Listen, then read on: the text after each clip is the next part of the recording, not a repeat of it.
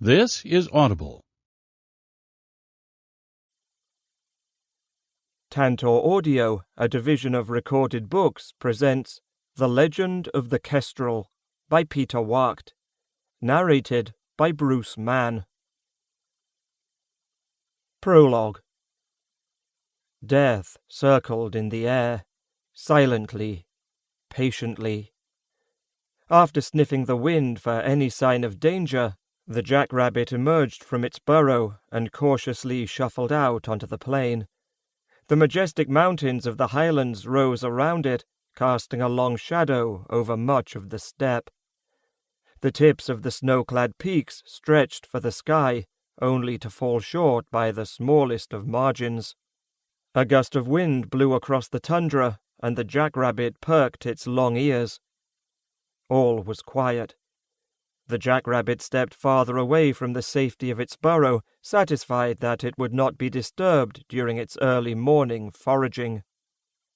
Without warning, a dark shadow sped across the plain, then disappeared into the higher reaches. The jackrabbit fled in terror, leaping back into its burrow, unaware of how fate had spared its life. On most mornings, the raptor hunted, and the jackrabbit would have been its first meal. But not today. Today, the raptor felt an unfamiliar urgency. Its strong wings, spanning 7 feet, propelled it 1,000 feet above the ground. The white feathers, speckled with grey on the bird's underside, blended perfectly with the sky. When visible, the raptor was a dangerous predator. When hidden, it was deadly, shooting down through the thin air like an arrow, its sharp claws outstretched for the kill. Today it searched for different prey, yet it did not know why. It knew only to obey the urge pulling it to the east, an urge so strong it drowned out its instinct to hunt. The raptor caught a current of air that carried it between 2 snow-covered peaks. The sun radiated off the orange, black, and brown feathers covering its back. As it dodged around the mountain-tops, a monstrous shadow trailed along, darkening the ground as it passed. The jackrabbit would have been an easy meal, but the bird of prey ignored it and continued east on its solitary journey. A beautiful sight, the highlands, but also dangerous. The rugged land hid untold riches, gold and silver, precious jewels, and more. But, as the old saying went, if the Highlanders don't get you, nature will. For centuries, many in search of treasure stole into the highlands, hoping a few days' work would lead to a lifetime of luxury. For most, these dreams of fortune shattered before their eyes, the hard steel of the Highlanders, or the treacherous terrain, bringing these adventurers back to a cold, stark, and unforgiving reality. The Highlands was the raptor's domain, now its only home. Once, not too many years before, raptors lived in every kingdom from the Western Ocean to the Sea of Mist. But no more. Nobles and wealthy merchants paid dearly for the feathers of the mighty bird. Rumors of their magical powers abounded. Some believed the feathers, when ground down and mixed with a few select ingredients, served as an aphrodisiac. Others insisted that drinking the strange brew gave wisdom. Still others thought it brought riches. Though no one had ever proven the truth of these myths, the old beliefs died hard. As the years passed, so did these majestic birds, until none remained except those in the highlands, protected by the harsh weather, the rough landscape, and the Highlanders themselves, for the raptors had a special place in their hearts. The raptor continued east, and as the hours passed, the sun drifted across the sky until the bird flew in front of it rather than behind. It travelled the winds, dodging in and out of the peaks that rose up before it, pulled on by its instinct. Finally, it broke through the rocky peaks into a lush valley of green that stretched between the mountains for more than a league. A dark smudge appeared in the very centre. Skimming over the treetops, the raptor's strong wings drew it closer, until the smudge became a huge rock that rose hundreds of feet into the air and dominated the valley. From a distance, it resembled a small mountain cut off from its brothers and sisters by forest. But as the raptor approached, riding the warmer air currents with its outstretched wings and moving slowly upward, the markings of man became clear. To the untrained eye, the monolith appeared to be no more than a huge rock thrusting out of the earth. In truth, it was the crag, the stronghold of the Highlanders. The crag had never fallen to an enemy. Many an army had learned that lesson the hard way, leaving behind crushed bodies and broken spirits. Carved from the mountain, it was a formidable sight. The Highlanders had built their fortress on top of a long dead volcano, taking great slabs of black stone from the plateau to form its walls. During the night, the citadel receded into the darkness, undecipherable from the gloom. 8 towers formed the crag's perimeter, joined together by the outer curtain. The wall was 100 feet high and 40 feet thick. In the centre of the outer ward stood the central stronghold. Built in the shape of a square, its inner curtain stood 50 feet higher than the outside wall, its corners again supported by towers. One tower, though, standing on the eastern side closest to the sea, rose higher than the rest. Known as the Roost, on a clear day it was said that from its great height the Highlanders could peer halfway across the continent and gaze upon the shores of the Heartland Lake.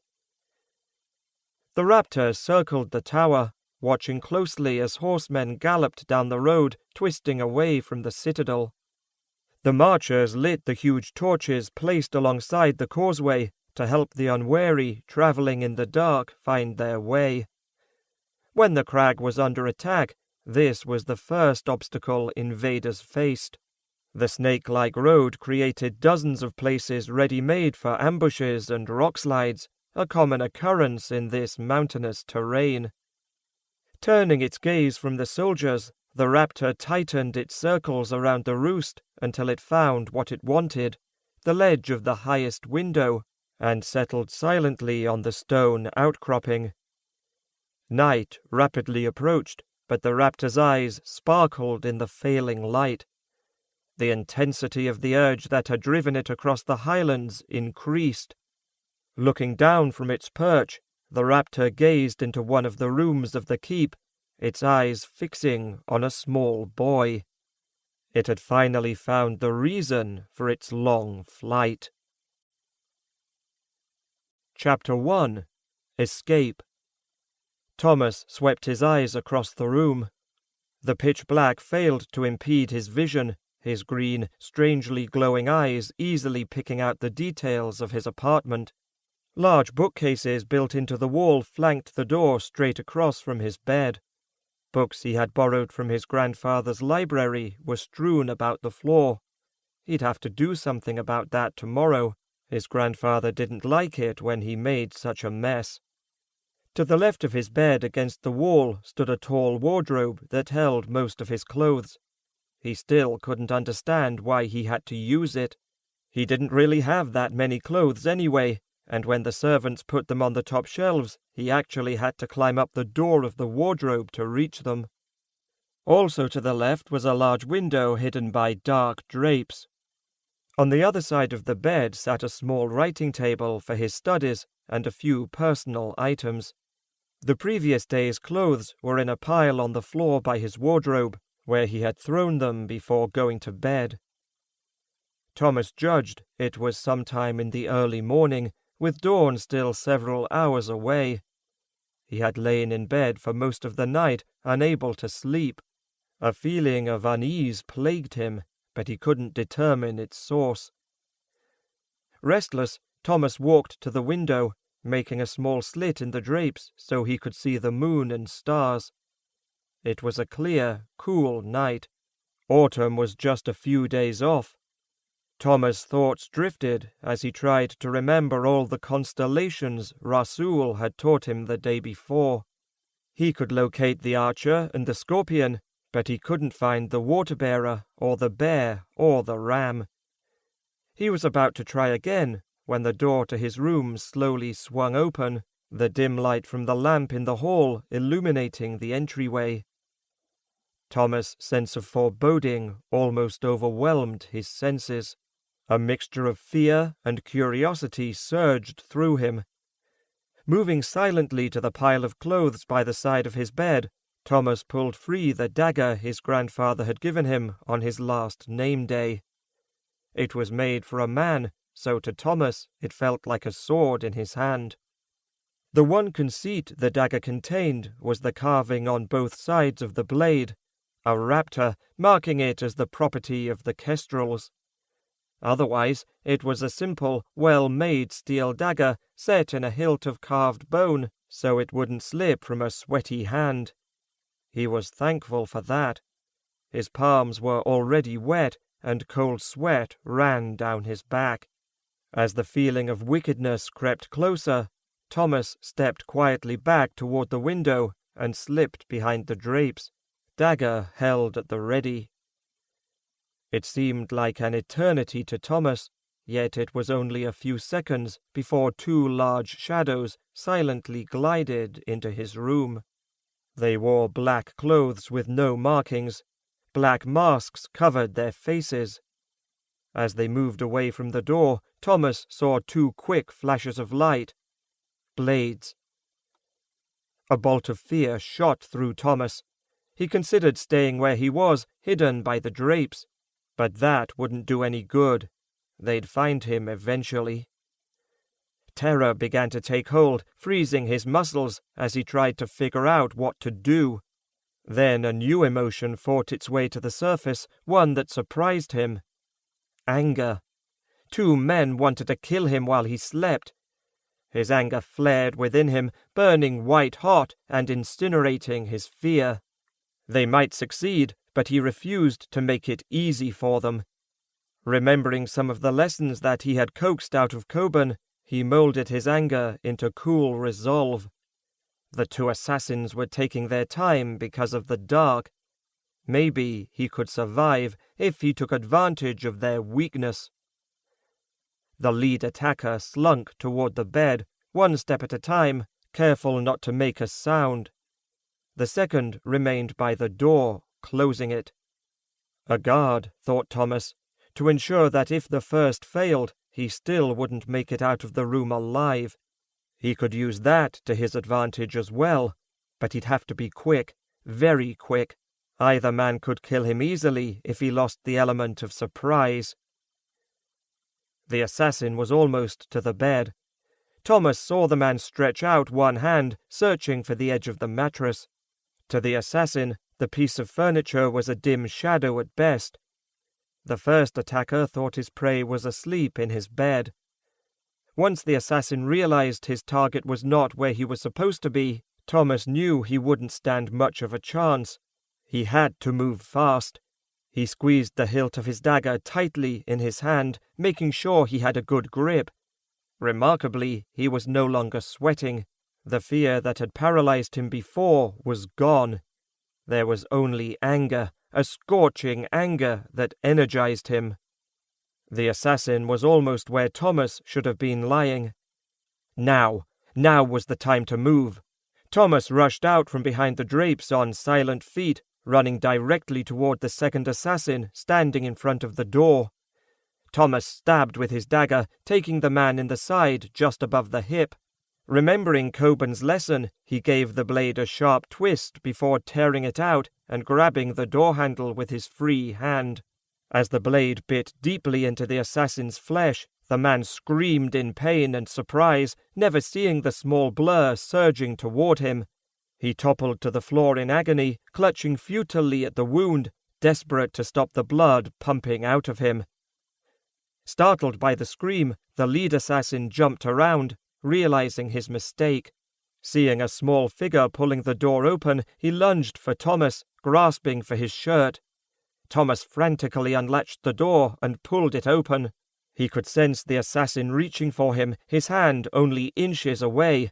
If the killer took hold, Thomas knew he would die. Before he could grab his escaping target, the assassin's foot slipped on a pile of books sitting in the middle of the floor, and he tumbled to the carpet. The man regained his feet in an instant and launched himself at the door, cursing under his breath. With a burst of speed, Thomas ran out the door, pulling it closed. The hallway lanterns had been turned off, leaving much of the corridor in darkness. Thomas turned quickly, running down the hallway toward his grandfather's rooms. He looked back, thankful the door to his room was still closed, but knowing it wouldn't remain so. The next thing he knew, he was sitting on the floor, dazed. He felt as if he had run right into a stone wall. The dagger still in his hand, Thomas looked up at his obstacle, shaking his head to regain his senses. To make it this far and fail wasn't fair. It just wasn't right. He brought his dagger up to strike, then sighed with relief. His grandfather stood before him, holding a large bloody sword in one hand. With the other, he scooped Thomas up easily, holding him like a sack of flour under his left arm. Just as Talon had gotten Thomas settled against his hip, the door to his grandson's room slammed against the wall. The second assassin rushed out after his small prey. Talon barely had to lift his arm as the assassin ran right onto his blade. Thomas glimpsed the look of surprise in his attacker's eyes. A boy had beaten him. Just a boy, he seemed to be saying. The man became a dead weight, so Talon let him slide off the blade. Looking at the gaping wound in the man's chest, Thomas felt the bile rising in his throat and thought he was going to be sick. He had never seen anything like it before. To escape the growing feeling of nausea, Thomas remembered something that Coburn had once explained to him. When you don't know your enemy, caution leads to victory and recklessness to death. He promised himself that he would pay more attention to Coburn's lessons in the future. Sticking his head into the room, his grandfather noticed the other assassin lying dead inside the doorway. "You did well, Thomas," said Talon. "Most marchers don't get their first kill at such a young age." Thomas heard the pride in his grandfather's voice, and the sadness. Talon moved quickly toward the bed, picking up the clothes Thomas had worn the day before, as well as his boots. He handed them to his grandson. When the two attackers first entered his room, Thomas didn't have time to think about his actions or their consequences. He simply acted as he had been taught. As he replayed the events that took place only a few minutes before, his nausea worsened. He remembered the dagger entering the assassin's body, the sound of tearing flesh, the initial resistance, and then how the blade slid in easily. That was quickly replaced by the look in the other assassin's eyes as his life slipped away, the look of surprise and fear, and perhaps even loss. As the events repeated themselves over and over in his mind, a thought kept running through his head. He had killed a man. He had taken someone's life. Thomas was jolted from his thoughts as Talon guided him down the hallway toward his own apartments. Talon looked down at his grandson and saw the green cast of his face. He knew the cause. He had gone through much the same thing after his first kill. But then he had been fighting on the border, not in his own bedroom. "Let it go, Thomas. You had no choice in the matter. If you hadn't killed him, he would have killed you." "But no buts, Thomas.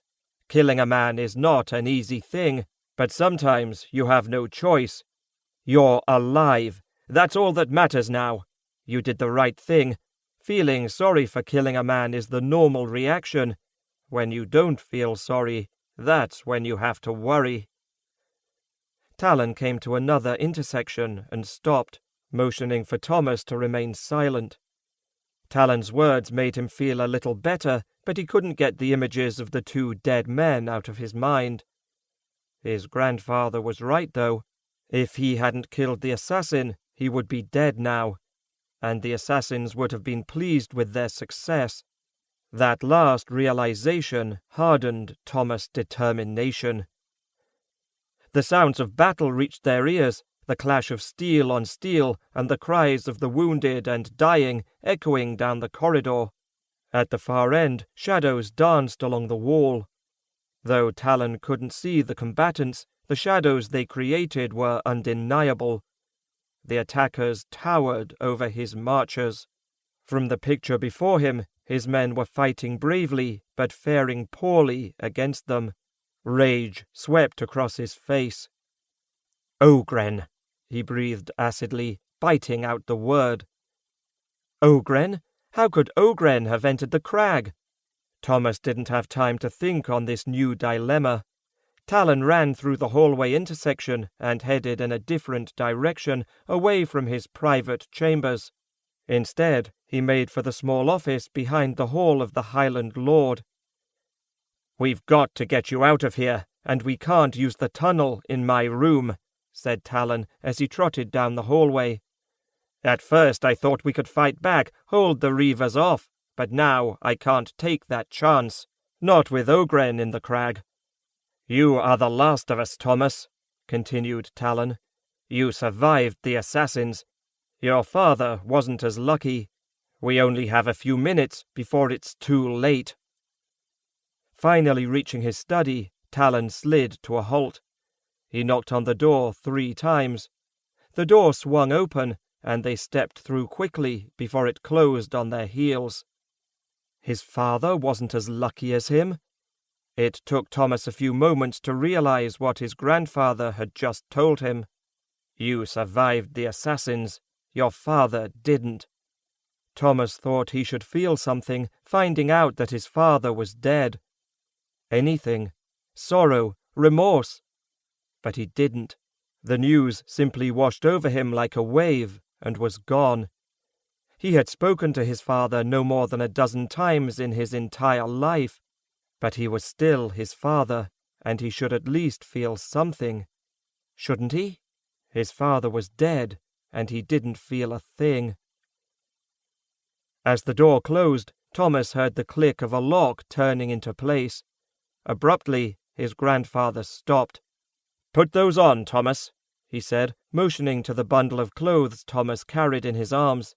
"And quickly now, we don't have much time." Recognizing the urgency in his grandfather's voice, he pulled on his breeks. As he reached down for his boots, he looked around the dim room. A single lantern turned to its lowest setting glowed a soft yellow in the corner farthest from the door. Coburn was there, a small gash on his forehead, his white shirt stained red in many places. Standing with him were 6 marchers, also covered in blood, much of it their own, he suspected. Pulling his shirt over his head, he listened to the conversation closely. "Assassins," said Talon, spitting the word out. "Thomas earned his first kill, and Ogren as well." Coburn just nodded, a grim look on his face, though his eyes gleamed at the mention of Thomas' success. He casually wiped away a trickle of blood that had run down his forehead onto his sleeve. "There is only one way Ogren could have gotten into the crag," said a marcher. "A traitor," answered Coburn. The marchers nodded. One of their own had let the Ogren into the crag. It was unthinkable, horrifying, and all too real. "Whoever did this—" One of the postern gates was opened before an alarm could be given. "The gate guards were the first to die," explained Coburn, his eyes burning with rage. "When I find this traitor, death will be something he will look forward to." Talon nodded, noting the grim expression on his friend's face. Coburn sighed, mostly out of frustration. As swordmaster of the Highlands, the marchers were his responsibility. He blamed himself for what had happened, though a part of him knew that it wasn't his fault. There was little he could have done to prevent it. Still, the idea of a traitor among his own marchers made his stomach turn sour. If he lived through this, he promised himself that he would find whoever was responsible, and he'd take a long time killing him. Talon was having a harder time than Coburn controlling his anger. Only a few weeks earlier, he had sent more than half of the marchers stationed at the crag to the border with his son to eliminate the reavers harassing the outlying settlements. He had been blind, and it had cost him his son and his kingdom. He promised himself that it would not take his grandson as well. Thomas was dressed and ready, now adjusting the sheath for his dagger, though he still held it in his hand. After what had happened to him, Talon wasn't surprised in the least. Talon expected to see fear in his grandson's eyes, or maybe sadness over the death of his father, but both were missing. The only thing he could decipher was purpose. Nodding with pride, he still could not believe that the fate of the Highlands had fallen on such small shoulders. Talon walked to the wall behind his desk, where the single lantern struggled against the darkness. He had not done this in a long time, so it took him a few seconds to find the correct stone. Moving his left hand slowly along the carved blocks, he found the slight irregularity he was looking for. Pushing gently, a section of the wall just big enough for a man to walk through swung inward on silent hinges. Thomas stepped forward, trying to get a better look at the hidden passageway. It was so dark, even he had a hard time making out the features of the corridor. Finally he did, though just barely. The passageway was not very large. Any man over 6 feet tall would have to stoop. The stone was roughly cut, and not at all like the finely carved slabs that made up the crag. The clash of steel invaded the room. The fighting had reached the far end of the corridor. It would soon enter the hall of the Highland Lord. "Quickly, my lord," said Coburn. The marchers with him grasped their swords nervously. "You must hurry." Talon nodded resignedly. He beckoned to Thomas, who walked hesitantly to him. Talon knelt down and placed a hand comfortingly on his grandson's shoulder. "Thomas, you have not been treated well here," began Talon, obviously struggling with his words. He had never been very good at revealing his emotions, something Laura had always pointed out to him, yet now he did not have the time to learn. "It's too late to do anything about that, but I'm sorry.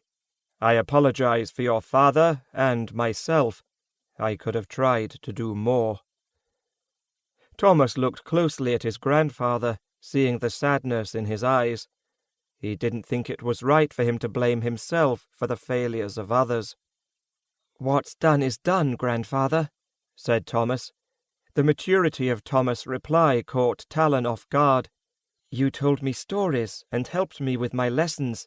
I never thanked you for everything you did for me. I'm sorry." Talon stared at his little soldier in amazement. He had not shed a tear since the death of his wife those many years ago, but now he was having a hard time holding them back. His mind wandered, focusing on Laura, the woman who had stolen his heart and given him a son. She had died from a fever just a few years after Ben Lorin was born. She could never stay angry at him, no matter how hard she tried. Would she be angry with him now for what he was about to do? The sounds of battle drifted closer, making the marchers even more anxious. "Coburn, please take the men out into the hall. That's where we will make our stand." "But my lord," protested Coburn, "please use the tunnel. We can hold them long enough for you and Thomas to escape." Talon cut him off sharply. "No, Coburn, I will not abandon my home or my people. I will fight for the Highlands, and when I fall, the fight will continue," he said, nodding toward Thomas. Coburn tried to think of some other argument, any argument, to get Talon away from the crag. He knew it was hopeless, though, short of knocking him out and carrying him through the passageway. All he could do was resign himself to what was about to happen and hope for the best. Dying didn't bother him. It was something he expected as swordmaster. Talon was another matter. He was the Highland Lord, and the Highlands couldn't afford to lose him. He looked from grandfather to grandson, noting the striking similarities. Thomas would never grow as tall as Talon. Nevertheless, what mattered most was there: the intelligence, the determination, the courage. Cockburn walked slowly toward the door leading to the hall of the Highland Lord, his men following quietly after him. As he pulled the door open, dozens of emotions played across his face at once. He turned back to his lord and his friend. Cockburn stiffened his back, then brought the blade of his sword to his forehead, bowing his head slightly to Talon, and then Thomas, before slipping through the doorway.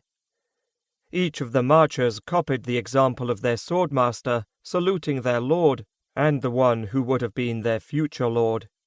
It was a sign of respect. Pride swelled in Talon's chest, not for himself, but for Thomas. The marchers had acknowledged him for who he was, and Thomas for who he would be. Maybe someday, with luck, Thomas would reclaim what they had given him. "Thomas, today you are a man," began Talon, saying the words that he had been practicing in his mind for the last few minutes, words he had never imagined he would have to utter, words that could condemn a small boy if the wrong people found him. Talon quickly clamped down on his emotions. Thomas stood as straight as an arrow before him, backbone made of steel, a look of determination on his face.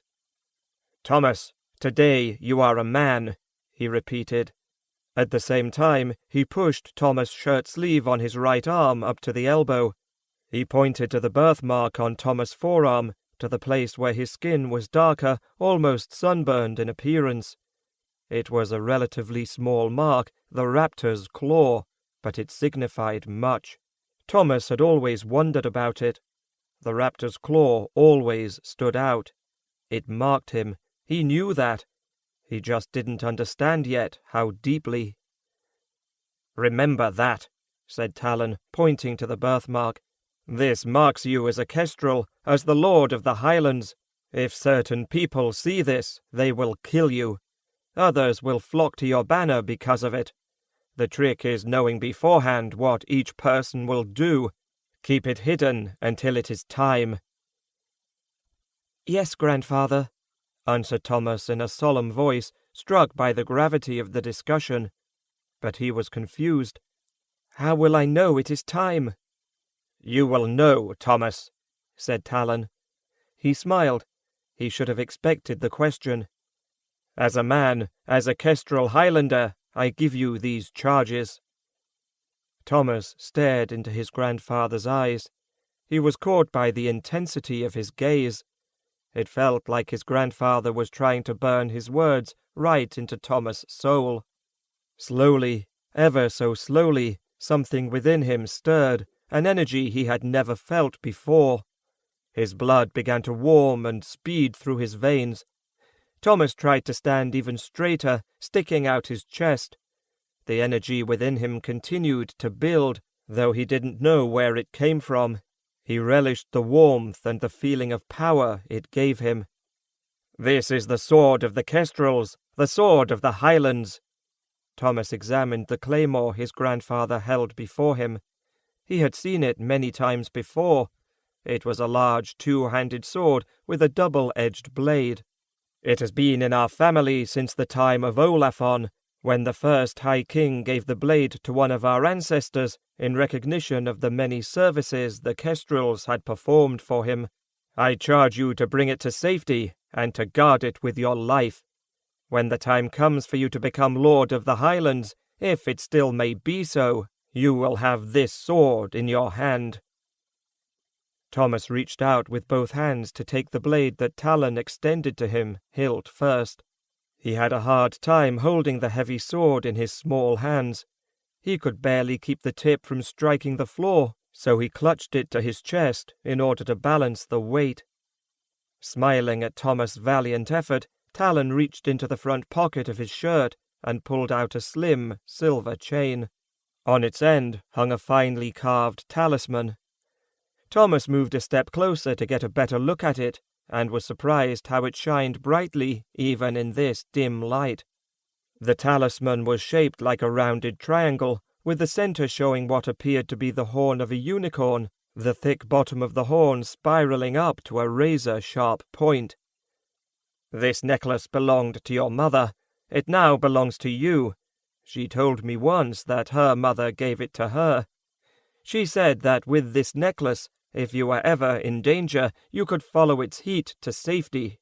I hope it works for you, as I assume it did for your mother." Thomas bent his head slightly, which allowed Talon to place the chain around his neck. A warmth enveloped him immediately, flowing through his entire body and mixing with the energy still coursing through his blood. After only a few seconds, most of the warmth disappeared, leaving in its wake a strange feeling, one that he had never experienced before. It felt as if someone was watching him. "My second charge is for you to remember," said Talon. "You are Thomas Kestrel, Lord of the Highlands upon my death, and I charge you to remember that, and to make sure that others remember it as well." "I will," replied Thomas in a quiet, determined voice. Talon gave a satisfied nod. His grandson had a great deal of inner strength. It would serve him well in the days ahead. "Good. Now I charge you to escape," said Talon as he motioned to the dark tunnel behind him. "Go through this passageway until you come to the forest, then keep going. Get as far from the crag as fast as you can, and stay away from anyone not of the Highlands. I wish I could give you more than this, but there's no time." The sounds of battle grew louder. A dull thud echoed through the room. Whoever had attacked the crag was breaking down the doors to the hall of the Highland Lord. "Now you must go." "But I want to stay with you. I want to defend the crag." "No, Thomas. I'm sorry, but you must go. The crag won't hold much longer. You're our only hope. You must go." Thomas looked at his grandfather for a second, his words hitting him in the gut. There were tears in his grandfather's eyes. He stepped forward to give his grandfather a hug, but the sword he was carrying prevented it. It didn't stop Talon, however, as he swept up his grandson in a bear hug, the tears now flowing freely down his cheeks. "Goodbye, grandfather," whispered Thomas. His words made Talon squeeze him even harder. Talon set him down as the pounding on the doors became deafening. Thomas turned toward the pitch-black passageway. The realization that he was never going to see his grandfather again filled him with a sadness that had escaped him when he had learned that his father had died. But his grandfather had said that he was a man, and he was going to act like one, no matter how much it hurt. Peering into the darkness, he took a few small steps forward until he stood at the very edge of the passageway, his eyes adjusting almost immediately, picking out the faint edges of the uncut rock that formed the tunnel. He breathed deeply and walked through quickly, his stride carrying him deeper into the darkness and farther away from the only place he had ever called home, from the only person who had ever really cared about him. That thought made him afraid. He turned around and saw his grandfather standing in the opening, watching him, a sad expression on his face. His grandfather had given him several important tasks, and he refused to let him down. Thomas raised the sword above his head with 2 hands, a new-found strength aiding him, and yelled as loud as he could, "I am Thomas Kestrel, Lord of the Highlands. The Highlands will not be forgotten." A smile touched his grandfather's lips as he gazed upon his little warrior. Pride for his grandson filled his heart, and he regretted not being able to see the man that he would become. "For the Highlands," he replied, answering his grandson's salute. Thomas smiled as well as he brought the sword down and again held it against his chest so he could cradle it in his arms. He walked down the passageway, stepping with a new confidence deeper into the darkness, a little boy with the seriousness of a man, carrying a sword much too big for him. As his grandson disappeared into the darkness, Talon stepped away from the opening and released the hidden latch, allowing the wall to close. Now it was his turn to make his grandson proud. The crag was his, and he would make his stand in the hall of the Highland Lord. Talon knew that his death approached, but he was safe in the knowledge that the Highlands would not die with him. Chapter 2. Awakening. A tall man walked silently through the forest as if he was a part of it. The heart trees did their best to trip him, their gnarled roots twisting across the forest floor. Climbing hundreds of feet into the air, the heart trees' trunks blocked a person's view for 100 feet to either side. Thousands of years old, it was said that if you lay your ear against the trunk, you could hear the beating of the earth within it. There weren't many heart trees left, and the same story said that once they were gone, the earth would die as well. The tall man didn't seem to notice the roots, stepping nimbly around them or over them as he focused his attention on a small plant he cupped in his hands, careful not to disturb it. He had been waiting for this particular plant to grow for a long time. It bloomed once every 20 years, and then for only a few days, which testified to its scarcity. Known as Shadow's Breath, it blossomed in just a handful of places. Though a tiny plant, it held many peculiar qualities, the primary one being that if you took a single taste of it, you would die a painful death, the poison slowly rotting you from the inside out. Yet it held other characteristics as well that would assist him in his experiments. Dodging around the large trees that reared up to block his way, or ducking under huge roots that sometimes rose as high as his head, he increased his pace. It was getting dark, and he was anxious to be home. Autumn was almost upon the land, and the nights were getting chilly. He wore brown breeks and a dark blue shirt that covered a slim body. Though he did not look it, he had a deceptive strength. The cloak he wore helped to ward off the chill, and swirled around him as he strode quickly toward his destination, its green and brown colors blending perfectly with the landscape. His piercing green eyes held an intensity that would have frightened most men, and were accentuated by the sharp features of his face. The short black beard, flecked with grey, gave him an almost dastardly appearance. If anyone had the courage to tell him so, he would have smiled and thanked them for the compliment. He soon entered a part of the forest where the trees did not grow so thickly, and he strode straight for a heart tree larger than the rest. It looked like any other, but he had no trouble picking out the door that stood almost in the tree's very center. He hated that door. When he had built it, he had made a mistake in its dimensions, and he didn't like making mistakes. Every time he went through the door, he had to duck his head because the entry failed to accommodate his height. He could have replaced it, but chose not to. If nothing else, it reminded him of his fallibility. Next to it was a small window, now closed. If you looked up into its branches, a small chimney was visible halfway up the trunk.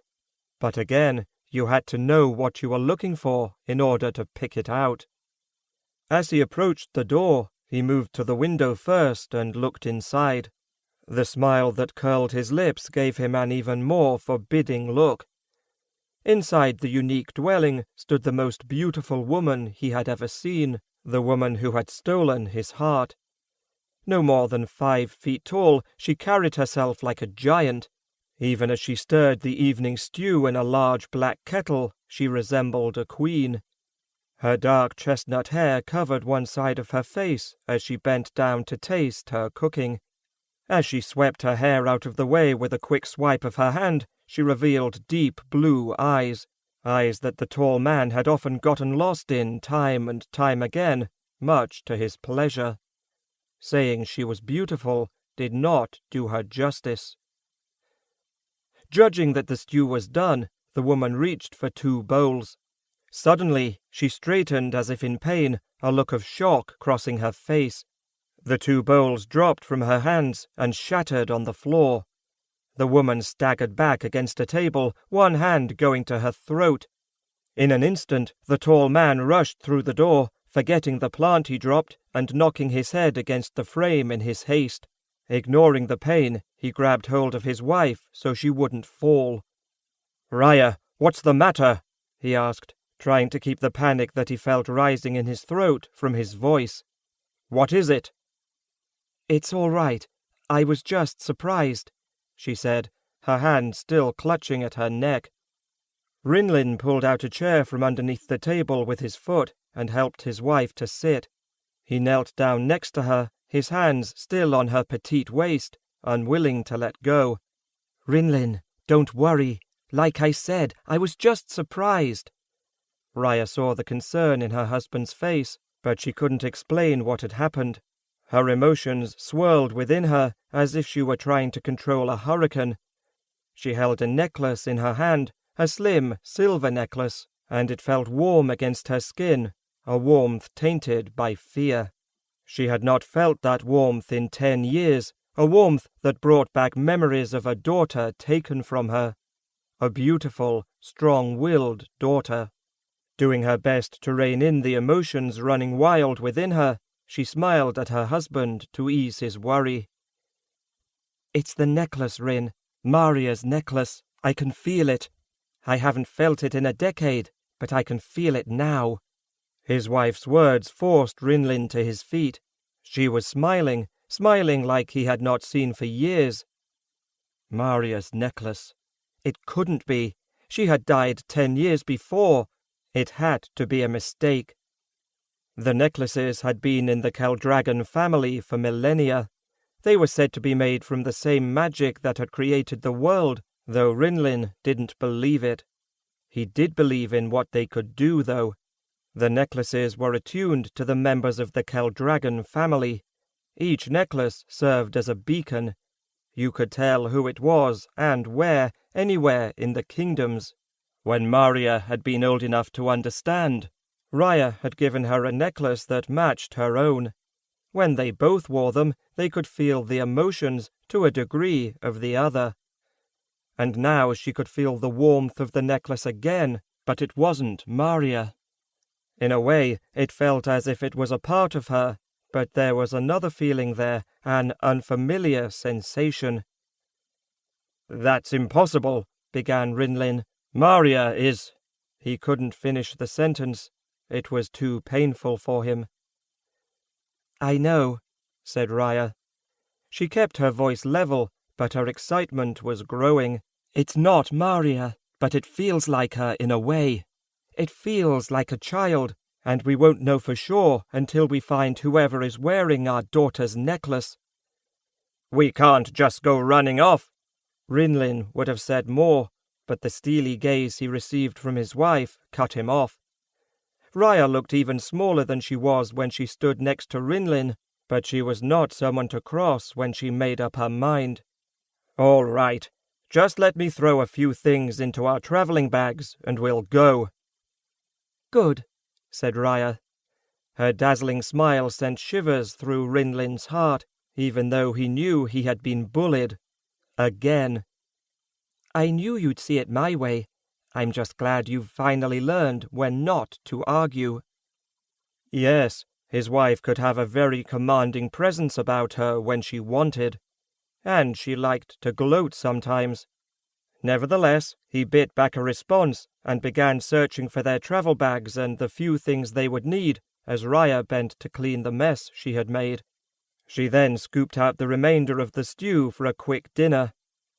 Each was lost in their own thoughts as they performed their respective tasks, but a single one dominated for both. Who was wearing their daughter's necklace? Chapter 3. Unlocked. Thomas travelled beneath the crag, making his way through the darkness by tracing the outline of the tunnel with his eyes. He had not yet come across an intersection of trails, which buoyed his confidence. At least he didn't have to worry about getting lost. He had enough to worry about as it was. The events that had pulled him from his bed just hours before continually ran through his mind. his grandfather's words burdening his soul. The growl of his stomach jarred him from his thoughts. He was walking in a daze, and failed to pick up the scent that beckoned to him. Fresh air! The slight breeze brushing against his face made him increase his pace down the passageway. He stopped abruptly, confronted by a massive door. He had almost stumbled right into it. Bands of steel held together large oak timbers. Running his hands over the door, he determined it was still in good condition, though in several places the timbers were cracked. The door didn't appear to have been opened for centuries. That discovery worried him. If no one had used the door in such a long time, there was no guarantee he would be able to get out. What if he couldn't open the door? Thomas locked away his fears. His grandfather used to say that if you spent all your time worrying, you'd never get anything done. His grandfather was gone. Cockburn had explained once that when it appeared that a Highland fortification would fall, the Highland war leader fought to the death. Surrender was never an option. Thomas had not understood the logic of it all, and Cockburn couldn't explain it any better. He had just said that that's the way it was done, that's how the Lord maintained his honour. His grandfather was gone. The conflicting emotions boiled up within him all at once. The sorrow and pain of losing the only person he had ever cared about fought with his desire to make his grandfather proud. He wanted to cry, but forced down the urge. He refused to cry. His grandfather was gone, and that was that. He would have to make it on his own. His grandfather had said that he was a man now. Turning his attention back to the door, he neatly sealed away the turmoil, leaving only the task at hand before him. Thomas ran his fingers along the edges of the door until he found a set of locks. Setting down the sword carefully, he took hold of the top bolt and tried to turn it. The bolt refused to budge. Irritated, he let out an oath that would have made Cockburn proud. If the locks had rusted shut, he'd never open the door.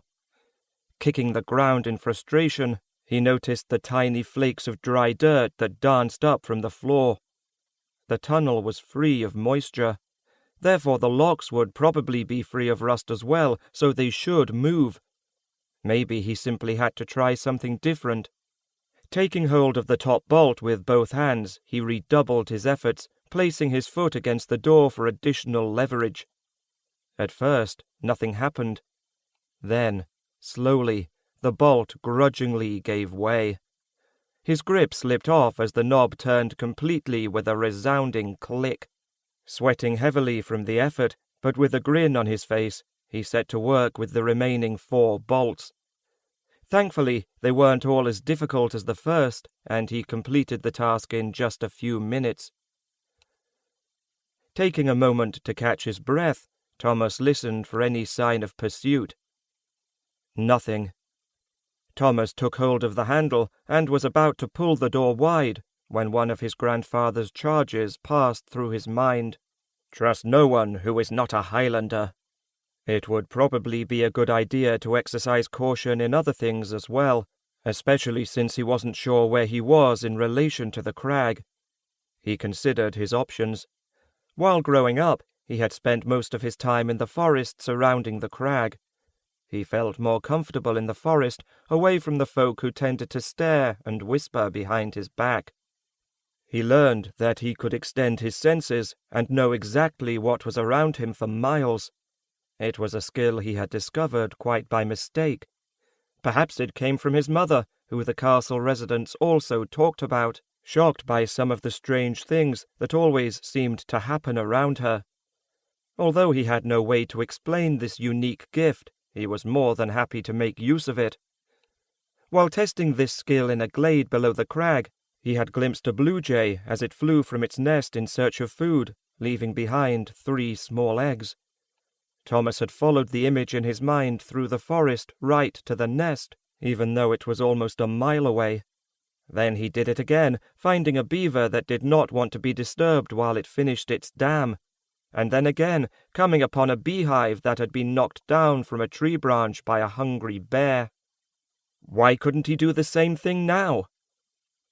He attempted to concentrate, but to no avail, as his mind remained focused on the events of the past few hours. Breathing deeply, he tried again, this time closing off everything except the part of his mind where this hidden ability lay. Though difficult at first, his efforts paid off. He succeeded in extending his senses to the door. Unfortunately, it was like running head first into a brick wall. No matter how hard he pushed, he couldn't get past the steel in the door. Even with the large oak timbers, the door was still more metal than wood. Suddenly, it hit him. When he was in the forest, he had no trouble at all stretching out his senses. Why? Because everything he was dealing with was a part of nature. The door was man-made. He shifted his attention away from the door to the rock wall. At first it felt very much like trying to push his senses through the steel door. He concentrated even more, closing out everything around him except for one particular section of rock. Much to his surprise, Thomas discovered minute crevices running through the stone, so small they were invisible to the naked eye. He immediately pushed his senses through. Although some of the crevices came to an end somewhere within the rock, many did not, and he was able to extend his senses beyond the stone. To his relief, this part of the forest was free of danger, at least for a time. Whoever had attacked the Highland fortress had not yet extended their reach to the glades beneath the crag. Letting go of his talent, he took hold of the door handle with both hands and pulled as hard as he could. Sweat popped up on his forehead, and the veins in his neck strained from the effort. The door wouldn't budge. Thomas let go of the handle and rubbed his sweaty palms on his shirt. He took hold of the door again, this time setting one foot against the wall and pulling with all his might. He stood there for a moment, completely immobile, every muscle in his body screaming in protest. It wasn't working. He'd be stuck underneath the crag for the rest of his short life. Without warning, he flew backwards, landing hard on the stone floor. The door opened with a tremendous screech of steel running across steel that echoed back down the passageway. He picked himself up from the floor, a huge grin on his face. The early morning sun just coming up over the highlands greeted him. Wiping some of the dirt from his clothes, he hurried to the opening. The passageway ended in one of the many small glades ringing the crag. A small stream ran just to the left of the entrance, calling to him. He had not eaten since the night before, and his thirst was getting the better of him. Stepping out into the light, Thomas knelt at the water's edge, savoring the cool liquid. He was in the middle of a thicket, the trees and bushes standing close to one another. He took several more swallows from the stream before getting back to his feet. The trees and cliff blocked his view, so he wasn't quite sure where he was in relation to the crag. Jumping across the tiny stream, Thomas reached for a low branch and pulled himself into one of the trees. After a few minutes of climbing, he was well above the cliff. The first thing he noticed was the smoke, which darkened the sky for several miles to the north. He saw the knoll where the crag had once stood, but the crag itself and its 12 towers was unrecognizable. Biting back tears, he assessed his situation in the calculated fashion his grandfather had taught him. The crag had fallen. The smoke that rose up around the knoll and the few fires that remained told him all he needed to know. His grandfather had bought him time to escape, and that's what he had to do now. If he stayed in one place long enough, and those reavers discovered he had escaped the crag, they would come after him. It was only a matter of time. Climbing down from his perch as quickly as he could, he jumped back across the stream and stepped inside the tunnel. He laid his sword down on the other side of the opening and then examined the door. When it swung shut, it would look exactly as if it were part of the cliff face, yet even if he pulled it closed, there was no guarantee that it would stay that way. Trusting to luck, he grabbed hold of the door and pulled as hard as he could. As it closed, Thomas heard the locks click back into place. One problem solved. Another lay before him. Thomas looked down at the large sword. If he held it in his arms as he did going through the tunnel, it would catch on the branches and bushes of the forest, slow him down, and leave a clear path for anyone to follow. He had to take it with him, though. His grandfather had stressed how critical the sword was to his family. More important, he had told Thomas to guard it with his life. He didn't want to let his grandfather down. He smiled again as an idea popped into his head. Unbuckling his belt, he removed it from his breeks. First, he put the buckle under the hilt, then pulled the strap through. Next, he did the same thing about a foot from the end of the blade. Definitely not the most elegant of scabbards, but it would do. He placed the strap over his shoulder and walked a few steps with the sword on his back. He would still have to be careful as he travelled through the forest. The hilt rose about a foot above his head, and the tip of the blade was no more than 6 inches from the ground. But it was still better than carrying it out in front of him. At least now he'd have less of a chance of leaving a trail. The final dilemma was which way to go. Obviously, north was out of the question. He took a few steps to the south. A sudden chill passed through his body. Reaching under his shirt, he pulled out the amulet his grandfather had given him. It had grown ice cold in just those few steps. When he was travelling through the tunnel, it had felt warm, but he had simply thought it was because of his exertion. Maybe there was more to it than that. Maybe what his grandfather had said about the amulet was true. He turned to the west. The amulet felt like an icicle. When he turned to face the east, it grew warm against his skin. "Well," he said to no one in particular, "east it is." Through a break in the trees, Thomas saw a raptor circling lazily in the sky, swooping in and out of the low-hanging clouds. Taking solace in the large predator, Thomas leapt across the stream for the 3rd time. Sword on his back, he slipped between the trees and made his way deeper into the forest, using the amulet as his guide. Chapter 4. Awakened. It was only early morning, but it appeared to be dusk. Most men refused to enter the charnel mountains, and those who did rarely returned. Any who travelled within 10 miles of the forbidding peaks could sense the evil lurking there, hidden away from the sight of man, but always there, watching, waiting until it was too late. Some said the charnel mountains were an abomination caused by a tremendous magical battle between the forces of good and evil. Those who followed the light had won, but they could not destroy the dark. So instead, they imprisoned their enemies in the mountains, sealing them away for eternity. Or so they thought. Dark grey stone formed the mountains, the very tips of the monstrous peaks a sooty black. The tallest of the mountains could not be seen completely, as fully a third of its mass rose up into the clouds. Known as Blackstone, that single peak had an even older name, Shadow's Reach. On certain winter days, when the sun was just right, the shadow of Blackstone reached out across much of the northern steppes, turning day into night, and, for those lone travellers caught in that desolate land, life into a nightmare.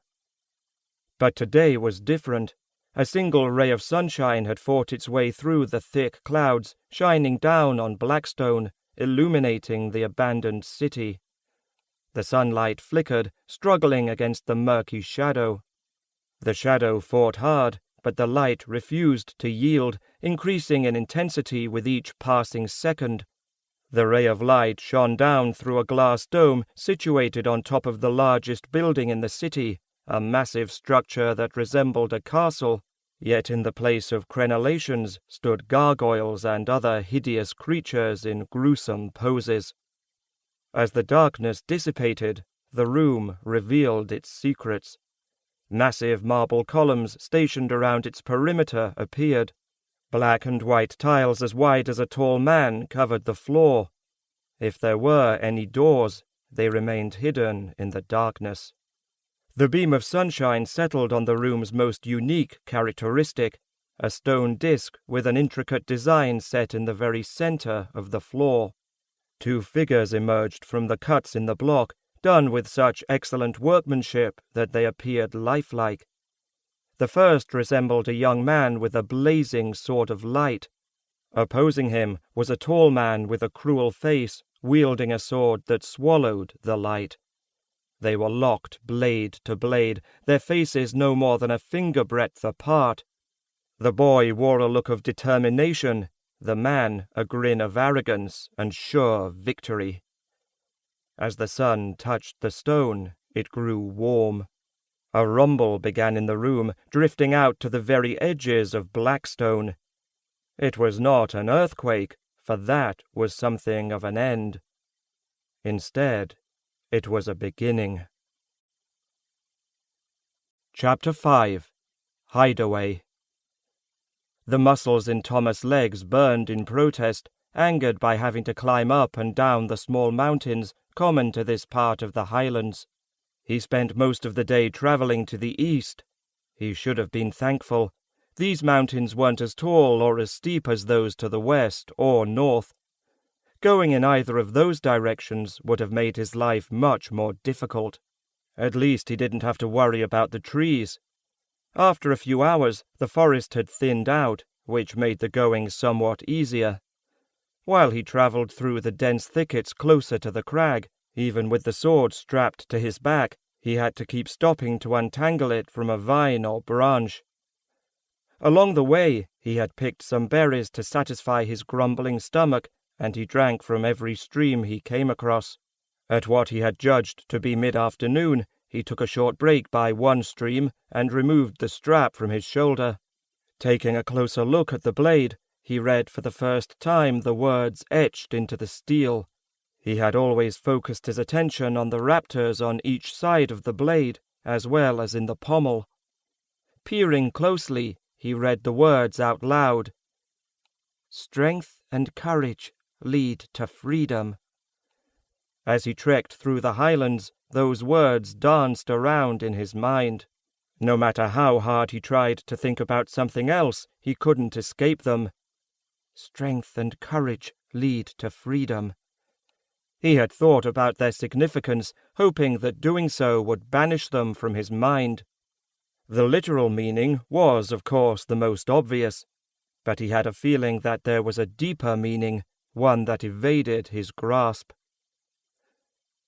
The hours passed quickly as Thomas journeyed to the east.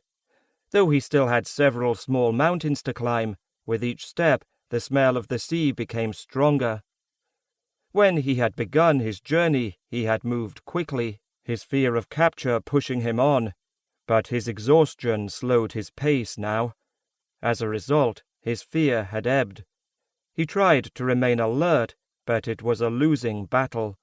The events of the past night and day were wearing him down. From time to time, Thomas extended his senses into the forest to make sure he was alone. Looking back over his shoulder and seeing the sun edge closer to the mountains, he judged that now was a good time to check again.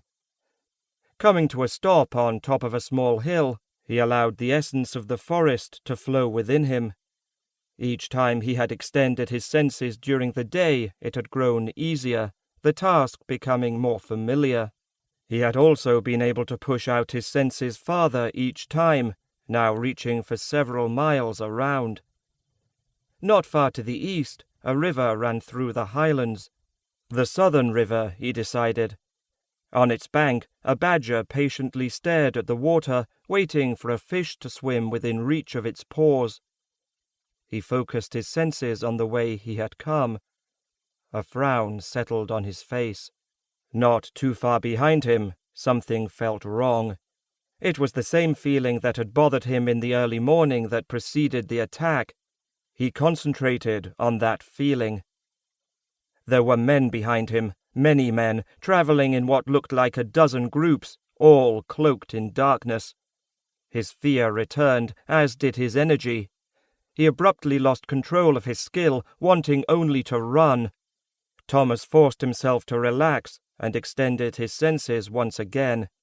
He couldn't afford to run blind. He had to know what he faced.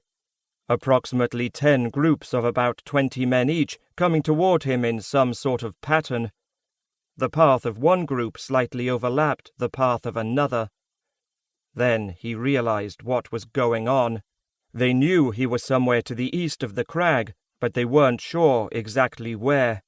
To ensure that he didn't sneak around them, they had formed a loose semicircle to push him toward the river. Once the pincer groups reached the banks of the southern river, he'd be easy to catch out in the open. A feeling of helplessness swept through him, and he struggled to beat it down. His odds of escaping had just narrowed considerably. Still, if those following him didn't know exactly where he was, that meant he still had a chance. Thomas set off at a fast trot down the other side of the hill, judging that speed was his best ally now. If he could keep his distance from his pursuers until dark, then he would have the advantage. He continued at a steady pace for several hours to conserve his energy, hoping desperately to stay ahead of his pursuers. Night approached quickly, and with every minute gone, the more confident he became. As he reached the bottom of a steep hill, he stopped at a tree that had fallen to the ground. His lungs burned. He would have done just about anything for a flask of water. He looked back in the direction he had just come, then ducked behind the fallen tree. On top of the hill, he made out the shapes of several dozen men, recognizing the black armor and clothing from the crag. Reavers. They were gaining on him, and it was still at least an hour before full dark. If he kept running, they would catch him before the sun set. His only choice was to hide. When the Reavers started their descent and disappeared from view, Thomas jumped out from behind the fallen tree. He ran through the forest as fast as he could, desperately looking for a place to hide. The sword on his back now felt like a dead weight, catching on vines and branches in his haste. It was slowing him down, but he couldn't get rid of it. He would do what his grandfather had asked of him. As the minutes passed, the shouts of the Reavers following behind him became louder. He judged that they had closed the distance to no more than a half-mile, but in the highlands, with the ravines, valleys, and mountains, sounds could be deceptive. Someone who was only a few 100 feet away could sound as if they were miles in the distance. The Reavers might even be closer than that. He had passed several trees that he considered climbing, but none appealed to him. If they saw him in the branches, he would be an easy kill. Thomas came to an abrupt stop as he broke through the trees, his feet only inches from slipping over a steep embankment into the southern river. The Reavers' voices grew louder. He struggled down the slope. The snapping branches and the crunch of dead leaves so close behind him pushed Thomas on. Looking vainly to the other side of the river, thoughts of swimming across were swept away. He would never make it before the Reavers saw him. The river was too wide. As he frantically searched for a solution, the shouts of the Reavers behind him made it harder and harder to think. He wanted to run, but there was nowhere to go. Then he looked down at his feet. He had actually stepped into the river without realizing it. Thomas examined the riverbank. To his left, reeds swayed in the slight breeze of the late afternoon. Thomas picked one that looked right. He sliced off both ends with his dagger and walked farther into the river, careful not to bend or break any reeds as he moved among them. Putting his dagger back in its sheath, he judged he was in water deep enough for him not to be seen from the riverbank. He heard curses now, mixed with shouts. The Reavers were almost upon him. He placed one tip of the reed in his mouth, then submerged himself in the water, shrugging off the cold that immediately seeped into him. Now he was actually glad to have the sword on his back. Its weight made it easier for him to stay under water. As he took his first breath from the reed, the Reavers broke through the trees and stopped at the edge of the river. Chapter 6. Memories. Rinlin and Raya continued their journey along the coast of the highlands as the sun moved closer to the horizon. They had travelled most of the way in silence, each occupied by their own thoughts. Raya spent much of her time wondering who wore the necklace. She glanced occasionally at Rinlin, noting his dark scowl. She guessed that curiosity was not his primary feeling at the moment. She would have thought that after 10 years his anger would have diminished, at least to some degree, but she wasn't too sure now. When Rinlin had learned that Maria had run off to marry Ben Lorin against his wishes, he had been in a black mood for almost a year and had refused to speak with her, a tactic their daughter had used against them as well. Then, when they had felt Maria die, Rinlin had taken it especially hard, believing that he was the cause. Nonsense, she knew. Still, it was a long time before they were both able to resume their lives. His anger and pain from the past had probably prevented Rinlin from feeling what she had felt when just hours before someone had put on the necklace that had once belonged to their daughter. As she gazed up at the mountains rising on their right, memories of her daughter flooded her mind. She remembered when Maria was only 3 years old, wearing a dirty dress and no shoes, a huge grin on her face because she had grown a pretty purple flower from a seed in a matter of seconds. Raya knew then that the special abilities that ran both through her and Rinlin's blood had already manifested themselves in Maria, but she had still been taken by surprise by her strength. Maria had always been a headstrong child, which she knew came solely from her father. That's probably why Maria enjoyed spending time with her father so much. They were very much alike. "Whoever it is," said Raya, trying to draw Rinlin out of his cloud, "he's afraid, and he's in danger." "How do you know it's a he?" asked Rinlin, his skepticism unmistakable. "If you spent some time paying attention to what was going on rather than reliving what happened 10 years ago," replied Raya sharply, "you'd know it was a boy." Rinlin smiled at his wife. She always seemed more beautiful when she was angry. That's probably why he had fallen in love with her so easily, the fire within her. Rinlin wiped the smile from his face. He didn't think she'd appreciate his grin. "I can feel him," continued Raya. "He feels more like Maria the closer we get to him, but there's something different about him." They both quickened their pace, the look of concern spreading on Raya's face. She almost tripped when Rinlin grabbed her wrist. She was about to offer him a few choice words about manners, but Rinlin's expression brought her up short. "Slow down, Raya. There are others about." She was so absorbed in figuring out who might be wearing her daughter's necklace, she had stopped paying attention to her surroundings. She glanced at her husband with a hard look, daring him to say something. Instead, he scanned the beach in front of them and the trees to the side, looking for signs of movement. At least he had grown somewhat smarter during the years. If he made a single joke about her almost falling face first in the sand, she would make him regret it. Pulling her gently behind him, they stepped into the forest and slipped between 2 large oak trees. Crawling to the edge of a small drop, they looked down into the foliage. More than a dozen men clad in black leather armor combed the woods, sticking their blades into bushes and peering up into the branches. "It looks like we're not the only ones looking for someone," whispered Rinlin. Raya nodded. The worry in Rinlin's eyes mirrored her own. They waited until the black-clad soldiers moved away, then stepped forward among the trees. They continued to follow the feeling that emanated from their necklaces, pulling them south, the silver growing warmer with their every step. Chapter 7. A Companion. At first, hiding beneath the water seemed almost like a game. The extra weight of the sword guaranteed that Thomas did not have to worry about breaking the surface, and the reed proved to be an effective tool for breathing.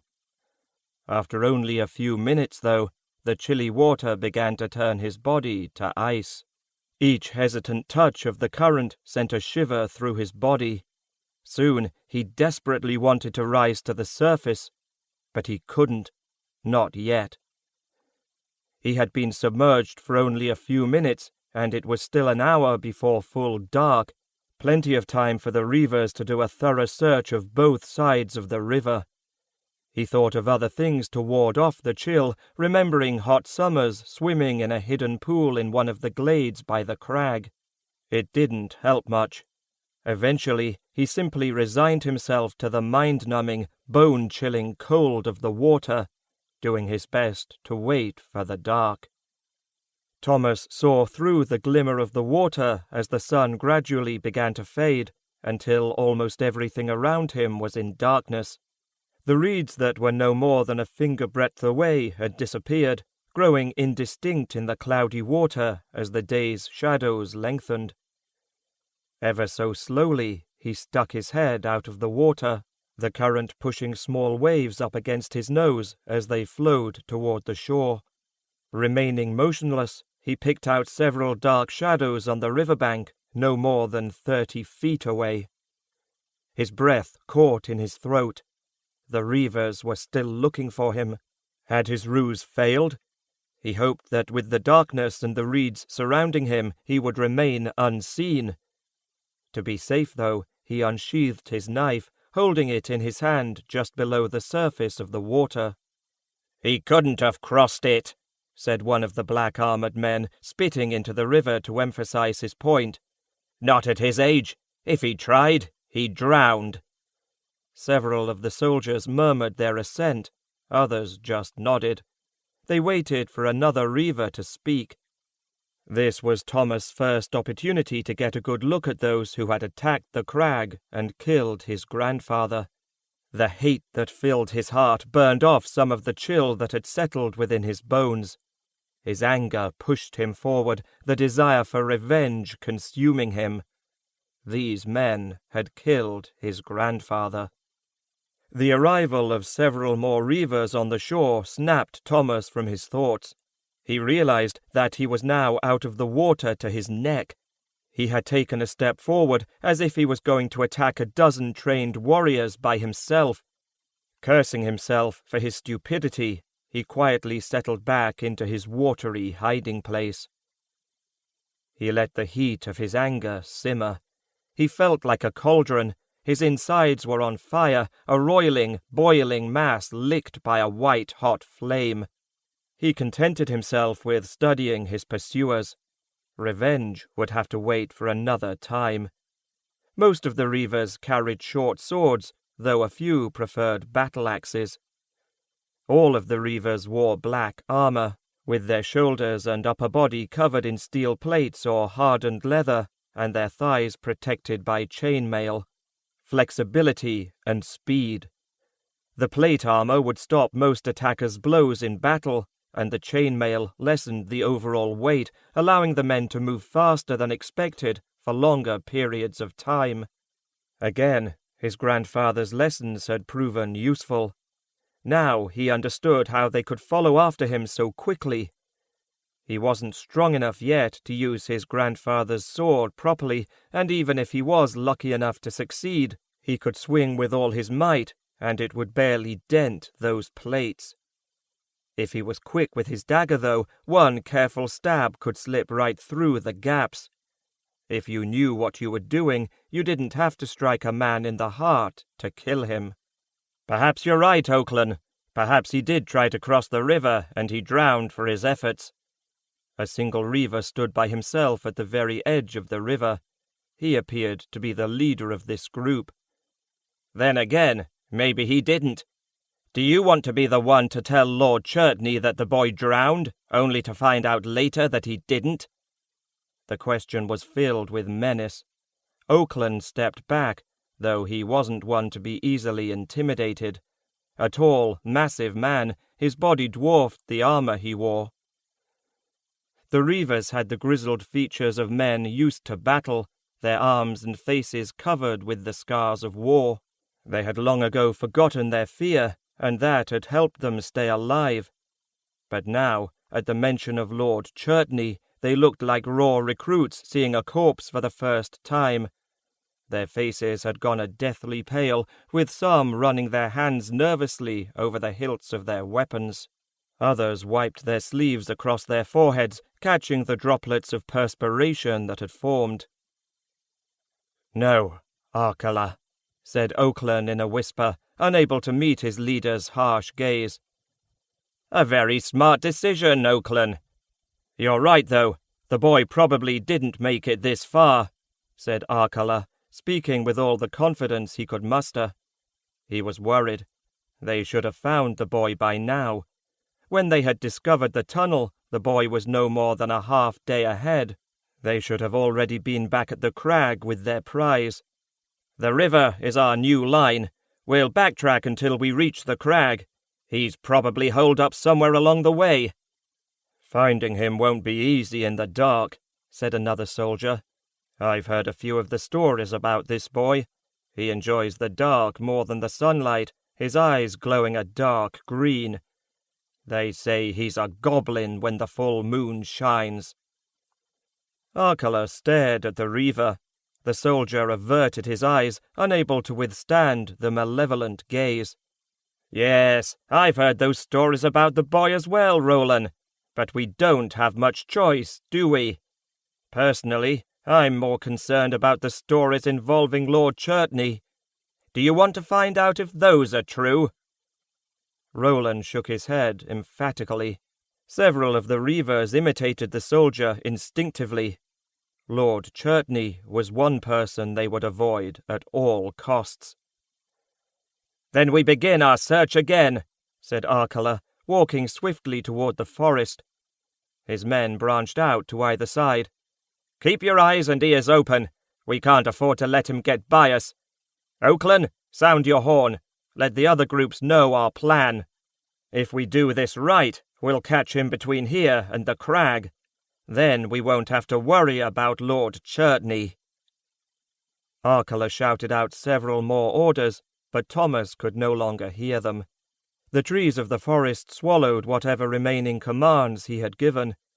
Thomas breathed a sigh of relief. He had escaped, for now. He waited a full 10 minutes before emerging from the water, just to make sure he was alone.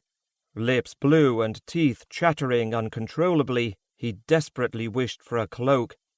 It was almost full dark, with just a touch of red in the western sky. He had to look at his hand in order to have it loosen its grip on the dagger he still held, as it wouldn't let go easily. The wind, which carried a chill from the north, had picked up. He couldn't stop shivering. The sword made it feel like he had strapped a huge icicle to his back. Tonight was a time for a fire, but he couldn't take the chance of it being seen. Better to be cold than dead. Then again, the only difference between the cold and a steel blade was that the cold took longer to kill you. Thomas started to walk north through the shallow water running along the bank, just a few feet from the river's edge. He didn't want to leave tracks for anyone to follow in the soft mud and dirt of the shore.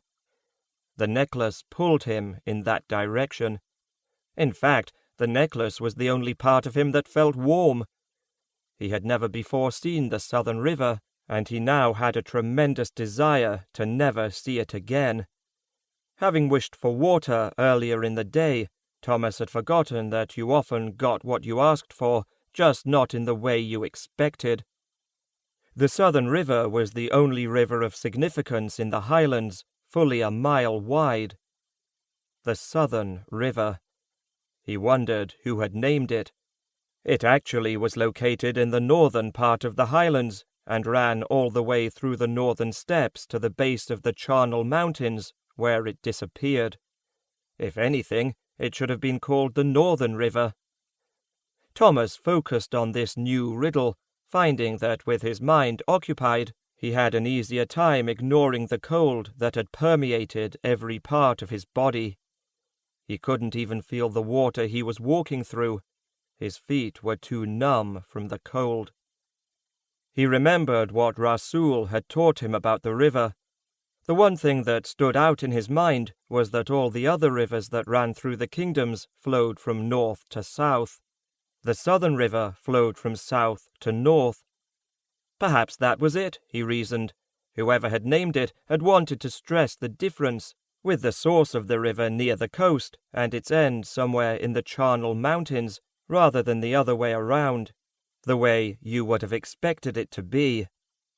Thomas reminded himself that nothing was ever the way you expected it to be. A quick movement among the trees jarred Thomas from his thoughts. A reaver burst through the brush, coming to stand on the bank no more than 50 feet from where Thomas had stopped. He held an evil-looking battle-axe in his hands. The reaver must have been separated from his search party, and either hadn't heard the horn or simply ignored it. Whatever the reason, Thomas was trapped. All the reaver had to do was turn in his direction, and all his efforts to escape would have been for naught.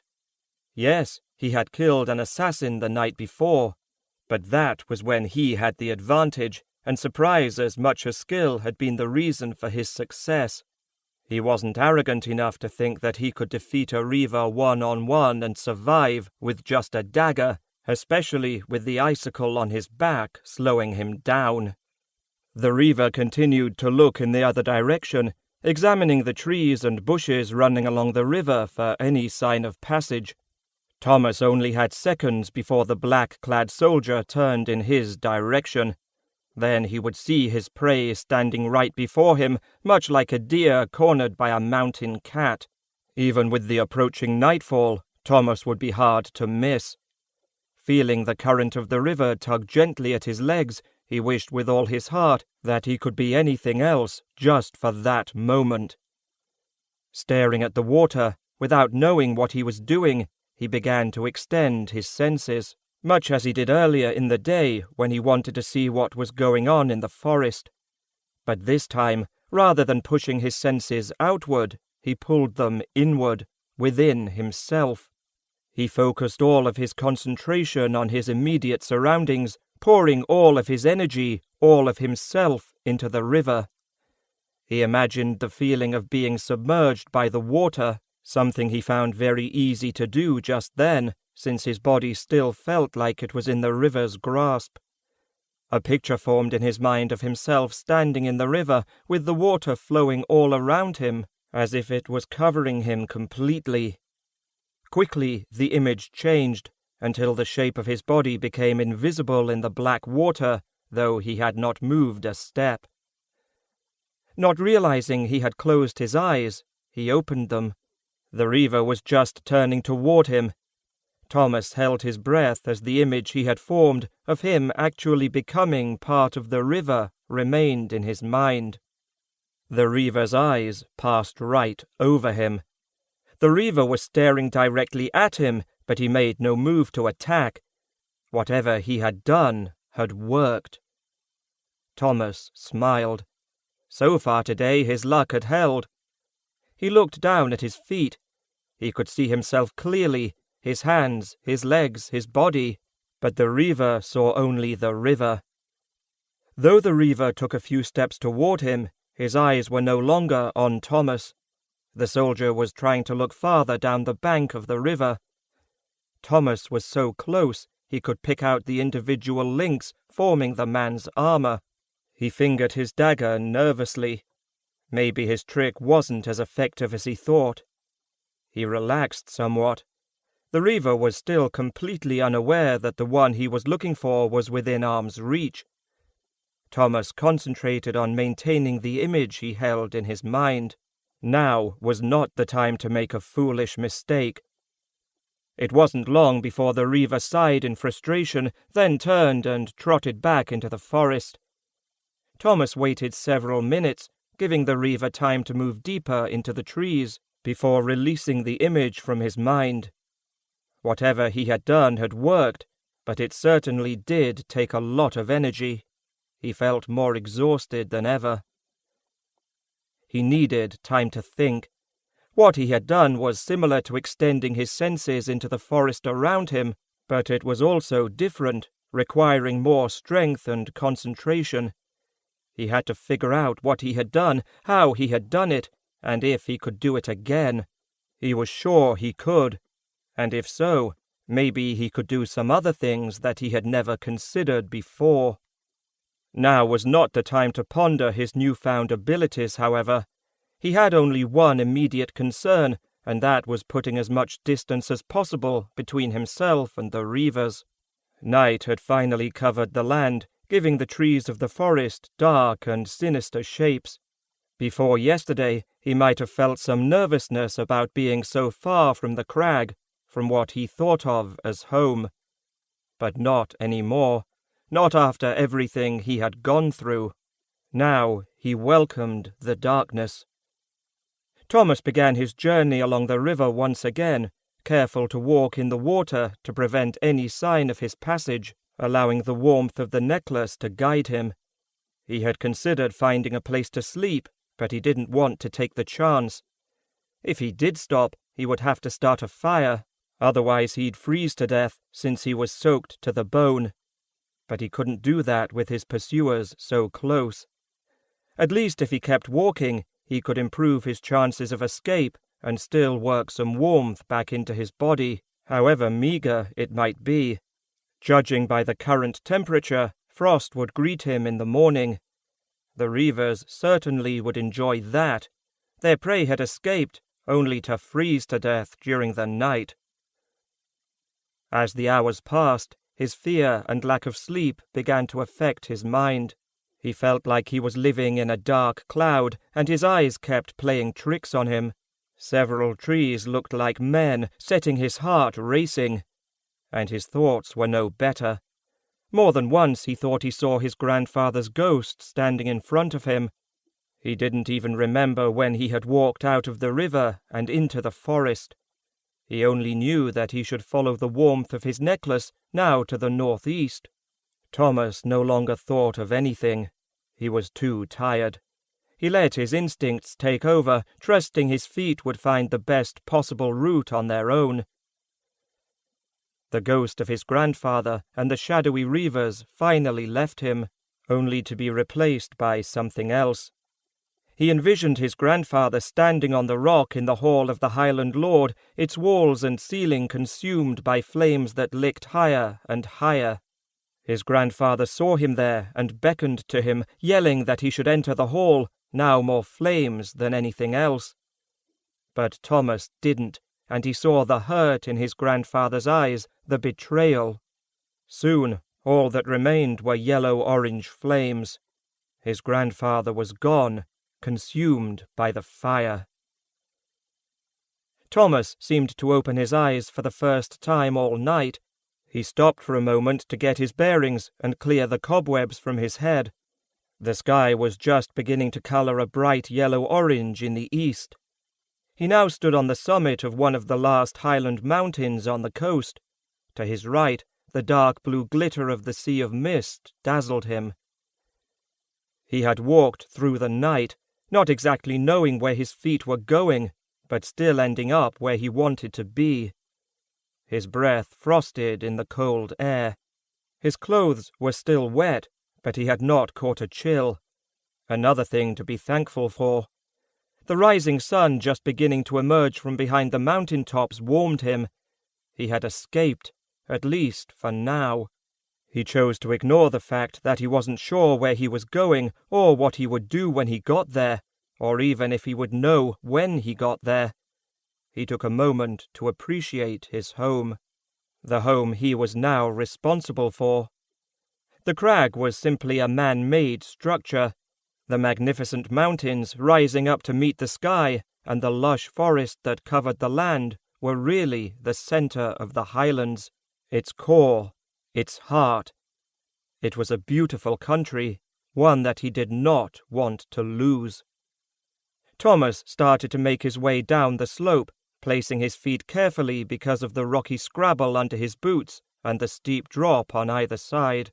His stomach reminded him that he hadn't eaten anything since hiding in the southern river, so he promised himself that once he got into the next valley, he would find some food and fresh water. He reached the base of the mountain by midday and located a small stream and some berries he could munch on as he continued his journey to the northeast. It was a lot easier staying awake when the sun was up. The salty smell of the sea tickled his nose with every gust of wind. The sea of mist was no more than a mile away. He stopped a moment to get a closer look at a particular tree.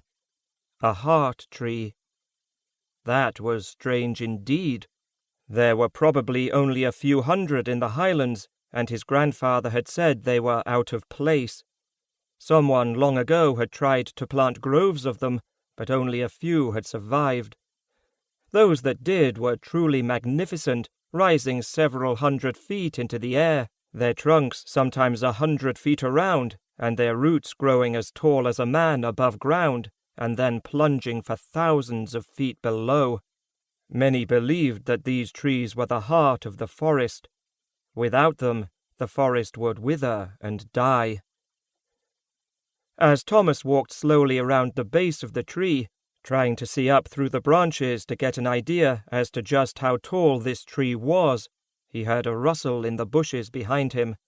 His dagger instantly appeared in his hand. He stood there on his toes, waiting to see what had caused the noise. Hearing the rustle again, he became curious and stepped on silent feet to the bushes. Whatever had made the noise was on the other side. He tried to peer through the dense foliage, but to no avail. Stepping through the undergrowth, careful not to disturb the branches or leaves, the scene surprised him. A large black wolf lay dead beneath a tree, eyes staring sightlessly up at the sky. Several arrows stuck out from the wolf's side. Reavers.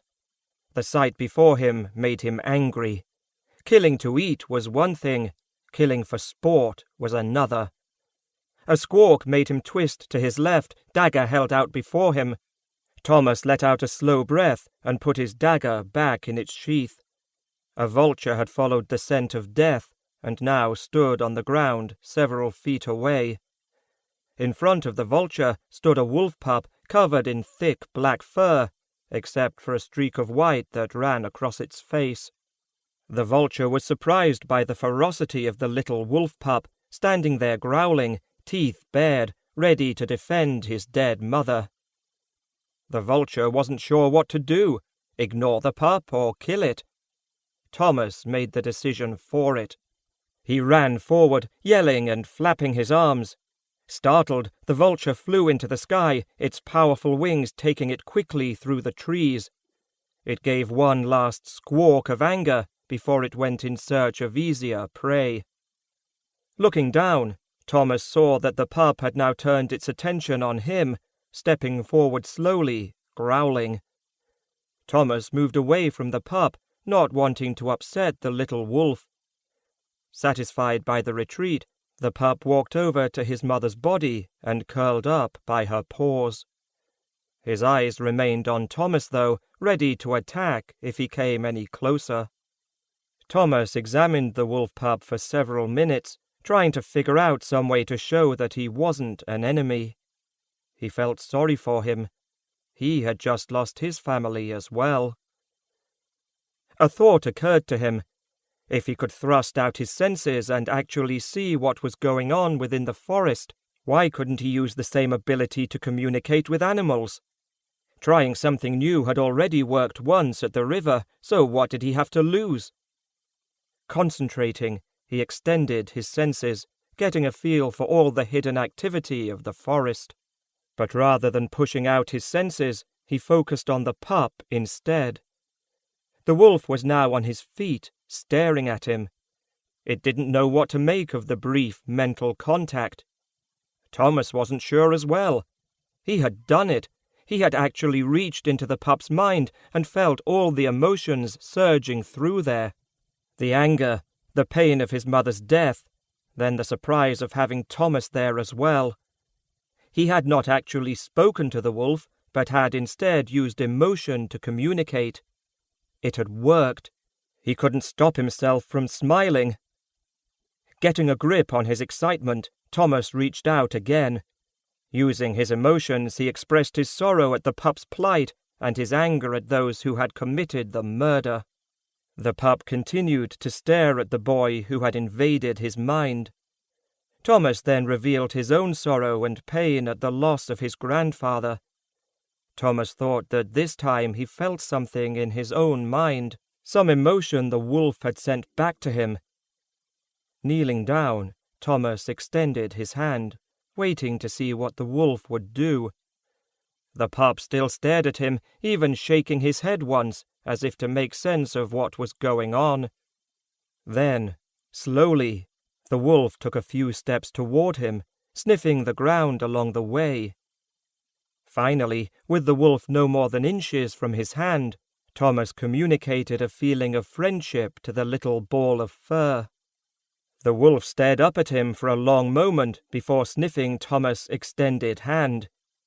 Then, ever so hesitantly, Thomas thought he felt a touch in his mind, that of friendship as well. "I'm sorry about your mother, little one," said Thomas. "I've lost my family too. Well, my grandfather anyway. But I guess one person counts as a family." The pup nodded his head. Thomas felt in his mind an acceptance, as if there was little difference between them. Thomas smiled down at his new friend. "Let's see if we can do something about your mother, so she isn't bothered again," said Thomas, rising to his feet. He knew that he couldn't afford to be in one place for too long a time, but he ignored the warning. Right now, more than anything, he needed a friend. Extending his senses, he found a small stream just off to the right. Before walking through the bushes, he motioned for the pup to stay where he was. He was in luck. The stream bed was dry, since the fall rains had not yet arrived, and on its edge lay several large rocks. Thomas collected as many as he could, went back through the brush, and then set them against the pup's mother. After the first trip, Thomas took off the sword hanging from his back so he could move more easily through the bushes. The wolf watched his work, until finally his mother was protected from scavengers. Thomas didn't have any way to dig into the ground to make a grave, so the rocks would have to do. Looking at the small pup, which stared intently at the rocks, Thomas perceived a touch of thanks in his mind. "It looks like we are brothers of a sort," said Thomas, strapping his sword onto his back again. The wolf rose from the ground and stretched his legs. "It's time to go, I think." Turning to the northeast, Thomas set off once again, but this time a small wolf pup followed at his heels. Chapter 8. Failure. Arkela and his reavers returned to the crag in frustration. They had failed. If the boy had been found, a horn would have sounded. Arkela had wished desperately for success, to hear that horn. As he played it all through his mind again, he knew that he had done everything he could. He had divided his men into parties to cover a larger area more thoroughly, giving each a specific part of the forest to search. A small boy shouldn't have been able to escape, but he had. The thought of reporting his failure to Lord Churtney made his throat dry, fear gripping him for the first time in years. Arkela had seen death hundreds of times as a soldier, thousands probably. It didn't frighten him as it did other people. But Churtney scared him. He took solace in the knowledge that Churtney terrified all of his men as well. Arkela walked through the still smouldering buildings that once formed the boundary of the inner courtyard as he reached the place where the outer curtain of the crag should have been. In many places, tall, graceful towers were now nothing more than piles of rubble. A group of women and children huddled off to the side, close to where the gate had once stood. Most were covered in blood and bruises. Those who could work would probably be sent to the mines. The Highlands was a rich land, but you couldn't tell that from its harsh exterior. You had to dig for it, and he knew the men he fought for would begin that enterprise as soon as possible. He did not envy the fate of those who could not work. Ogren remained on the plateau. On the far side of the plain, reavers were forming into battle groups, this time to pursue any marchers who had escaped. A small voice screamed a warning in the back of his head. He was the leader of the reavers.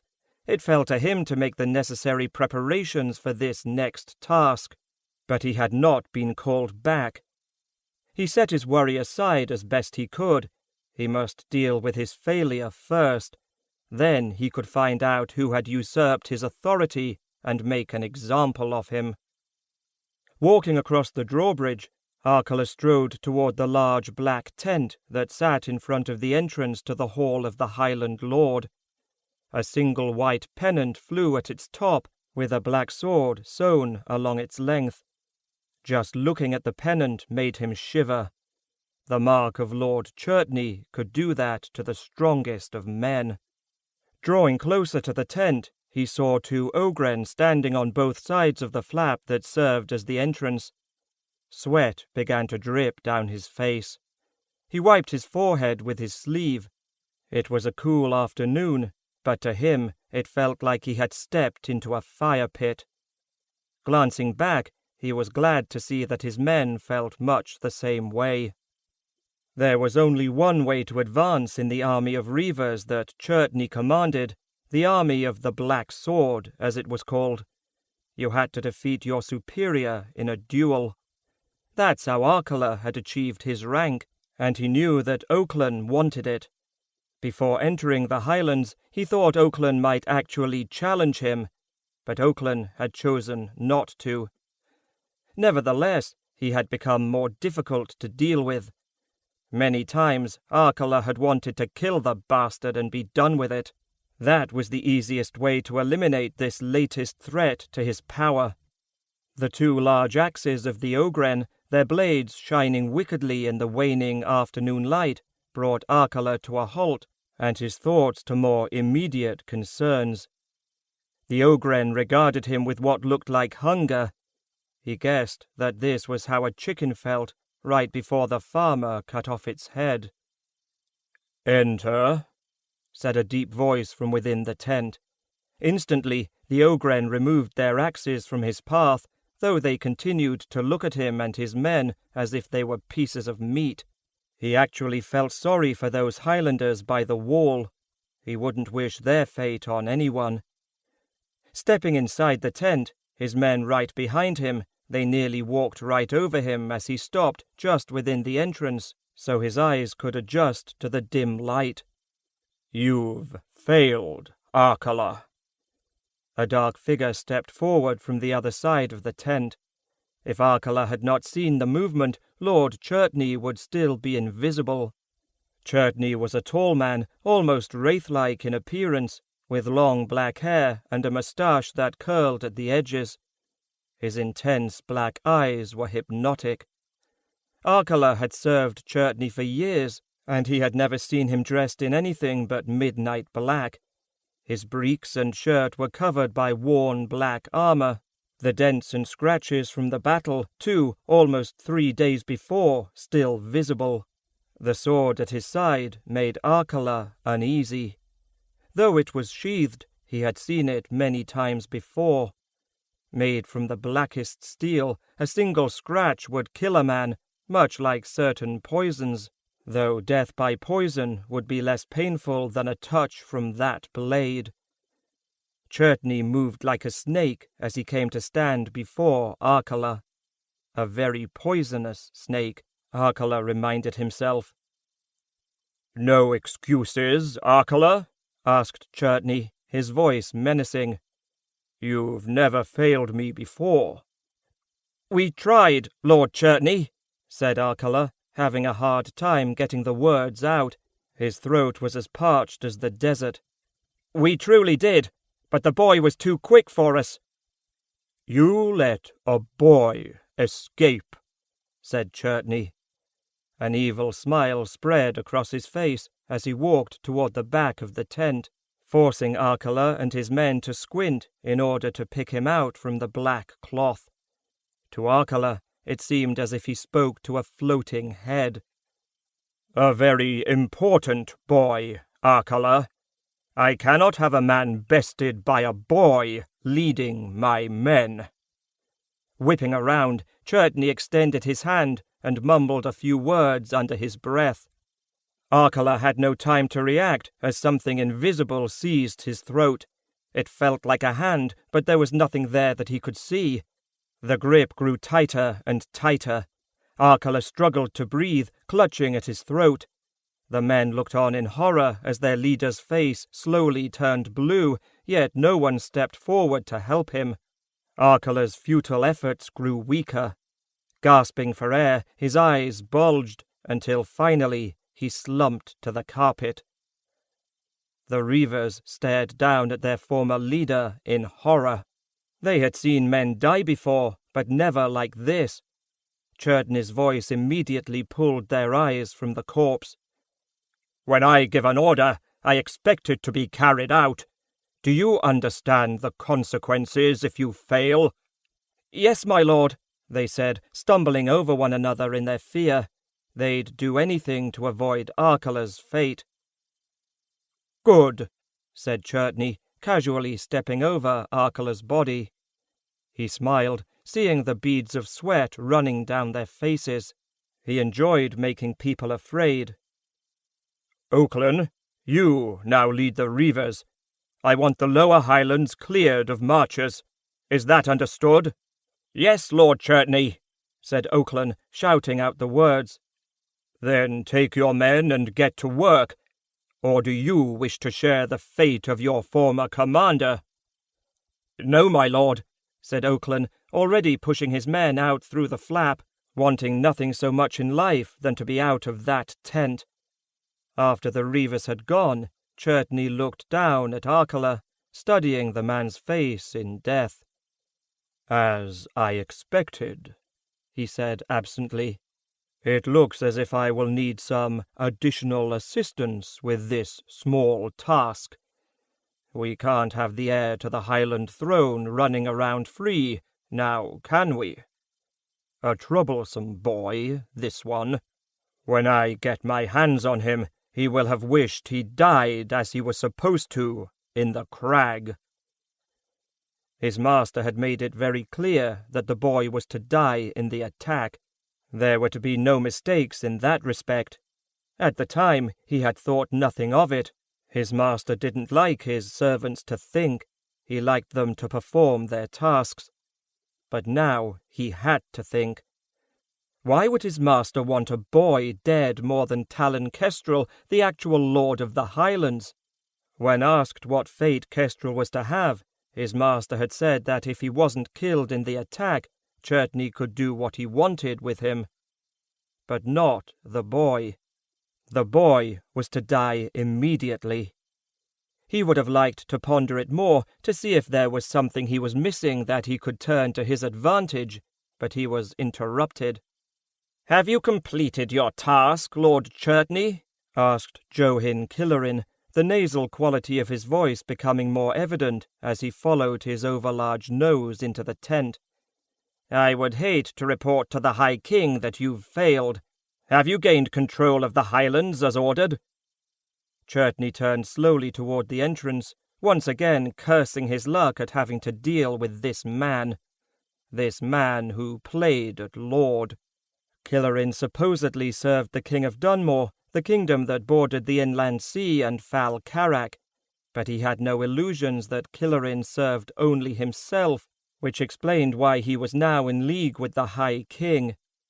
Churtney had the sudden urge to kill the man, to wipe that condescending smile from his rat-like face with a single slice of his blade across the throat. The arrogance and condescension apparent in Killerin's every movement set his temper boiling. Instead, he took a long breath before answering. "The crag has fallen, and most of the marchers garrisoned there are dead," replied Churtney in a calm voice, struggling to rein in his anger. His voice became colder as he thought of slicing that large nose off of Killerin's face. Perhaps another time. "Some of the marchers escaped, and there were already several large squads of marchers out scouring the countryside for us in the last few weeks. I've gotten reports that they're heading to the higher passes. Unfortunately, we don't have the resources to go after them all." Killarin's face darkened as he listened to Churtney's report. "The High King will not be happy, Churtney." "We will eliminate as many marchers as we can. You will have to deal with whatever scraps remain," said Churtney, ignoring Killarin's glare. The urge to kill the snivelling lord grew stronger. His master had ordered him to help the High King take the crag. He had not told him to conquer the Highlands. Killarin had done little but complain and question Churtney's orders since he had started to secretly move groups of Reavers and Ogren into the Highlands to prepare for the attack. And Lord Nose had been noticeably absent during the assault. Killarin wore the same armour as he had when the battle began, a gleaming silver breastplate and thigh guards, with a long, billowy white cloak running down his back. If not for his nose and his cold eyes, with his broad shoulders and curly brown hair, Lord Johin Killarin might have been considered a dashing figure. Yet the vanity and arrogance stripped that away. Churtney was certain that Killarin had never removed his sword from its sheath since the attack on the crag began. Killarin had worked years to develop his reputation as a deadly swordsman. Churtney thought it was just that, a reputation. "Do I need to explain it to you again?" asked Killarin in mocking disbelief. "The High King not only wanted the crag destroyed, but he wanted the marchers eliminated as well. This is the perfect opportunity to get rid of them. They may be considered the greatest warriors in the kingdoms, but there aren't that many of them. By destroying the marchers, we destroy any resistance. That means the High King can begin mining this horrid land in peace. If the marchers remain, even just a small group, it will make my task that much harder. How is the High King supposed to advance his plans if he doesn't have the financial resources to support them?" Churtney stood calmly through Killarin's lecture, but his insides churned angrily. He realized that he was massaging the hilt of his sword, so he took his hand away. He'd have to bear with this insolent worm just a little longer. If he was lucky, sometime in the future his master would allow him to kill Killarin. He'd do it now, but he knew the consequences of going against his master's wishes. He'd seen it many times before. You would think that after a time you would become desensitized to something like that. Churtney definitely enjoyed suffering, or rather making other people suffer. But thinking about what his master did to those who did not obey his orders almost made him ill. He pushed those thoughts from his mind, reminding himself that for now his master was allied to the High King. However, alliances with his master did not last forever. Soon things would change. Then Killarin would be fair game. "Why are you smiling?" demanded Killarin, taking a step back from Churtney and almost tripping over something on the floor. He jumped back in surprise, not having seen the body of the dead Reaver when he walked in. The man's eyes stared straight up in shock, his face blue, yet there was no discernible mark on him. Killarin had heard rumors that Churtney was a warlock, a master of dark magic.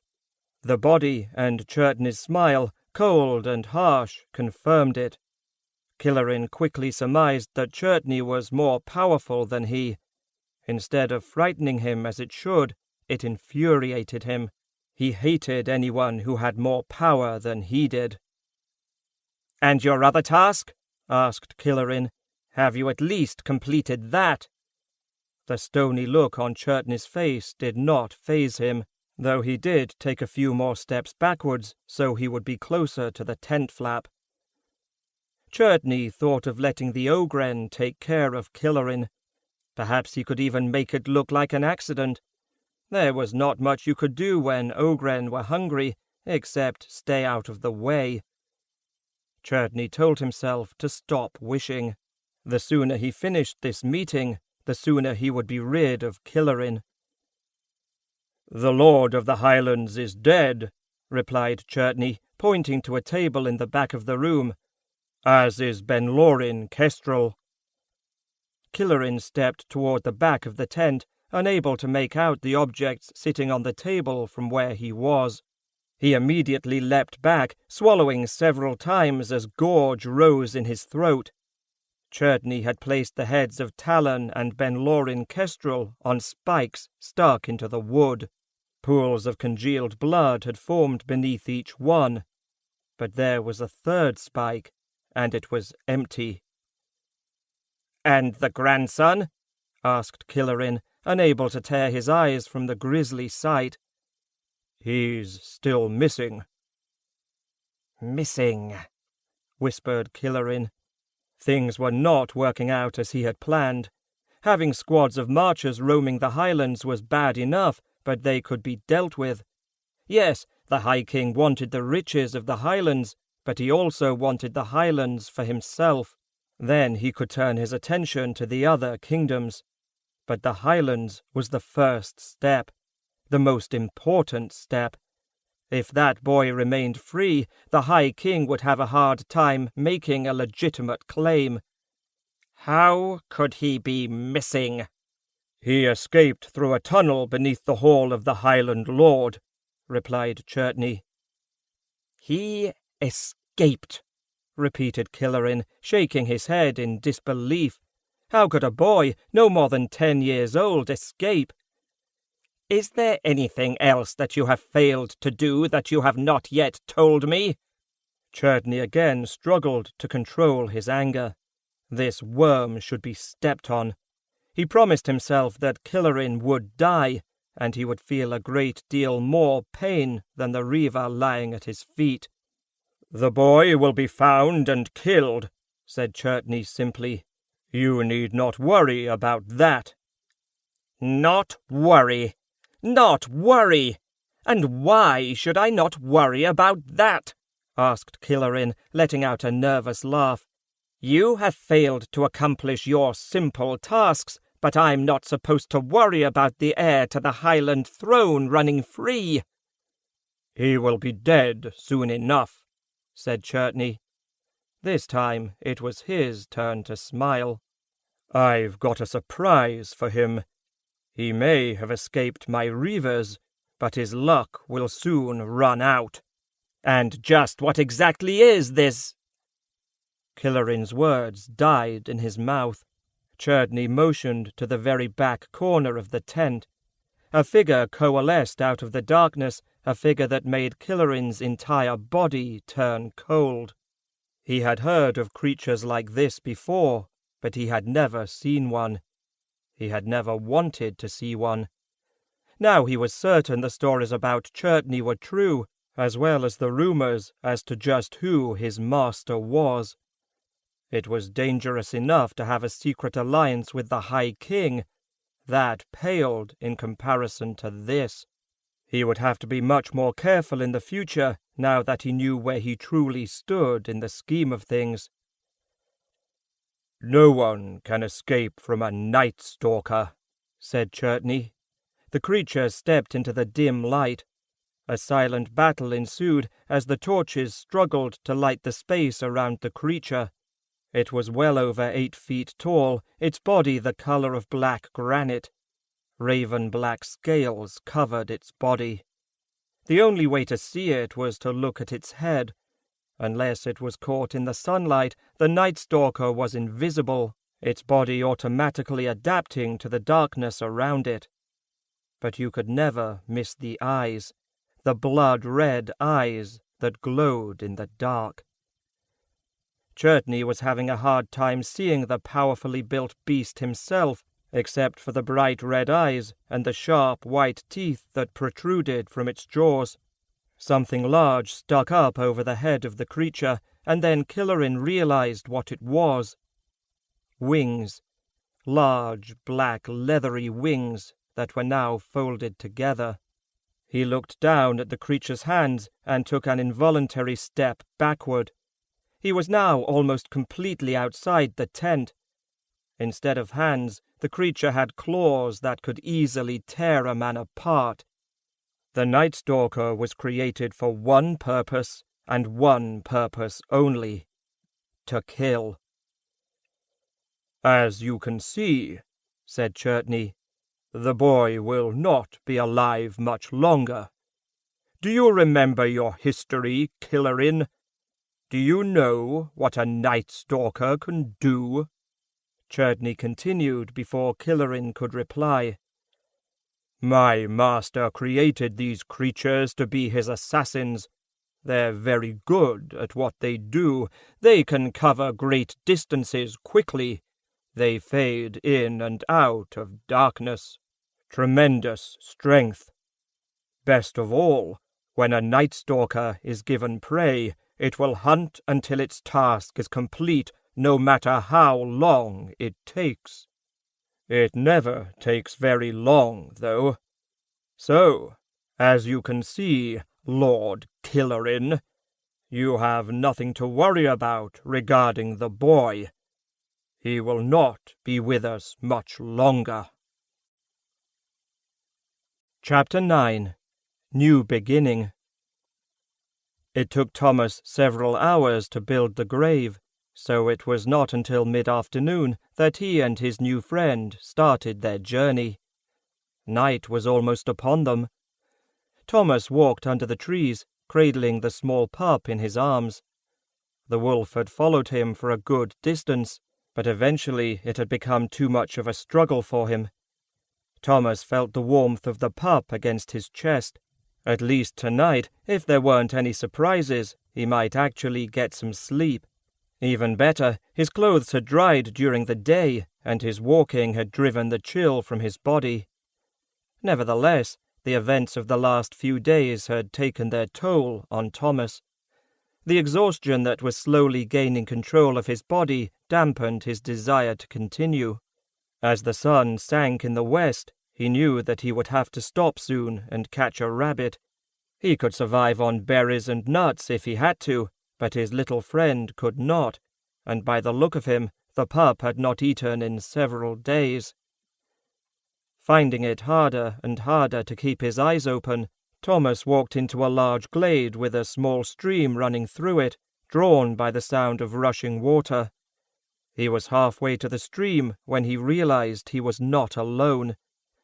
Thomas immediately backed away. The wolf pup, sensing his worry, came awake. Two people stood before him. They had already started a small fire by the stream. The wonderful smells coming from the pot that hung over the flames made his stomach growl in protest. He heard the same noise coming from the pup. Thomas licked his lips as the breeze blew another whiff of the stew past him. He studied the two people for several long moments, thankful that neither had yet approached him. They seemed content to study him. Thomas sensed that they had measured him from head to toe, inside and out, in seconds. A tall man stood behind the fire, having risen from where he was tasting the stew with a wooden spoon. He had dark hair and a short black beard salted with grey.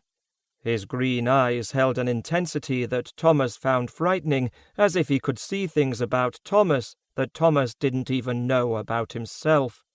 The dark man also wore a cloak that blended in perfectly with his surroundings. It seemed to Thomas as if he was only looking at a head. The man appeared dangerous. It was the woman, though, who knocked him off balance. Standing next to the man, she appeared short, though her presence made up for her lack of stature. Her long chestnut hair flowed halfway down her back, the curls hanging over her eyes for her to habitually brush away. He was taken by her blue eyes. They held a natural warmth that Thomas had never seen before in anyone else. She was a beautiful woman, but that's not what unsettled him. It was his memories. His grandfather had told him stories about his mother, about her chestnut-colored hair and blue eyes. He had never met her, so he had created an image of what he thought she looked like in his mind.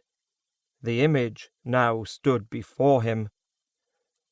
The man standing behind the fire stepped around it, moving next to the woman. Thomas let his new friend down and placed his hand on the hilt of his dagger. The pup bared its teeth and positioned himself several feet in front of Thomas, once again letting out a whisper of a growl. Thomas studied the man and woman carefully. The woman gave the man a quick look of exasperation, as if she didn't want him to come around the fire, but he ignored her. The man continued to examine Thomas. This man with the hard green eyes did a better job of making Thomas feel afraid than the Reivers. Thomas attempted to look at ease, but with the intense scrutiny he was under, he kept shifting his balance from one foot to the other. He told himself to remain calm, to be ready for anything. He looked quickly to see if there were others. If need be, he could scoop up the wolf pup and escape into the trees before the man or woman could catch him. But the two strangers simply continued to study him. He felt like they were taking in everything about him and cataloguing it away for future use, from his clothes to the color of his hair to the way he stood. Finally, Thomas grew tired of it. He didn't like being on display, so he adopted the same pose as the other two. His face took on an inquiring look, and he shifted his feet so he stood akimbo, a challenging glare in his eyes. At the same time, he took another hard look at them. They didn't carry any weapons, at least none that were visible. That surprised him.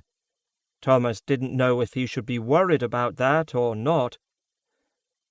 Seeing Thomas adjust his stance, the man grinned.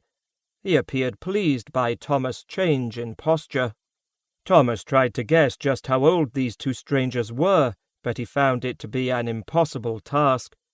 They did not look old, but there was a part of him that could feel the wisdom and knowledge they both carried. A wisdom and knowledge not normal for people of their appearance. The wolf pup remained poised before Thomas, growling in warning, ready to defend his newfound friend. Finally, the woman walked toward him. Thomas had his dagger in hand before she had moved more than a few feet, the growl from the little wolf increasing in volume. The woman stopped, surprised at the speed with which Thomas had moved to defend himself. She had initially seen him as a young boy. Now she revised her assessment, and she didn't like it when she was wrong. She told herself that she'd have to be more careful with her judgments in the future, especially concerning the young man standing before her. "It seems that we have found two little wolves," said the man, a touch of amusement in his voice. "We will not hurt you, child," said the woman. "In fact, we were looking for you." Thomas was not surprised. Most people stayed away from this part of the Highlands if they could. It was dangerous terrain, and it was close to both the Northern Steppes and the Isle of Mist, two places that most people avoided at any cost. "Others are looking for me as well," said Thomas. "Why should I trust you? You're not Highlanders." "You're right, boy," replied the man, returning to the pot hanging over the fire. He picked up the wooden spoon again and stirred the bubbling stew. "You shouldn't." The woman gave the man a frosty glare, a look that could freeze water in the middle of summer. When the man saw the look, he instantly regretted his words. He could never understand how a woman could put so much into a single glare. The man stared at the stew, intent on his task. Satisfied that she would no longer be interrupted, the woman turned back to Thomas, her glare now a welcoming smile. "We won't hurt you, child. My name is Raya, and this is Rinlin," she said, motioning toward the man who continued to have an inordinate amount of interest in the fragrant stew. The woman waited expectantly for the boy to give his name, but he did not. His expression became more suspicious, and the grip on his dagger remained tight. She looked to Rinlin for help, but he shrugged. She gave him an angry glare. Rinlin once again came to the conclusion that no matter what you did, you could never fully please a woman, even if you were doing exactly what she wanted. When they had gotten to the clearing and made camp, knowing that the boy would be there within the hour, Raya had said very clearly that she would handle matters, and that Rinlin should do his best not to get in the way. Well, maybe he could prove helpful after all. He stole a quick glance at Thomas and caught him glancing at the stew. Rinlin motioned to the stew with his head. "You look hungry, child," said Raya, picking up on her husband's hint. "Join us for a meal." The boy continued to stare at her. Standing on the balls of his feet, he looked like a rabbit about to run. Raya corrected herself again. A rabbit with a bite and a very interesting friend. Seeing that the boy would not be swayed with words, she moved over to the fire and pulled a few things from her pack. As Rinlin stirred the stew, she took out a small cutting board. Raya used her belt knife to slice several thick pieces from a loaf of bread and a block of cheese. With a final taste from the wooden spoon, Rinlin nodded to himself and used a cloth to lift the pot from the fire and set it down on a rock. He then scooped the stew into 3 bowls. He took one to his wife, placed another bowl and a few slices of bread and cheese on a rock on the other side of the fire, then settled himself next to Raya on a large rock jutting out over the stream. The boy had still not moved. Rinlin shrugged his shoulders at his wife's unasked question and then began to enjoy his evening meal. The wonderful smell of the stew set Thomas' stomach churning.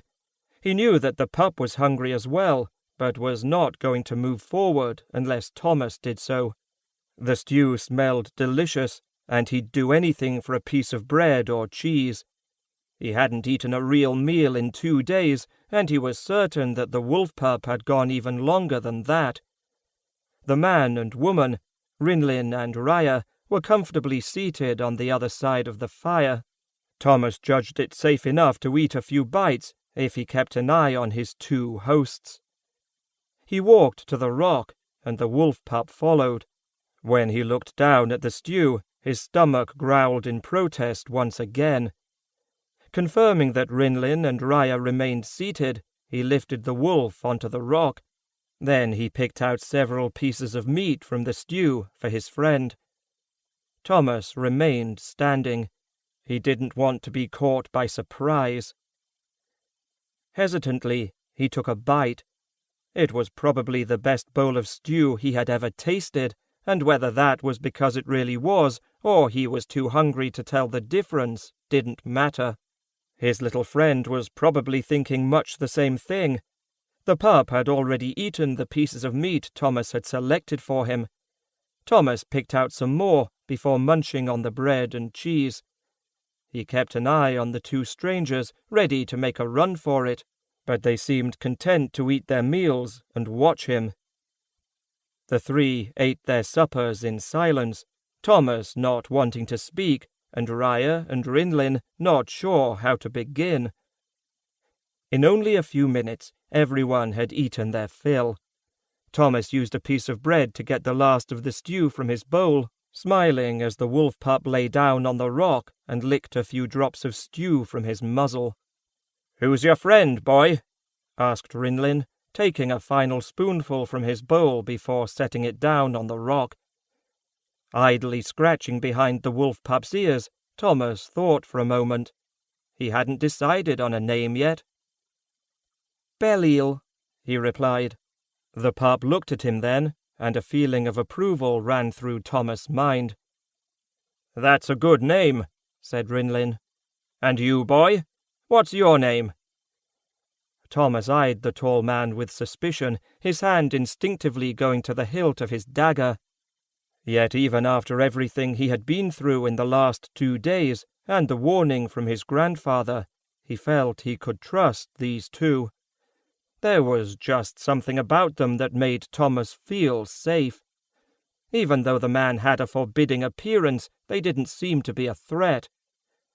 Thomas glanced quickly at the woman, who was holding her breath. Thomas returned his gaze to the man. He judged that if this stranger was ever going to do something, he would have done it by now. He also knew that even if he were standing 30 feet back from where he was now, the man would have caught him before he reached the safety of the trees. But the one called Rinlin hadn't bothered to try. His grandfather had warned him about trusting anyone not of the Highlands, but these two did not look like Reavers. And, more important, the Reavers gave off a feeling of evil. These two strangers did not. In fact, the forest seemed to accept them much as it did him, and the woman had a kind face. The more he looked at the woman, the more his mind drifted to memories of his mother. He knew that he was having a hard time concentrating now that his belly was full, and that the need for sleep was catching up to him. He had to start trusting someone, at least to a certain extent. Besides, he had no idea where he was going or when he would get there. The necklace! He hadn't thought about the necklace since he entered the clearing. It now felt very warm against his skin, even hot. Reaching into his shirt, he pulled it out just to make sure. As he held it in his hand, it became even warmer. He sensed that he had reached his destination, but he couldn't explain why. "Thomas," he said, letting the necklace drop from his hand. "Thomas," repeated Raya, savouring the name, almost as if she were tasting a bottle of wine for the first time. "That, too, is a good name."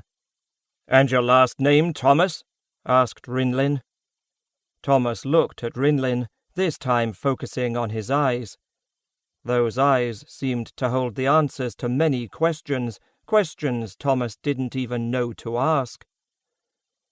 "I think you already know that," said Thomas. Rinlin smiled. He was indeed a very smart boy. "You have 2 last names," said Rinlin, adopting a pedantic tone, "though you probably only use one. If you used your mother's last name, it would be Keldragon. But since you were raised in the Highlands, where most go by the names of their fathers, you more likely use the second. Kestrel. Your name is Thomas Kestrel." Thomas smiled. He was not surprised that the tall man's guess would be right, that this forbidding man would know his name, though he had not heard anyone ever speak the name Keldragon, except for his grandfather. That indeed was his mother's name, though he had never used it. He didn't think most of the people in the crag knew his mother's last name. He didn't have time to wonder how this man, who was obviously not a Highlander, could know such a thing. The woman immediately followed with a question of her own. "That's a beautiful necklace, Thomas. Where did you come by it?" Thomas fingered the amulet hanging at the end of the silver chain, having forgotten to tuck it back under his shirt. He had not expected the question. He examined the amulet carefully for a moment, taking in the workmanship, the skill required to carve the unicorn's horn so delicately into the soft metal.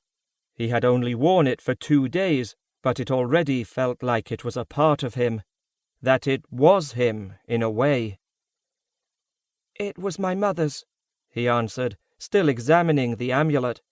He ran a finger along the twists of the unicorn's horn. "My grandfather gave it to me." Almost as an afterthought, he added, "right before he died." The finality of his words brought tears to Raya's eyes, and surprisingly, Thomas saw a look of sadness cross Rinlin's face as well. "Do you know what that necklace can do, Thomas?" asked Raya, gaining control of her emotions. He was looking at her intently now. For some reason, Thomas felt a closeness to her that he had never felt with anyone else before, even his grandfather. She didn't give him a chance to answer. "It's a very old necklace, Thomas. More than 1,000 years old, in fact. It's actually a tool rather than jewelry. It belongs to a very old family, one that is rarely mentioned now, even if remembered, though some of its members still walk the kingdoms."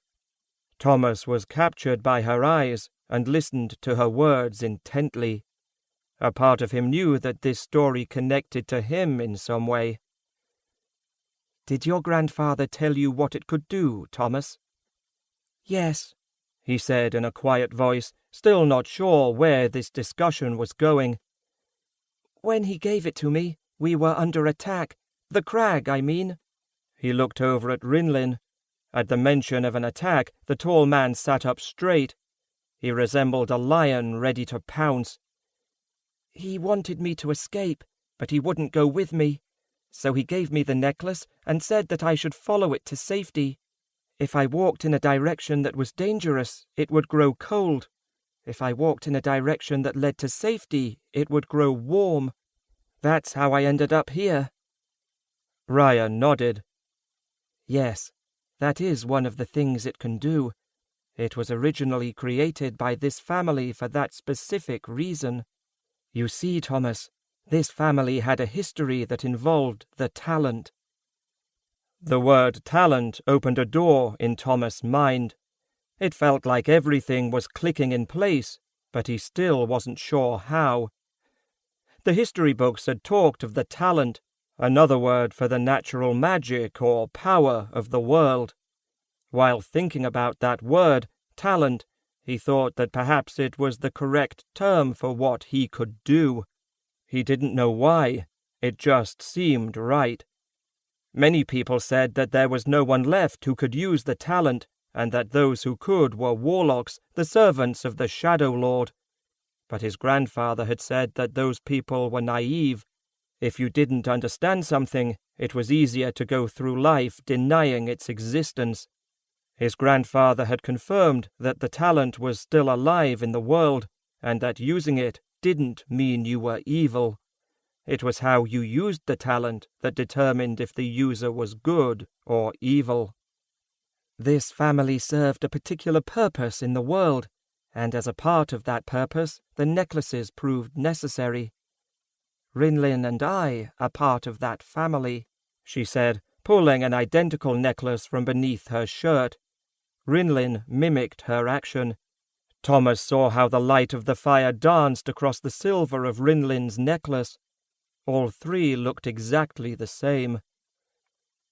"When our daughter was a young girl, Rinlin and I gave her a necklace just like the ones we wear now. She was a beautiful girl, with sharp blue eyes and chestnut-colored hair. In fact, she smiled just as you do." Thomas' mind churned at a furious pace. Everything was coming at him so fast he did not have time to think. The description of Raya's daughter immediately brought to mind the image he had created of his mother. Unwittingly, he whispered, "Maria." "Yes, Thomas," said Raya. A tear streaked slowly down her cheek, though she was smiling. "Our daughter's name was Maria, and your mother's name was Maria. Your father's name was Ben-Lorin, but Maria was your mother. You're wearing Maria's necklace, Thomas. You're wearing our daughter's necklace." Ever since he had walked into the clearing and met these two strangers, he had done his best to control his emotions.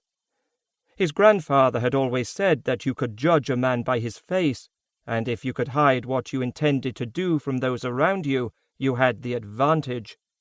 Thomas had tried to do this, and he thought that he had succeeded for the most part. But Raya's words knocked away the wall he had put up around his emotions.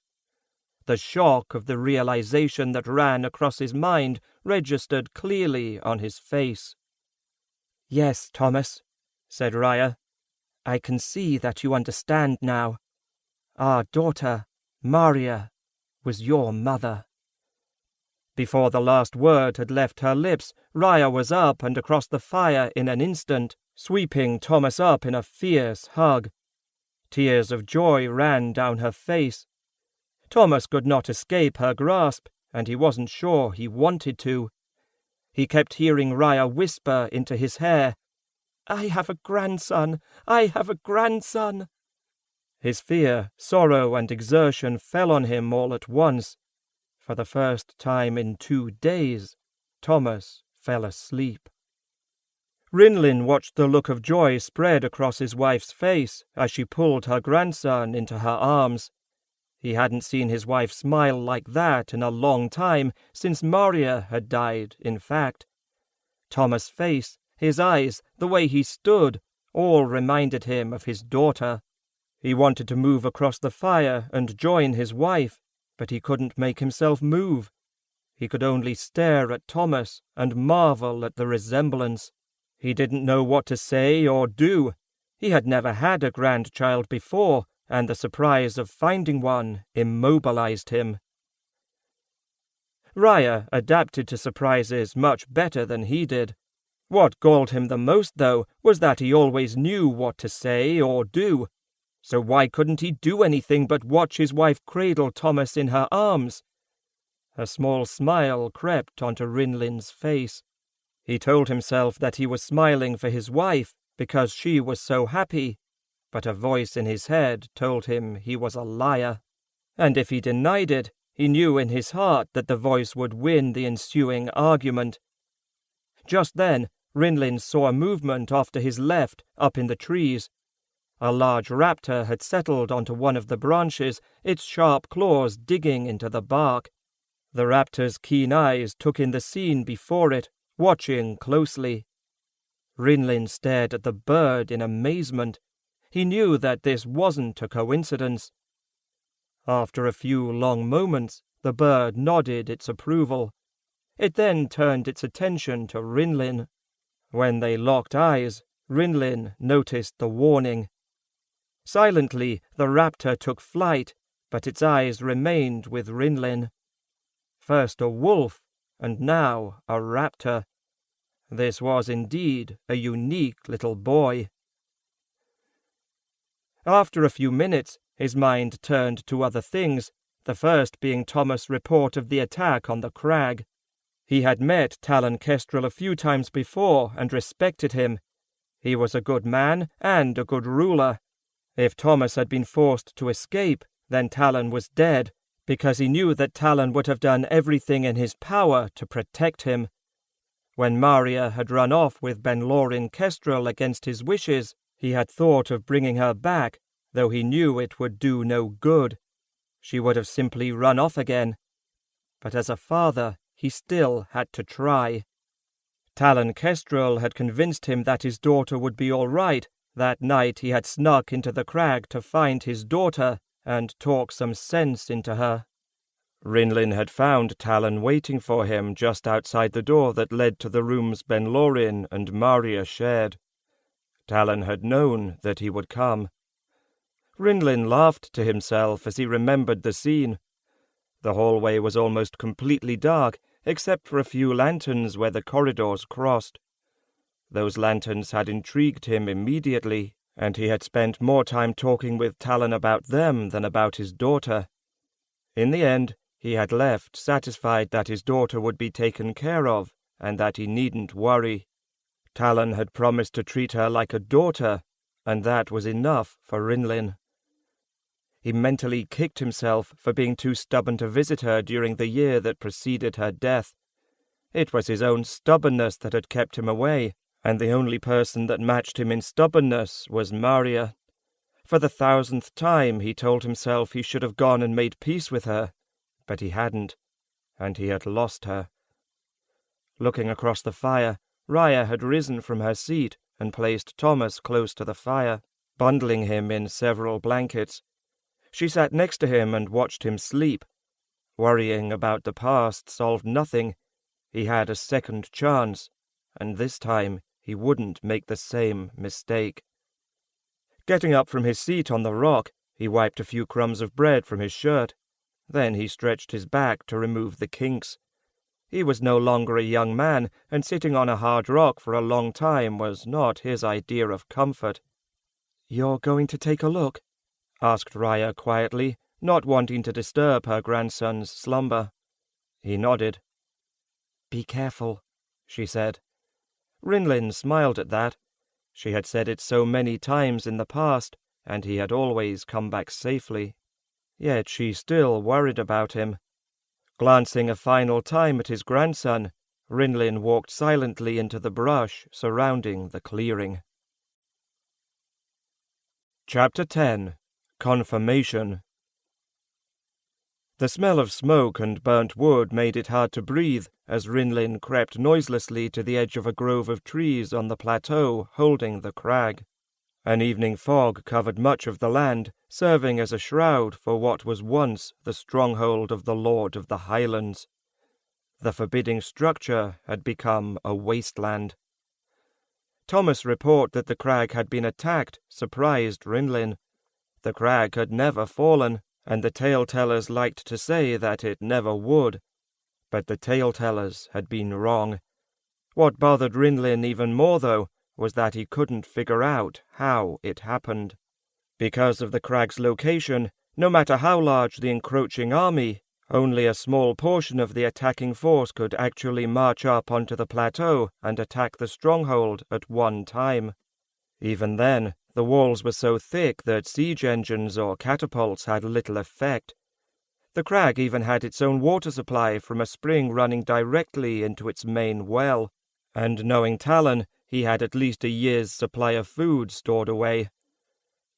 Rinlin slowly moved east along the edge of the small forest, studying what had once been the greatest fortress in all the kingdoms. He saw several large holes in the walls, something that only a few days before was inconceivable. Most were large enough for more than a dozen men to walk through, standing abreast of one another.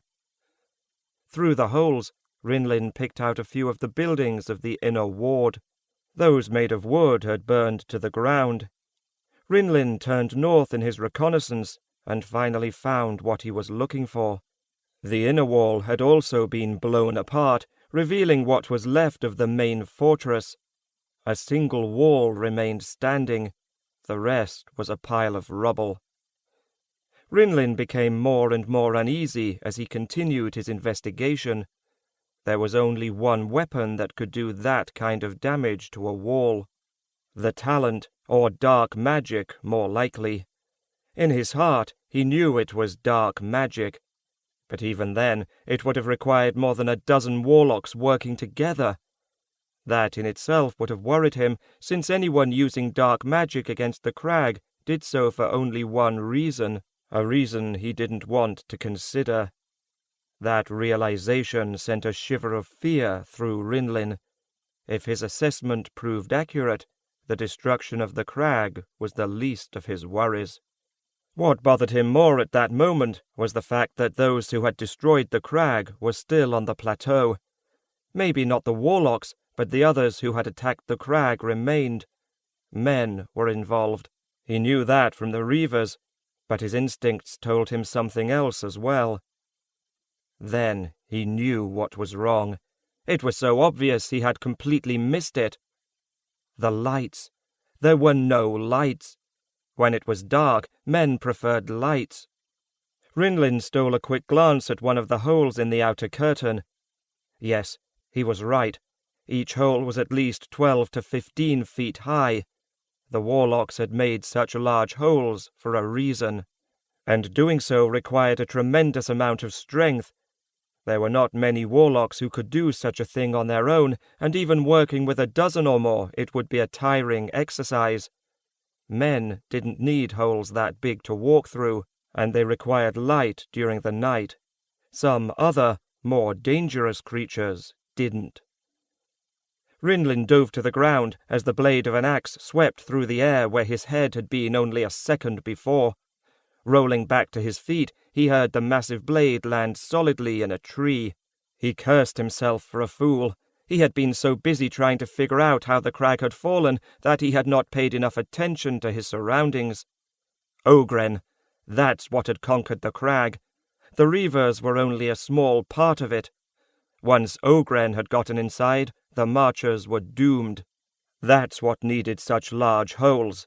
That's what preferred the darkness to the light. And that's what he fought now. The monster roared in anger as it struggled to pull its axe free. Twice the size of a man, its heavily muscled body covered in fur, Ogren were truly hideous creatures. They lacked intelligence, but their strength more than made up for that shortcoming. Their massive shoulders and upper body sometimes proved too heavy for their spines, forcing them to walk hunched over. Their chiseled, beast-like faces looked like they had been carved from rock. Long, sharp tusks protruded from their lower lips to curl around their cheeks. Ogren were efficient soldiers. They enjoyed killing, and they ate what they killed. A single man did not willingly fight an Ogren, not if he wanted to live. But Rinlin didn't have a choice. As the Ogren worked its axe free, seemingly oblivious to everything else, Rinlin gathered his will.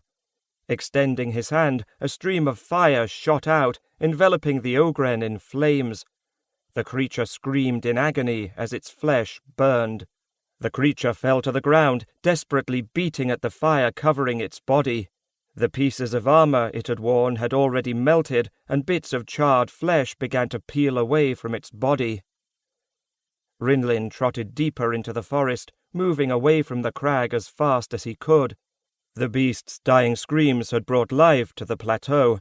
Torches had appeared on the inside of the crag. Someone was coming to investigate. If any warlocks remained here, one look at the Ogren would tell them all they needed to know about the intruder. The thought of taking on the bastards who were responsible for destroying the crag appealed to him, but being surrounded by Ogren and whatever else had been used to conquer the crag was not his idea of fun. Besides, if one Ogren was about, then others would be as well, and they loved to hunt at night. Several hours later, an exhausted Rinlin walked back into the clearing where Thomas lay asleep.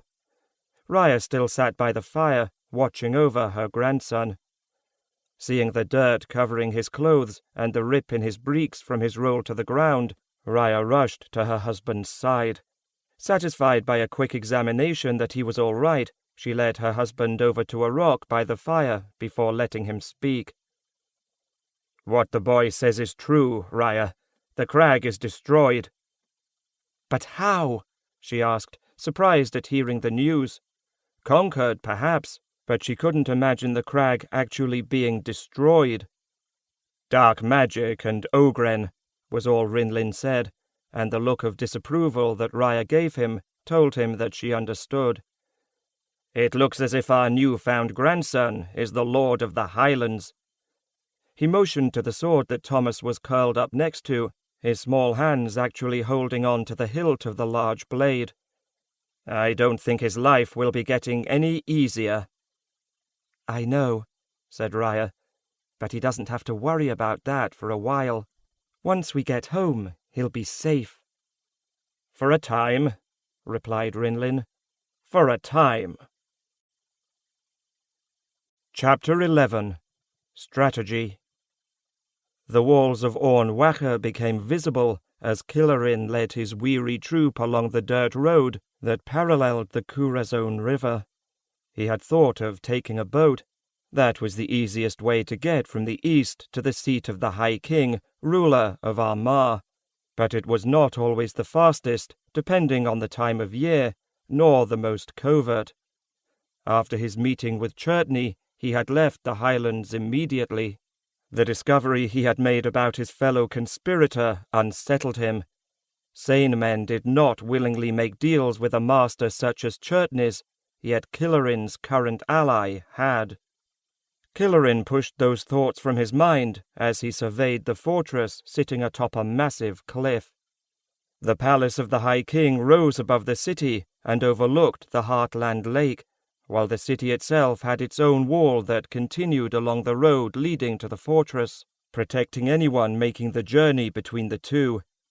The port jutted out into a small bay, with the city on one end and the cliff on the other. A sea wall ran the length of the bay, except for a small opening that allowed ships to pass through. An additional section of the sea wall could be swung in place close to the opening, effectively sealing the port and fortress from attack. The citadel towered over the bay. The cliff rose 500 feet from base to top. The walls of the fortress added several 100 feet more. In the shape of a perfect circle, 3 concentric walls protected the main portion of the castle. The first outer curtain stood 100 feet tall, with the second and third of the same height behind it. If invaders actually made it past the first wall, a grass-covered space between that and the second wall awaited them, and again between the second and third. The children living in the bastion often played games there, unaware of the land's true purpose. The soldiers of Armagh had dubbed the immaculately groomed lawns the killing fields. Killarin knew the name was well deserved. He had forced his personal guard to ride hard. The Council of the Kingdoms would begin in 2 days. Most of the rulers of the various lands would gather to discuss everything from trade agreements to border disputes, and Killarin had to meet with the High King before then. Otherwise, they would not be able to take advantage of their success in the Highlands. Yet, that success would have been even greater if not for Churtney's failure. Killarin cursed his ill luck. No matter, at least the Kestrels were dead, and if the boy still survived, he would not be alive much longer. Killarin had no doubt regarding the Night Stalker's deadly skills. As to Churtney's inability to destroy the Marchers, when Killarin returned to the Highlands, he would see to it himself. Once the mining operation was in place and running smoothly, he would not have much else to do. Hunting the last of the Marchers would provide him with a little sport. As the gates of the city wall took shape in the distance, Churtney directed his soldiers off the road toward the forest a half-mile away. He wanted to avoid any prying eyes when he entered the city. It had been a hard ride, but he smiled nonetheless. He didn't care that the many days in the saddle had forced the aches and pains of the road into his bones. The fun was just beginning, and soon, very soon, Killarin would have all the wealth and power he could imagine. Then perhaps he could achieve the station in life he so richly deserved. Chapter 12. Unfinished Plans. It was a room designed to intimidate. Everything in it had been built with that purpose in mind. The large stained-glass windows, depicting battles throughout the ages that ran along the length of the eastern and western walls, captured the sunlight, throwing schemes of dazzling colors along the white marble floor.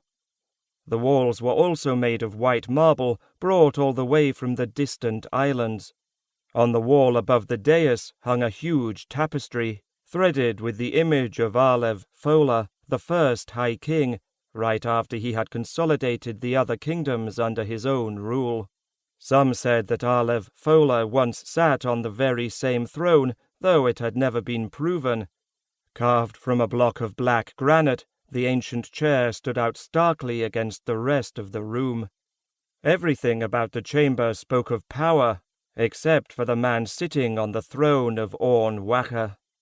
The Council of the Kingdoms was to begin the next day, and most of those expected to attend had already arrived. But Roderick Tesseril, High King of Armagh, did not care about the other kings and lords. He wanted to see just one then, and his impatience was getting the better of him. The delay was necessary, of course. He knew that. He just didn't like it.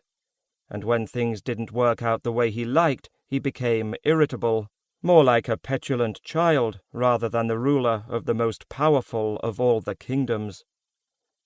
He was not a tall man, nor was his frame very imposing. That's why ceremony and protocol were so important to him. He did not look like a king, and he knew it.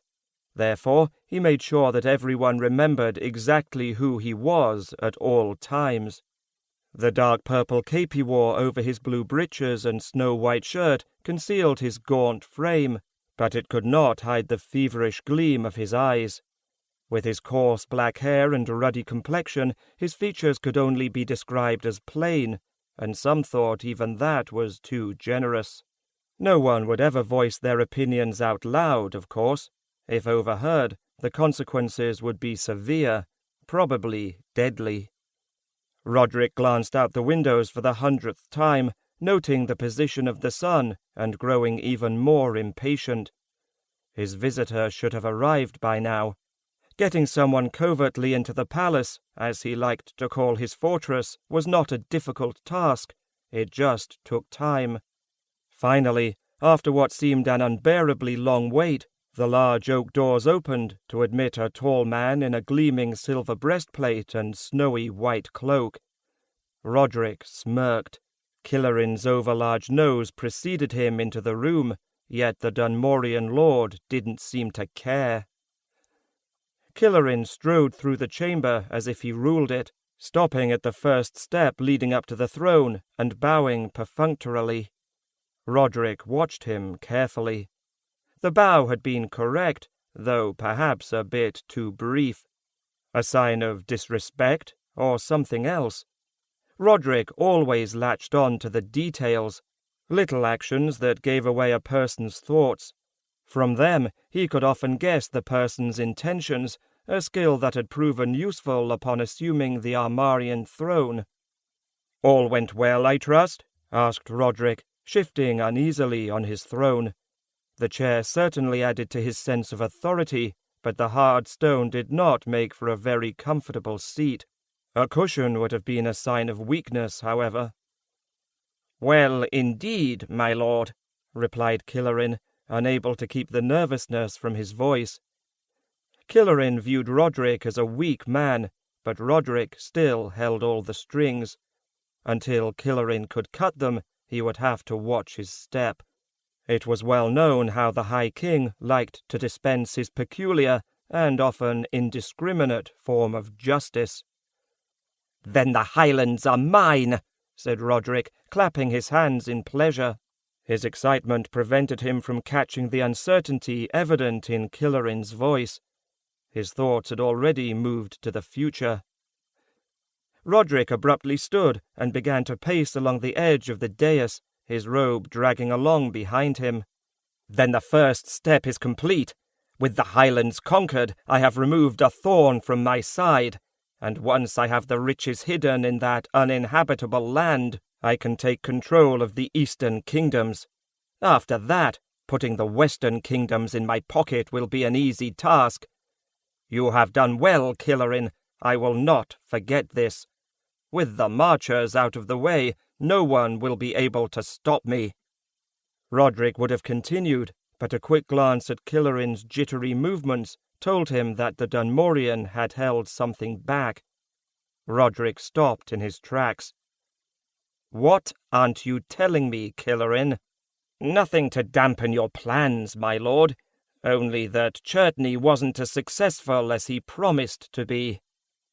Killarin hoped that if he phrased it right, the blame would fall squarely at his competitor's feet. "What do you mean?" Killarin saw the vein bulging in Roderick's forehead. He reminded himself to tread carefully. No one was immune to the High King's displeasure, not even his children. "Well, my king," he began, taking his time to ensure the words came out properly. "The crag has fallen, that much is true. Nevertheless, not all of the marchers were there at the time of the attack. As a result, some escaped to the higher passes." "How many escaped?" "It's hard to say exactly, my lord." Killarin saw that his answer was not satisfactory. "More than half, my lord." "More than half," repeated Roderick angrily. "You allowed more than 5,000 marchers to escape?" "No, my lord," said Roderick. "Churtney did."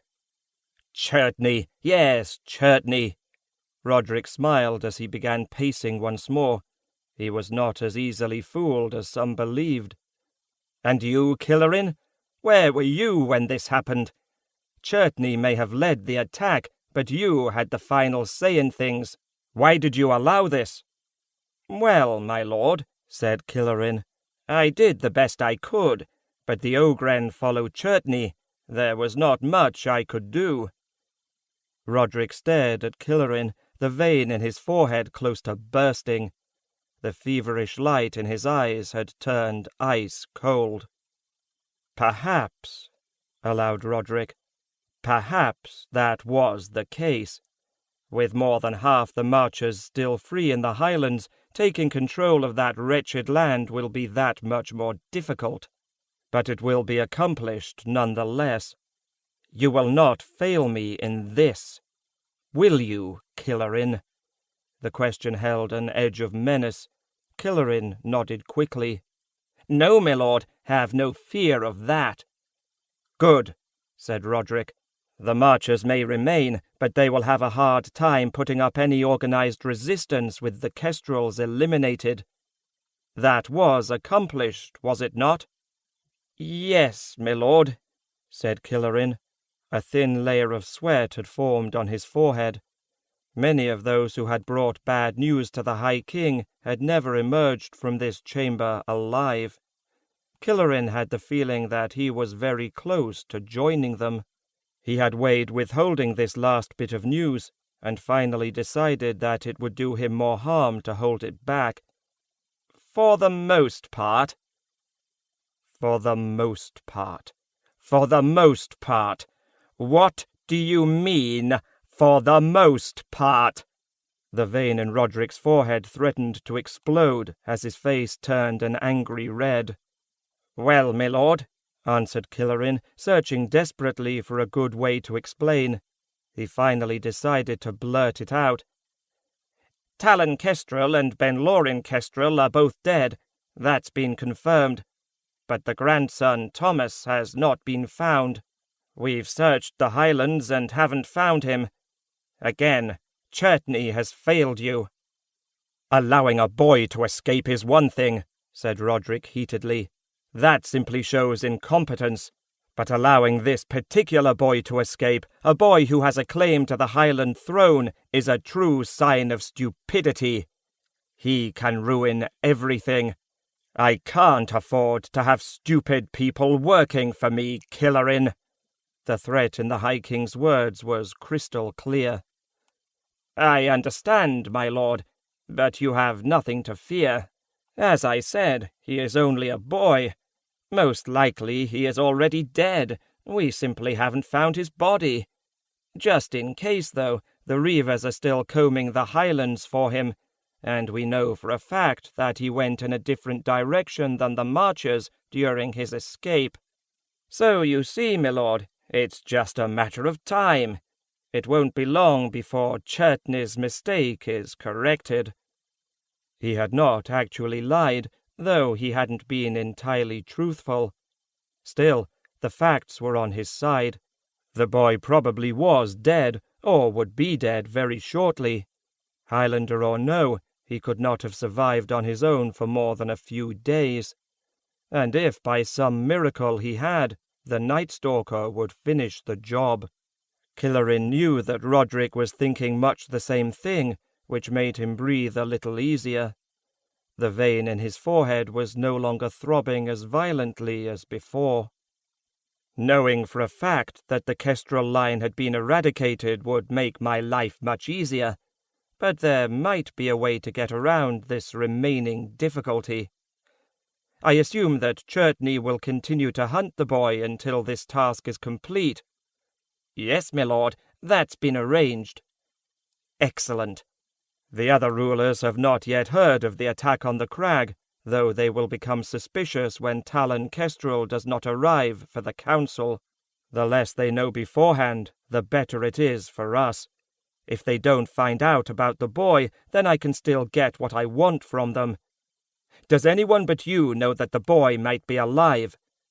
"Just a few of my soldiers," said Killerin, "but they won't talk." "See that they don't," said Roderick. "If they do, I will hold you personally responsible.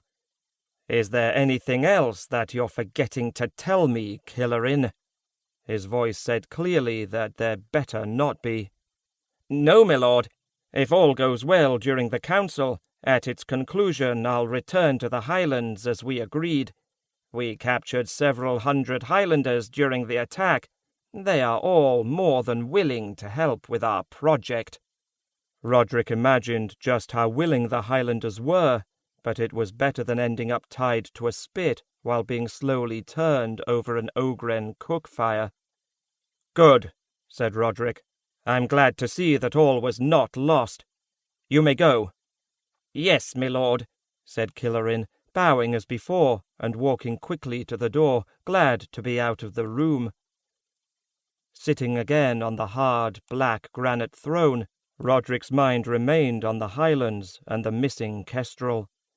He had a nagging suspicion that this boy would continue to be a problem, and he didn't like problems. Not at all. Chapter 13. Stymied.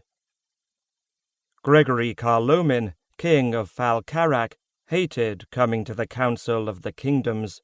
Most of the time, you were stuck in a stuffy room for days, arguing over table scraps that had little or no importance. But appearances had to be kept up. The council met every 2 years. During that time, all the rulers of the different kingdoms gathered to discuss trade agreements, settle border disputes, arrange marriages, and handle any other necessary tasks. It did prove useful, though.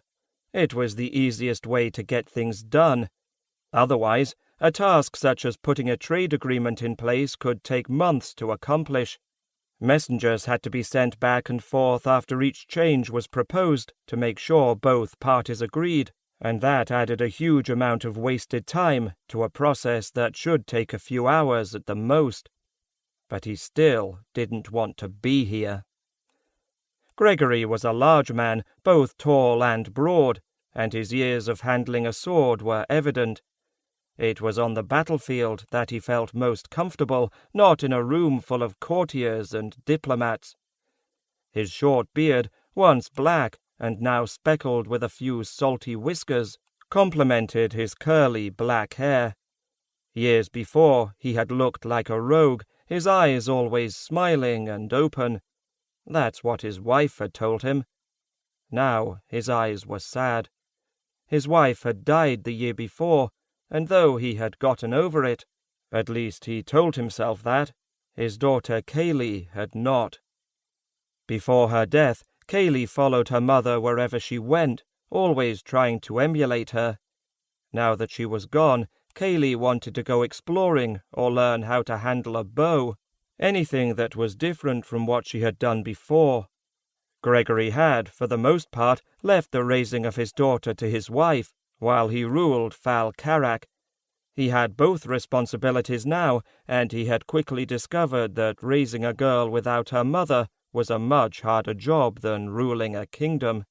He wished he were back in Barlineslo, spending time with her now.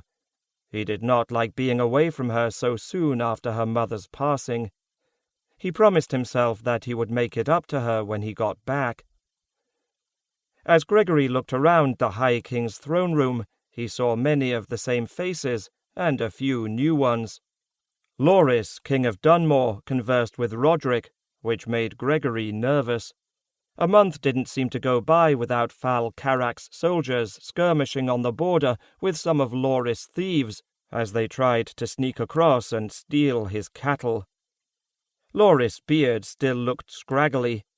He had grown it as a boy to hide a scar he had gotten when he had raided Falcarak, wanting to make a name for himself before assuming the throne. Yet it could do nothing for the weak chin or dull eyes. Gregory watched the people walking past him, many of whom he nodded a greeting to, even sparing a kind word, but he quickly grew bored. Normally, he spent most of his time at the council speaking with Talon Kestrel. They'd been friends since childhood and had many common interests, besides the fact that their kingdoms bordered one another. But Talon hadn't arrived yet, which was strange. It was not like him to be so late to the council, even though Talon hated these gatherings as much as he did. Across the room, Gregory caught the eye of Rendel, King of Kenmare, and his wife, Lorena. Both he and his wife waved, and Gregory returned it gladly. Of all the kings, Rendel had ruled the longest, though his age hadn't slowed his step. In fact, the only sign of his many years was his white hair. Gregory was certain that he had gotten most of it because of Lorena. She grew bored easily, and when that happened, she liked to meddle in Rendel's affairs. Gregory realized that Lorena was coming in his direction now that her husband was occupied with someone else. He knew exactly what she wanted to talk about. Lorena was renowned for her matchmaking. Her first words would be, "You've mourned long enough, Gregory. A year shows the proper respect. You shouldn't be alone, and I just happen to know the right person." Once Lorena got started, it was very hard to make her stop, and he really didn't want to talk with her at the moment. Turning quickly, Gregory looked for a way to escape. Instead, he nearly knocked over a beautiful young woman standing behind him. Gregory quickly reached out his hand and caught her by the arm to prevent her from falling. Taking a closer look, full red lips and a dangerously low-cut green dress made Gregory's heart quicken a beat. He thought he could drown in the dark green pools of color that formed her eyes. He wouldn't have minded that at all. The woman steadied herself. Gregory realized he no longer had to support her, but he was reluctant to let go. His mind was still caught up in the woman's green eyes. Green eyes. Green eyes and a green dress. There was someone he had heard of who preferred green dresses that matched her eyes. Who was that? It suddenly came to him, and he removed his hand. "I'm sorry, Sorel," apologized Gregory. "I didn't see you there." "Quite all right, Gregory," said Sorel Marcarin, Queen of Benowin. "No damage done, and I saw the reason for it. Lorena seems to be up to her old tricks again." Sorel had taken the throne of Benowin less than a year before. Her sister had died from a wasting sickness. Unlike the other kingdoms, only a queen may rule Benowin. If the ruling monarch died without a daughter to rule after her, then a sister wore the crown next. "Yes, she is," replied Gregory. "But now that you're here as well, perhaps she'll turn her attention to you rather than me." "Thank you, but no," said Sorel. "I'm not ready for marriage. I haven't found the right husband." Gregory found that surprising.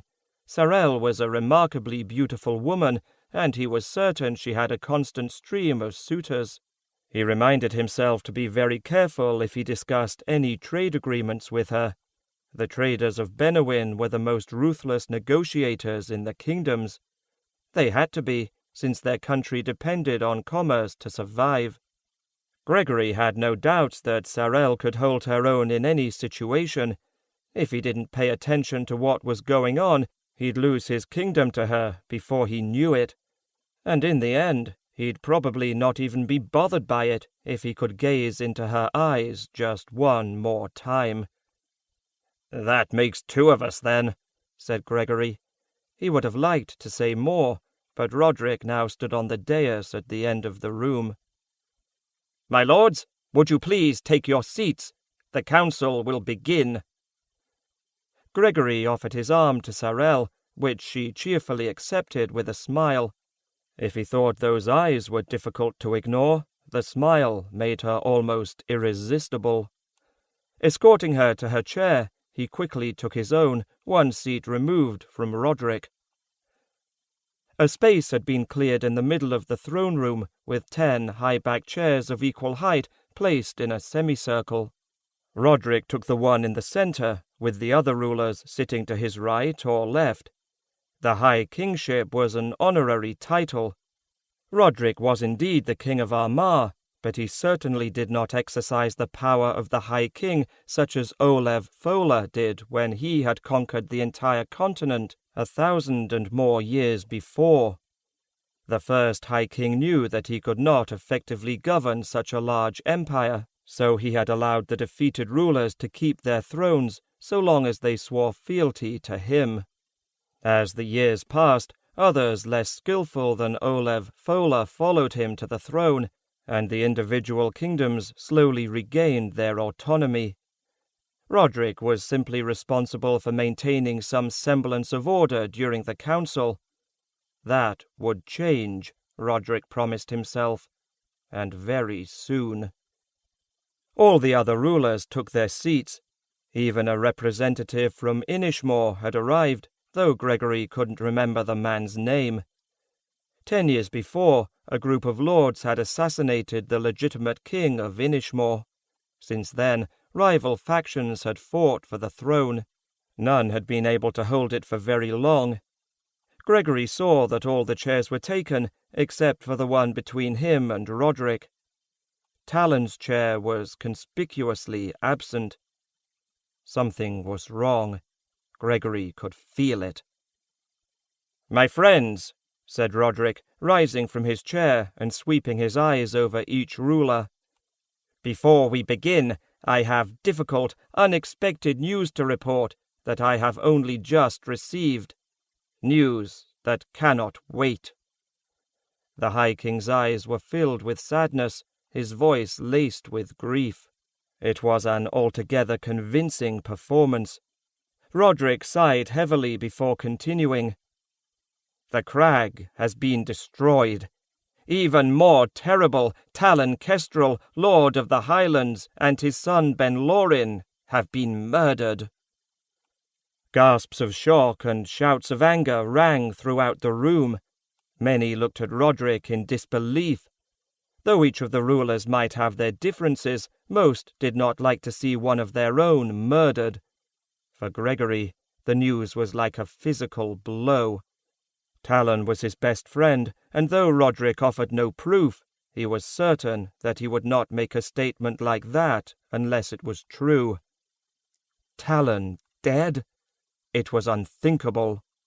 His wife, and now his best friend. Did life only get worse? Talon was a good man, as was his son, and I promise that this evil deed won't go unpunished. Gregory looked at Roderick. The man's attempts at sadness and grief were fairly convincing, but his eyes sparkled with delight. Roderick had much to gain with the Kestrels gone. In the last few years, Roderick had continually pushed to increase his power as High King, but the other rulers had resisted. It was always little things. Only a few months before, Roderick had asked to establish a small garrison in Ballinasloe to protect Armagh traders from the pirates in the Sea of Mist. Gregory had refused. There were no pirates in the Sea of Mist. He had seen to that, and if there were, they were Armarian. It was really a very simple stratagem that Roderick employed. Any increase in power for Armagh came at the expense of the other kingdoms, and Armagh already had the largest army in all the kingdoms. No one wanted to make life any easier for Roderick.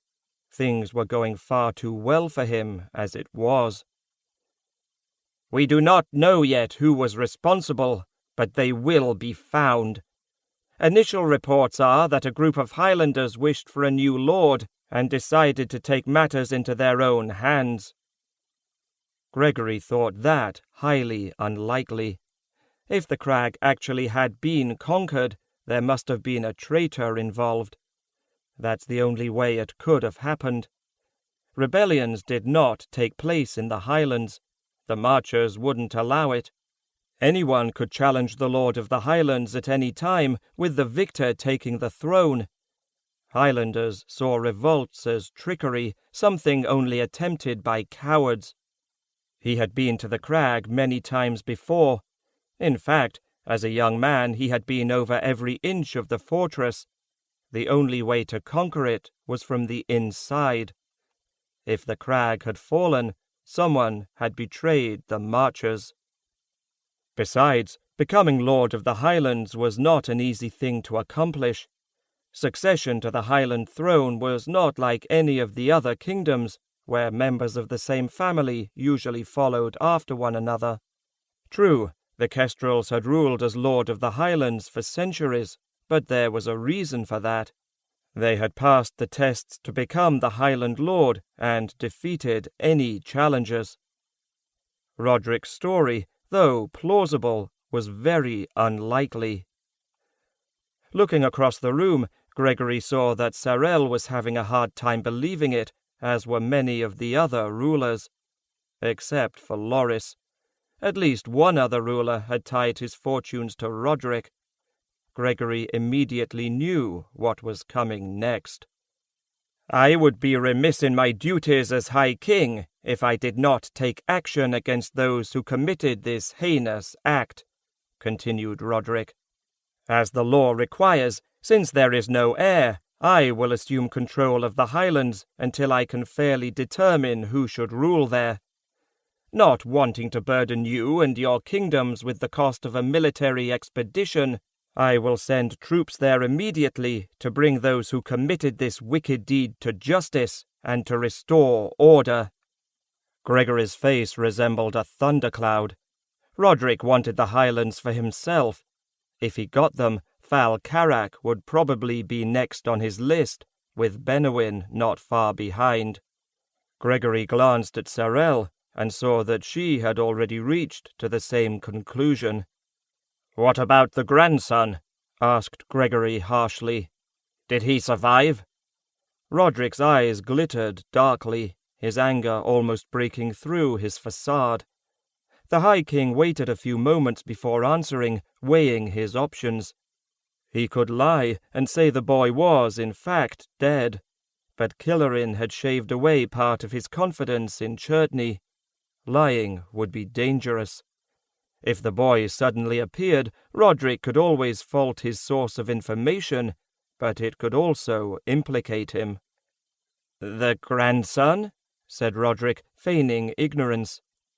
"Yes, there is a grandson," said Gregory, his anger rising. He knew Roderick was lying, but he couldn't do anything about it. "Your offer to aid the Highlands is certainly a noble gesture, but it is a moot point if Talon's grandson survived." "I don't know. I didn't know Talon had a grandson," said Roderick, trying to control his anger. He should have known that Gregory would be the one to hinder him. He had been a friend of Talon's. "The bodies of Talon and Ben-Lorin Kestrel were recovered, but the grandson was never found."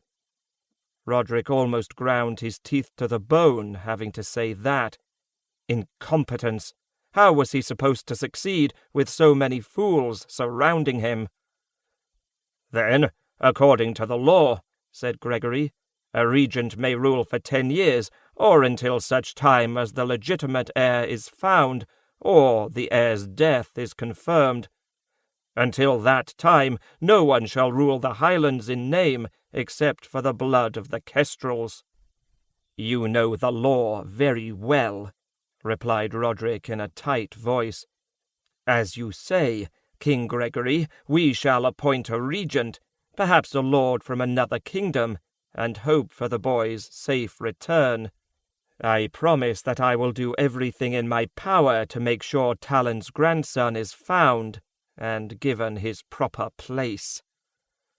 The menace in Roderick's eyes and tone confirmed it. Gregory knew exactly what Roderick considered Thomas' proper place to be, a hole in the ground next to his father and grandfather.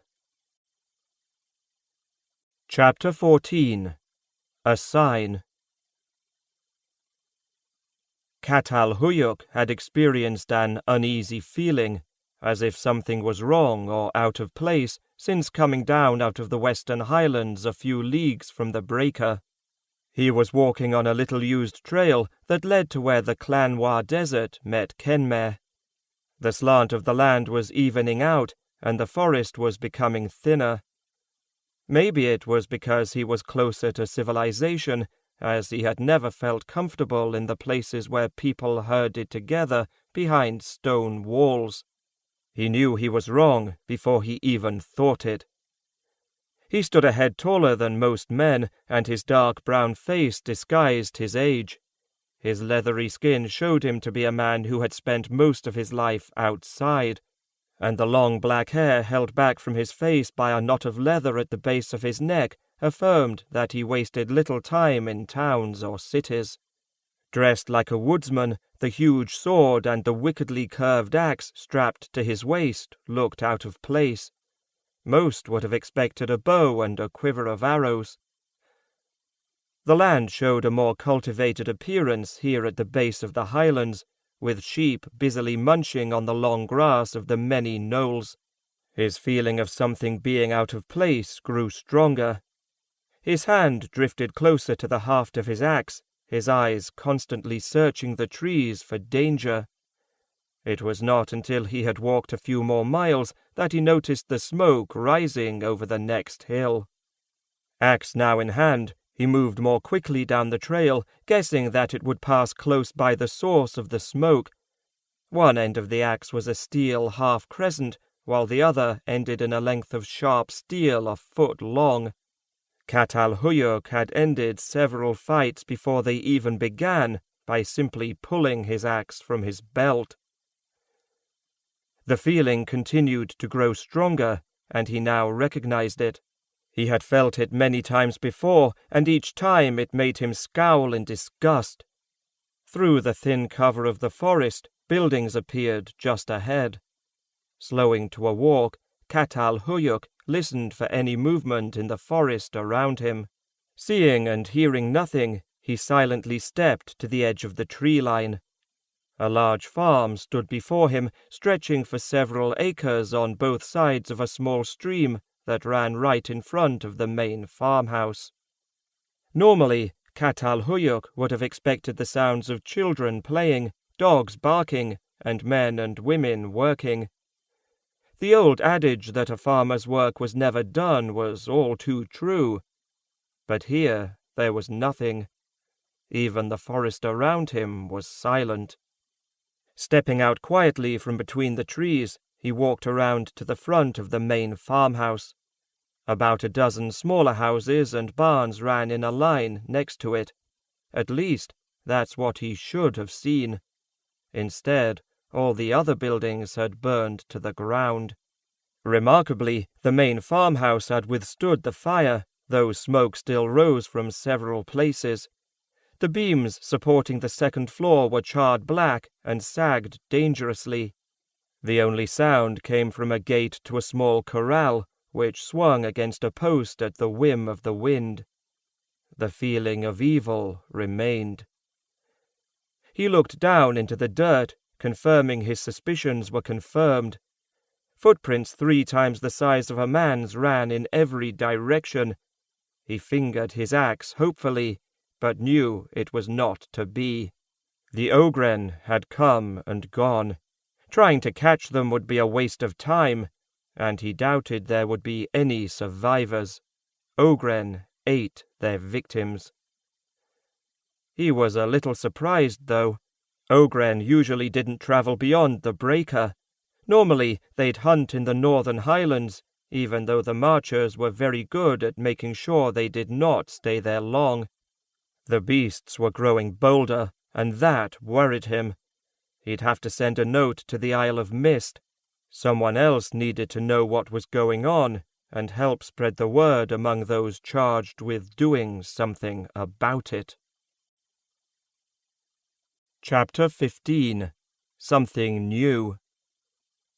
The Isle of Mist sat only a mile from the eastern shore of the highlands, yet most men considered the shallow barrier of water to be several leagues wide, and avoided the island at any cost. As with any culture based on an oral custom, where history largely survived because of the efforts of the tale-tellers, legend, rumor, and the truth often became mixed into one. So much so that even the tale-tellers didn't know if the stories they recited were truth or fiction. Though each tale-teller offered a distinct version of the same legend, they all agreed on one thing. Those unwise enough to venture onto the Isle of Mist usually did not return. Pirates used to prowl the Sea of Mist, and legend said that the isle was their sanctuary. This, of course, drew the stout-hearted in search of fortune, but no gold or other riches were ever found, only hideous creatures and spirits waiting to feast on the unwary adventurer. As a result, most believed the island cursed, haunted by the spirits of the dead pirates protecting their hidden treasure. Thomas had heard the tales as a child and believed them. When Raya had told him that that's where they were taking him the day after their first meeting, he tried to escape the following night, but Rinlin caught him. Now, after 5 years on the island, he was beginning to hope that there might be some truth to the stories that Rinlin had fabricated to keep people away from his home. He could do for a little excitement. It truly was a beautiful island. A handful of large mountains dominated the landscape, and heart trees covered its expanse from one tip to the other. He enjoyed running beneath and leaping over their roots. Also, the rough bark offered excellent handholds, and Thomas found that he could pull himself up fairly easily. He climbed to the top of several, enjoying the view across the sea to the east or into the highlands to the west, all the while holding on tight as the uppermost branches swayed in the wind. Thomas had just finished his lessons with Rinlin, and he looked forward to having some time to himself this afternoon. This morning he'd gotten out of his studies without any extra work, so he'd gone to one of his favourite places, a small cove along the western shore of the island. Belial went with him. Though Belial liked to wander the island every day, he never stayed away from Thomas for very long. On cold nights, Belial liked to curl up by Thomas' feet as he read a book in front of the fireplace, though the large wolf, almost the size of a pony, always made sure that he was closest to the fire. Sometimes Thomas stood on the beach and watched the waves as they crashed against the shore. It was a very peaceful place, Shark Cove. He had swum out past the rocks once, trying for the deep water. He had learned very quickly how the cove had gained its name. Before he had gone very far, 2 very large fins broke the surface of the water, headed in his direction. Luckily, he had not yet swum past where the seafloor dropped off at a steep angle, so the sharks couldn't reach him. Rinlin had spoken of the sharks during one of their lessons soon after that frightening experience. Great sharks, they were named. Thomas could understand why. The 2 he had seen must have been at least 40 feet long and could have easily swallowed him whole. The grey-blue skin perfectly matched the colour of the water. Their long, pointed snouts with large, triangular, serrated teeth, some 4 or 5 inches long, had sent a chill down his spine. Since then, Thomas stayed close to the shore. From where he stood in the sand, Thomas observed the highlands reaching for the sky just across the channel. He missed his grandfather, the passing time failing to heal the wound. Sometimes when he was asleep, he dreamed of the night that had changed his life so dramatically.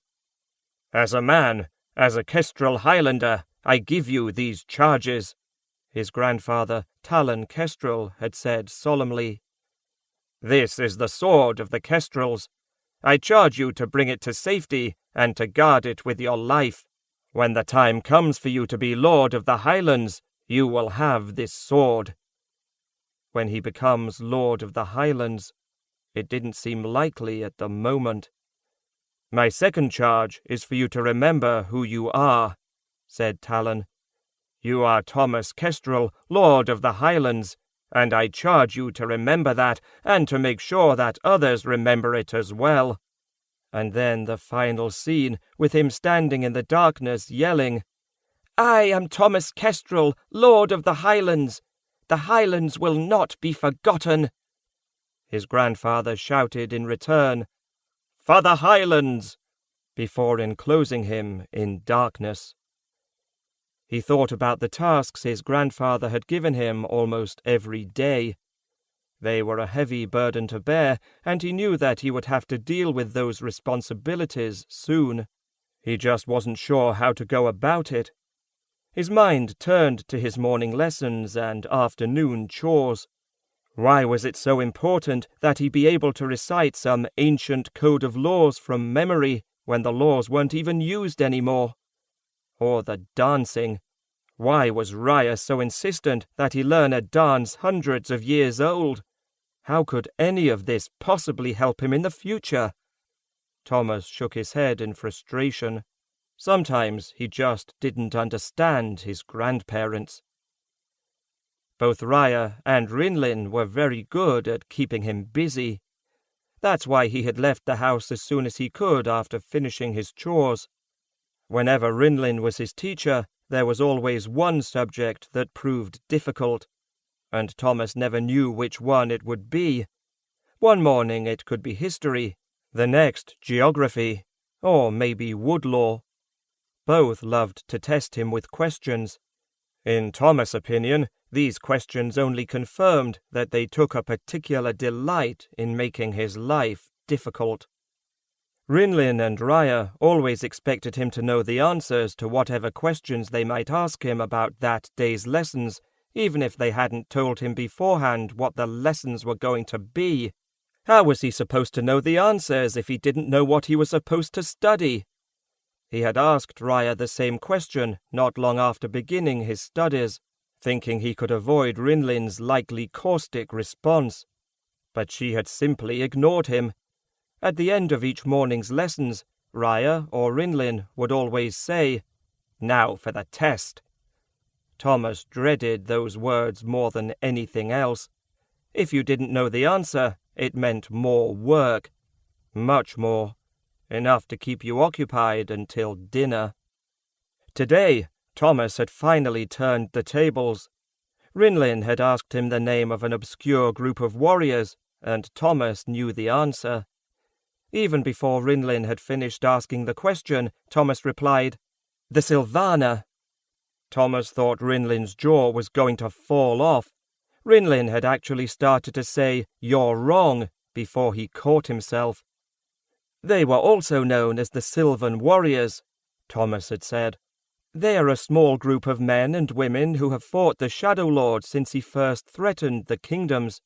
The stories say that the Sylvana live in the more uninhabitable parts of the kingdoms, preferring to stay away from cities and civilization, guarding the kingdoms until it is time to fight again." It was the first time he had gotten the right answer in 5 years. Better yet, it was the first time he had actually seen Rinlin surprised. It really did look like Rinlin's eyes were going to pop out of his head. But Thomas didn't stay to see if that actually happened. He had hopped off his stool and ran out the door as fast as he could. Thomas sighed as he turned away from the waves. Belial hadn't moved from where he had lain down when they first arrived, having found a comfortable place on a soft bed of moss at the edge of the small beach. Belial was full-grown now, but Thomas had never guessed on that day so long ago, when he had carried the little wolf pup in his arms, that his friend would grow to be so large. Admittedly, Thomas was not very tall. Still, Belial's head easily reached above Thomas' chest. Belial appeared to be napping. Thomas knew better. As soon as Thomas walked by on his way back up the trail leading to the mountains, Belial was at his heels. "Enjoy your nap?" asked Thomas derisively. Belial just looked at him with an impudent grin. Upon seeing those sharp teeth, anyone not familiar with Belial would have been halfway up the nearest tree. Thomas had taken only a few more steps before he felt his foot catch on something. Stumbling, Thomas caught himself just before he fell flat on his face. He looked back to see Belial sitting on his haunches in the middle of the trail, trying to appear innocent, and failing miserably. He could feel his friend's soft laughter in the back of his mind. Thomas promised himself that he'd get even as he continued back along the trail. Chapter 16. A New Friend. Although the evening was cool, the fireplace warmed the downstairs floor. Unfortunately, it was getting a little too hot, so Raya left the window over the sink open to let in the night breeze. As soon as Raya had opened the window, the delicious smell of the stew wafted outside and drew Thomas inside. Venison stew, his favourite. He didn't know what he liked best, the stew itself or the rye bread Raya baked to go with it. "So where were you this afternoon?" asked Raya. "Rinlin told me that you answered his question correctly." "Down at Shark Cove," he said with some difficulty, as he tried to speak and eat at the same time. "It was a lucky guess," said Rinlin, still slightly annoyed that Thomas had gotten the right answer. He didn't like it when people knew the answers to his questions. It just didn't seem right. "What were you doing down there?" "Just thinking," replied Thomas, this time remembering his manners and waiting to finish a bite of stew before responding. "How did you learn about the Sylvana?" asked Rinlin, an intent look on his face. Glancing at his grandfather, Thomas sensed that this was more than just a casual question. Rinlin was too interested in his response. "I read about them in a book," said Thomas, not offering more than just the necessary information. Rinlin waited for more of an answer, but soon decided that he wasn't going to get a better explanation. Thomas certainly didn't mince words, which Rinlin approved of. There was no need to say more than was necessary. But when you're trying to get to the bottom of something, it could become an extremely frustrating exercise. Raya simply shrugged her shoulders and passed him a slice of bread. Thomas kept his head down and focused on eating his stew. He didn't want to talk too much about this subject. Yes, he had read a book about the Sylvana, and he was interested in learning more about them. But the main reason thoughts of the Sylvana remained in his mind were the dreams.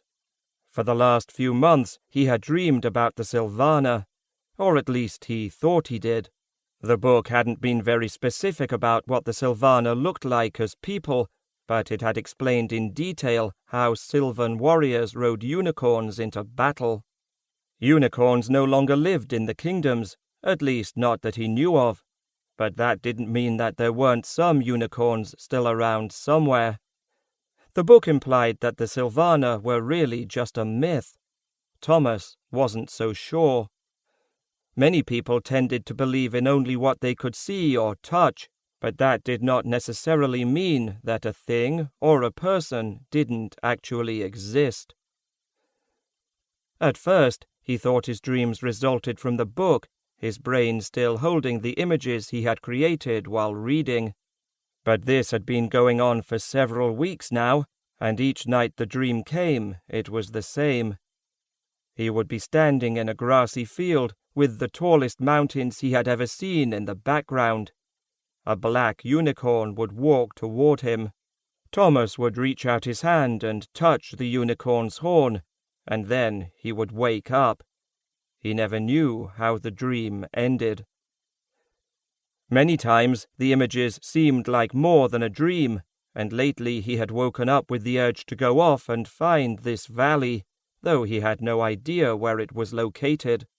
All in all, he thought it was extremely strange.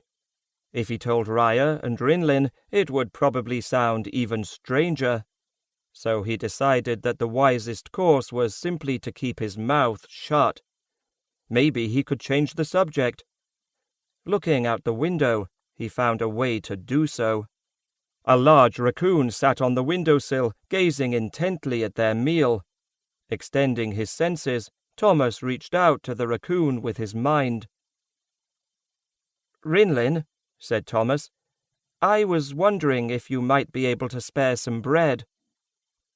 Rinlin gave Thomas a perplexed look. He normally didn't like to share his food, and he had assumed that Thomas was done with his meal. He decided to be generous. "You want a piece, then?"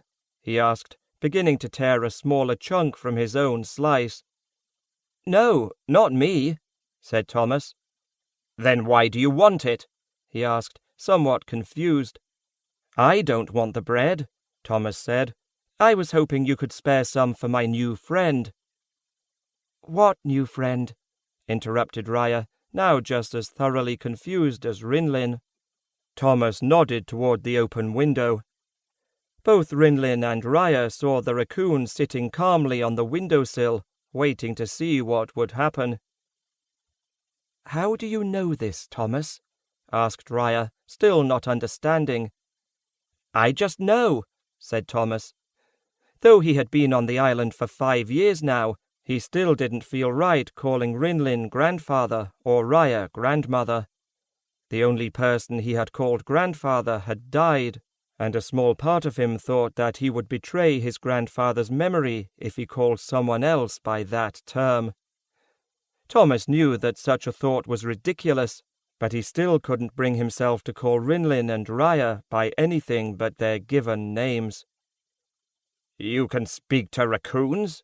asked Rinlin, unable to keep the surprise from his voice.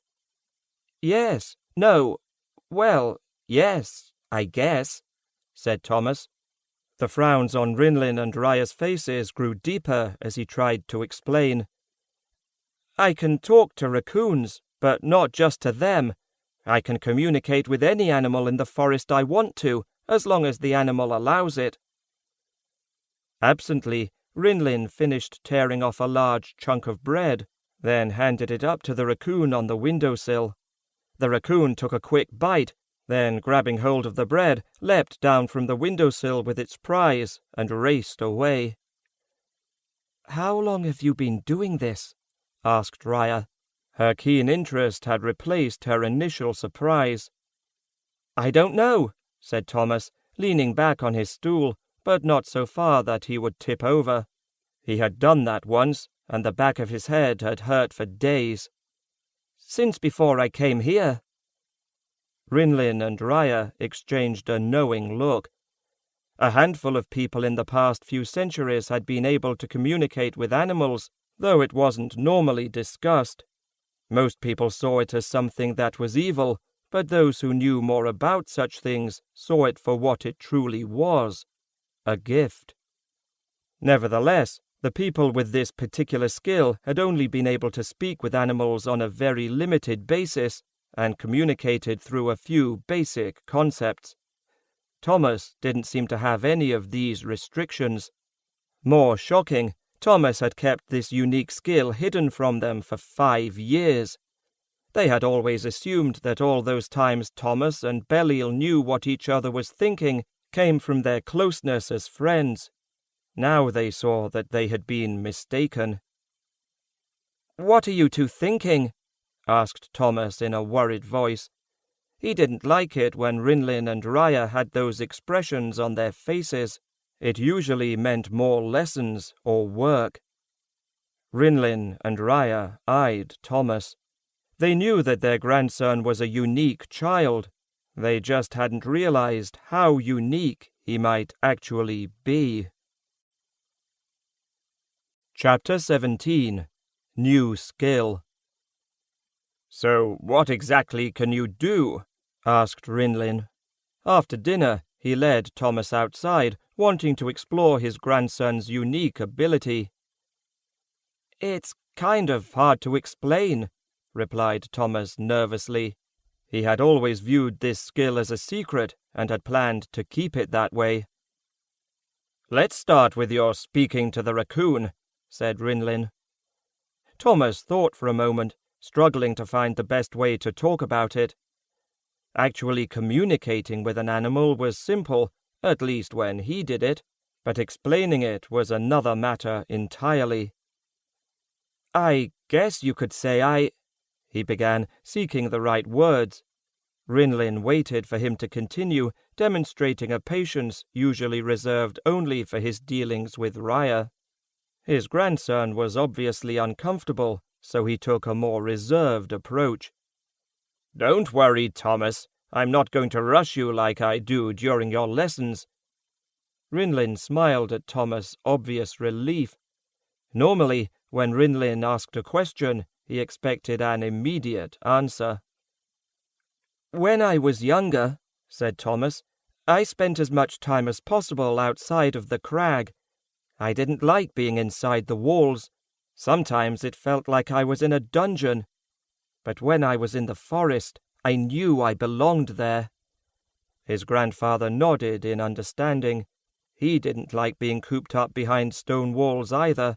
It dampened his awareness of what was going on in the natural world, and that made him uncomfortable. Seeing his grandfather's nod, Thomas plunged ahead with more confidence.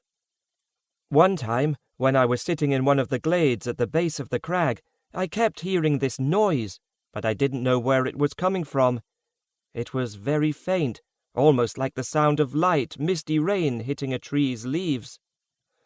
I got up and walked around the glade, searching for the source. At first, I thought it might have been an animal or a bird, but it wasn't. So I went back to the tree, and I heard the sound again, a slow, misty rain falling on a tree's leaves. That's when I focused on the tree I had been leaning against. It was a clear, sunny day, so it definitely wasn't rain. The only other explanation I could think of was that the sound came from the tree, from the inside. I put my hand on its bark, getting a feel for its roughness. Then I concentrated on the tree. I didn't really know what I was doing, but I stayed like that, kneeling in front of the tree, my hand against its bark, for more than an hour. No matter what I did, I wasn't getting anywhere. I could still hear that sound, but I couldn't find the source. "What did you do next?" asked Rinlin, captured by the story.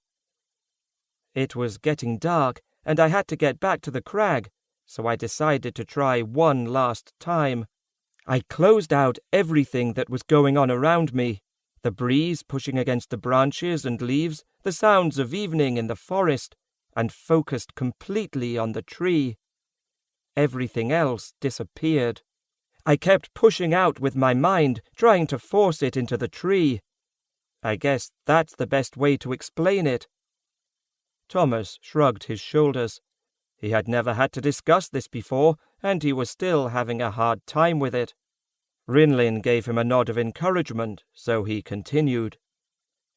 "It was like trying to shove a huge rock up a hill, and every time you got it to roll forward, your feet would give way, and you'd slide a little farther down the slope, so you actually weren't making any progress at all.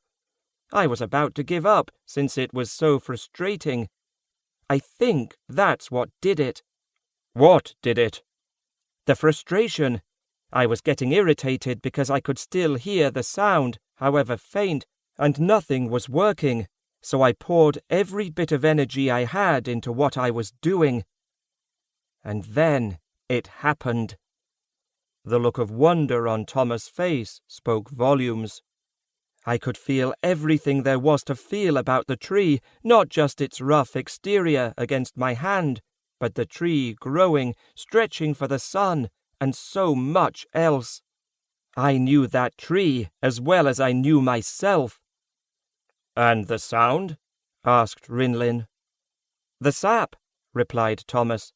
"That was the sound, the sap running through the tree. Anyway, after a while, instead of focusing on a single tree, I concentrated on several. It still took some time, but it got easier since I had already done it once. And it worked. I could feel the trees, and even more than that. I knew there was a redbreast in one of the trees, guarding 3 small eggs until they hatched. And the squirrels. There must have been several dozen just in that small area. The more I did it, the easier it became, and the farther I could extend my senses. Now I don't know how far I can go." "The island?" asked Rinlin. "Can you extend your senses all the way around the island?" "Yes," said Thomas. "I know that for sure. I think I can actually go farther, maybe as far as the western edge of the highlands. I just haven't tried it yet." "And the animals?" asked Rinlin. "That started when I first met Belial," said Thomas. "His mother had been killed, and I needed to speak with him. But I don't communicate with animals in words. Maybe it's because they can't actually say words. I don't know for sure. When I communicate with animals, it's all based on emotions that I translate into images in my mind. At least, that's the only way I can explain it." Thomas shook his head in frustration. Though he could do it, he wasn't quite sure how he did it. The hard part is translating the emotions. For example, the raccoon on the windowsill. I had never met him before, so when I entered his mind the first time, I had a hard time figuring out what he was trying to say, because I was unfamiliar with the images passing through my mind. It didn't take long, though, before I got it. I translated his primary emotion into hunger, and from there it was simple. With Belial, it's a little different because I know him so well. The more time I spend with a particular animal, the easier it is to communicate with them. I'm sorry I can't explain it any better than that, Rinlin. All I know for sure is that I can do it." "That's all right, Thomas," said Rinlin, knowing how hard this must have been for him. A fair comparison would be trying to grab hold of the fog. "That's enough questions for now. Let's see just how far you can extend your senses." "All right," agreed Thomas with some enthusiasm. Thomas turned away from Rinlin and focused on the surrounding forest, seeing the individual trees clearly in the darkness. He closed his mind to everything else around him. Though his eyes were still open, he really couldn't see anything now, not even the trees. Instead, the surrounding forest appeared in his mind. One tree became several, which then became even more, until he glimpsed leagues and leagues of heart trees running along both sides of the mountainous spine of the Isle of Mist. Not too far away, he found a raptor reveling in the strong breezes coursing off the cliff faces, and a bear waiting patiently at the shore of a river for a fish to come within reach. Whenever he extended his senses, it felt like his spirit had left his body. He could look down and see himself standing there, as well as Rinlin and now Raya, who watched from her seat on one of the roots of a heart tree. Though most of his awareness was focused on the forest, a detached part of his mind remained with his body, and that part heard someone talking to him. It was Rinlin. "Now I'm going to do something so I can see what you're seeing," he said. "Don't worry about me, just stay focused on your task." At first, nothing changed. Gradually, though, Thomas sensed that he was not alone as he looked down at the Isle of Mist. Rinlin. It felt as if Rinlin was riding along on his shoulder. "Go as far as you can, Thomas," ordered Rinlin.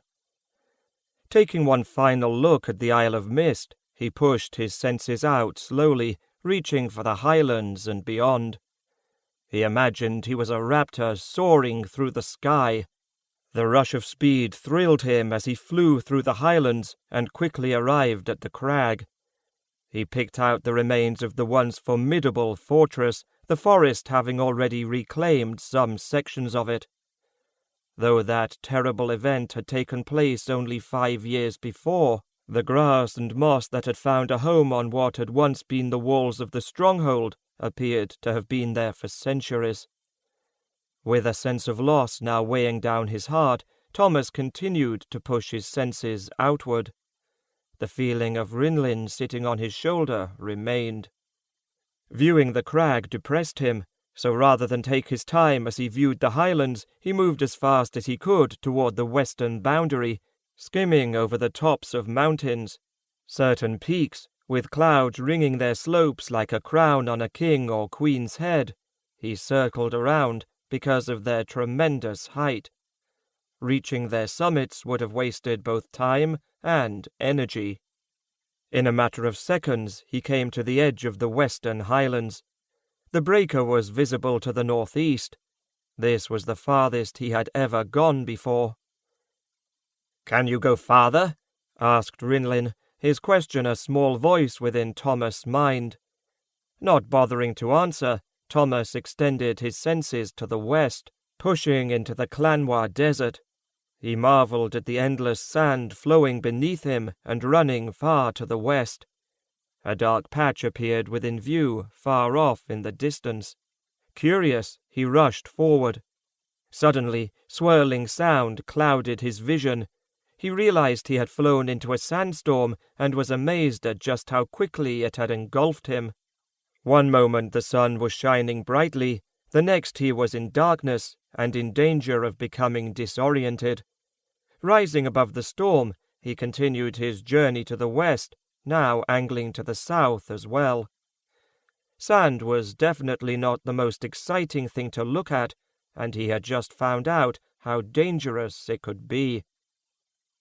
As Thomas pushed his senses farther to the southwest, he felt his body back on the Isle of Mist begin to sweat. The strain of extending himself so far was beginning to affect him physically, and his attempts to go even farther took more of his strength. Gritting his teeth, he tried one final push. As his energy dissipated, he passed over the border of the desert where sand fought with grass for dominance. The grass soon rushed beneath him as he headed south, the strain of his efforts forcing him to fight harder and harder to maintain his concentration. He knew that he was close to his limit. Finally, he stopped at a large river that sliced across the land, the Curazon River. He was close to Armagh, halfway across the continent. His efforts had strained his strength, and exhaustion was quickly consuming his body. Thomas decided it was time to return home. At least he didn't have to follow his trail all the way back to the island. Relaxing his concentration, he was back on the Isle of Mist instantly. Rinlin now stood next to him in case Thomas needed support, a look of concern on his face. Raya perched on her rock, worried as well. He couldn't understand why until it hit him as to just how tired he felt. Rinlin hovered at his side as he walked unsteadily to the heart tree and sat down next to Raya. "Not many can do that, Thomas," began Rinlin, adopting the scholarly tone he favored when explaining something. Raya smiled at Thomas. For both of them, it was a common occurrence. "In fact, I don't think there are any who can go as far as you can. Years ago, some could, but they're gone now. Raya and I are about the same in terms of strength regarding your particular skill, what we'll call searching. It's also known as wandering or traveling, but I think searching will do just fine for now as a definition. Anyway, both of us can only search as far as the western edge of the Highlands, and even then it places a great deal of strain on us. If we tried to go any farther, we'd soon feel the same way you do now." Thomas had listened with one ear, much like he did during his lessons with Rinlin. He was exhausted and almost completely spent. His mind quickly latched on to what Rinlin had just said. If he had heard Rinlin correctly, that meant Thomas had searched several hundred leagues farther than either of his grandparents ever could. "You mean I can search farther than you can?" he asked. "How is that possible?" "Well, Thomas," said Raya, cutting in before her husband could reply, "it's much like anything else in life. A jeweler has a particular skill in shaping gold or silver into intricate designs, while a blacksmith can do much the same with steel when making a sword. You too have a particular skill with searching. Both Rinlin and I can do it, but it's not one of our primary abilities. It stands to reason, then, that you should be able to do more with it than we can." "And that ability will only grow stronger as you get older and become more experienced in it," interrupted Rinlin. "Within the next few years, you'll probably be able to search on the other side of the Heartland Lake, maybe even to the western shore of Kestrel." "You think so?" asked Thomas excitedly. It didn't seem possible to go that far, but then again, he had just gone farther than he thought he could. He smiled at the idea of seeing the Western Ocean while standing on the Isle of Mist. That would indeed be a remarkable achievement. His grandfather, Talon, had once told him about his mother's ability to do very much the same thing he had just accomplished, though he had called it by a different name. People living in the crag called her a witch because of it, but his grandfather had simply said that she could do something that others could not, and that it was a gift to perform magic of that sort. Magic. Many people in the kingdoms spitted the word out as if it were a curse. Dark magic. Black magic. He had never thought that searching or communicating with animals was magic, but maybe it was. Then again, everyone said, including the tale-tellers, that magic no longer existed in the kingdoms. The most common story involved the Sylvaner. Though the Sylvaner had practiced magic for millennia, after the Great War, the Sylvaner left the kingdoms and took the magic with them. Therefore, anyone who could still perform magic was automatically associated with dark magic and the Shadow Lord. When Thomas asked Talon whether there were people still alive in the kingdoms who could perform magic, he had answered yes. Thomas didn't know anyone in particular, except perhaps for his mother, but that didn't mean there weren't any left. He could almost feel the wheels churning in his head as the logic worked itself out. If his mother had performed magic, it stood to reason that he could. Perhaps he could do other things with this magic. But first, he wanted to confirm a few things. Raya? Yes, Thomas? My mother, was she able to perform magic? The question hung in the air for a few moments, as Raya looked to Rinlin for help. He shrugged his shoulders in response. A great help he was, always willing to answer the easy questions, but never the hard ones. She didn't know how she was supposed to answer, and she didn't want to lie. Thomas was only 15. Then again, she had been about the same age when she learned about some of her special abilities. In a sense, yes, she could. And she could do what I just did. Search, I mean. Yes, Thomas, Raya replied. She knew the next question. So that means I can perform magic as well. Yes, you can, Thomas. The look of realization on his face spread. He had held his breath in anticipation. Then both you and Rinlin can perform magic too. Wait a moment, said Rinlin, sighing in exasperation. Before we start this discussion, let's get a few things straight. First, it's not magic. That's not the right term. We call it the talent. Second, yes, Thomas, both Raya and I have the talent, but that's really not the right way to explain it. And searching is only a small part of it. Again, it all goes back to an individual's particular abilities. For you, searching is one of your strengths, while you might not be able to do something else as well as I can, or as Raya can. And we're not really performing magic, as those charlatans do at the annual fairs and festivals. You know what I mean, making a rabbit disappear and such. That's sleight of hand, not magic. So don't say, perform magic. Say, use the talent, or harness the talent, or apply the talent. Make sure you know what you're talking about. Thomas took in everything Rinlin said in rapt attention. This was much more interesting than his normal lessons. Rinlin again adopted the pedantic tone he preferred when imparting knowledge. What you're really doing is harnessing power. Power from where? Asked Thomas. Where do you think? Countered Rinlin. He'd rather have Thomas figure it out for himself. It was the best way to learn. Thomas thought about what he had just done. When he searched, he had always been outside, and he didn't like being within stone walls for too long a time. It made him feel as if he were locked away from something. Once he was free of the walls, though, he could hear better, see better. He even had a sharper sense of smell. Put simply, he felt more alive. "From the forest?" "Yes," said Rinlin, patting Thomas' shoulder, pleased with his response. "From the forest. That's a part of it, though that's not the actual source." "Then what is it?" he asked. "What is the forest a part of, Thomas?" asked Raya. Now she was answering him with questions as well. Thomas forced down his growing irritation. Patience was something he had not yet mastered. "Nature." "Right," said Rinlin, clapping his hands with pleasure.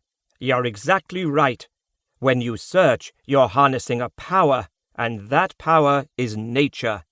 That's why you feel more comfortable outside than in. You can sense the power of nature, and you don't like to be away from it. That's the main difference between sorcerers or sorceresses, that's what we like to call ourselves, and those people who can't use the talent. We can get closer to nature. We can actually feel it within our blood. When it's taken away from us, we hunger for it. Other people, they can see nature. The trees, the bushes, the water in the stream, the birds, the animals, the mountains. But that's all they can do. They can't feel the life around them. Because we can feel nature in a much more direct and intimate way, we can also harness its power.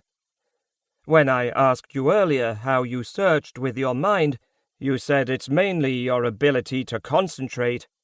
You can close out everything around you and focus specifically on the trees, then the mountains, then whatever comes next. When you're concentrating like that, you're actually pulling in the power that exists in nature. You're pulling in the power of the heart trees and the rivers and the mountains and redirecting it.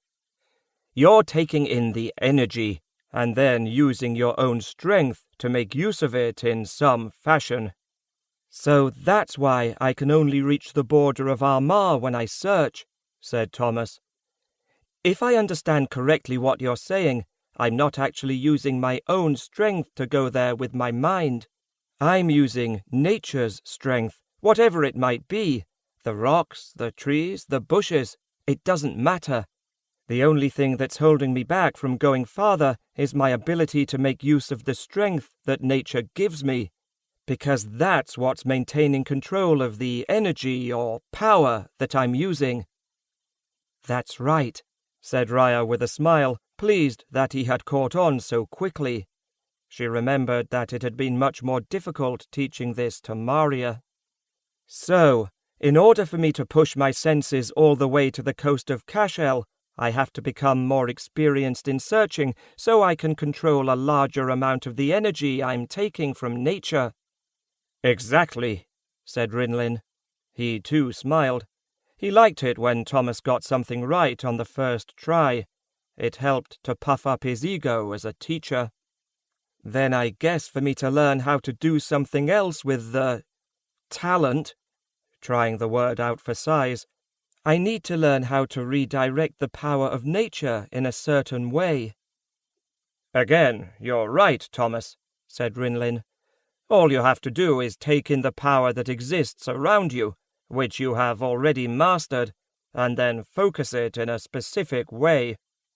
"But not tonight," said Raya. "It's almost midnight, and it's time for bed. We can continue this discussion tomorrow morning." She had seen the look on Thomas' face, and she knew what he was going to ask next. He wanted to learn what else he could do, but it was getting late, and he needed his sleep, especially since Rinlin had asked him to see how far he could go. The test had actually served an altogether different purpose. Yes, Rinlin was curious about how far Thomas could search, but he also wanted to know just how strong he was, and how much of the natural power he could handle at one time. Thomas was only 15 years old, yet his strength was staggering. He was already stronger than Raya, and was just a few notches below Rinlin, and Rinlin was one of the most powerful sorcerers in all the kingdoms. Thomas nodded his acquiescence. Lifting himself off the rock, he stumbled more than walked as he headed to the house, and was thankful that the stairs leading up to his room had a banister. Otherwise, he wouldn't have made it. Too tired to take his clothes off, he flopped down onto his bed and was asleep in seconds. Nevertheless, the exhaustion he felt didn't keep him from dreaming. Again, he swept out over the sea of mist and into the highlands, moving at a blinding speed. Abruptly, he came to a stop. Looking down, he recognized the crag. This time, instead of seeing the grass and moss that covered the once formidable walls, he viewed them as they were after the attack, blackened and charred, with monstrous holes blown into the fortifications. 5 years, 5 years, 5 years, kept playing through his mind. He had left the Highlands 5 years before. He knew now with a certainty that he would never be able to escape from his responsibility. He could delay, but even then, the time would come when he couldn't even do that anymore. Chapter 18. The Talent. The next morning, Thomas awoke to rays of early morning sunshine streaming into his small room. Besides a bed, a chest for his clothes, a washstand, and piles of books, he did not have much of anything else. That might have bothered some, but not him. In his opinion, he had everything he needed. In the bottom of the chest, covered by his clothes, lay the sword of the Highlands wrapped in an oiled cloth. Rinlin had professed not to know how to use a sword. It was one of the first things Thomas had asked when he arrived on the Isle of Mist. If he ever ran into those reavers again, he wanted to be able to defend himself and exact some revenge. Rinlin had said that when the time was right, Thomas would learn how to use the blade. Thomas promised himself that he would not remove the sword from the chest until it was time. So far, the time had not yet come. As he washed his face, he looked in the mirror. More soft whiskers. He might have to start shaving soon. And the red in his eyes was unmistakable. He had slept like a log, but it certainly didn't look like it had helped. Running a hand through his short hair, even now curling around his ears and in the back, he wetted the comb that lay beside the porcelain bowl and brought some semblance of order to his hair. Then, after scrubbing his teeth with soda, he put on a clean white shirt, brown breeks, and tugged on his boots. The smells of fresh bread and porridge topped with cinnamon and apples greeted him as he sauntered down the stairs. Mumbling a greeting to Raya and Rinlin, who had already begun to break their fasts, he dug into the bowl that was placed before him. He was famished. Before either of his grandparents had gotten halfway through their porridge, he had refilled his bowl and eaten half a loaf of bread. "Hungry, Thomas?" asked Raya with some amusement. He could only nod, since he had just stuffed another spoonful of porridge into his mouth. "Then you've learned the first of your lessons for today," said Rinlin, leaning forward to make sure that Thomas understood the importance of what he was about to say. "When you use the talent, the more you try to do, the more of your own strength it requires. That's why you slept so deeply, and that's why you're still tired this morning. Your body is not used to what you put it through last night." Thomas put down his spoon, having finished his second bowl of porridge. He thought about having another, but decided instead to finish the loaf of bread. Rhea had poured honey over the top of it, knowing he had a sweet tooth. Between bites of his bread, he asked a few questions. "So, my ability to use the talent depends on my own strength?" Rinlin leaned back in his chair, nodding, glad to see that Thomas was listening so early in the morning. He had a tendency not to. "Does it depend solely on my physical strength?" "That's a good question," said Raya, grinning at Rinlin. It was always a pleasure to tease her husband so early in the morning. Rinlin didn't explain everything that he should have. Yes, it will depend on your physical strength. The stronger you are physically, the more you can do with the talent. You will be able to control a greater amount of the power you derive from nature, which will allow you to do more difficult things. But it does not rely solely on your physical strength. It also depends on your will. Thomas was getting confused. What did his will have to do with it? In fact, your will is more important than your physical strength. I've known sorcerers who were no more than skin and bones, yet they were more powerful than sorcerers who appeared to be carved from granite. Why? Because they had a stronger will. "That's what we need to practice," said Rinlin, cutting in on Raya's explanation and earning a sour expression from her for it.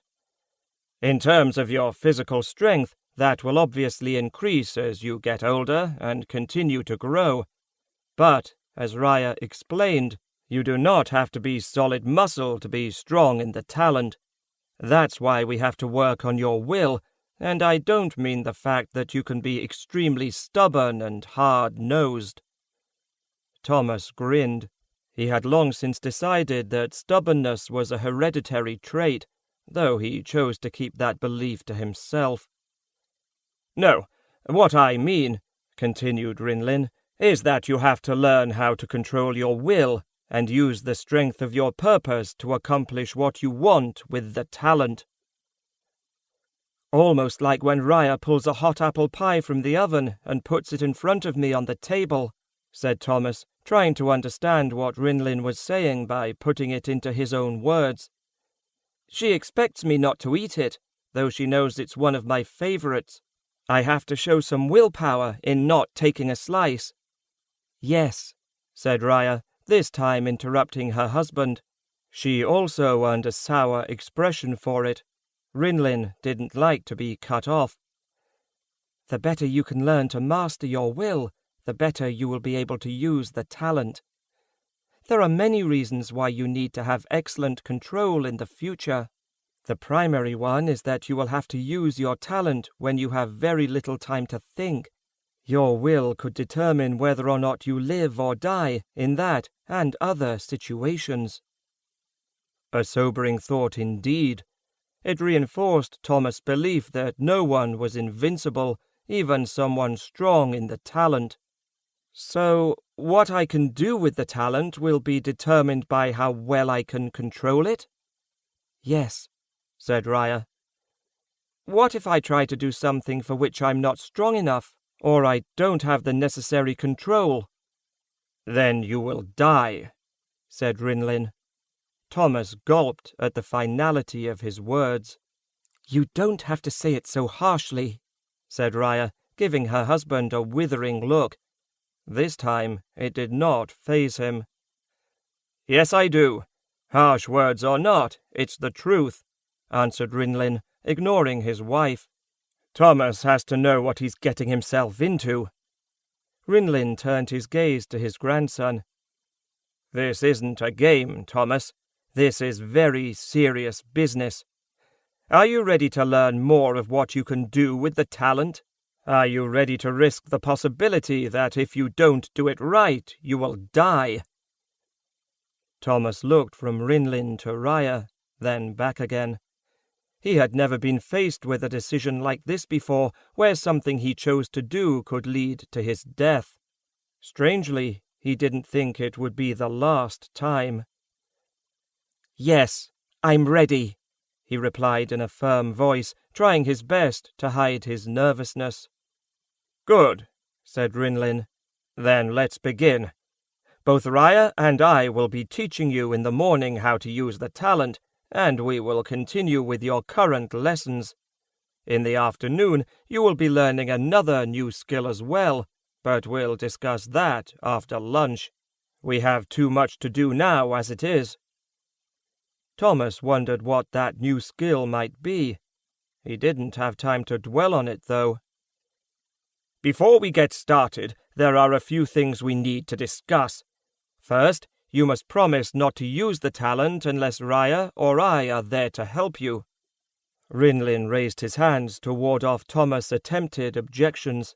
"I know that there is much you can already do, and for that reason we'll take searching off the list, as long as you don't go so far as to tax your strength too much.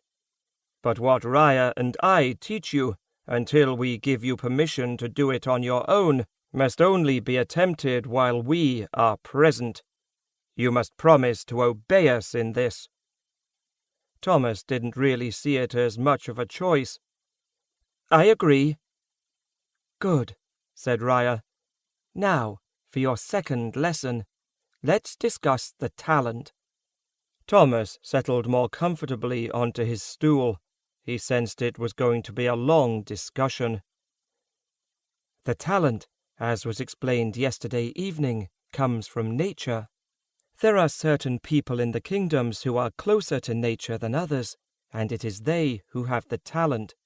Their ability, of course, depends on their strength and their will.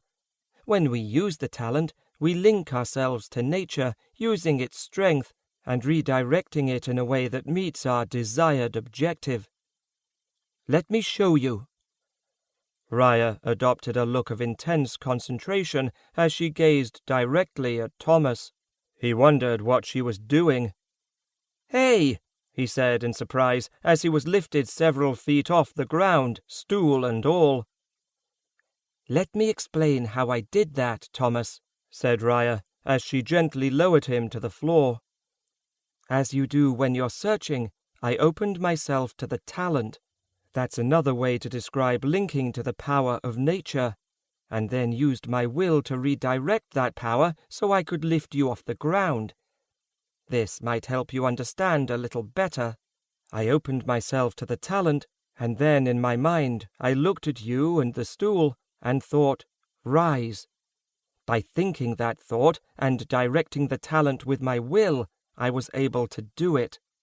You'll be able to give it a try in just a moment, but there are a few more things you need to know. One is that there are actually two forms of the talent. The first is one that both Rinlin and I practice, in which we derive our power from nature. There is another type that does much the same, though with far darker purposes. The best way to describe it is to simply call it dark magic, since it doesn't really involve the talent at all. Dark magic is practiced by warlocks, men and women who have sold their souls to the Shadow Lord in return for some skill in this cursed art." The Shadow Lord. While growing up at the crag, he had been told that the Shadow Lord was dead, destroyed in the Great War 200 years before. But Raya had talked of the Shadow Lord as if he was still alive. "What's the difference between the two?" he asked.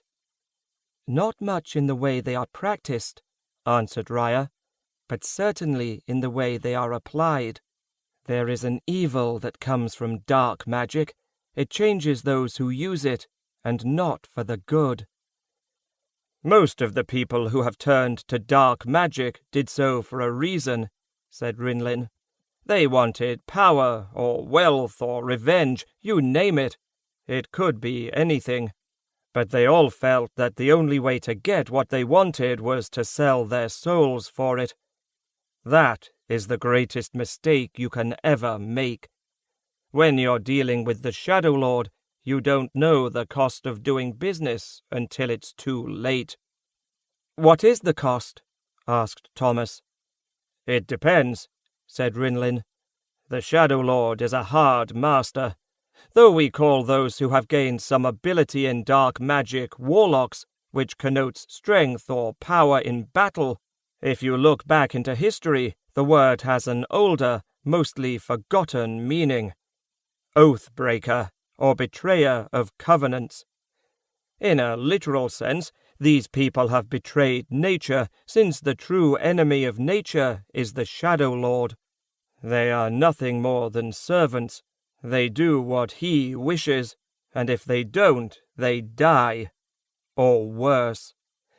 He doesn't have to worry too much about not having enough servants to perform his given tasks. There are always plenty of people who desire something and will go to great lengths to get it. In reality, they are weak people, and you need to remember that. If you ever come up against one, you can use that to your advantage, much like the Shadow Lord already has." "I think we've travelled far enough away from the subject for now," interrupted Raya, moving back to her lesson. "What about spells?" asked Thomas. "All the books speak about using them to perform magic. Does the same apply for the talent?" "Thank you, Thomas. You've brought me to my next point. You're right, many books speak of spells, but there is no such thing as a spell. Do you remember from last night what Rinlin was saying about prestidigitators?" "About what?" asked Thomas, thoroughly confused. "Sorry," said Raya. "Prestidigitators are those people who say they can perform magic, but really can't. It's all just sleight of hand. The disappearing bunny and all at the country fair?" Thomas nodded in understanding. "They say that the power to perform their magic comes from the spells they repeat when they are standing on the platform. They're lying. It's just a way for them to maintain the crowd's interest, and it adds to the mystique. But believe me, Rinlin was right. It truly isn't magic. And you definitely don't want to confuse tricks like those with the talent. There is more to handling the talent than trickery.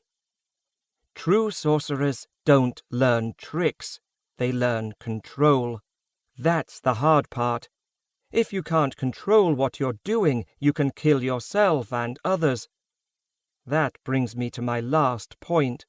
When you use the talent, you have to be very careful.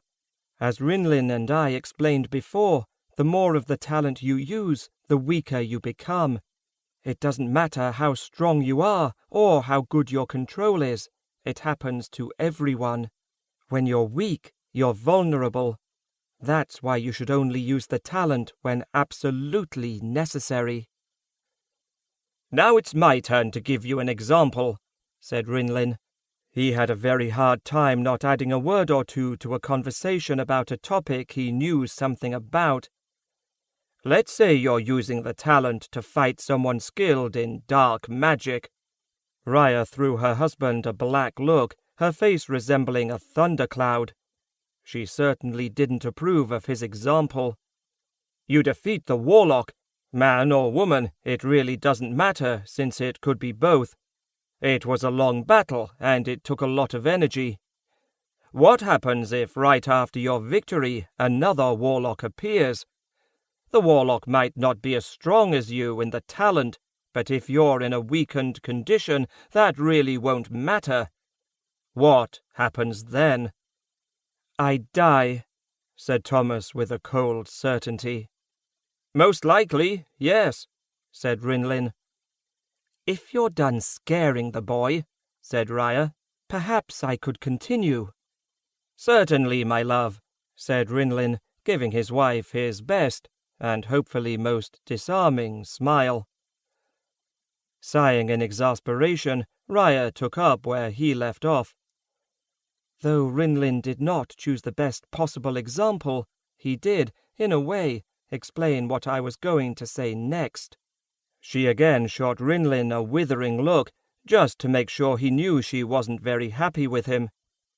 "When you use the talent, you will be vulnerable if you weaken yourself too much. And just like anyone else, an arrow or a sword can kill you just as easily as a warlock. Now, when you use the talent, it marks you." "What do you mean, marks me?" "I mean that since you are using the power that resides in nature, you are shaping it in a way that differs from its intended purpose. That will be obvious to those with the talent. And perhaps even more important, it will also be obvious to those skilled in dark magic. They will know where you are as a result. Which, I must admit, makes Rinlin's example somewhat relevant. There are ways to get places very quickly with the talent, or dark magic, and because of that, your vulnerability increases. So, any time I use the talent, others who can use it as well will know. Not exactly, said Raya. It will depend on how strong they are in the talent. Some might only feel you using the talent if they're within a mile of you. Some may be hundreds of miles away, yet they'll still be able to mark exactly where you are, and be there in a matter of minutes, or perhaps even faster, if they have the skill. Let me get this straight. If I use the talent, you're saying I need to be careful because I could die if I don't do it right, and I could also become a target for someone else skilled in the talent, or more likely, dark magic? Raya, I think he's got it, said Rinlin, with a touch of misplaced humour. I believe you're right, she replied. The talent certainly isn't what I thought it was, said Thomas. I always thought those who could use it were all-powerful. At least that's what all the books say. And that, said Rinlin, is just another reason why you should take everything you read from a book with a grain of salt. When something is written in a book, it doesn't necessarily mean it's true. I'll have to remember that, said Thomas, promising himself that he would be more skeptical in the future. Good, said Raya. Then it's time for you to learn what you can do with the talent. Thomas instantly sat up straight on his stool. He'd been waiting for this since last night, though he did have to admit he wasn't as eager as he was earlier. His grandparents had certainly done a good job of deadening his excitement with their somber attitudes and stories. Both Rinlin and Raya stood, and Thomas did the same. He stepped out of the way as they pushed the table against the far wall. Now, said Rinlin, standing next to Thomas, I want you to pick up that chest over there. He pointed to the chest that sat next to the door against the wall. Rinlin kept extra pieces of firewood in it, so he wouldn't have to go outside on a cold night. Made from an old piece of oak, and several inches thick all the way around, it also happened to be very heavy. You want me to move that? Thomas asked, waving at the chest with his hand in skepticism. Yes, said Rinlin. He then hooked his thumbs in his belt and waited. Thomas looked at the chest, weighing it with his eyes. He had tried to move it by himself once. Raya had given him a leather ball as a gift, and it had fallen behind the chest. He couldn't reach the ball, so he tried to move the chest out of the way. That had been a losing struggle on his part, and it took the combined efforts of him, Rinlin, and Raya to move it just a few inches. This was definitely not going to be easy. Well, if he could search all the way to the border of Armagh, he should be able to do this. Taking a deep breath, Thomas focused his attention on the chest, closing out everything around him. There was nothing else in the room except for the chest. Almost immediately he felt the talent surge within him. Now that he thought about it, it did, in fact, have the feel of nature. If he really concentrated on it, he could sense the soft caress of the wind, the taste of dew in the morning, and so much more. Thomas pushed away those thoughts. He had to focus on his task. When he searched, he pushed the power of nature out in front of him. He wasn't really sure how he did it, but if he directed the power a certain way, he could search. Now he did much the same thing, taking the energy he had gathered within himself and directing it toward the chest. But nothing happened. Instead of moving the chest, the power simply hit it and flowed around it. He pulled in more power, filling himself to the point of bursting, but to no avail. The chest would not budge. He was about to try one last time when his concentration wavered. He could hear something. What was it? It was an extremely annoying sound, and it was bothering. Thomas shook his head and rubbed his eyes, having lost control of the talent. He had a splitting headache as a result. Raya was standing a few steps behind him, just smiling. Rinlin was still standing next to him, but he was whistling. That's what had broken his concentration. He's trying to master the talent, and Rinlin's whistling. "What are you doing that for?" demanded Thomas angrily. "What?" replied Rinlin innocently. "That whistling. Why were you whistling?" "Did it bother you?" asked Rinlin, feigning shock. "Yes, it bothered me. It broke my concentration." Thomas was going to say more, but Rinlin's expression changed from wide-eyed innocence, which in fact looked rather comical on him, to anger. "Well, don't yell at me then. Losing your concentration was your own fault." Rinlin removed his thumbs from his belt and crossed his arms. "Do you think you're always going to have the time and the best possible environment to use the talent?" Rinlin ploughed on, not letting Thomas answer. "Don't count on it. When you use the talent, you will most likely be under a great deal of stress. For example, a man with a very large knife might be trying to stick it between your ribs. So, you have to be able to do this any time, any place, regardless of the circumstances. Letting my whistling stop you was foolish, so don't let it happen again." Slightly ashamed, Thomas nodded mutely. He had failed on his first try. Rinlin was right. He couldn't afford to let that happen in the future. "Thomas, remember what I said," interrupted Raya. "You were doing it right, but you forgot to visualize in your mind what you wanted the talent to do for you. You had plenty of power. You simply weren't directing it correctly." Thomas turned back to the chest. The headache had subsided somewhat. Now it was only a dull thumping behind his eyes. Rinlin began whistling again, and even moved closer to him. Doing his best to ignore it, he focused on the chest, blocking out everything else. Quicker than before, he felt the power of nature flow within him. This time, instead of throwing it out toward the chest, he concentrated it even more. He imagined the energy within his grasp moving in a single direction for a single purpose. Feeling himself gain control, he pictured in his mind what he wanted to do. He visualized the chest rising up off the ground. Directing the energy he had gathered toward the chest, gradually he released more and more, making sure he maintained his control. Thomas turned his head away for a moment. The whistling in his ear had stopped. Rinlin wasn't looking at him anymore, but at the chest, and he had a large smile on his face. Thomas looked as well. The chest was slowly rising in the air. Thomas grinned. He knew he could do this. It just took a little practice.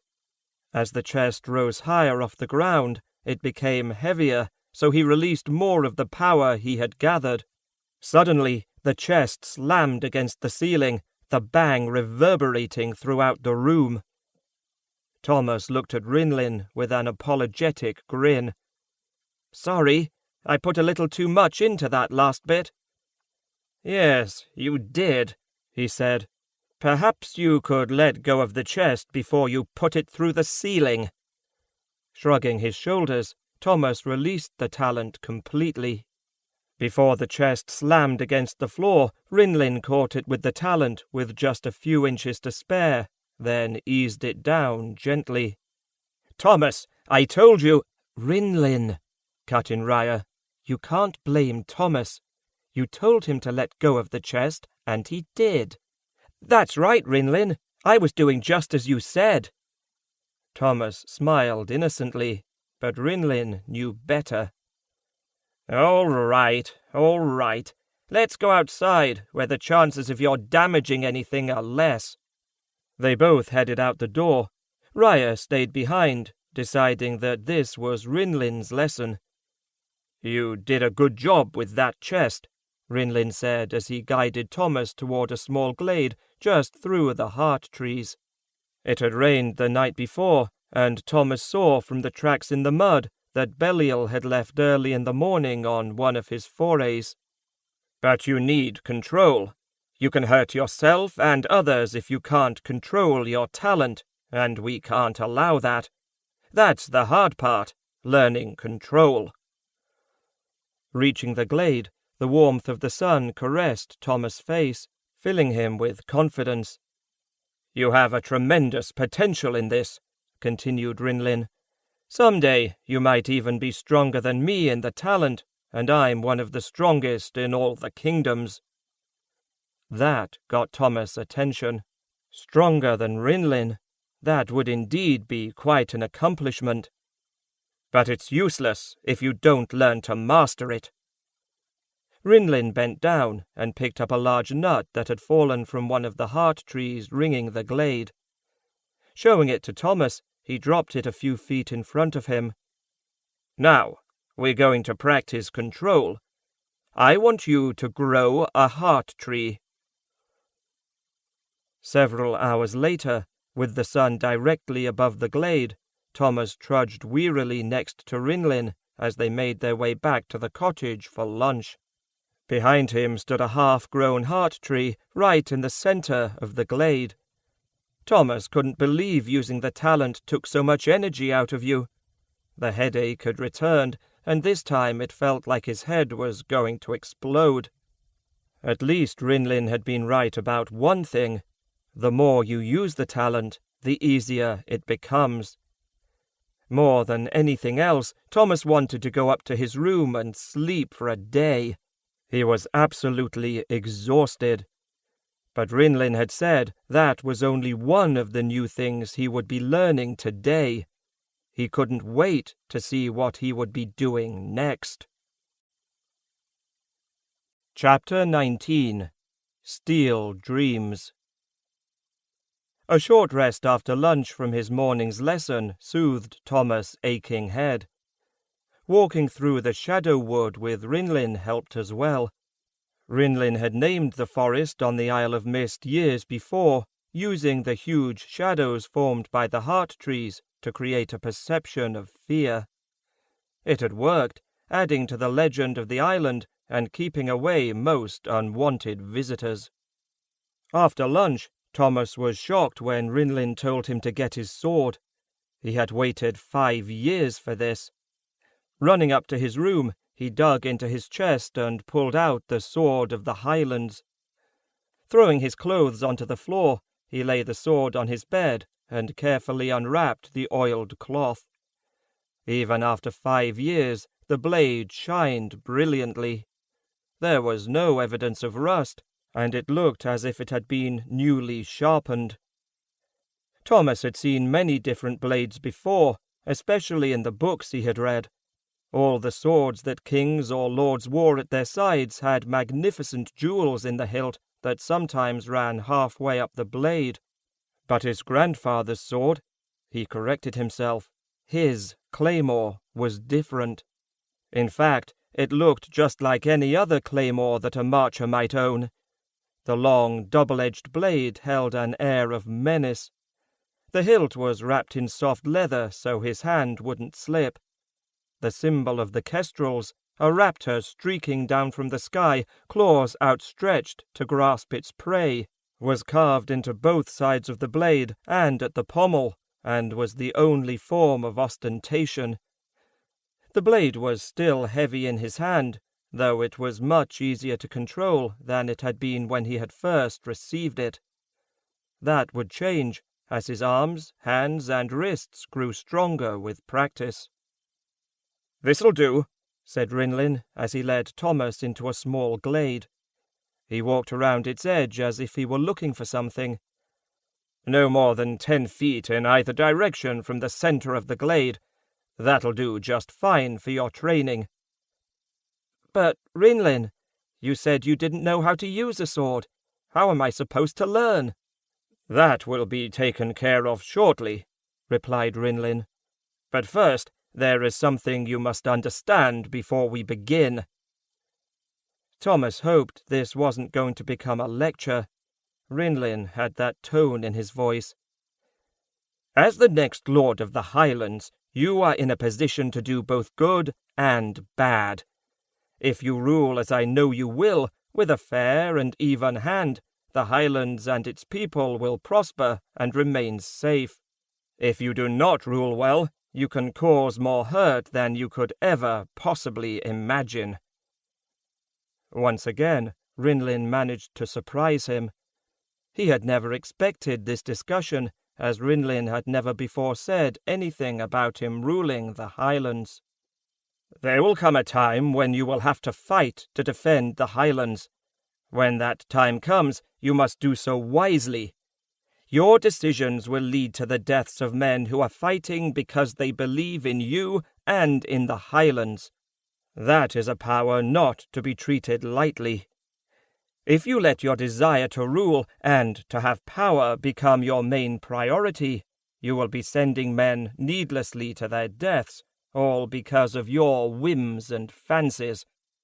Do you understand what I'm saying?" "Yes, Rinlin," said Thomas, nodding soberly. "You're saying that war is a terrible thing and should only be seen as a remedy to a situation when all other remedies have failed." "Good. I'm glad you're listening. Also, keep in mind that fighting is to be avoided as much as possible, but sometimes it's required. When you must fight, you fight to kill, because the other person surely will. When you're looking across a field at someone with a bared blade, you don't have time for compassion." Rinlin waited to see if Thomas understood, and with a slight nod from his grandson, he began the lesson. "Give me your sword." Thomas handed it to his grandfather. "Let me show you your first opponent." Thomas watched in awe as a man coalesced right out of the air in front of him. A man, remarkably, who stood almost a head taller than Rinlin, with a spear of the same height. Perhaps even more remarkable, the man was naked. "As I said before, Thomas, I don't fight with blades." "Rinlin?" "Yes," he replied, perturbed at being interrupted. "The man's naked." "Naked?" Rinlin looked at what he had just brought forth. His face turned a faint red as he realized that Thomas was right. With a quick gesture, the man wore leather armor tanned black. "Sorry about that. I forgot who I had summoned. Now, where was I? Oh, yes. From now on, every afternoon, you will come here after lunch before doing your chores, and you will learn how to fight by following the instructions of the spirit you find here." "A spirit?"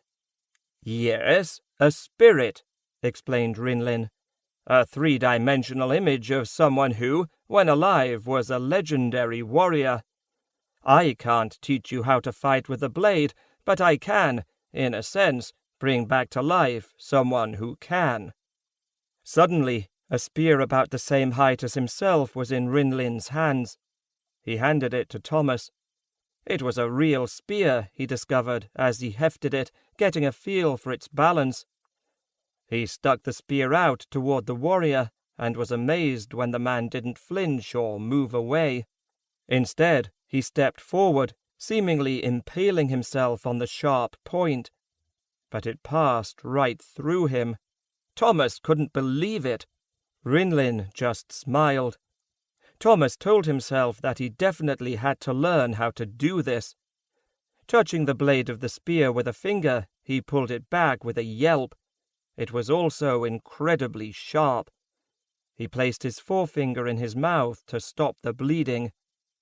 "That will teach you to be more careful with your weapons, and to listen to what your instructor," pointing to the tall spearman, "has to say.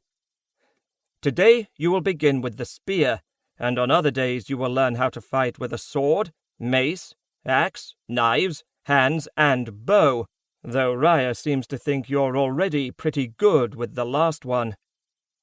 Thomas grimaced. He thought Raya had kept that secret. The marchers at the crag had, in addition to their swords, carried bows. Because he wasn't allowed to learn how to use a sword when he arrived on the island, he decided to try his hand at the bow, since that was not specifically prohibited. So he had found a book that explained how to make a bow. He had had a difficult time with it, but in the end succeeded. It wasn't the most impressive-looking bow in the world, but it worked. Occasionally, when he was practicing, an arrow might miss the target he aimed for, usually because of a gust of wind, he liked to tell himself. One time it had struck the back of the house, much to the displeasure of Raya, and he had promised never to do it again. Raya had made him dig all the rocks out of her garden because of it. Then, when he was done, she made him put them all back. As you've discovered, there really isn't much to our spearman there, so any time you strike him with your blade it won't matter. I doubt that will be a concern, however. In a moment, you'll see that there's more to this spirit than meets the eye. Although when he lived, he spoke an ancient language no longer heard in the kingdoms, he will be speaking in our language today, and he will instruct you on how to use the spear. Make sure you pay attention. Are you ready? Thomas nodded, not knowing what to expect. Rinlin nodded as well. Thomas barely had time to comprehend that the spearman ran directly at him, spear pointed right at his chest. Moving instinctively, Thomas dropped his spear and ducked to his left, rolling on his shoulder and avoiding the spearman's charge. Thomas didn't have time to think. Before he had his feet under him, the spearman again charged forward relentlessly, having changed direction incredibly fast. The man was clearly too big for Thomas to fight one-on-one, so he'd have to stay out of his attacker's way and hope for a mistake. This time he rolled to the right, but rather than avoiding the spearman altogether, he shot out his left leg, trying to trip him. Unfortunately, it didn't work as he had expected. His leg never made contact with the spearman's shin. Instead, the man stopped his charge, caught Thomas by the leg, and with one arm hoisted him up off the ground. All Thomas could see was the grass beneath him and the man's chest before him. Spirit or not, the tight grip the man had on his ankle hurt. What happened next, though, made Thomas forget the pain. Your first attempt to get away by rolling to your left was a good idea, said the tall spearman in a hollow voice. Thomas thought it sounded like a voice from the grave, cold and uncaring. You should have kicked out with your leg then. Trying the same move twice in a row was foolish. If you do that in a real combat, you will die. With that, the spearman dropped him, and Thomas saw the grass rush up to meet him. The fall knocked the wind out of him for a few moments. The spearman towered over him as he tried to catch his breath. Your instincts were right to escape my charge, said the spearman, but never drop your spear. In my country, doing something like that in battle brands you a coward, and you are banished forever from the Empire. Never drop your spear. Coward or no, you will always have need of a weapon. Slowly, Thomas got to his feet and picked up the spear, not bothering to wipe the dirt from his clothes. He had a feeling things were just beginning. Good, said the spearman, pleased that Thomas now had his spear. The spearman gathered from the look on the boy's face that the only way Thomas was going to let go again was if it was pulled from his dead fingers. Even then, the spearman wasn't too sure. He had been less than pleased when Rinlin had woken him from his slumber. Yet the boy showed promise. Besides, it was good to do something that he enjoyed. Thousands of years before, he had spent his time teaching the young men in his homeland how to fight. He had missed that more than anything since he had died. Perhaps Rinlin had done him a favor rather than cursed him as he had first thought. I am Antonin, first spear of the Carthanians. I will teach you to use the spear. You will do as I say, when I say. Thomas nodded his agreement, seeing life behind those dead eyes for the first time. "Who stands before me?" asked Antonin, shouting the words. He already knew, but he wanted to see how the boy would respond. "I am Thomas," he replied in a quiet voice. "Bah!" said the spearman, waving his hand in disgust. "That is not how you respond to a question like that. You are marked on the forearm, so you are a warrior, and as a warrior you must be confident in your abilities. Otherwise, the men you are fighting with, the men you are leading, will have no confidence in you. Many men are arrogant and like to brag of their supposed abilities, but the only thing that matters are your actions. Do not confuse arrogance for confidence. Arrogance will kill you. Confidence will keep you alive. In my country, we say who we are when that question is asked in such a way.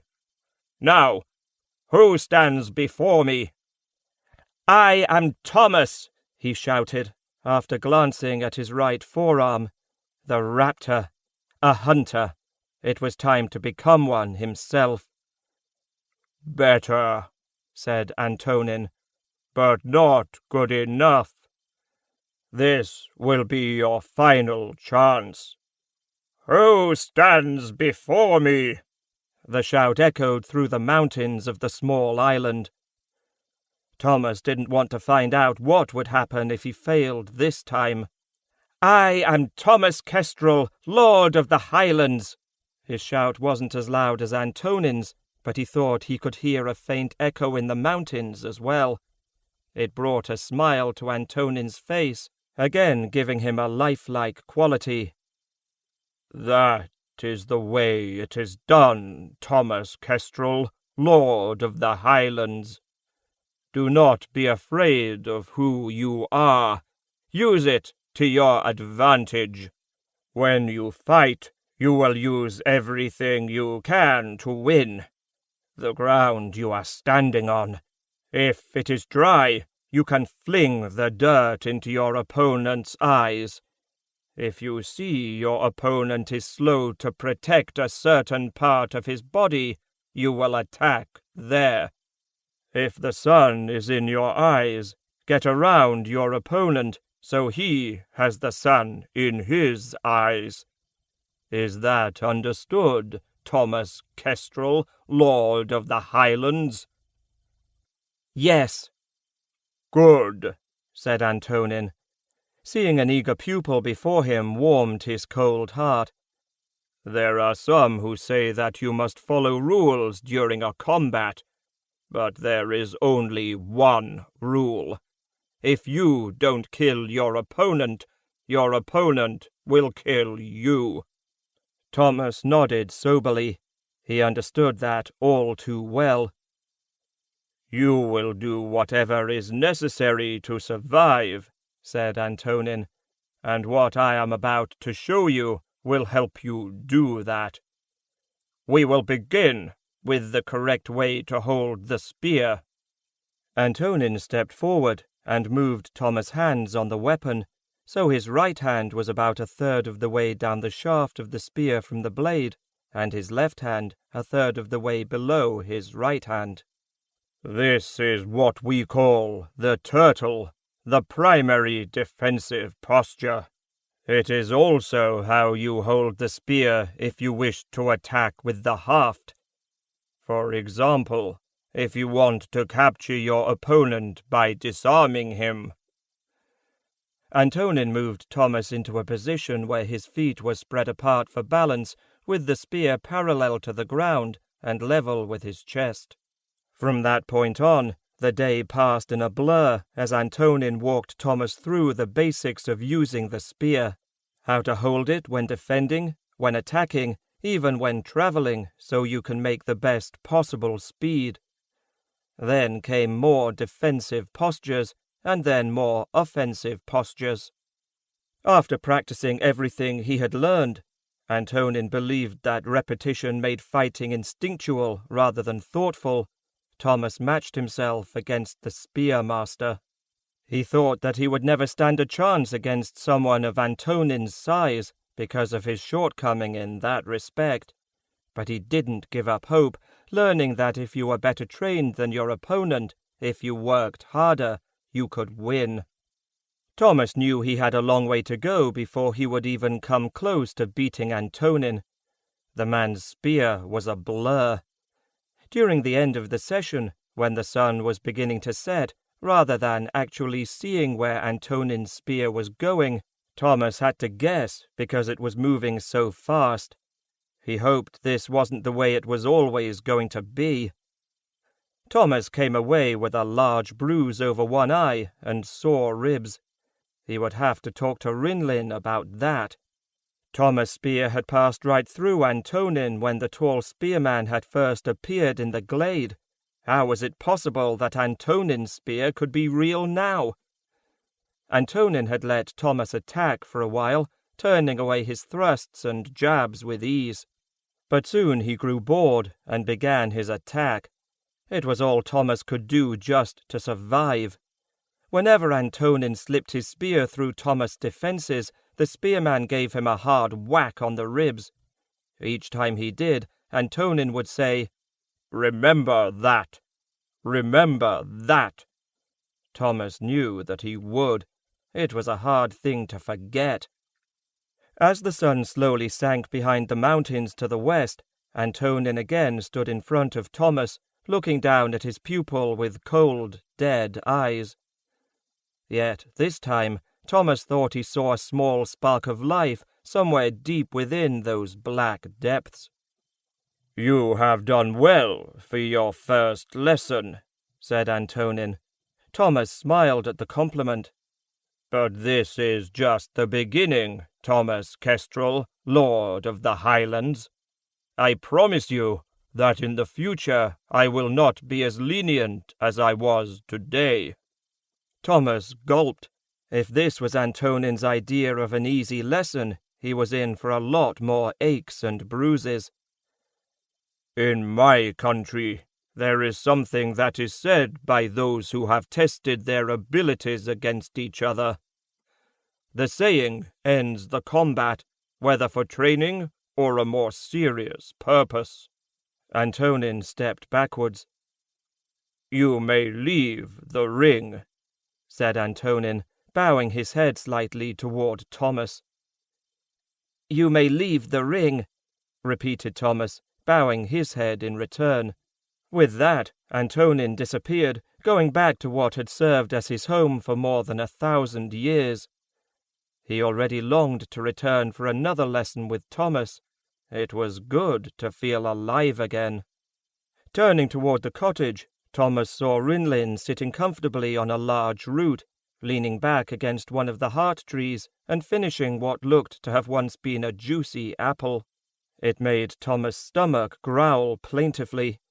The lesson had taken a lot out of him, and his desire for some food was now his main concern. When the spearmaster disappeared, so did the spear. Rinlin jumped down from the root, tossing the apple core into the trees. "A good fight there at the end." He handed Thomas his sword. "How did you do that?" asked Thomas as he walked with his grandfather through the shadow wood. He hoped Raya had already started to make dinner. He was starving. "Do what?" "Where did Antonin come from exactly?" "Well, Thomas," he began, searching for the right words, "there are some people who say that when you die, when your body dies, there is nothing left. I don't agree with that. Yes, when you die, the body dies too, but you," motioning to Thomas and pointing to his chest, "what you are on the inside, what some would call the spirit, doesn't die. It simply returns to nature from whence it came." "So you brought back Antonin's spirit?" "That's the best way to describe it, I guess. If I tried to explain it to you exactly, we'd be here all night." "Oh," he said, taking a moment to think. "Is that something that I can do?" Rinlin looked down at his grandson, seeing the desire to learn, to know everything. Thomas had a craving for knowledge, whether it concerned history or the talent or anything else. like learning to fight with a spear. He tried to be the best he could be in everything. That could be a dangerous thing, but as long as Thomas realized he wasn't perfect, he'd be fine. Otherwise, he might drive himself and those around him crazy. Rinlin could understand Thomas' desire, though. He thought he knew the source of his intensity. In time, yes, you will be able to do that, but pulling someone out of the spirit world is not something to be taken lightly. If you don't do it correctly, you may free the spirit completely and be forced to take its place. You definitely don't want to do that. I can see why, said Thomas. Antonin's a good teacher. Who was he? I remember reading about Carthania a little bit in one of the history books Raya gave me. It was to the west, and was one of the two empires that shared the continent long before the different kingdoms took shape. I'm glad to see that Raya and I aren't wasting our efforts. Very funny, Rinlin. I try to ask a simple question and I get a all right, said Rinlin. Enough. Thomas smiled to himself. He had found that setting Rinlin off was a very easy thing to accomplish, and could actually be a lot of fun, as long as you didn't push too far. Antonin, first spear of the Carthanians, was perhaps the greatest warrior of his time. He was also known as Antonin the Blade. I'm sure after today you can understand why. At that time, the two empires were battling one another for dominance. From what I remember, serving as first spear was very much like being a country's champion, he continued. Battles between armies were commonplace, but smaller disputes that led to bloodshed as well were more so. So the two empires, rather than wasting their armies on petty differences, used champions to settle these disputes. That way, only one man would die, rather than thousands. All in all, it was rather civilized. How long was he the first spear? Asked Thomas, caught up in Rinlin's story. For a quarter century, said Rinlin in admiration. Thomas was impressed. Rinlin normally didn't speak so highly of warriors. I think he was only a few years older than you when he was named first spear, having earned that distinction by besting the man who was first spear before him. Anyway, from that point forward, he fought for Carthania. How many men did he defeat? Defeat isn't the proper term, at least not in his eyes, said Rinlin, the respect evident in his voice. What do you mean? Asked Thomas, a little confused. It was now full dark, but Thomas didn't have a problem walking through the forest. He easily avoided the roots that tried to trip him, thanks to his sharp eyesight. At that time, when champions met in the ring, there could only be one result. It was called a kill. During those 25 years, Antonin earned more than 2,000 kills. The magnitude of that number settled in the pit of Thomas' stomach. 2,000 kills. 2,000 people killed. He wasn't very hungry anymore. How could anyone kill 2,000 people? Thomas felt sick to his stomach. Rinlin saw how Thomas had processed what he had just told him. He was actually glad for the result. He didn't want his grandson to enjoy killing. It was often necessary, but never to be done for sport. Antonin had much the same reaction as you're having right now when he thought about his life during his 25th year of service to the Carthanian Empire. Abruptly, he resigned his title and left the empire, taking ship toward the North Sea and up the coast. Some said he fled his past, others that he was a coward. But they were wrong.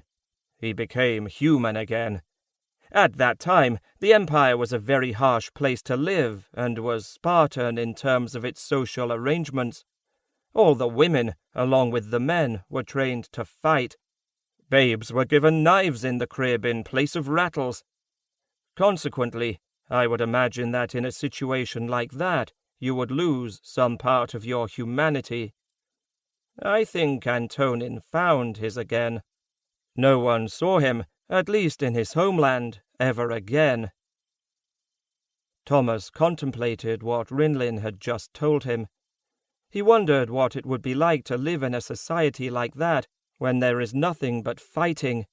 It made life simpler in a way, and in another more complex. There has to be more to life than that in order to really live. Doesn't there? Why was he naked? Rinlin chuckled. I was waiting for that question. The spearmen of Carthania believed that the human body invoked a magical protection against death. Did it? No, it didn't. Eventually they started to wear clothes like everyone else. Why did they do that? I would think that your opponent might be at a disadvantage. Yes, I guess he would be, agreed Rinlin. I imagine it was quite a startling sight to see thousands of naked men and women charging toward you. Then why did they change? I'm not really sure, Thomas. I guess they saw their friends dying, and fighting naked really didn't give them any protection. They must have decided that if they were going to die, they might as well do it with their pants on. Leave it to his grandfather to make a joke out of something like that. Chapter 20. Useful Encounters. Thank you for meeting with me. I hope the arrangements that were made weren't a bother. Not at all, lied Norin Dinnigan, still irritated by the strict guidelines he had been forced to follow in order to gain this audience. He had left his home 3 days before, travelling on what had to be the foulest-smelling ship in all the kingdoms. Still, he was where he wanted to be. He looked around the plush room he had just entered. A thick carpet covered the floor, and magnificent tapestries hung from the ceiling. Gold and silver keepsakes and statues shined brightly in the sunlight that streamed through the many portholes lining the cabin walls. Very impressive. Very impressive indeed. Such an open display of wealth normally did not have much of an effect on a man such as Norin Dinnigan, if in part because he was the richest man in all the kingdoms, but it seemed to fit the High King's personality perfectly. Norin had done quite a bit of research before meeting with Roderick Tesseril, learning the man's strengths and his many weaknesses.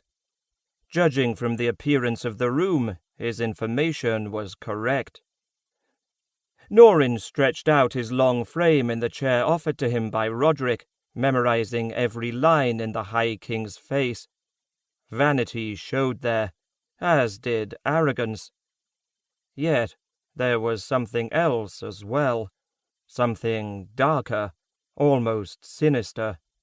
He would have to watch his step carefully with this one.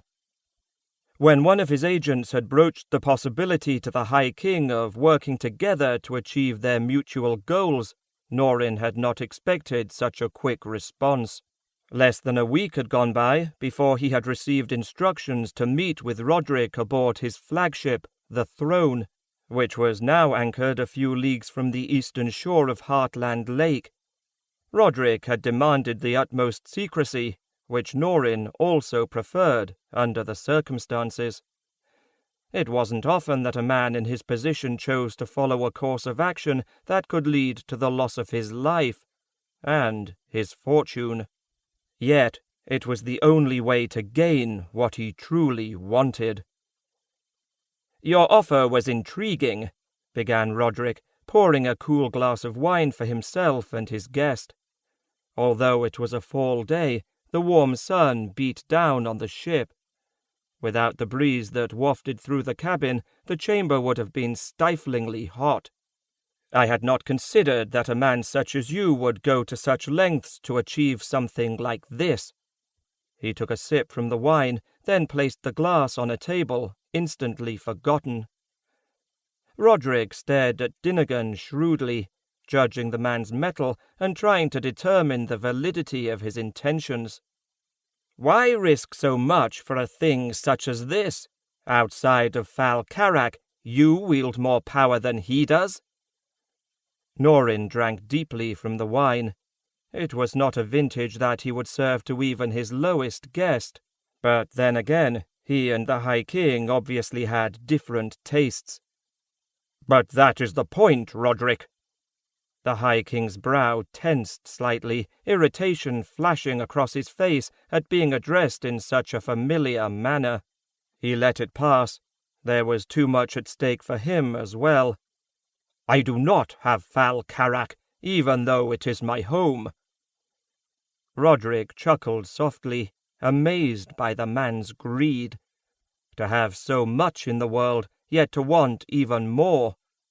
Then again, he was much the same. "And if I agree to support you in this endeavor, when will those funds be made available?" "Immediately. The ship I took to meet you here contains 1,000,000 gold pieces. It's yours within the hour, with more to come as is required." Norin watched the High King's eyes light up at the mention of such a vast sum. He knew in that instant that his plan would work. "Then you have a deal, Dinnigan. I will have my chamberlain draw it up within the hour." Norin frowned.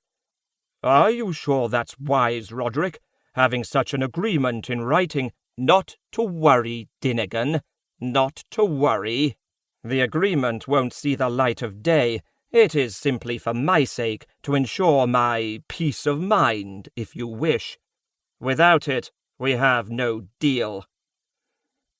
Dinnigan considered quickly, despite his misgivings. "As you wish." "Good," said Roderick. "Very good." "And how soon before the plan is set in motion?"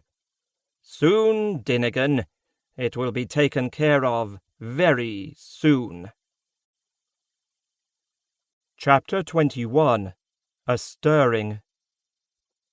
Katal Huyuk tore the blade of his massive axe from the neck of the shade in which he had embedded it just seconds before, gore and blood flying through the air. He swung the weapon behind him in a back-handed stroke. The steel tip disappeared into the chest of the shade that had tried to attack him from behind. The creature slumped to the ground, a gaping hole in its chest. He spun around, scanning the rocky enclosure. Another shade stood at the far end, but made no move to attack. Instead, he motioned behind him. 2 ogren stepped around the shade, brandishing their axes with glee. The 2 beasts howled with pleasure, saliva dripping from their sharp tusks. They saw an easy kill standing before them. The tall warrior cursed his luck as he stepped around the bodies of the 2 shades to meet the inevitable charge of his new adversaries. Where was Darren? This was supposed to be a simple task of surveillance. Follow one of the Ogren raiding parties plaguing the Western Highlands near the Breaker, and find out what was going on in the Charnel Mountains. Everything had gone as planned until Katal Huyuk had woken up just a few minutes before to find a shade about to slit his throat and his friend nowhere to be found. The fight had been furious and fast as Katal Huyuk surprised his attacker. Leaping from his blankets with his weapon already coming down toward the creature's neck, the shade didn't stand a chance. Now it seemed as if Katal Huyuk didn't stand a chance. The Ogren approached slowly, moving to opposite sides so they could attack from 2 different directions. Katal Huyuk didn't allow them to follow their strategy.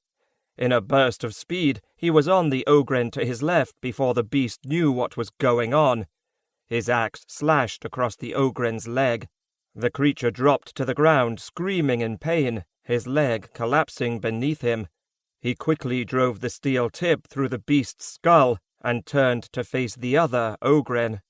Not wanting to give the shade time to call for reinforcements, he was about to charge toward the other Ogren in an effort to end the skirmish as quickly as possible.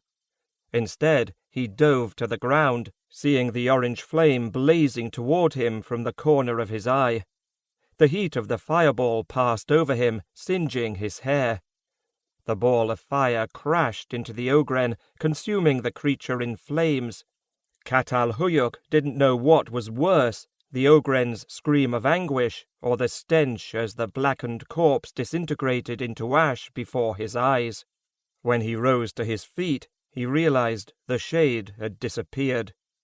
"Where have you been?" he demanded angrily, turning to face his rescuer. Darren Sharban jumped down from the rock overlooking the tiny battlefield to stand before his friend, a grin on his face. "I can't leave you alone for a minute, can I?" The red-haired man's eyes twinkled with glee as he surveyed his friend's handiwork. "The call of nature, but I had not expected this." Catal Huyuk spit in disgust. "Never mind. Gather your things. We need to get out of these mountains. Your using the talent here will probably draw every warlock within 100 leagues." The tall warrior immediately began rolling up his blankets after wiping the blade of his axe on the cloth of one of the shade's garments. "What? No thank you?" asked Darren in mock anger. He was going to say more, but recognized the serious expression on his friend's face. His humor would have to wait. "Ah, well, you're probably right. We've learned more than enough already." Indeed they had, thought Catal Huyuk as he cinched his pack together. He saw that Darren was already set to go, so they immediately trotted off to the south. They had been in the Charnel Mountains for 2 days, and at that only along the edges, yet they could feel the wrongness. Something stirred in the Charnel Mountains. An evil long dormant was awakening, and woe to any who stood in its way. Chapter 22. Legacies. Raya was cleaning the dishes when Rinlin walked in with some firewood, placing it by the wood chest. He smelled the frost in the air. It was only early fall, yet it felt much colder. Although winter had come early before, this time it felt different. This fall had the feel of another he had experienced many, many years before. You would think that after so long a time the mind would forget such things, but not that autumn. Better to remember. It had started at much the same time then, too, the early chill in the air, summer only a few weeks past. It had quickly grown worse during the next few years, with a cold settling over the land that was unforgettable and terrifying. For the cold brought more than frost and ice and snow. An evil followed in the cold's footsteps, an evil.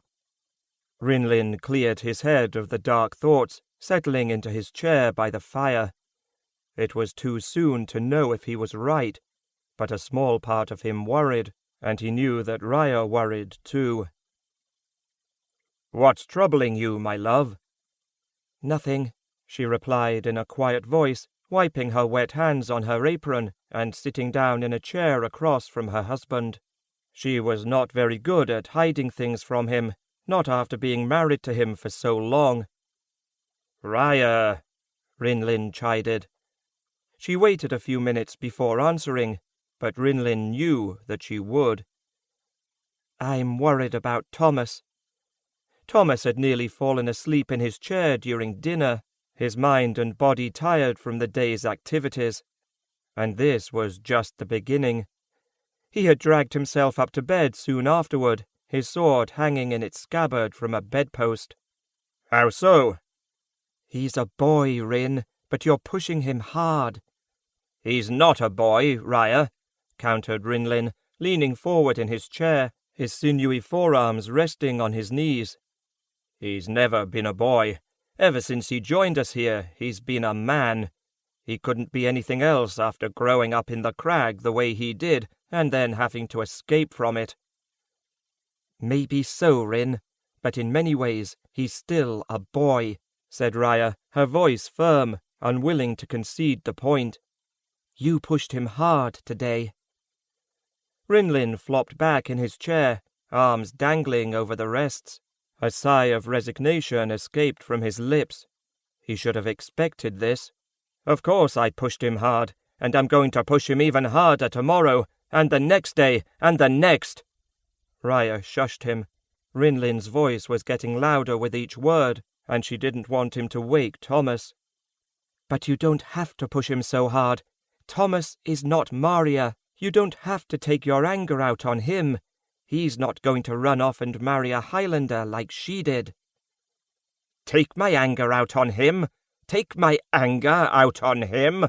His voice rose in irritation. When Rinlin had been instructing Thomas during the day, he had never been angry.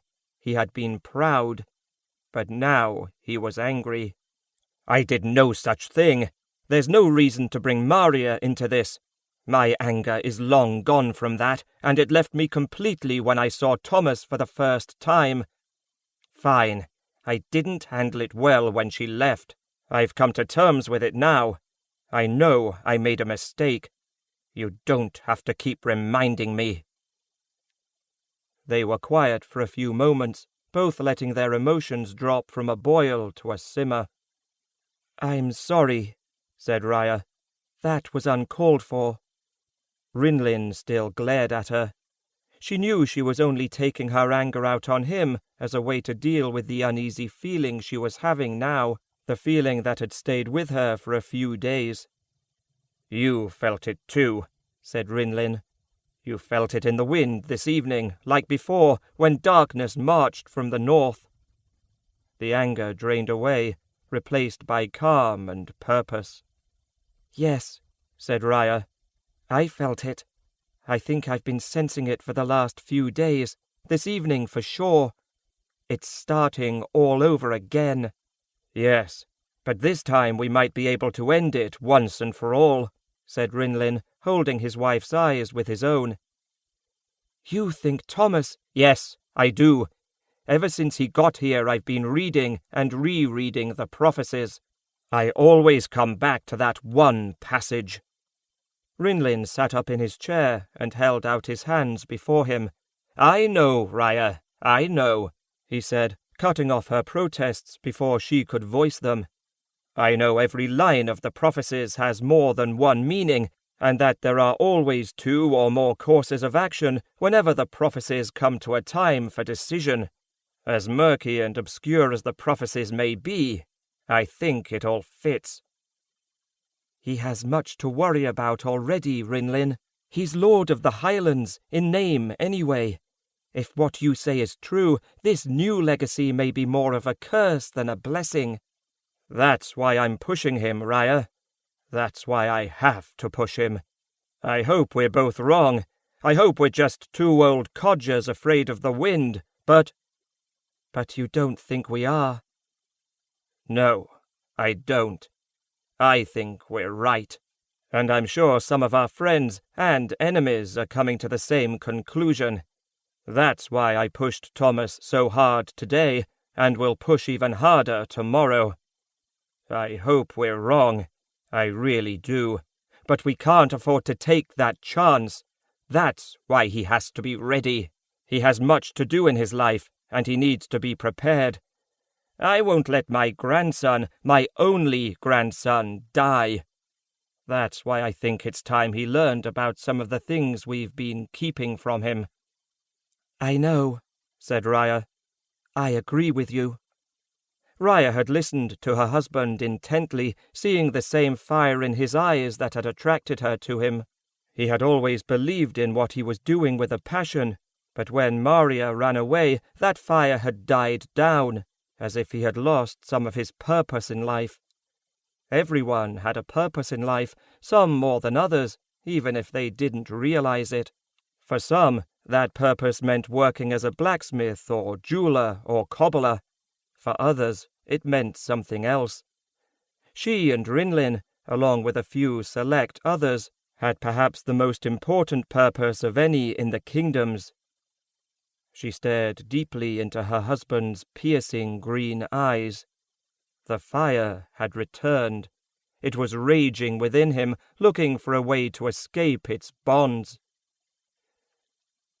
Rising from her chair, she sat down on Rinlin's lap, slipping her arm around her husband's neck and laying her head on his chest. She felt Rinlin's arms, the strength still there after all those years, hug her to him. They stayed like that well into the night. A time of change was coming, for better or worse, they didn't know. In their hearts, even if they didn't want to believe it, they knew their grandson was in the center of it all. Chapter 23.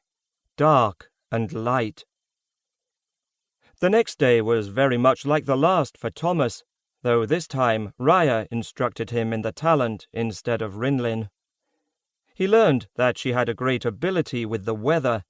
He marveled at the storm clouds she created on what was a sunny day, and the rain that fell where she directed. Again, it was a struggle in the beginning, but by the end of the lesson he had achieved a better understanding of what he was doing. He had even succeeded in controlling his own storm cloud, though it was much smaller than Raya's. That afternoon, Rinlin again brought him down to the glade, which he now called the Ring, for another training session. This time he found himself facing a different spirit, a young fellow named Ari. He soon found that his other name, the one used most often in the history books, was the Archer. Thomas quickly learned why. The Archer laughed at first upon seeing his new pupil, throwing a large bow into his hands. Ari himself stood almost 7 feet tall, with a bow slightly larger. His opinion changed rapidly. Thomas' skill with the bow was obvious from the start, so much so that the bow appeared to be a normal extension of his arm. Nevertheless, Thomas found that he still had much to learn from Ari, and that, like fighting with Antonin, the physical abilities of a warrior played only a small part. Mental strength and determination were required as well. After 2 hours of shooting the bow, he spent the rest of the afternoon practicing his concentration with the Archer. At the end of the session, Ari had him cut down a sapling growing not far from the ring, so Thomas could make a new bow. Then, much to his surprise and displeasure, when he got back to the house in the late afternoon, his other lessons and chores still waited for him. Thomas quickly realized that his life was becoming much more difficult, and there was nothing he could do about it. That evening, Thomas rushed through his meal, using the last of his bread to capture the rich gravy of that night's stew. He still had some firewood to chop, and he couldn't get to work on his bow until he had finished. Ari had shown him the first steps in shaping a bow from a length of wood, and he wanted to get at it right away. He was halfway out of his chair when he discovered that other plans had been made for him. "Don't worry about the firewood, Thomas," said Raya. "I think we've got plenty for tonight." Thomas stopped in his tracks, one leg toward the door, the other still under the table. They had never let him escape his chores before, even when he was sick. In fact, even if he was so ill he could barely stand up, they'd still sent him out for pieces of wood in a driving rainstorm, telling him, "It builds character." Sitting back down, he looked warily at Rinlin, then Raya. "Why not?" he asked suspiciously. He didn't like surprises. They usually included unpleasant consequences. "Don't worry, Thomas," said Raya. "We just wanted to talk to you about something that we both think you should know. You're growing up very quickly, faster than we realized, in fact." Thomas had absolutely no idea where this conversation was going. He liked that even less. Rinlin leaned forward, crossing his arms and resting them on the table. "You look like a cornered rabbit, Thomas. Relax. There's nothing to worry about." "Thomas," cut in Raya, "we were wondering. You've picked up the skills we've shown you regarding the talent very quickly. How do you do it?" She and Rinlin had discussed this earlier in the day. They wanted to approach their real topic for the evening carefully, and they thought this would be the perfect avenue. "How do I use the talent?" "Yes." "I imagine the same way the both of you do." "Well, actually," broke in Rinlin, Everyone does it a little differently." They both looked at him with the sharp eyes of two raptors. He felt like a cornered deer. "I don't know," he said, again having a hard time explaining something that seemed so much a part of him. Trying to describe it exactly was impossible, so he thought of an analogy instead. "I guess you could say it's like opening a door that was blocked from the outside. At first, when I was very young, I'd push on the door as hard as I could, struggling to force it open. But I couldn't.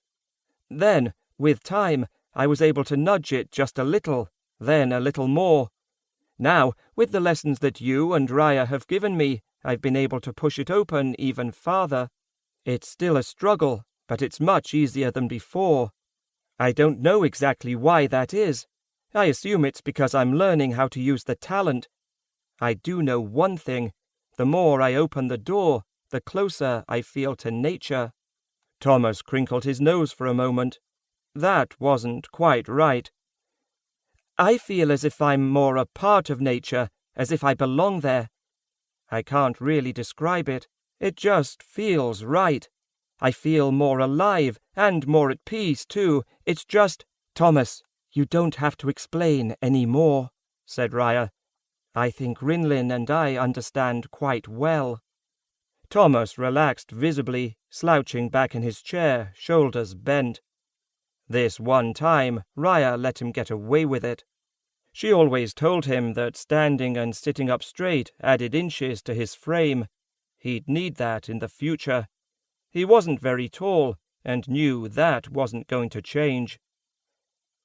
"You see," continued Raya, "Rinlin and I do much the same thing when we use the talent. The difference, though, is that we know our limits. We can open the door only so far. But you, Thomas, you're different. You don't know it yet, but we do. One day, you'll be able to open the door all the way." Thomas stiffened and moved his eyes over to Raya and then Rinlin. "Yes, Thomas," said Rinlin, seeing the recognition. "You are stronger than us, or rather will be. You simply haven't learned as much as we have. But with time—" Rinlin trailed off, shrugging his shoulders, and himself leaning back in his chair. "But you and Raya are two of the strongest in the talent," he protested. "Two of the strongest in all the kingdoms." "Yes, we are," said Rinlin. "And someday you will be stronger than us." Before Thomas could really sink his teeth into that admission, Raya jumped in. Now was the time. She hoped it wouldn't be too much of a shock. "Thomas, there are a few who are as strong as us in the talent, or if they don't have the talent, have achieved a closeness to nature that cannot be matched by others. They form a special group, and Rinlin and I are part of this group." "The Sylvana," he whispered, his mind working furiously. "Yes, the Sylvana," confirmed Rinlin. "Thomas," said Raya, drawing his eyes. She wanted to make sure that he understood what she was going to say next. "As I said, only a few are members of the Sylvana because of that closeness to nature. You have that closeness to nature, a closeness greater than any we know." Thomas couldn't tear his eyes away from Raya. It felt as if the pieces of the puzzle were slowly coming together in the back of his mind. His skill with the talent, his friendship with Belial, the feeling of comfort he enjoyed while in the forest. Still, it was almost too much for him to comprehend. "Then you're saying I could be a member of the Sylvana too?" "Yes, Thomas, you could," said Rinlin, leaning forward. "In time, if you so choose, and you overcome the challenges, then you may join us." Reaching into his shirt, Rinlin pulled out his necklace, the silver amulet catching the light of the fire. Raya pulled out hers as well. "You see, this necklace is more than just a remembrance of the Keldragon family. It is also given to each member of the Sylvana. You wear your mother's now, more a keepsake than anything else, but you know the power it contains." Thomas' hand automatically went to his chest, feeling the gritty texture of the unicorn's horn beneath his shirt. He nodded. The amulet had brought him to safety while escaping the crag.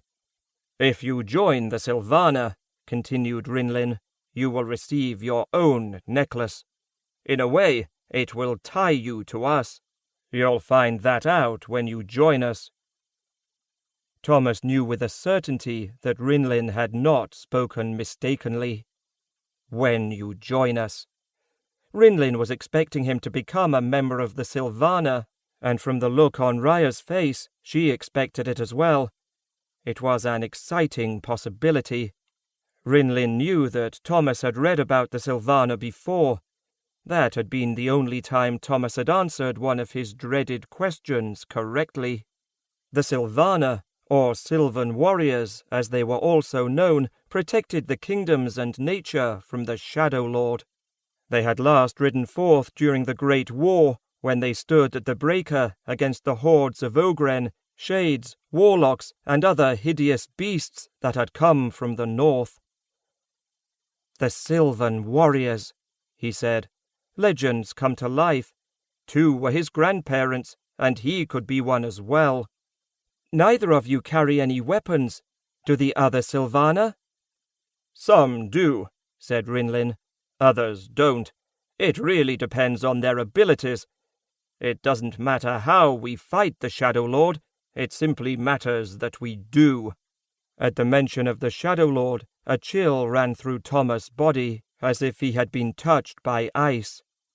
Instinctively, he looked to the north. He felt drawn there, as if that was where he was supposed to be. Not now. No, not yet. But at some time in the future. A future that didn't feel very far away. Rinlin continued.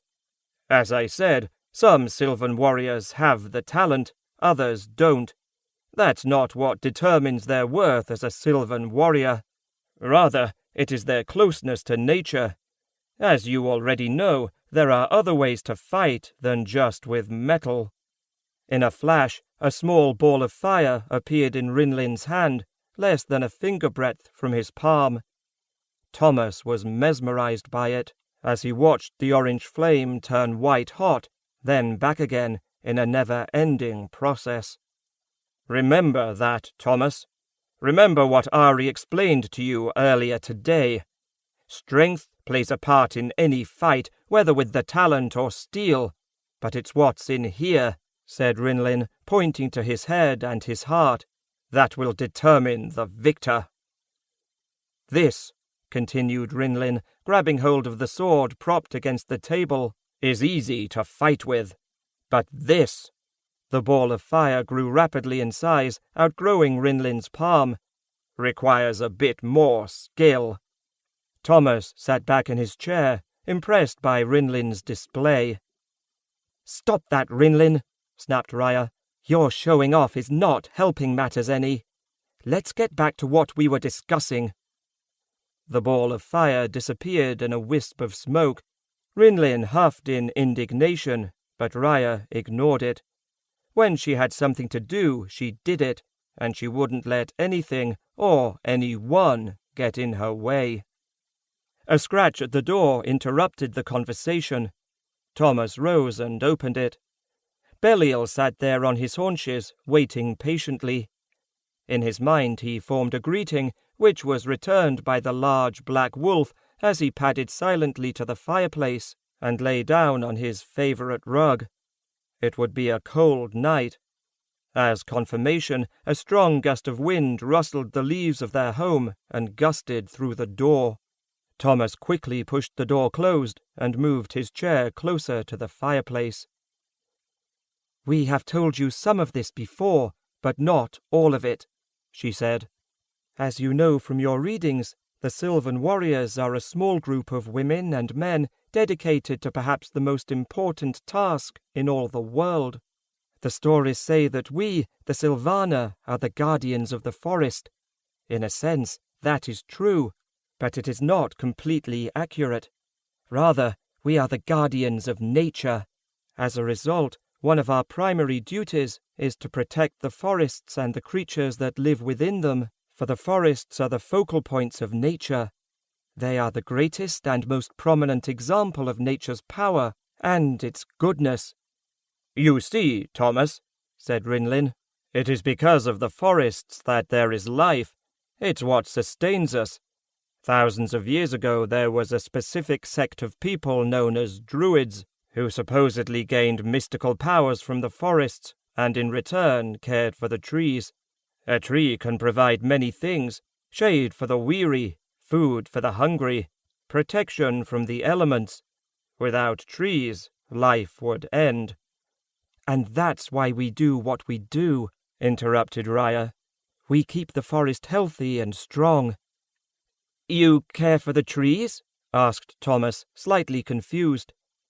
"No, not in the way you mean," said Raya.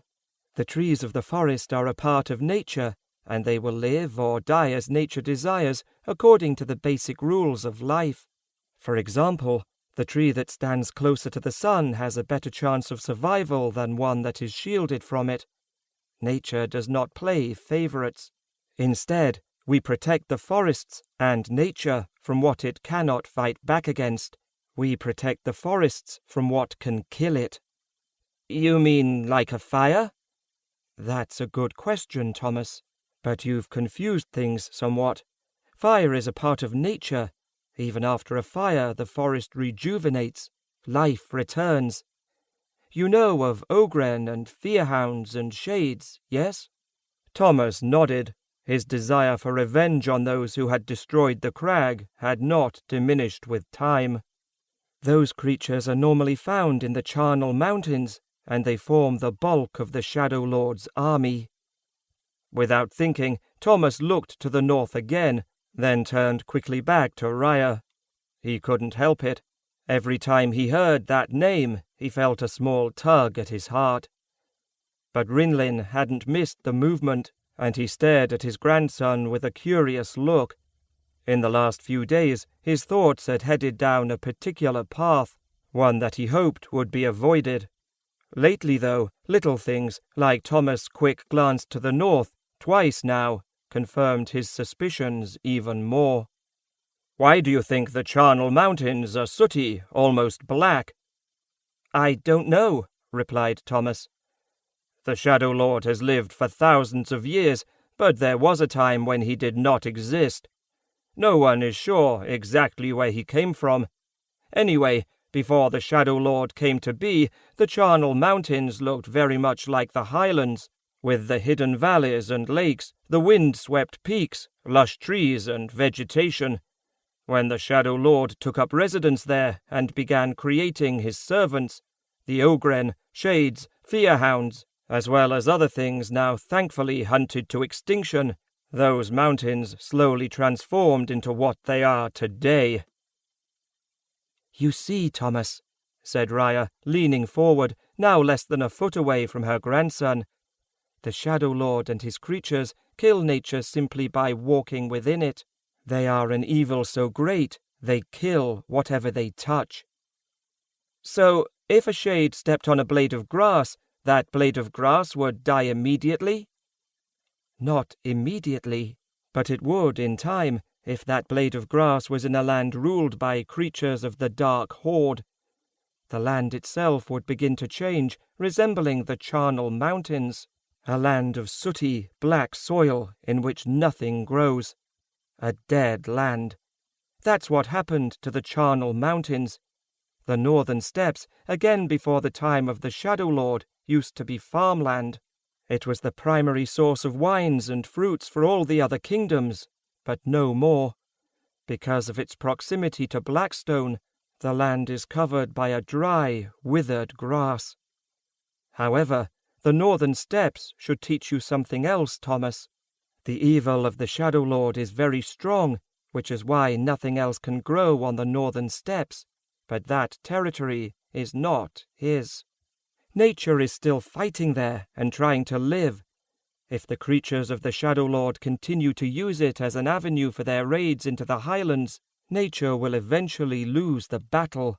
All of the creatures of the Shadow Lord enjoy only one thing, and that is to kill. Can the Breaker hold back the Shadow Lord's evil? If the creatures of the Shadow Lord were killing the northern steppes as they marched across to the highlands, then they must be having the same effect on the highlands, though at a slower pace. Worry grew in his heart. Talon had said the highlands were his responsibility. To an extent, replied Rinlin, again earning a sharp glare from his wife. No matter how hard he tried, he couldn't keep his mouth shut when there was a story to tell. The evil of the Shadow Lord is actually carried within his scions. In a very real sense, they are vessels of evil. It is through them that he increases his power. Those creatures are an abomination, an affront to nature. Everything created by nature was done so for a purpose. For example, Belial. He motioned to the wolf, now lying half asleep in front of the warm blaze. Hunts deer and other animals, but only enough to eat. If he sees 2 deer he can bring down, he will only kill 1.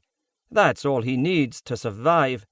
But Ogren and Shades and Fearhounds, they kill simply because they can. That's why we fight them. As the guardians of nature, Sylvan warriors have a natural ability to sense the evil of the Shadow Lord, and the evil within his creatures. When they enter our territory, that's when it's our turn to hunt. There was a wicked gleam in Rinlin's eyes. He obviously enjoyed fulfilling that obligation. You can do it as well, you know. You said before that when the crag fell, you had a bad feeling, as if there was something wrong in the surrounding forest. Yes, said Thomas, remembering that day vividly. He had, indeed, sensed that something was wrong within the highlands. He just didn't know the cause. What you were feeling were the Ogren travelling through the forest toward the crag. Rinlin saw Thomas bow his head, and knew what he was doing. He reached toward his grandson, taking hold of his forearm and giving it a hard squeeze. Don't blame yourself, Thomas. There was nothing you could do. You were a boy then, and you didn't know what you were feeling. Now you do.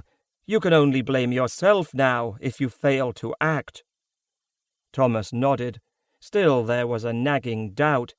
Perhaps there was something he could have done, should have done.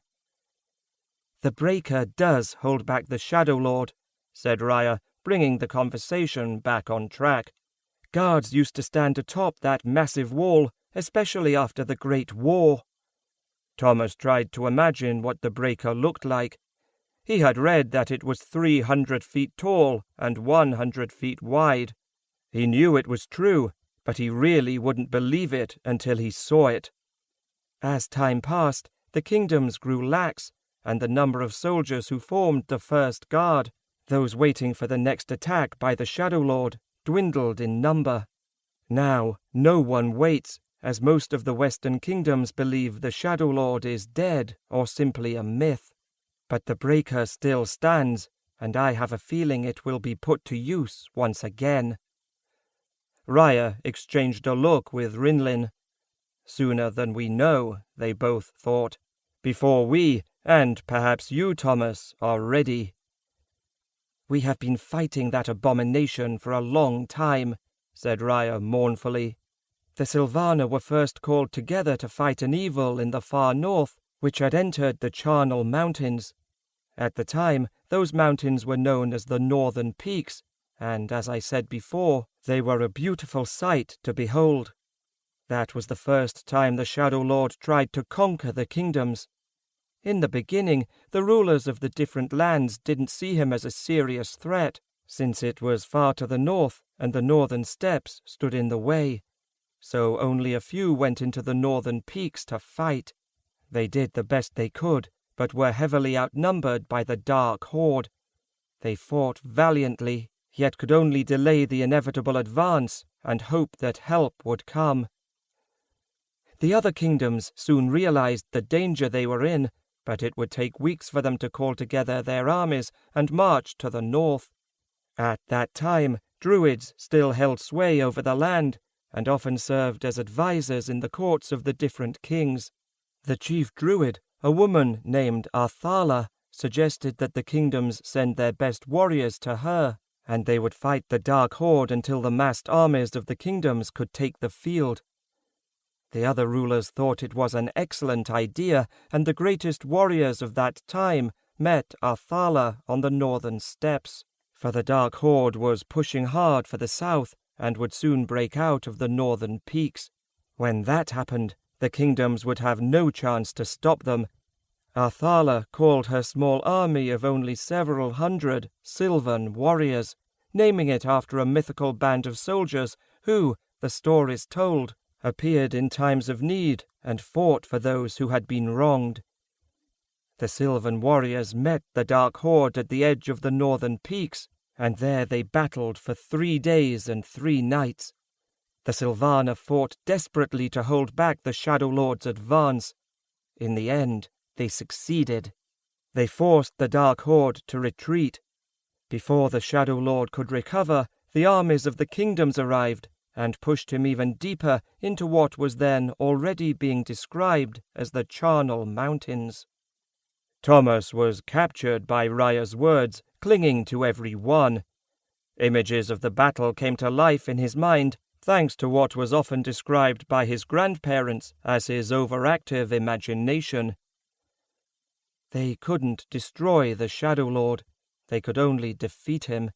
So the rulers of the kingdoms again followed the advice of Arthala and made the Sylvan warriors a permanent fighting force, with no ties of allegiance to any country. Their sole purpose was to fight the Shadow Lord, and they have done so ever since. That was the first time the Shadow Lord tried to conquer the kingdoms, but not the last. He continues to attack, and we continue to defeat him. Yet he grows stronger each time, and it becomes more difficult for us to hold him back. Many great men and women have been members of the Sylvaner. Rinlin's family used to rule a kingdom larger than Fal Carak and the Highlands combined, but the Kel Dragons prided themselves more on being part of that original group to fight the Shadow Lord. Arlev Fola, the first High King, was a Sylvan warrior before assuming his throne. Yet even when he ruled as High King, he could not break his ties fully with us. They were too strong. "Why was that?" asked Thomas. He had listened in rapt attention to Raya's story. Some of what she had talked of was discussed in the history books he had read, but much of it, in fact most of it, was not mentioned. "When you join the Sylvaner, Thomas," said Rinlin, "you are marked." Raya had been waiting to see when Rinlin was going to interrupt her again. She was amazed he had not done so earlier. Since he had behaved himself for so long, she decided she would permit this one transgression, adopting the pose of an indulgent schoolteacher, allowing her favorite student to speak. She knew that Rinlin found that posture extremely irritating, and he confirmed it with his brief scowl. How easy it was to play with her husband's mind. Rinlin again pulled out his necklace to make his point. "You are bound to nature for the rest of your life. That is the purpose of your life, to protect nature and those who live within nature's touch. People, animals, trees, life in general, from the evil of the Shadow Lord. It is not a decision to be made lightly." Thomas took in Rinlin's words, and wondered if he would some day have the opportunity to join the Sylvaner. One day perhaps he would, but he had a promise to keep to his grandfather and the Highlands. Would that interfere? "The Sylvaner held the Shadow Lord at the edge of the Charnel Mountains?" asked Thomas for clarification. They both nodded. "Then why was the breaker built?" He had wondered about that. He knew the obvious reason, to hold back the Shadow Lord, but he wondered why that would be necessary if the Shadow Lord could not extend his power outside of the Charnel Mountains. "Because there used to be hundreds of Sylvan warriors," said Rinlin in a sad tone, the sorrow readily apparent in his face. As the years passed and the number of battles grew, our numbers have decreased. Now there are no more than 100. Because there are so few of us left, the breaker is our last defense. If the Shadow Lord attacks and breaches the breaker, the kingdoms will fall, and with them nature itself." "You don't have to worry about that," said Raya, seeing Thomas' concern. "There are still enough of us left to defeat the Shadow Lord, and he hasn't stirred for more than 200 years, since the Great War." "So where are your unicorns? I thought unicorns were the steeds of sylvan warriors." Both Rinlin and Raya stared at him in surprise. They were both taken off guard by the question. Rinlin decided to give him the truth. Thomas usually smelled a lie from a mile away. "They live in the Valley of the Unicorns and come out into the world when there is a need." Thomas had been curious about that since he had first learned that Rinlin and Raya were both members of the Sylvana. He knew from the history books that the Sylvan warriors did not ride horses. Instead, they rode unicorns into battle, but it was always very vague as to why that was the case. "Are unicorns only white, or can they be different colors?" Again, the history books only spoke of white unicorns, but Thomas doubted their accuracy. "Why do you ask, Thomas?" Raya sensed that Thomas was asking these questions out of more than basic curiosity. "No reason." "Thomas!" He had heard that unyielding tone of voice from Raya many times before. Holding back information now was not a good idea. He had hoped to get answers to his questions in a roundabout way. He now saw that it would be impossible. "Because I keep seeing unicorns in my dreams," he replied. Both Rinlin and Raya leaned forward, gazing at him intently, but for some reason were not surprised. Thomas cleared his throat, somewhat nervous under their close scrutiny. He decided to tell his grandparents everything. "Recently, I've been having the same dream, where a black unicorn stands before me in a huge valley of green. Then the unicorn approaches me. He bends his head and touches my palm with his horn, and I wake up." "How often do you have this dream, Thomas?" Raya asked the question calmly, but on the inside she was having a hard time controlling her emotions. "When I first had it a few months ago, maybe once a week at most. Now it's several times a week. Is that a problem? The books that I've read only speak of white unicorns, not black ones." "No, not at all," said Raya. "Unicorns can be many different colors." Rinlin had been following Thomas and Raya's conversation only partially. Since Thomas had arrived on the island, he had delved deeply into the ancient prophecies, trying to find a hint as to what would come next in their battle against the Shadow Lord. Though each of the different prophecies was obscure and difficult to understand, they all came to a single conclusion. At a certain point in time, one person would fight against the Shadow Lord in Blackstone, or rather, Shadow's Reach, as it was known when the prophecies were written. The fate of the world hinged on that single battle. If the challenger survived, the world would live. If the Shadow Lord won, the world as they knew it would die. All of the prophecies agreed on this, but none ever explained who the challenger would be. They simply gave the person a name, the Defender of the Light, and only one prophecy offered any hint as to whom that person might be. Chapter 24. A Prophecy. When Rinlin had seen Thomas for the first time, in that glade in the highlands, he had appeared to be nothing more than a small, frightened boy. But something had been jarred loose from his memory then, and he had gone back to the prophecies for an answer. Now, with the weather changing, and hearkening back to that dire time 200 years before, his search through the prophecies had moved at a faster pace. He had found what he had been looking for just the other day, that one prophecy's explanation, vague as it was, as to whom exactly would be the defender of the light. Those lines of the prophecy passed through Rinlin's head. When a child of life and death stands on high, drawn by faith, he shall hold the key to victory in his hand. Swords of fire echo in the burned rock, balancing the future on their blades. Light dances with dark, green fire burns in the night, hopes and dreams follow the wind to fall in black or white. Rinlin thought that the first few lines of the prophecy applied to Thomas. For example, when Thomas had been born, his mother had died. When a child of life and death. Thomas was, or rather would be, the Lord of the Highlands, and now it seemed as if he was destined to become a member of the Sylvana as well. When you became the Lord of the Highlands, according to custom, it was known as standing on high. When you joined the Sylvana, you actually stood on high, atop a rock that was thought to be the highest point in all the kingdoms, so that requirement would be doubly met. These coincidences further confirmed Rinlin's suspicions. The other lines were still a problem. Rinlin hadn't been able to figure them out yet. He had an inkling about a few, such as the one, light dances with dark.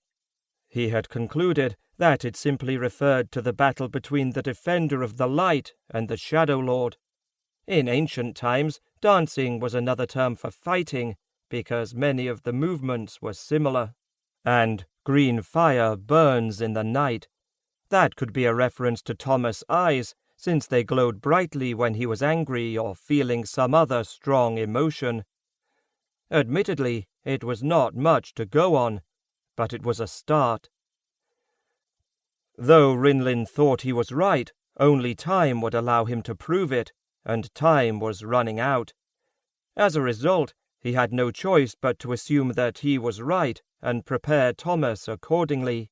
Then, if he was wrong, nothing would be lost.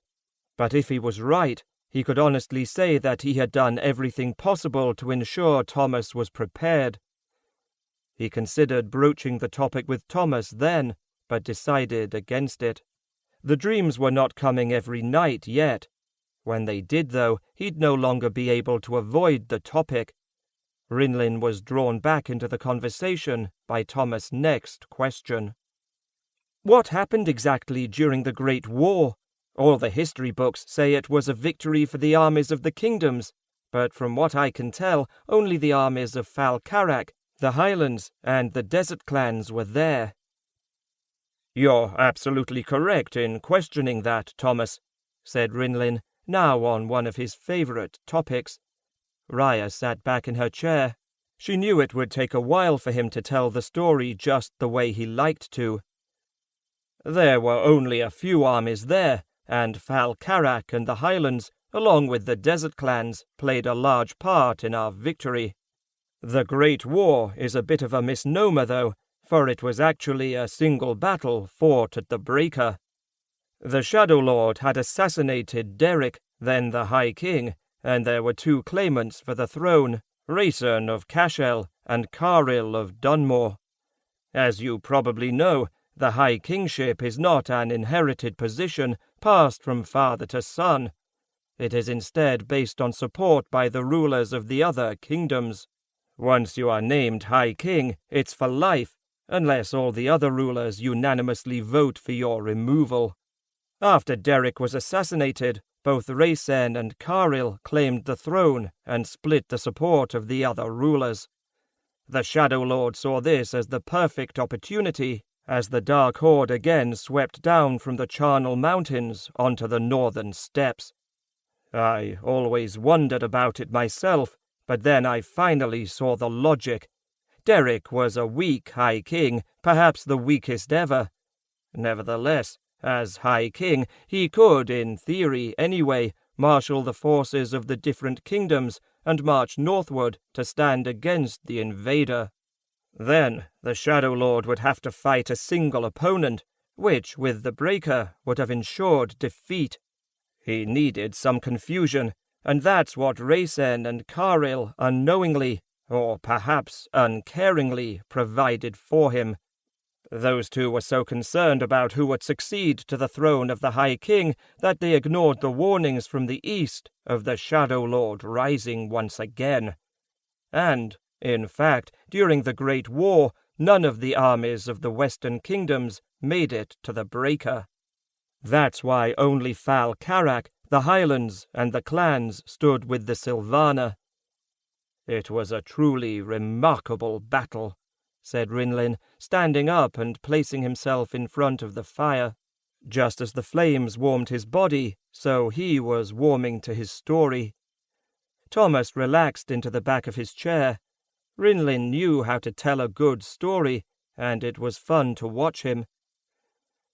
We fought delaying tactics as the Dark Horde made its way out of the Charnel Mountains, and then again across the northern steppes. We weren't so much trying to slow them down as to decrease their numbers. When the Horde came out onto the steppes, it was like a flood of darkness. For leagues around, you could see nothing but this seething mass of evil. Thousands, nay, hundreds of thousands of ogren, shades, fearhounds, and other hideous monsters marching toward the south. Rinlin was very much into his story now, his eyes dancing with the flames of the fireplace, and his arms conjuring up the different scenes. The northern steppes was littered with the bodies of dark creatures as they faced the might of the Silvana. Fireballs and tornadoes and lightning strikes tore into the Shadow Lord's host. You could walk from the Breaker to the Charnel Mountains and not once set foot on grass, the bodies were so thick. But no matter. The Dark Horde continued its inexorable advance, and we had no choice but to retreat to the Breaker. We stood atop the wall, still early in the morning, watching as the light of day gradually disappeared. By noon it was completely black, and we knew that the Shadow Lord had arrived on the field of battle. Only a few minutes passed before we heard the beating of swords and spears against shields and breastplates. Some of the Silvana used the talent to provide light over the steppes in front of the Breaker. It only added to the eeriness of what was to come. The Dark Horde was coming forward, the Ogren in the lead, the Shades right behind, the Fearhounds held in reserve to exploit any gap in our defences. We looked out over our enemy, our hearts filled with purpose, knowing that if we failed, a never-ending darkness would settle over the kingdoms. Raya rolled her eyes. She had heard Rinlin tell this particular story several times. Each time he twisted the facts ever so slightly. He called it artistic license and described it as a necessity in order to tell the story the right way. She simply laughed to herself. At least he was having a good time. Remarkably, Thomas was listening to him intently. She knew how hard it was for her grandson to sit still. There was always something he must do, and he wouldn't rest until he had done it. But Rinlin had succeeded in taking that impulse out of him, at least for the moment. Thomas hadn't moved in his chair since the story began, and his eyes were wide as Rinlin's theatrics played through his imagination. The first wave of Ogren smashed against the Breaker, and the Silvana and the clans stood strong against the onslaught, each arrow finding an unwilling home, each rock sweeping 2 or more Ogren down from that great wall to fall on their brethren. You see, that was the danger. The Ogren, with their claw-like hands and specialized armor, could scale the Breaker without the need for ladders. If they gained the height, we were doomed. The battle raged for several leagues along the length of the Breaker, but at last we swept that first wave from the wall and enjoyed a much-needed respite. It didn't last long, unfortunately. The warlocks came forward next and tried to use their evil to blow holes into the wall. They were an easier foe to deal with, for none could match the power of the Sylvan warriors skilled in the talent. It was a quick fight, and when it was over, barely 1 in 10 of the warlocks remained standing, the rest having been burned to a cinder. Even more important, the Shadow Lord was growing angry. He had a much larger army, but only a few thousand had stopped its progress. He continued to attack, driving his host forward mercilessly. With every attack, we swept the breaker clean of Ogren and other hideous beasts. For every attacker removed, 3 took its place. We held strong, though. By the end of the first day, the breaker remained ours. And that was what led to his downfall. The Shadow Lord lost patience with the steady assault and ordered an all-out attack, sending forward the last of the Ogren, which still numbered well over 100,000, and his shades and fearhounds. Most would have fled in terror from such an onslaught, but we didn't. Sylvan warriors never show fear, and we stood there on the wall, bracing ourselves for what could be the final battle. Blood and gore flew through the air, the stench of charred flesh almost overpowered us. We were growing desperate, and the Shadow Lord smelled victory. That's when we unleashed our first surprise. The Shadow Lord had made a crucial mistake. He had assumed that he had created enough confusion in the kingdoms so that no one else would come to defend against his attack, except for those of us already atop the breaker. He was wrong. That first day of battle had bought us enough time for the army of Fal-Karak and the Marchers to sneak through the northern highlands and come up behind the Dark Horde. As we impeded the Shadow Lord's advance from the front, the men of Fal-Karak and the Highland Marchers fell upon the Dark Horde, slaughtering thousands before the Shadow Lord discovered that he was under attack from behind. It was that initial surprise that brought us victory. The Dark Horde turned to face its new foe, forgetting the breaker for a moment, thinking we were too weak to come out onto the steppe. Seeing our chance, we left the safety of the breaker. With the Dark Horde's attention diverted, we left the Great Wall and gathered our mounts, then sallied forth and caught the Dark Horde in its left flank. We rode out in a wedge, swords dancing in the air, never failing to find an opponent, the power of those with the talent cutting a wide swath through this wave of darkness. We charged forward until finally, after a full day's fighting, we met the Marchers and men of Fal-Karak in the middle of the foe, effectively cutting the Dark Horde in half. The Shadow Lord lost control of his host then. It was time to unleash our second surprise. The clansmen then rode forth and attacked those forces now separated from their master. It wasn't long before that half of the Dark Horde broke in fear, trying to escape to the north. But the clansmen pursued. They were in their natural element, riding their sturdy horses and cutting at their enemy's side. Always cutting at the enemy's side and whittling them down creature by creature. We continued to push for the Shadow Lord himself as the resistance around him diminished. Victory was within our grasp. We only had to reach out and take it. We had fought those 2 days with barely any room to maneuver. It was like cutting down wheat with a scythe for the harvest. No matter where we turned, there was an Ogren or a Shade or a Fearhound. Suddenly, a space opened up, and the pennant of the Shadow Lord hung limply before us, just a quarter mile ahead. Without thinking, we charged, knowing that if you cut off the head of even the largest snake, its body dies. But he saw us coming, and he knew that his army, now just a fraction of its original size, was defeated. So he ran. One moment he was there, the next he was gone. We had lost our chance, and there was no way to pursue him. Nevertheless, when he disappeared, all resistance ended, and the once mighty Dark Horde was no more. Ogren, Shades, and the other creatures began to fight among themselves as they looked for an avenue of escape. They did our work for us then. Still, they wouldn't get off easy. We harried them all the way back to the foothills of the Charnel Mountains, and we haven't seen the Dark Horde since.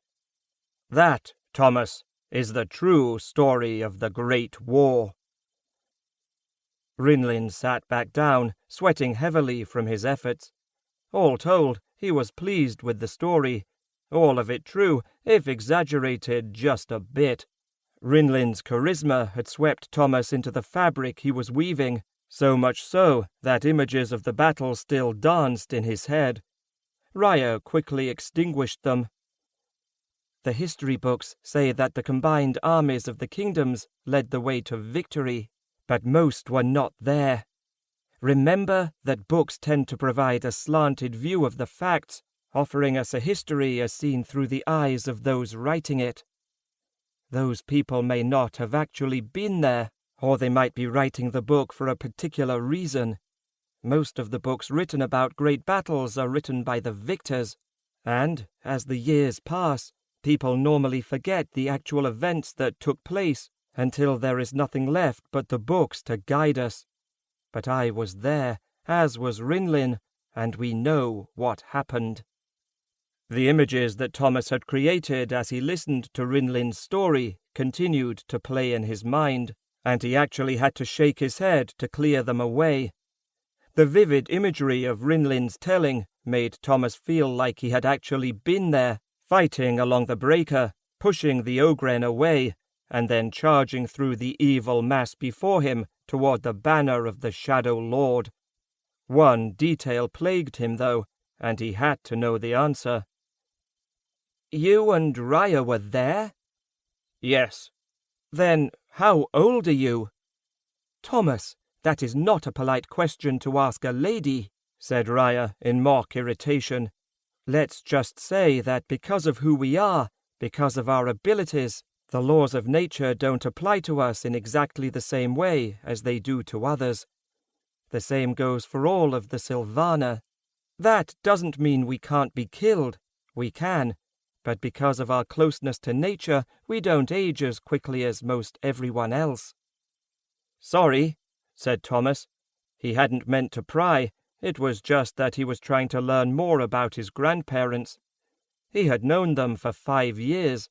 Sometimes, though, it didn't seem like he knew them at all. It was all just a little unsettling to him.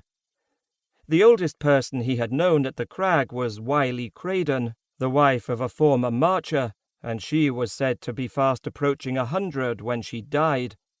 Yet his grandparents were at least several 100 years old, probably more, and they didn't look any older than someone who had seen 40 or 50 summers, if that. "Maybe I can become one of the Sylvana," said Thomas. "I think I'd like that a lot." "I'm sure you will, Thomas," said Raya. "I'm sure you will."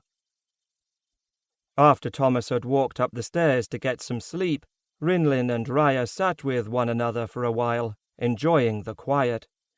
The only noise came from Belial as he acted out some part in a dream. Probably chasing a buck, thought Rinlin, the way his paws were moving in his sleep. "You know what this means, don't you, Raya?" "Yes, I do. The burdens of his life only seem to be getting heavier." "If he can survive them, he can survive anything." "Yes, that's true. Of course, it only takes one to crush you." Chapter 25. Tenuous Allies. Lord Johin Killerin was a man of power, a man accustomed to getting what he wanted. He was also a man of reputation, in that he was known throughout the kingdoms for his ability with a sword. Whether actual or contrived really didn't matter from his point of view. And he was a man of vanity. A single spot of dust on his cloak sent him into fits, and his body servant running for his life. Much to his displeasure, he was not a man of wealth. For centuries, his family had climbed the rungs of power and prestige, moving from farmer to merchant to noble. Yet, doing so, in turn, had cost a great deal of money, and none of his ancestors, particularly his father, curse the bastard, had ever thought to build the fortune required by a man in Killerin's position, regent of the Highlands. Perhaps that's why he was perpetually in a foul mood. a mood darkened by the meeting about to transpire. He didn't like dealing with people who had more than he, whether power or money or anything else. In just a few minutes he would be meeting with the richest man in all the kingdoms, a man whose fortune Killerin could not even begin to comprehend, a man Killerin desperately wanted to be. "The party's been sighted, my lord," said Oakland, who galloped through the opened gates of the Reavers' main camp. Killerin grimaced as he looked up at his second-in-command, as he always did. Oakland had lost an eye during a raid into the Highlands, and the man refused to wear an eye patch. The Reaver viewed the wound as a badge of honor, as did his men, yet the gruesome display could still make a man with the strongest stomach retch. Killerin turned around slowly, taking in everything around him. It wasn't the picture he had expected or wanted. He knew how dangerous the Marchers could be, and he remembered their tenacity when defending the crag, even as it burned down around them. The Marchers may be defeated, but they had not been conquered. In fact, he doubted they ever would be. In his opinion, they could only be exterminated. So, once he had been named regent, he had found a promontory close to the mines in the lower Highlands, and, before sending his men out after the remaining Highlanders, put them to work on a fortress from which Killerin could exercise his power. The fortress had a rather simple design, with 4 corner towers made of stone connected to a 30-foot-high wall constructed from the stoutest trees in the Highlands. A ditch filled with wooden spikes surrounded the fort, with just enough space between the two to allow his soldiers to shoot anyone foolish enough to come too close. Within the compound stood Killerin's private quarters, barracks for his soldiers, and the slave pens. "It's about time," said Killerin angrily. "What took you so long? The trip is no more than a day from the border." "He was late arriving at the border, my lord," said Oakland, wary of Killerin's temper. Many had lost their heads during one of Killerin's moods, and Oakland did not want to join them. "Late? Late! If that bastard thought to slight me by—" Killerin gained control of his anger. A tall man had just exited the forest, followed by 6 of his own men and 20 of Killerin's Reavers. He rode on a tall, black horse, with the confidence of someone accustomed to the saddle. For all his wealth, the man wore nondescript black riding leathers. The sharp eyes and intelligence could not be missed, though, and his baldness accentuated it. He resembled a hawk in search of prey. "Good morning, Norin," said Killerin, putting on his most winning smile. "I trust your journey was comfortable?" Norin Dinnigan looked down contemptuously at the man standing before him in gleaming silver armor, a white cloak draped from his shoulders. He had dealt with men like Johin Killerin before, men who craved what he had. "Killerin," said Dinnigan, nodding perfunctorily. The tall man jumped down from his horse, then walked past Killerin and into the compound. "I don't have time for pleasantries. Let's get down to business." Killerin trotted after Dinnigan, his face turning an angry red. The man had the nerve to upstage him in his own fortress. When Killerin caught up to Dinnigan, he turned him in the direction of his personal quarters, a large cabin set apart from the others. Killerin watched Dinnigan out of the corner of his eye, taking in everything he could. He took some satisfaction when Dinnigan slipped to one knee because of the mud that prevailed throughout the inner compound. With the number of men and horses travelling through the area, even in the dry season, the mud survived. Killerin detested it. He did not belong in this outland fort. He belonged in a palace of his own. As Dinnigan regained his feet with Killerin's help, ignoring the mud on his knee, he glimpsed a structure standing in the middle of the fort. "What's that?" "What?" asked Killerin, his attention diverted for a brief moment by the return of one of his raiding parties, again with little to show for it. The 20 reavers churned up the mud even more as they led their weary mounts to the stables. Once again, they had failed to bring in new workers. Those Highlanders were a slippery lot. You could be standing right next to one up in the higher passes, and you wouldn't even know it. He'd have to talk to Oakland about that. His supply of workers was getting low. If he didn't find some more soon, he'd have to cut his production, and that was something he couldn't afford to do. "That man! What is that?" Killerin followed where Dinnigan pointed. "That is what happens when you try to escape from the mines." His tone was one of boredom. In the center of the compound stood a large wooden pole that rose 30 feet into the air. Another pole crossed at its top. A man hung from the structure by ropes attached at each end of the horizontal pole to his wrists. Dirt and grime covered his body, as well as blood. It did not look as if the Highlander had much longer to live, yet he still smiled. "He tried to escape a few days ago. He actually made it over the palisade, but he didn't go much further after a few arrows found him. It's rather common, really, the Highlanders trying to escape. We string up anyone who tries, and it usually helps to cow them for a few days." "And then?" Dinnigan was slightly sickened by the sight before him, yet a part of him was fascinated by it. He had ordered the murders of many of his competitors during the years. It was something that he had to do from time to time, viewing it as simply another aspect of doing business. At least, that's how he saw it. His victims were nothing more than obstacles to be removed. "Then they try again. They're a stubborn lot, these Highlanders. They don't learn very quickly." Dinnigan mumbled noncommittally as he walked past Killerin into the large cabin. The door opened to an audience chamber. The remainder of the building was Killerin's personal quarters.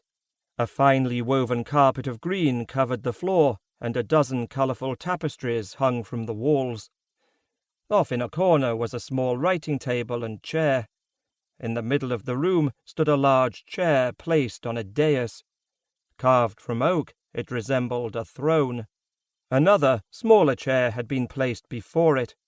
If Killerin was going to have to spend 10 years in these uncivilized hinterlands, why shouldn't he enjoy a taste of the luxury he so rightfully deserved? Dinnigan took it all in with a single glance. His initial assessment about Killerin was right. He was out for himself first, regardless of his allies. That made him either a dangerous man or a very stupid one. You didn't play games with allies such as these. Killerin motioned Dinnigan to the chair, then assumed his place on the throne. He enjoyed looking down on Dinnigan. It was something he could get used to. "Why are you here, Norin?" So Killerin hadn't been told. He should have expected no less. The High King kept his own counsel and told his subordinates only what they needed to know. "It's extremely risky for you to be here, as you well know. If Gregory found out about your part in all this, he'd have your head." Killerin smiled wickedly at the thought, obviously pleased by the possibility. Dinnigan sensed that Killerin's words were more than a statement. They rung of a threat. He decided that he'd let Killerin enjoy himself for just a little longer. "Gregory will not be a problem, at least not for much longer." Dinnigan settled himself into his chair. It had obviously not been selected for comfort. "Gregory will not be a problem, at least for not much longer." That had the ring of treason to it. Perhaps Killerin could take advantage of it in some way. "Killerin, let me be brief," said Dinnigan. That smug look, almost hidden by the large nose protruding from Killerin's face, would soon disappear. "The High King is not happy with your efforts here in the Highlands. He needs more from the mines if he's to put his plans into motion. He can't afford any problems, yet that's all there seems to be, one problem after another. It took you 2 years to get the mining operation up to speed, a year longer than it should have, And you still haven't provided the amount of gold, silver, and minerals required." Killarin's confidence was replaced by worry. He should have known why Dinnigan had been sent here. He should have known. "We're doing the best we can, Norin," he replied, his voice cracking with fear. "We don't have the best workers, and believe me, we do everything we can to convince them of the need to work hard for us. There's not much we can do, though. The Highlanders are a difficult people. They don't adapt well to enforced labor. No matter how many times you discipline them, they still don't listen. And the thought of being killed doesn't bother them. Worst of all, the Marchers are a continual problem. No matter how badly we outnumber them, they continue to harass us here and at our other guard posts." "Enough with your excuses, Killarin. You sound like an old woman." Dinnigan had been in the same situation many times before. Someone he had hired had failed in what he was supposed to do and tried to remove himself from blame. Dinnigan didn't look kindly on people of that nature. He saw such people as obstacles. At least Killarin's smugness was gone, now replaced by fear. Good. He wasn't a total fool. The High King's allies had a harsher view of failure than Dinnigan did. Perhaps Killarin would learn before it was too late. Then again, perhaps not. Dinnigan continued. "No more excuses. Is that understood?" Killarin nodded meekly, though his body told another story. Well, well, well. The snotty lord had some backbone in him after all. The anger that Killarin was trying so hard to hide was plain to Dinnigan. "That's why I'm here, to fix things. The High King has made it clear that you will help me in this, doing everything you possibly can. Is that understood?" Killarin nodded again. It looked as if he had finally gotten control of his temper. Good. Maybe he wasn't completely useless. Regardless of how this worked out, Dinnigan planned to make sure that if this business venture fell apart, it would fall on someone else's head rather than his own. At the moment, Killarin was the likely candidate. "Good. Now, let's get started. How much have you been skimming off the top?" "What?" demanded Killarin, his shock at the accusation obvious. "You accuse me of—" "I will have none of this, Killarin!" shouted Dinnigan, rising from his chair to tower over Killarin, who dug deeper into the throne as if the wood would protect him. "Don't make the mistake of thinking I'm a country bumpkin. I know exactly how much the mines can produce to the ingot, irrespective of the labor. Now, how much have you been skimming? 25%? 30? 30, whispered Killarin. How could he have guessed? No one knew but himself and his most trusted men. Formerly most trusted men, he corrected. Soon to be dead men. "Risky, Killarin. Very risky. If the High King had been paying more attention, he could have figured this out for himself. All right. Since he hasn't, we'll continue as before. From now on, 25% goes to me, 5% to you." With that split, the income Dinnigan received from the mines would more than meet his financial commitment to Roderick. The deviousness of the arrangement pleased him. 25%! Killarin jumped up from his chair in protest. Just as quickly, Dinnigan pushed him back down on his throne. 25, Killarin! You're not in a position to argue. Killarin nodded glumly, recognizing the futility of his position. "Then how are we supposed to increase production?" he asked. "We're getting as much as we can as it is from the workers.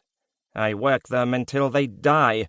If I push them harder, they'll die faster. Then where will that leave us?" "Well, if we can't get them to work any harder, we'll get more of them." "How do you plan to do that?" Dinnigan fixed Killarin with a cold stare.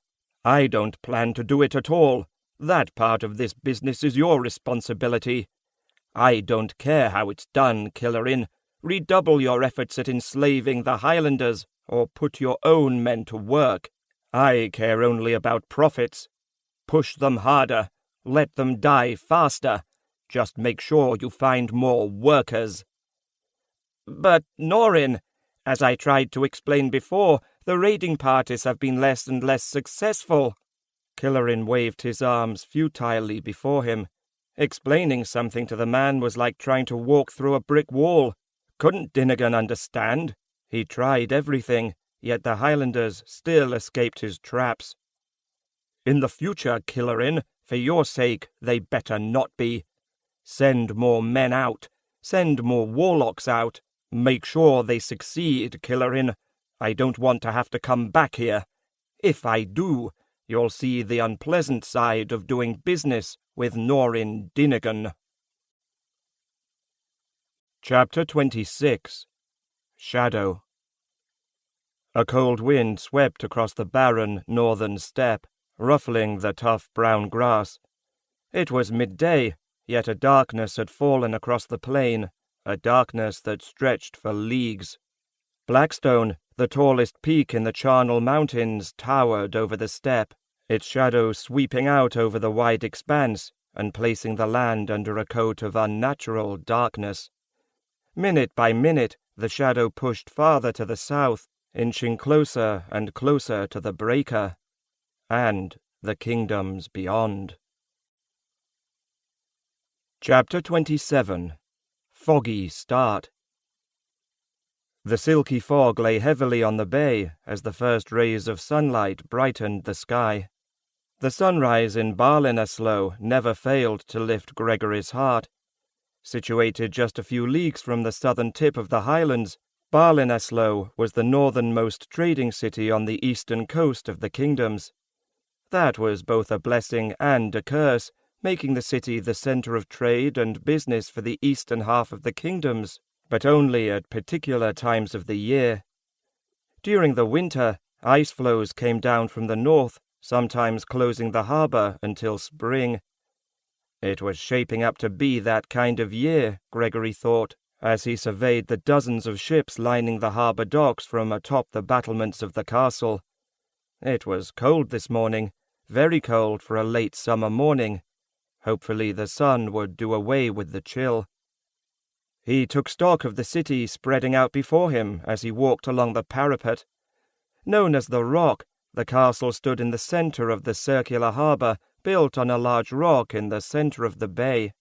The reefs that protected the city from winter storms provided a small opening through which ships could pass, while also offering an excellent natural defence. An attacking army had never conquered the imposing fortress in its 1,000-year history. Because of the surrounding rocks, ships couldn't get close enough to unload soldiers. The only avenue for attack required traversing a bridge more than a half-mile long. The bridge connected the castle to the very centre of Barlinasloe. Of course, because of the pins strategically placed throughout its length, which allowed sections to fall into the bay when pulled out, the bridge functioned more like a death trap than a causeway during an attack. Gregory Carlomin, king of Fal Carak, smiled as he thought of his defensive fortifications. A small part of him relished the prospect of repelling invaders wishing for the excitement. A larger part of him, what he described as the more mature part, never old, recognized the folly of his hopes. He was thankful for the natural deterrence offered by the location of his city. It made governing much easier when you didn't have to worry about the constant threat of attack. Still, with the High King growing more ambitious by the day, the excitement he craved might come sooner than he thought. Gregory wasn't a tall man, though he knew how to make it seem like he was. He wasn't really very old either. His years as a soldier and general could not be disguised, as his broad chest and thick arms testified. It was just that his daughter kept telling him that his flowing moustache and short hair, now speckled with grey, made him look old, and he had begun to believe her. Gregory pushed the depressing thoughts from his mind, not wanting such a beautiful morning to get off to a bad start. Though the sun was barely up, The sounds of life travelled across the bay to greet his ears. The yells of the longshoremen working on the docks, the teamsters readying their wagons, the merchants opening their stalls for the early morning shoppers. And the smell of cinnamon buns wafting up from the castle's kitchen reminded him that he hadn't eaten breakfast yet. But first he had to attend to his daughter. She and her friends were going on a day trip to Oakwood Forest. It was another one of Kaylee's ideas, and he didn't like it one bit. Having reached her 16th name day, according to the law, she was an adult. More important, she could now assume the throne if anything happened to him. Unfortunately, legally being an adult did not actually mean you were one in terms of common sense and good judgment. His daughter had the spirit of a stallion when she needed the demeanor of a mare, the courage of a lion when she required the cunning of a fox. He would have sent guards out with her, but last night she had somehow gotten him to promise that she could go alone with her friends. Even worse, he didn't know how she had succeeded in winning that concession. Looking down into the courtyard, his irritation melted away. Kaylee had just walked out of the castle. Her long raven-black hair flowing down her back and blue eyes the colour of the sea reminded Gregory of her mother. A small smile from her could melt the heart of the stodgiest old man, and she knew it. She had the confidence of a princess in her step and a mischievous gleam in her eyes, which was why he worried so much. Saying no to her had never been easy. On occasion he had, just so she knew he wasn't completely wrapped around her finger. He quickly considered several ways to have a troop of soldiers conveniently go in the same direction as his daughter's party, yet discarded them all. He needed to show that he trusted his daughter, especially now, and having her followed wasn't the way to do it. Gregory shook his head in bewilderment as he walked down the staircase. He had never thought that raising a daughter could be so much trouble. The challenges of ruling a kingdom paled in comparison. Chapter 28. Misled. Gregory felt at home in the disorder of the courtyard. The blacksmith was already hard at work pounding on his anvil, his fire blazing strongly. His apprentices were repairing the nicks in the blades of several swords and spears. A squadron of soldiers had just returned and was leading their horses to the stables, while another squadron trotted out under the portcullis. It looked like chaos, but he knew there was actually some organization to it all. The one group who looked out of place had just exited the stables. Seeing her father, Kaylee rode toward him on Misty, a tall brown mare he had given her just a few weeks before.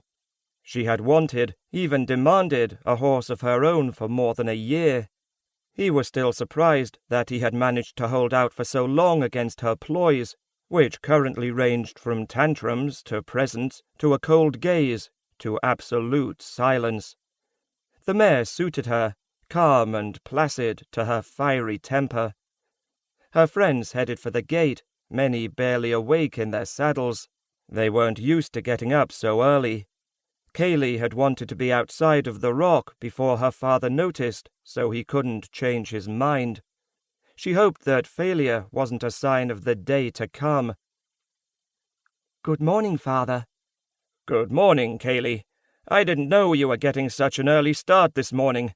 It really isn't that far to Oakwood Forest." "I know, Father," she replied calmly, though her mind spun furiously, searching for a way to leave the courtyard as quickly as possible. Her father had given her permission to travel to Oakwood Forest, but what was the fun of going there? There was no adventure in it, and that's what she wanted. She was a grown woman now, even if her father still didn't know it. But changing her father's perspective would be difficult at best. So she had decided that it simply would be easier on everyone if she didn't tell him what she was going to do, or at least not all of it. Besides, they would be traveling through a part of Oakwood Forest. You had to go through Oakwood Forest to reach the Burren, so it wasn't a complete lie. Was it? We just wanted to get going since the light is fading so early now." "Uh-huh." Gregory looked at his daughter doubtfully. Kaylee normally didn't roll out of bed until late morning, and her friends were notoriously worse. He just couldn't imagine that Oakwood Forest held such an allure that she and her friends would so willingly rise at the crack of dawn. He had a feeling that his daughter wasn't telling him everything. Kaylee maintained her smile. Her father's gaze made her nervous. It was the one he used on visiting emissaries who sought trade concessions. They rarely succeeded. She knew her father was recognized as a general, but most didn't realize he was a cunning negotiator as well. To get away from his gaze, she nudged her horse over toward her friends, biting down on her tongue as her father walked beside her. She had a tendency of chattering when she was nervous, a trait her father was well aware of. "Good morning, my lord," said Madden. The other members of the small group offered their greetings. Lissa, Nicola, and Camilla had grown up with Kaylee, and also had quickly grown accustomed to having their needs taken care of. Lissa, tall and fair, had a pouty mouth that detracted from her beauty, though she thought it made her more attractive. Nicola was rather plain, but her wonderful smile made up for it. Camilla's high-pitched voice matched her sharp features. All three enjoyed ordering others about, and they happened to be very good at it. The boys were no better. At least Eric had the makings of a good soldier, or rather the body for it, if not the brains. Roan, with his unkempt hair and pointed nose, had the look of a trickster, though he came from one of the most powerful families in the kingdom. Madden, son of Noran Dinnigan, had always enjoyed the privileged life. When Madden had begun his weapons training the year before, he had assumed that because of who he was, he would be given a sword, and then that would be it. Cale had had a good laugh at that, and then told the boy to get in line with the other students with a sharp whack of his sword on the boy's rump. Nevertheless, he was still as arrogant as ever. He now fancied himself as the best swordsman in the kingdoms. If Madden wasn't careful, though, his sword would get the better of him. Lissa, Nicola, and Camilla stayed by the gate, obviously half asleep in the saddle. Eric stayed with them, flustered by the appearance of the king of Fal Carak. "Madden," replied Gregory. "So where are you off to today?" "To Oakwood Forest, my lord," piped in Roan, moving his horse next to Madden's. Gregory saw Madden's face turn red with anger. Madden didn't like to be upstaged. Roan knew that as well, but it still didn't stop him. No matter how hard he tried, he could rarely keep his mouth shut. "On a picnic." He pointed to the food basket tied to the back of Eric's saddle. "And Eric, Madden, and I were going to practice our woodlaw skills to be ready for the sword master." Gregory examined Roan with a quizzical eye. Of all the young men, only Eric approached his training as a soldier seriously. Both Madden and Roan were known for their lackadaisical efforts. The idea of the two of them practicing on their own was preposterous. Gregory waited to see if Roan would say more. The best lies were always the simplest. The more elaborate they became, the easier it was to make a mistake. Kaylee tried to sit still on her horse, a look of alarm on her face. Why did men always think they had to handle things? She was doing just fine until these two oafs jumped in. She knew what her father was doing. She attempted to catch Roan with her eyes, but he wasn't paying attention. Kaylee groaned inwardly. Roan was opening his mouth to speak again. Luckily, Madden saw her expression and nudged his horse to the left. It brushed against Roan's dark grey steed, forcing him to steady the gelding. Annoyed by the disturbance, Roan looked at Madden in anger, who quickly motioned for him to stay silent. Seeing Kaylee's expression, he did. "Well, we really should be going, father," said Kaylee, turning her horse toward the gate. Her friends followed after her. Gregory smiled, shaking his head ruefully. Kaylee had hatched another scheme. Ah well, let her have her fun. If she could twist him around in so many directions he didn't know which way was up, just imagine what she would eventually do to her husband. "Make sure you're back before dark," he called after them, receiving a wave from his daughter in return as the small party made its way out onto the bridge. Regardless of what she was up to, she couldn't get into too much trouble. Not in Oakwood Forest, anyway. Maybe her friends could offer some protection if need be. Gregory chuckled at the idea. None of them showed the mettle Kaylee had. He hoped her friends' attitudes didn't rub off on her. A future queen couldn't afford to have them. As he watched the small group make its way toward the mainland, Cale Bellilil joined him. A head taller than Gregory, he had the grizzled expression of a veteran soldier, and the scars to prove it. Completely bald, and with a scar running across one half of his neck, the joke in the castle was that to win a combat, Cale simply had to look at his opponent. A sword wasn't necessary with such a frightening countenance. No one would repeat such a joke to Cale, however. He was the best swordsman in Fal Carak, which was why he was the swordmaster. He had guarded Gregory's back for 20 years, and Gregory could not think of anyone else who could do a better job.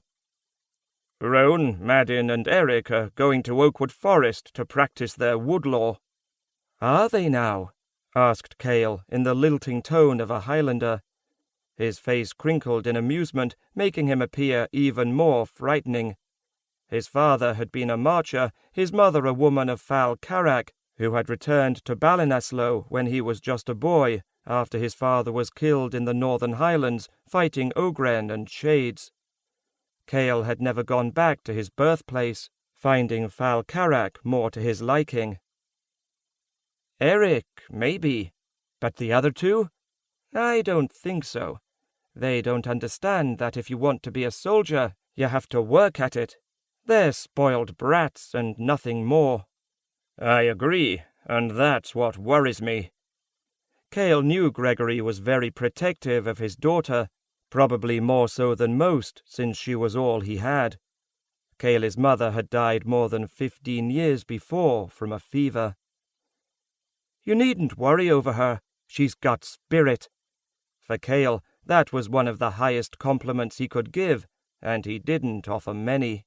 He was an excellent judge of character, and an even better swordmaster. After 10 years of training Fal Carak's soldiers, there was no danger in worrying over their ability. Only the marchers could surpass the soldiers he trained. "You know, she wants to learn weapons herself. She asked me to teach her how to use a sword." "And what did you say?" Gregory asked the question calmly, though his insides churned. First a horse, and now weapons. How was he ever going to turn his daughter into a queen if she wanted to be a soldier? "That I was busy training soldiers. I didn't have the time." Then she said she wanted to train with the soldiers. She said that just because she was a girl didn't mean she couldn't do as well as they. "How did you handle that?" He envisioned exactly how she must have approached Cale, fists on hips, her face an angry red, standing right in front of him, a commanding tone. She just might make an excellent queen some day, if her friends didn't get in the way and she remembered what she learned. "I told her she'd have to talk to you." "Thanks for the warning. I'm sure it will be a fun conversation."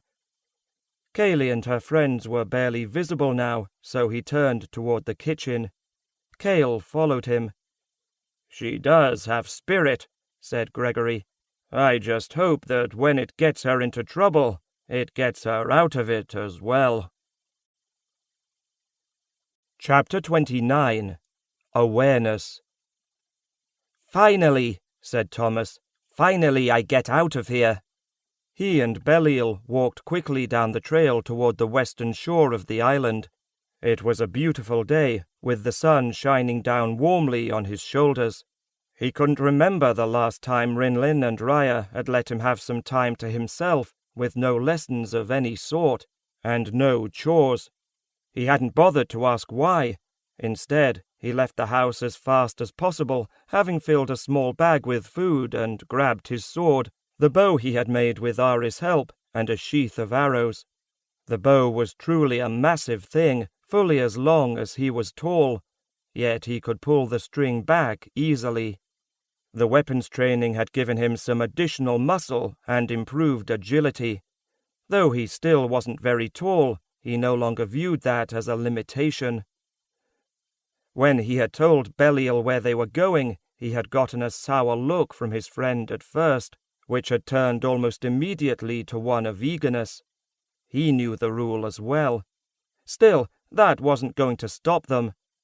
Thomas wasn't permitted off the island by himself.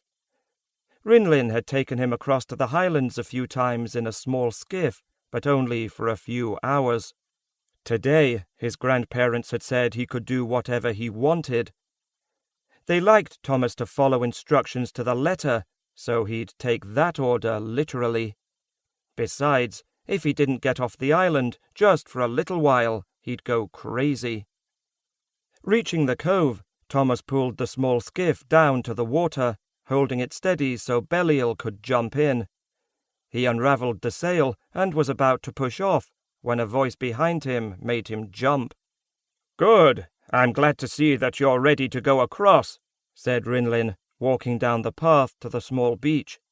"Raya wants me to find some herbs and roots for her that only grow at the edge of the burren.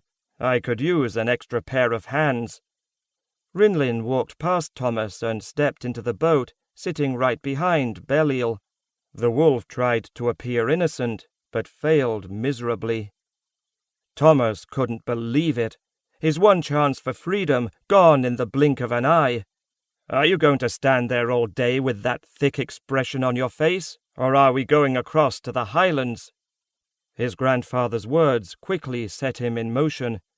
It may not be the way he had planned, but at least he was getting off the island. In only a few moments they were gliding across the waves. He should have expected this. It had all been a little too easy. As they broke free of the cove into open water, a gust of wind caught the sail. The small boat skimmed across the waves, pushed along by the strong current. Thomas sat back comfortably, barely having to move the rudder. Relishing the feel of the wind against his face, he watched the fins of the great sharks follow after the craft. Though the massive sharks could bite the skiff in half, he wasn't worried. In this part of the channel, the water was no more than 3 to 5 feet deep. If he ventured 100 feet to either side, then he would have to worry. Rinlin also ignored the sharks, unconcerned.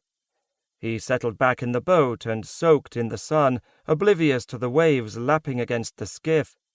The sharks swam as close to the boat as possible, then turned away. Reaching the shore, Thomas turned south and followed the coast for an hour until Rinlin told him to beach the craft in a rocky cove where the highlands met the burren. After pulling the skiff far enough onto the beach so it wouldn't be caught by the tide, they hid it under some branches. Thomas decided that his escape had failed because his weapons had given him away. Next time, he'd be more careful. He'd leave his weapons outside the house and pick them up on his way. As they walked away from the beach, Thomas and Belial followed Rinlin into the forest as he led them on a game trail that offered a quicker passage through the dense brush. By midday, they reached the edge of the burren.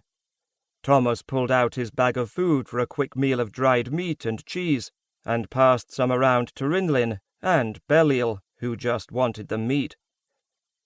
"Now that we're here, it's time to start looking for those herbs that Raya wants," said Rinlin, rising from the rock that had served as his seat. He was dressed much like Thomas, green shirt, brown breeks, and soft but thick leather boots, laced up to the knee. "It'll probably go faster if we split up, so why don't you and Belial head in that direction, and I'll go in this one. We'll meet back here in 3 hours. Thomas looked at the way Rinlin pointed. That direction would take Thomas deeper into the burren, which surprised him. Thomas smiled.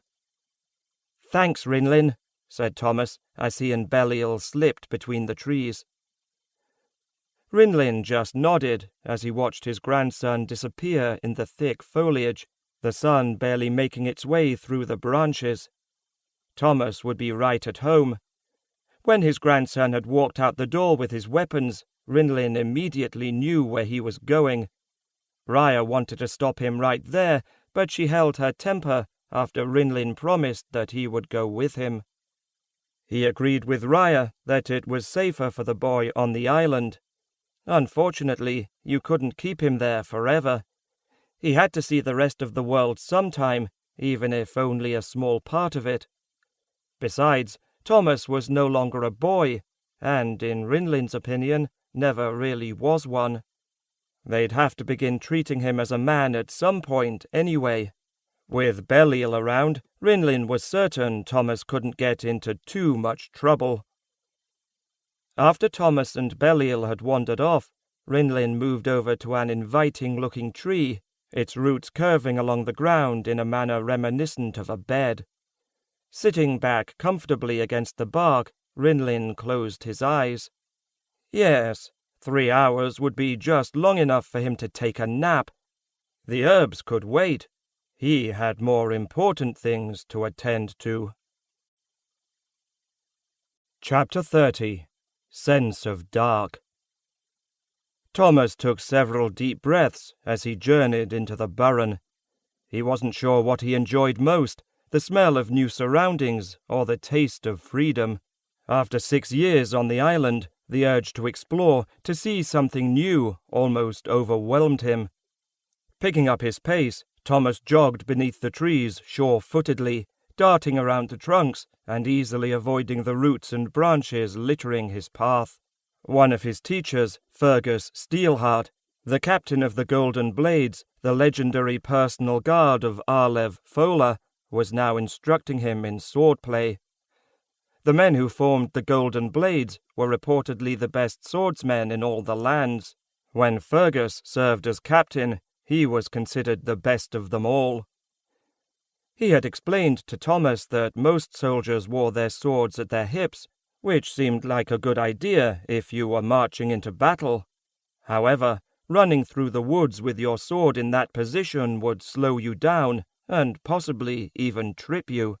So Thomas preferred to hold his weapons in his hands when wandering about, as Fergus had shown him, sword in one hand, bow in the other, quiver of arrows across his back. Belial loped along beside him, enjoying the game. Soon both were running at full speed, racing to see who could best negotiate the obstacles of the forest. The excitement of the contest thrilled Thomas as he ducked under a low branch, then leaped across a small stream. Sometimes he would lead, other times Belial, yet neither gained more than a pace on the other. Though dead leaves and branches covered the floor of the forest, neither made a sound. The only evidence of their movement was the air they disturbed in their swift passage. Thomas had just dodged around a huge rock when he skidded to a halt.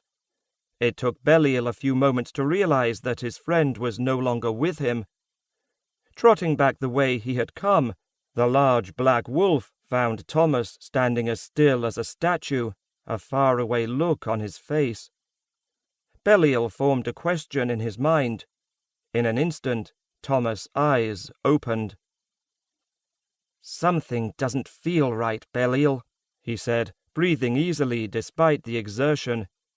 "It's almost as if there is something in the burren that doesn't belong here." Again, Belial formed an image in his mind. "No, I don't think it's a mongrel or the fear-hounds. I'm not sure what it is." Thomas focused on the source of his unease. He could feel nature all around him, and the burren in particular.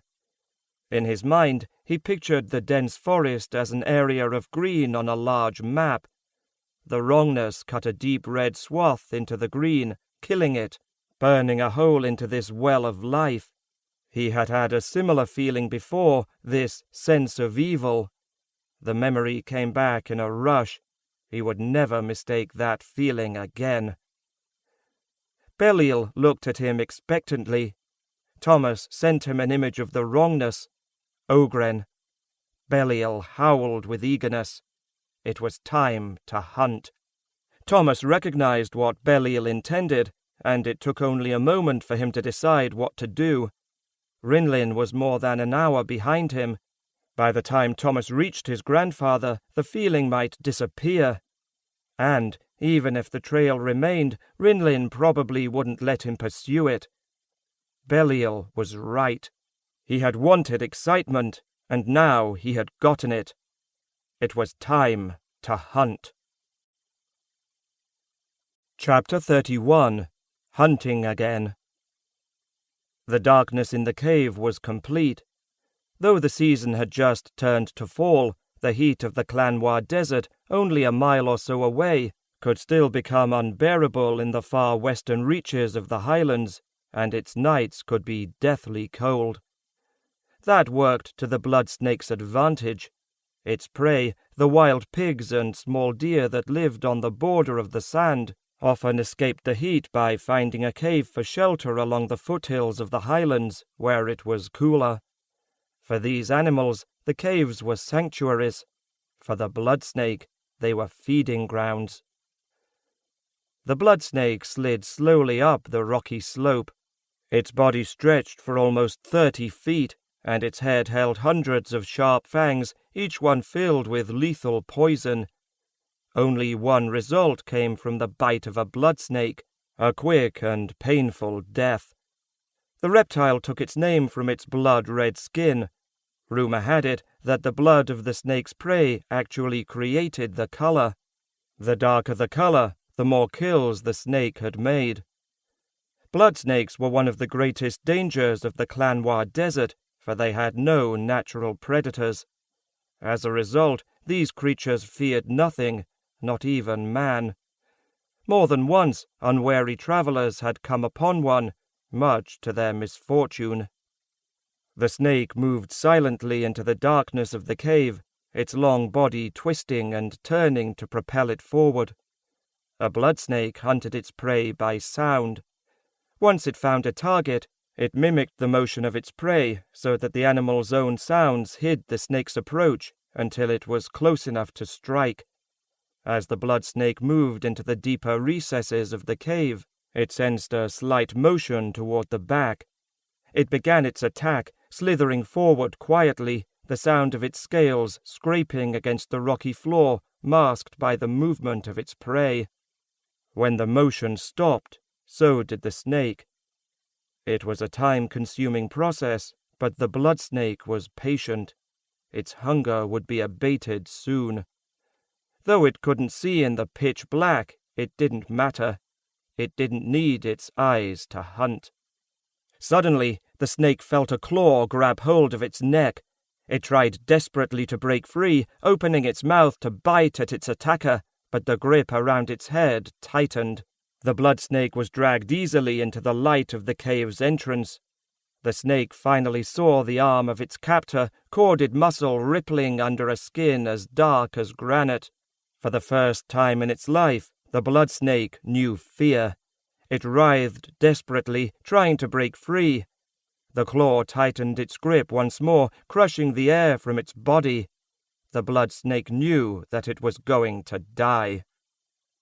The Night Stalker looked at the blood snake contemptuously with its glowing red eyes. With a quick flick of its wrist, the Night Stalker broke the blood snake's neck, letting the lifeless body fall to the stony ground. Finally, after all this time, it felt its prey again. It had never hunted for so long before.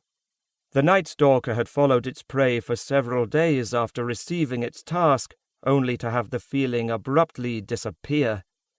The Night Stalker had waited through the years for its prey to appear again, and now it finally did. It had sensed its prey briefly at times, yet only for a few fleeting moments and never long enough to begin the hunt. Now, though, it knew for sure. The Night Stalker spread its arms out wide, the muscles in its shoulders flexing, the wings on its back stretching to their full length. The hunt would finally begin again. Its master would be pleased. Chapter 32. Ego Run Amok. When Kayleigh first thought of sneaking into the Burren, it seemed like the perfect adventure and a chance for some freedom. As she grew older, the demands made on her as a princess were becoming more and more of a burden. Her lessons were one thing. She didn't mind learning history or arithmetic or statesmanship, but standing still for several hours because of some stupid ceremony was just a little too much. She wanted to have some fun for a change. Unfortunately, her adventure wasn't turning out as she had hoped. How come your expectations never matched reality? It had begun at the very start.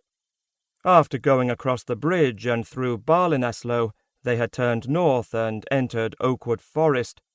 Madin automatically took the lead, which greatly irritated Kayleigh. The expedition was her idea, therefore she should be at the head of the group, so she had demanded to know what he was doing, using her most commanding voice. Madin's answer, "Because a queen's champion always rides before her," soured her mood for the rest of the morning. Why did men always assume that women needed protection? Judging by Madin's skill with weapons, she stood a better chance on her own. What bothered her even more was Madin's assumption that he was her champion. He was handsome, she had to admit. Blonde hair, blue eyes, dazzling smile, and he had been paying a lot more attention to her in the past few weeks. More often than not, he'd come to her apartments after his weapons training to see if she'd like to go for a walk. Yet, despite his good looks, and much to the consternation of her friends, she quickly had grown tired of him.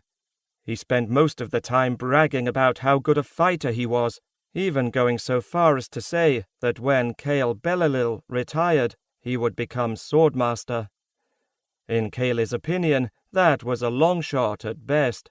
Madin was like all the other boys at the Rock, full of themselves, confident to the point of arrogance, primarily because of their family's wealth or status. Many of them conveniently forgot that the respect and courtesy with which they were treated had not been earned by them, but by their parents or grandparents or great-grandparents. True, hearing how beautiful her eyes were, or how silky her hair, or how witty her tongue, had been nice at first. But the more the boys voiced it, the less she believed them. Now it was a nuisance. None of the boys she knew could get past the fact that she was a princess. In fact, that seemed to be all they saw, especially Madin. If Madin's father had already talked to her father about a possible marriage, she would not have been the least surprised. Kayleigh crinkled her nose in disgust. The thought of marriage almost made her gag. Her father had said she should think about it. Becoming an adult, if only in the eyes of the law, had made it all too apparent. But what if she wasn't ready? All the kingdoms were ruled by kings, except for Benowin. Why should she have to share Fal Carak with a man just because he was a man? It didn't seem right. In fact, it wasn't right. Why couldn't a woman rule Fal Carak? She had the distinct feeling that all the books she had read during her classes about the proper etiquette of a dignified and noble woman had been written by men. Why couldn't she ride off to war at the head of her father's army? Just because it normally wasn't done didn't mean she couldn't do it. She shook her head in frustration. Whoever she married would have to understand that she could take care of herself. Yet, if all her choices resembled Madin in any way, she promised herself that she would die a spinster. In one of Kayleigh's history lessons, her teacher had explained that many times a princess married for the good of the kingdom, forsaking her own interests for those of her people. After hearing that, she stormed into her father's office and told him quite clearly that she would marry who she wanted, when she wanted, and that it would be for love and no other reason. He had laughed, amused by her set jaw and blazing eyes. Admittedly, Looking back now, it was kind of funny, since she had been 10 years old at the time. But it didn't seem all that long ago, now that she had to think about the real possibility of marriage. Kaylee was drawn from her thoughts by a scream. She reached for the dagger in her belt on impulse. Looking behind her, she discovered that Lissa had almost been thrown from her saddle. A fox had shot between the legs of her horse and startled the animal. Normally it wouldn't have been a problem, as Lissa was an expert rider. But Kaylee knew better. Recently, Lissa had been focusing more of her attention on Eric, whom she found remarkably handsome. So she went to great lengths to flirt with him. It was of little use. Though blessed with good looks, at times he could be a little dense. The only way she was going to get him interested was to be more direct. Lissa had gotten so caught up in her task that she hadn't paid attention to her riding. Thankfully, Eric reached back and took hold of the bridle, steadying Lissa's horse. She quickly regained her seat, though she had to drag herself halfway back up her horse's rump. "Don't worry, my lady," said Eric with conviction. "I will protect you from the dangers of the forest." Maybe Lissa was getting to Eric after all, Kaylee considered. He normally didn't say more than a few words at a time. In fact, his latest statement qualified as a speech. Turning back around in her saddle, Kaylee realized they had reached their destination. With just a few more steps, they broke through the trees and entered a large glade. At the far end, a small waterfall fell 15 feet into a large pool of water. They had traveled mostly in shadows to make it here, the dense foliage of the burren blocking the sun. Though a thick mass of branches spread out over the lake, the sun broke through in several places. It was well past noon, so Kaylee and her friends set up a makeshift camp. Eric was even gallant enough to help Lissa down from her horse. When Madin offered to do the same for her, grinning up at her insolently, Kaylee ignored him. Why did men always assume a woman needed help? If she needed assistance, she'd ask for it. Chapter 33. Chance Encounter. Thomas and Belial reached the glade just after Kaylee and her friends. He was above them, concealed by the rocks at the top of the waterfall, with Belial lying beside him. They had followed the trail of evil for almost an hour now. For some reason, the Ogren had stopped, so he had stopped as well, so he could study these strangers. Thomas adjusted the leather guard on his right forearm, making sure it covered his birthmark. He still remembered his grandfather's warning about the power of the image of the raptor, and did not want to take any unnecessary chances. He and Belial had considered moving closer to their prey, but they had decided against it for now. The Ogren was still about a mile away, and if they remained where they were, the beasts would have more of a chance to discover Thomas and Belial's approach. That's something he definitely didn't want. As long as the Ogren didn't move any closer to this group of travelers, it would be all right. Besides, they had captured his interest. This was the first time he had seen people his own age since he had escaped the crag. Thomas looked down at the group, somewhat puzzled. Most people stayed out of the burren unless they had a reason to be there, and a picnic wasn't a good reason. He and Belial had heard the group travel to the glade from a good distance away. Luckily for them, it appeared that the Ogren had not. These people obviously were more accustomed to life in the city. They probably didn't know how far their voices carried in the woods, as well as the sound of the horses' hooves crunching on the brush covering the forest floor. Thomas was a quiet person by nature, yet these people were chatterboxes, particularly the small boy with the scraggly hair and 3 of the girls, one of whom was talking incessantly to a large boy with blonde hair. Every so often she would touch his arm with her hand, or even leave it there for a moment. Thomas wondered what that meant, and why the boy allowed it. In just the few minutes he had watched her, Thomas had found the blonde girl with her constant babbling extremely annoying. However, one girl, the one who sat on the other side of the camp away from the others, seemed different. She was mesmerizing. Her long black hair and blue eyes gave her a beauty most could only dream of. Thomas couldn't take his eyes from her. Chapter 34. False Tale. It was just the other day, in fact, that I came within a whisker of beating Cale in the training circle, said Madden as he bit into a piece of chicken. He wiped the grease that dribbled down the side of his mouth on his sleeve before throwing the bone into the forest. Picking out another chicken leg, he lounged back against a tree. It won't be long before I'm given a post in the army, and from there, well, who knows? Swordmaster, perhaps? You almost beat Cale? Asked Camilla in a doubtful tone. Cale is the best swordsman in Fal Carak, maybe in all the kingdoms.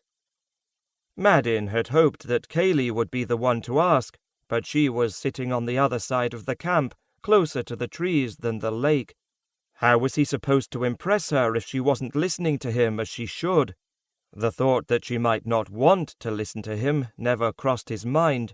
His father was the richest and most powerful man after Gregory in all of Fal Carak. Yet, instead of following in his footsteps, his father had other plans for him. A commission in the army was the first step, swordmaster the next. And from there, well, who knew?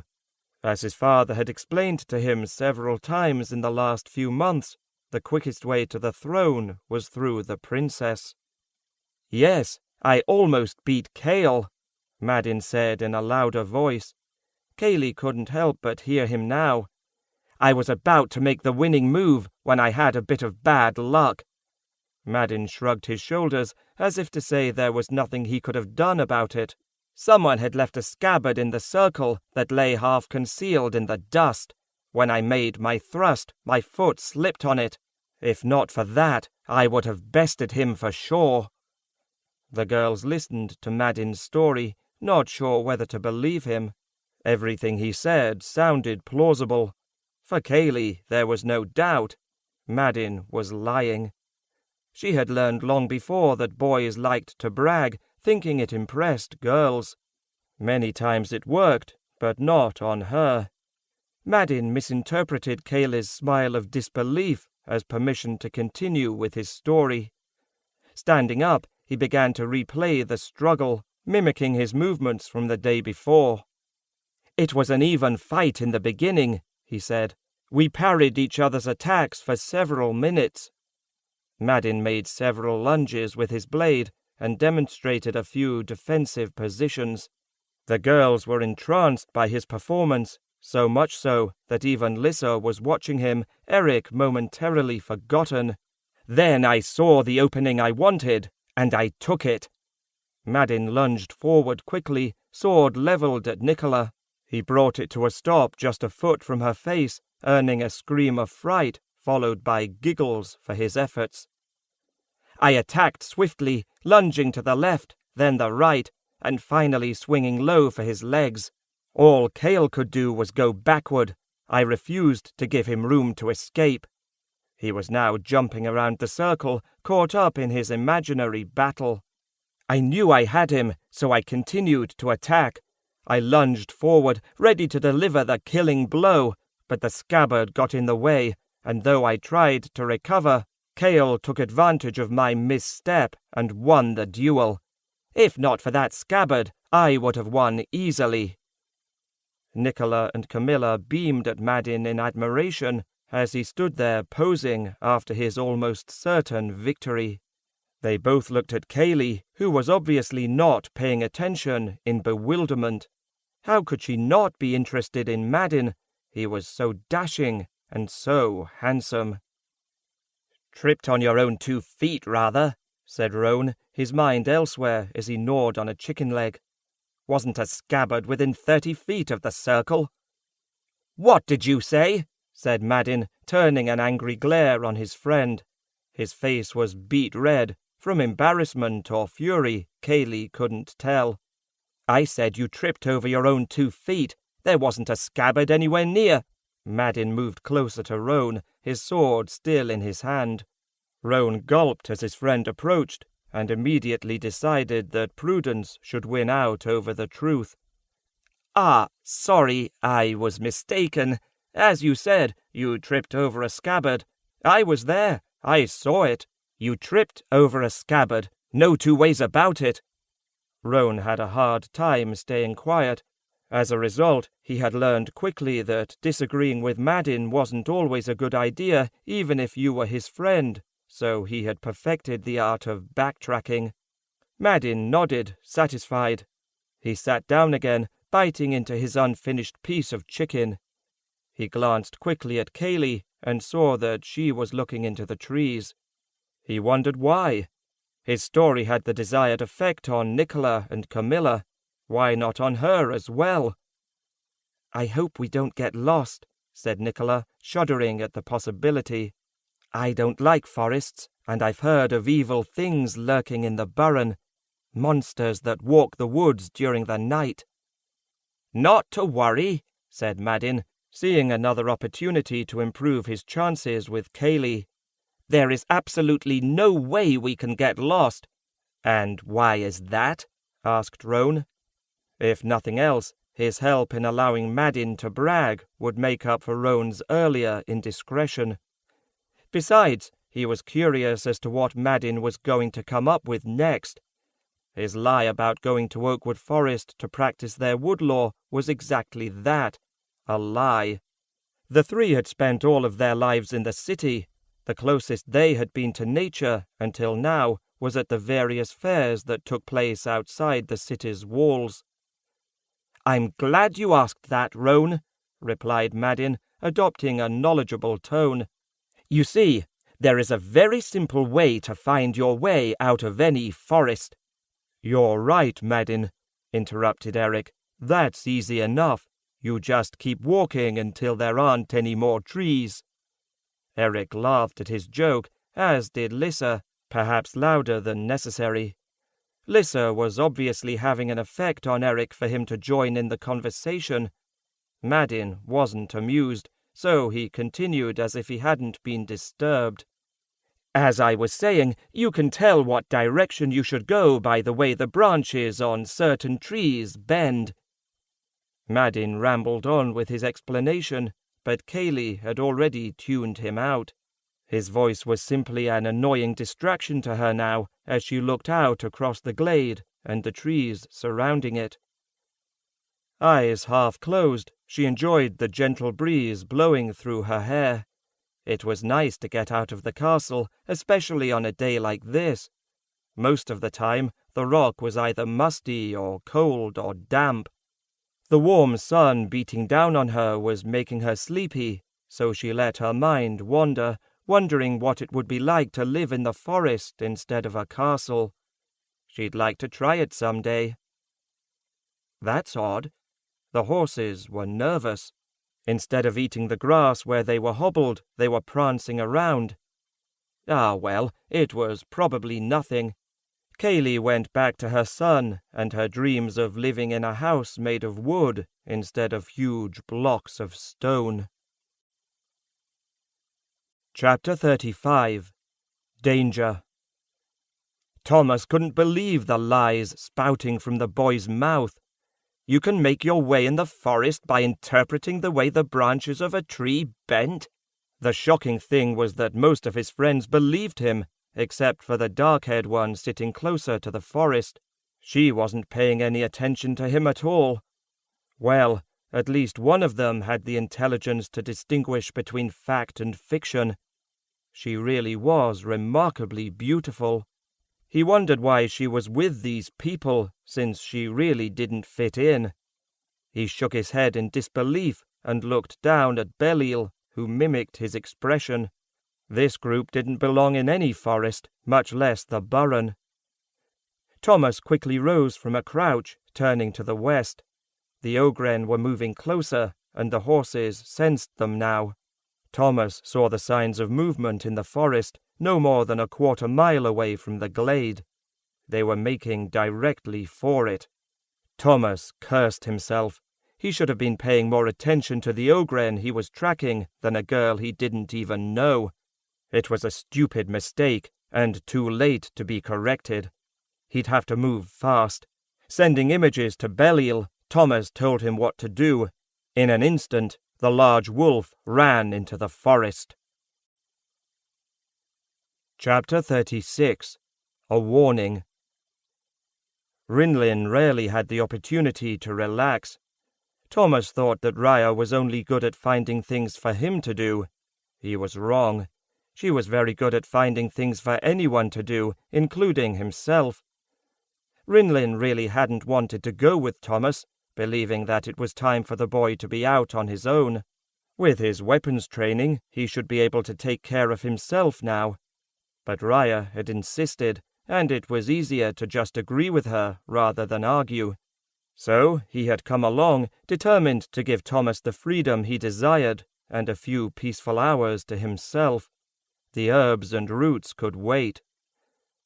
As he lay against the bark of the tree, his mind wandered. He enjoyed not having to think or worry. Raya did enough of that for the both of them. With Belial there, he doubted Thomas would get into any trouble anyway. Though his wife didn't believe him completely, Thomas knew how to use the weapons he carried. His instructors had confirmed it. Thomas was a quick learner and pushed himself even harder when he was in the ring. Still, no matter how hard Rinlin tried to escape it, his mind kept coming back to one thing. Dark creatures.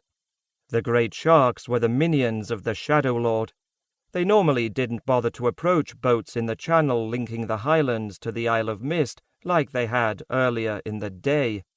Yes, they would attack a boat in open water at the first opportunity, but why try when they knew they could never reach the skiff?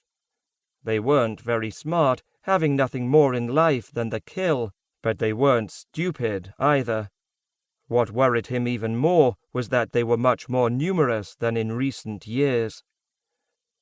What had happened earlier today only substantiated what he had been hearing over the last few months from his fellow Sylvan warriors.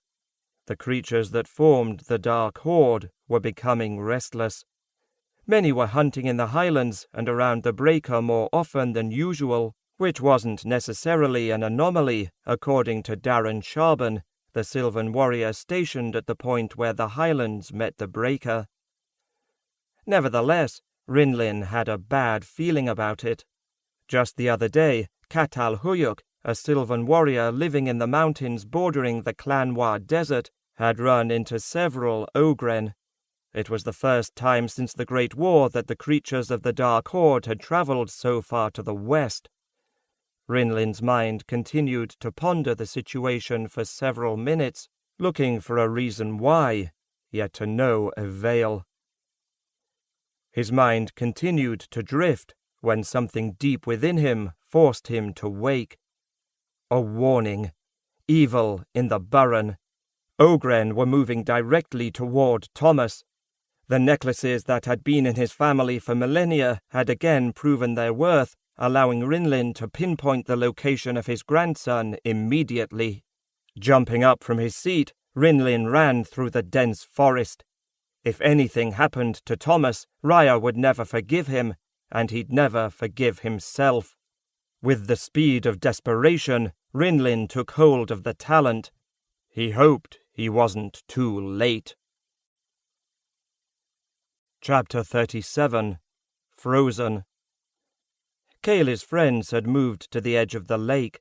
Having grown tired of his storytelling since Kaylee wasn't paying attention, Madin was now amusing himself in other ways. Both he and Roan had a hold of Nicola, one by the shoulders, the other by the legs, and were swinging her out over the water. Nicola squealed, half in terror and half in delight, while Eric, Lissa, and Camilla looked on, laughing. Kaylee glanced up at the branches above her, running almost completely across the lake. She had been right. The trees were almost woven together in some places, and the branches were thick enough to walk on. She thought about giving it a try for a moment, then decided against it. Madin would probably tell her father about it, and her father wouldn't be happy. Madin would say he was only trying to protect her, when what he was really trying to do was ingratiate himself with her father. The soft whinnies and shuffling of hooves drew her attention.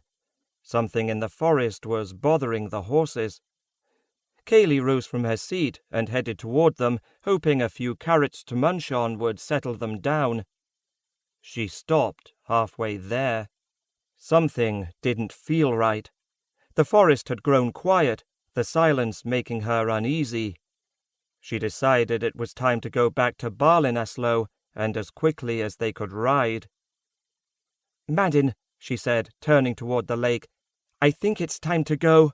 A roar shattered the silence, causing the horses to pull frantically at their tethers in an effort to break free. Another roar answered the first, sending a chill down her spine. Kaylee leapt back from where she stood as two monsters burst into the glade. She wanted to run away as fast as she could, but her legs wouldn't move. The beasts roared again, lifting their heads to the sky and displaying rows of sharp teeth. They had to be Ogren. They were twice the size of a man, standing at least 10 feet tall. She heard her friends scream in fear behind her, and Kaylee realized to her horror that there was nowhere to go. They were trapped against the lake. She told her legs to move, that it was time to run, but still she remained rooted to the ground. The Ogren roared again, a terrifying sound that sent shivers through her body. Not able to move her legs, Kaylee was glad to see that at least her arms obeyed her. She reached for her small belt knife and pulled it free from the sheath. She had a weapon now, though she didn't think it would do any good. The hides of the Ogren resembled tough brown leather, and their movements belied a remarkable agility for creatures so large. Seeing that their prey had not run as they expected, the two hideous creatures moved forward slowly, enjoying the pleasure of a certain kill. Large, sharp tusks protruded from their lower jaws and curled upward, and their hands were shaped more like claws than fingers. They held large, steel maces. Gobs of saliva ran down the two Ogren's jaws as they let out more triumphant roars. Kaylee had read that these hideous beasts liked to play with their prey before killing it.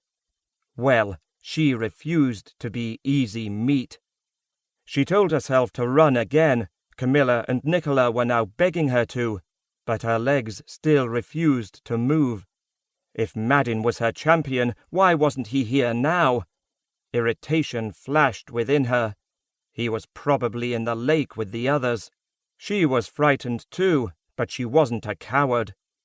Fine, if her legs weren't going to move, then she'd stay here. She had a knife, pitiful as it was, and she refused to go down without a fight. Chapter 38. Fighting Back.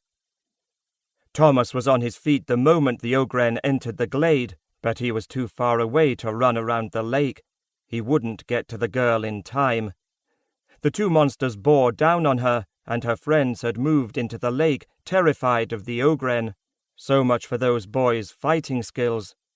Either the girl was very brave or too scared to move, and judging by the way she held her dagger straight out in front of her, arms stiffened, it was probably the latter.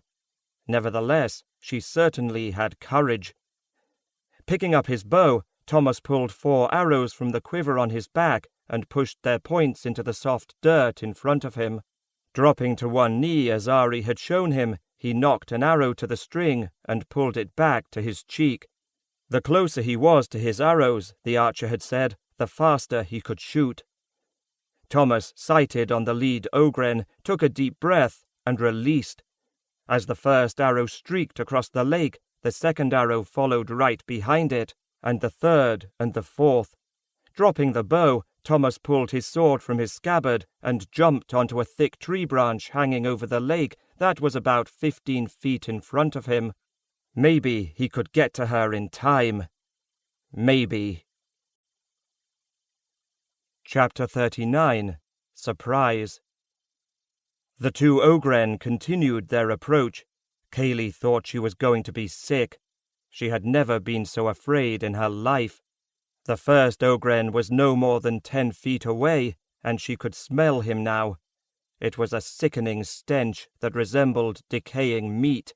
She told her arm not to shake as the dagger wavered in her hand, but it was no use. Her arms were beginning to feel like her legs.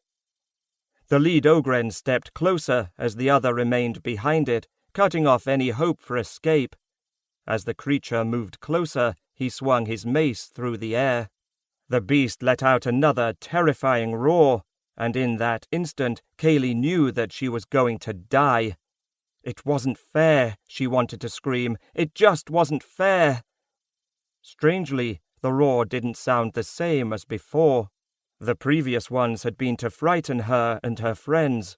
These were roars of fury. The lead ogren pulled at something in its chest, then at something sticking out of its thick neck, but the best it could do was break off the parts that stuck out from its body. They were arrows, but where did they come from? Chapter 40. Approach. Thomas moved quickly across the branches, staying as quiet as possible. He didn't have to worry too much about detection, really, as the screams of fear from the boys and girls standing in the lake and the roars of the ogren hid his movement.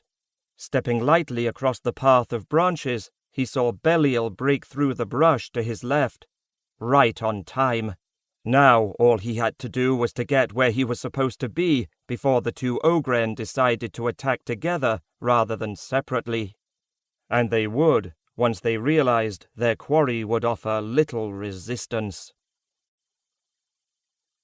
Chapter 41. Victory. The ogren roared in pain, but it still moved toward her. More slowly now, wary, scanning the surrounding forest for the source of the arrows. Kaylee had forgotten the stench. She knew that the ogren wasn't worried about her dagger. It would take only one swing of that massive club to crush her skull. In a few steps, the beast would be able to reach out and grab her, and then that would be the end, no matter how hard she fought. She couldn't look away from the terrible menace stepping toward her, an evil grin spreading across its hideous face as it studied its midday meal.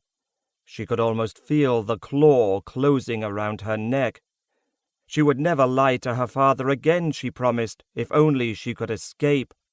As if answering her plea, the ogren stepped back a few paces.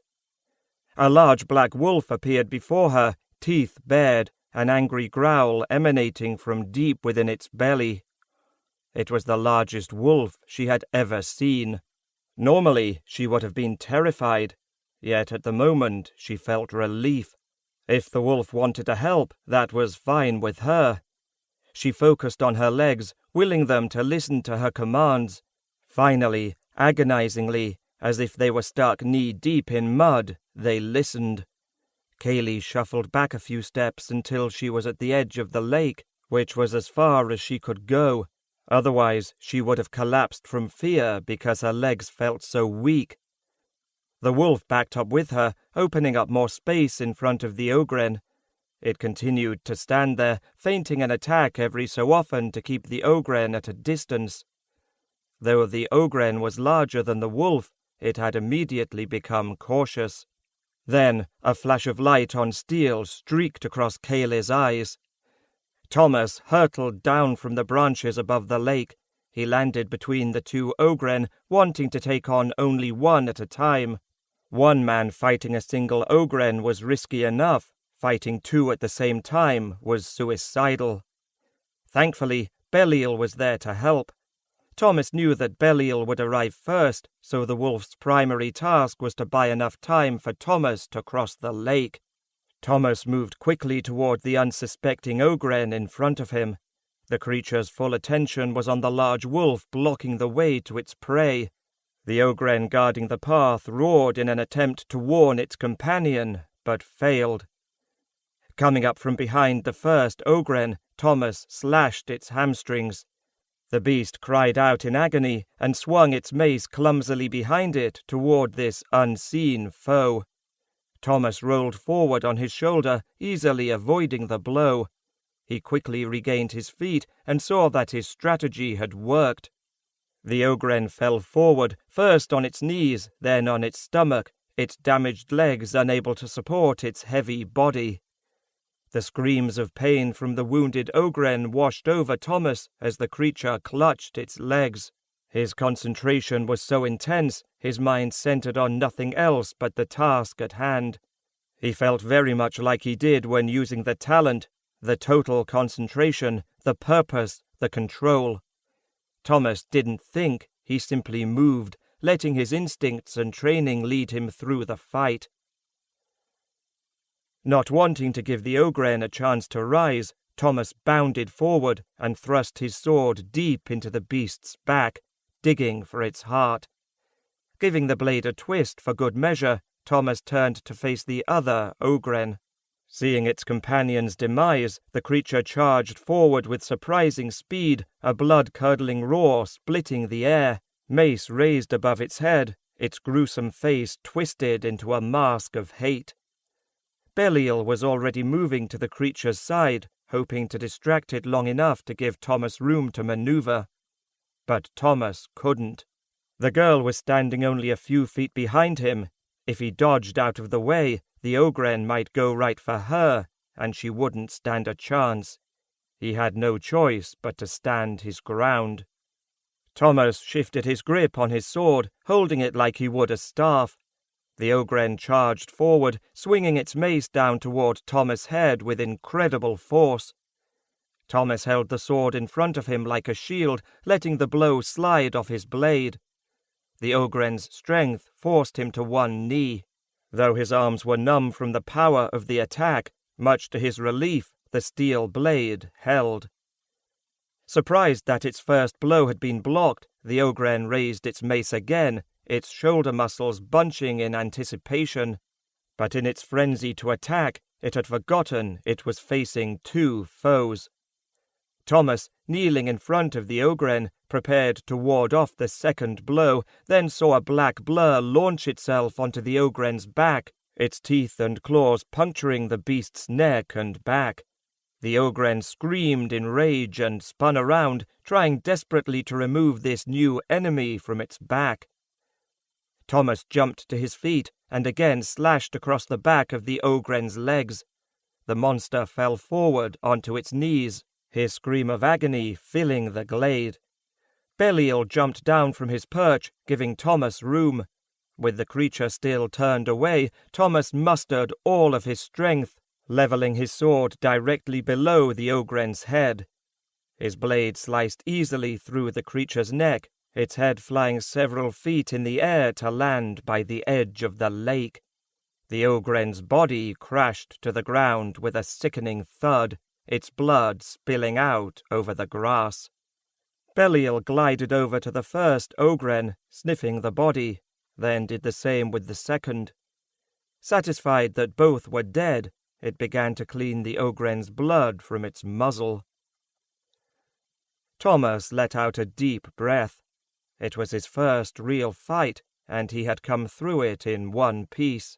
If he returned home with more than a scratch, Raya would likely never let him leave the Isle again. Making sure that Belial was all right, Thomas turned away from his 2 kills. The boys and girls remained in the lake. Though their fear remained, they were now silent. 2 of the girls cried softly. The third clung to the large boy, staring at nothing. Feeling eyes on him, Thomas turned to the dark-haired girl standing by the edge of the lake, the only person in the glade other than himself to actually draw a blade. Up close, he confirmed what he had seen from atop the waterfall. She had beautiful eyes, more beautiful than he had thought when he had seen them from the waterfall. Eyes you could drown in, just as he was doing now. Thomas cleared his thoughts. If there were 2 ogren about, there could be more. Though he no longer felt any disturbance in the burren, he didn't want to take a chance. He had learned one thing, though. From now on, he wouldn't wait for his enemy to come to him. If his blade hadn't held up against the ogren's blow, he'd be dead. From now on, he'd attack and make his own luck. Chapter 42. Saved. Kaylee couldn't take her eyes from her rescuer. She had never seen anyone fight like that, so fast, so confident in his actions, yet he was no older than she. There was a hardness to his features that you normally wouldn't see in one so young. She had watched Kael Belilil put Fal Karak's soldiers through their paces several times, often because her father wanted her to do it. He repeatedly told her she had to know who she would be sending off to battle, the people, not the numbers. Kael loved to train his men by telling stories, and the tale she remembered most vividly was the one of a single man trying to defeat an ogren, only to fail in the end. Kael had said a single man killing an ogren by himself would be an example of pure luck, and the fact that the man had even taken on the ogren an example of pure stupidity. But this one person, this boy, had challenged two, and won, admittedly with the help of a wolf. What did that make him? The very fact that a wolf had fought with him was unbelievable. She had heard of people who could speak with animals, but that was supposed to have occurred hundreds of years in the past. Kaylee stepped back into the water of the lake. He was looking at her now, those hard green eyes taking in everything about her in a single glance. Maybe it was her imagination, but his eyes seemed to almost glow a dark green. Whatever the cause, she was entranced. It was like staring into two gems. It took a moment for her to realize that he was talking to her. "Is anyone hurt?" He had a quiet voice, but one that you listened to. "No, we're all right," she replied in a whisper. It sounded as if her heart was beating louder than she was talking. "Good," he said. "I suggest that you and your friends get out of the burren quickly. You should be safe for the moment, but where there are two ogren, there are bound to be more." "We'll go now," she said in a stronger voice, seeing that her friends were already coming out of the lake. Eric and Roan were walking over to calm the terrified horses, which luckily hadn't broken free from their tethers. The boy nodded. Their eyes locked for a moment. She could feel the intensity within him, and the strength.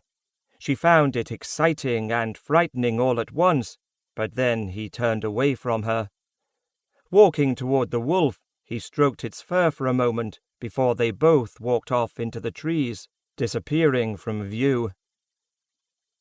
"Thank you," she whispered, wishing she had thought to say that before, wishing that she had thought of something so she could talk to him just a little bit longer. She had never met anyone like him before. She shook her head in frustration. At least her legs worked normally again. Kaylee hurried around the campsite, urging her friends to mount before moving toward her horse. Lissa, Nicola, and Camilla were crying, and the boys were still shaken. After what seemed like an hour, but was only a few minutes, Kaylee had her friends on the way back to Barlinasloe. Bringing up the rear of the party, she looked down at the two ogren lying dead by the lake, and then into the trees where the boy had disappeared. There was a part of her that wanted to meet this green-eyed boy again, but now was not the time to think of that. Kaylee dug her heels into her horse and took the lead of the frightened column as they made their way home. She had wanted an adventure today, and gotten more than she bargained for. Chapter 43. A New Road. Thomas and Belial walked into the forest and circled around the glade until they were back atop the waterfall. As he retrieved his bow, Thomas berated himself for not asking the girl's name. He should have, but he was nervous and he couldn't get the words out. Well, actually, very nervous. It had been years since he was around anyone his own age, much less a beautiful girl. "Thank you, my friend," said Thomas to Belial, who stood at his side. The wolf was removing the last of the Ogren's blood from his maw. He didn't like the taste of it. Deer was much sweeter, but this was like rancid water. Belial growled softly.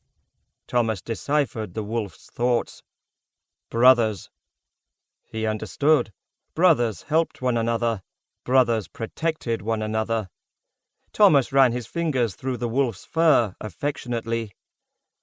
"I was wondering when you were going to appear," said Thomas, still scratching behind Belial's ears.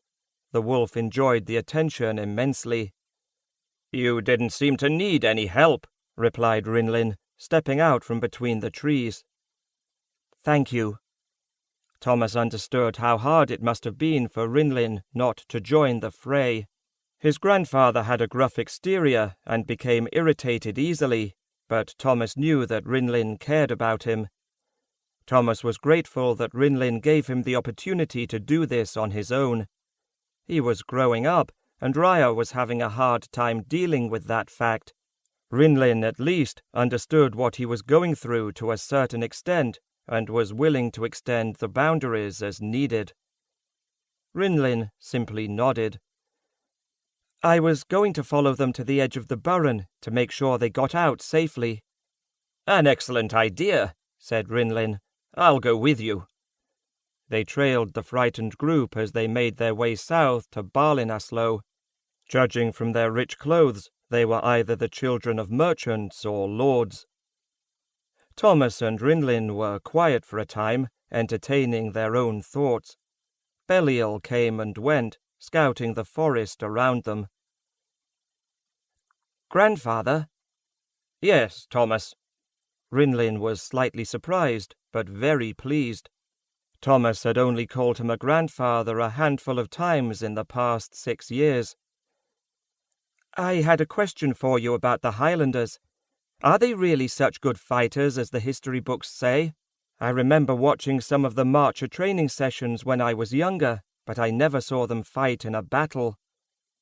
"Well, Thomas, I guess you could say that the history books are correct, at least in that respect," answered Rinlin. "You may already know some of it from your lessons. The Highlanders have always been known as warriors, and most of the stories about their legendary feats of endurance and fighting skills, like marching 100 miles in a day, then routing the opposing army the next, are true. All Highlanders begin their weapons training upon reaching their 10th year, he continued. I'm sure you were about to start your training as well, if not for that cursed night. As you know, among the Highlanders is an elite group of warriors known as the Marchers. These men are tasked with defending the borders of the Highlands, a challenge, if ever there was one, for there are not all that many Highlanders. There are, however, a lot of mountains, so they have quite a large territory to defend. Nevertheless, they have succeeded in maintaining the sanctity of their borders, at least until recently. Rinlin's last few words burned into Thomas' heart. They have succeeded, at least until recently. The crag had fallen as a result, and Thomas still didn't know what had happened.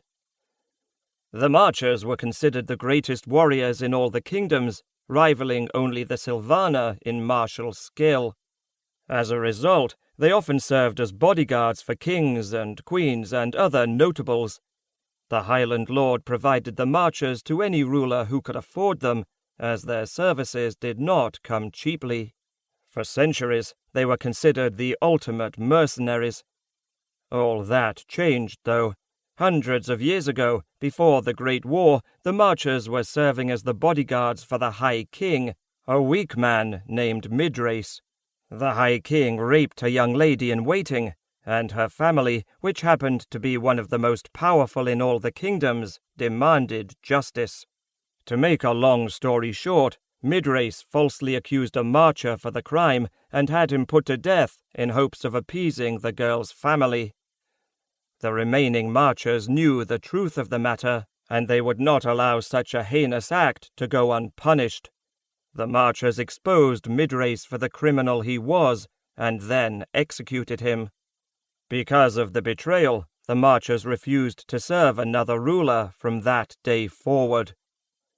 Since then, the Marchers have not ventured out of their mountainous home in their service to the Highland Lord, and with the building of the breaker, have become the first line of defense against the creatures of the Shadow Lord. Now, of course, I don't know where things stand.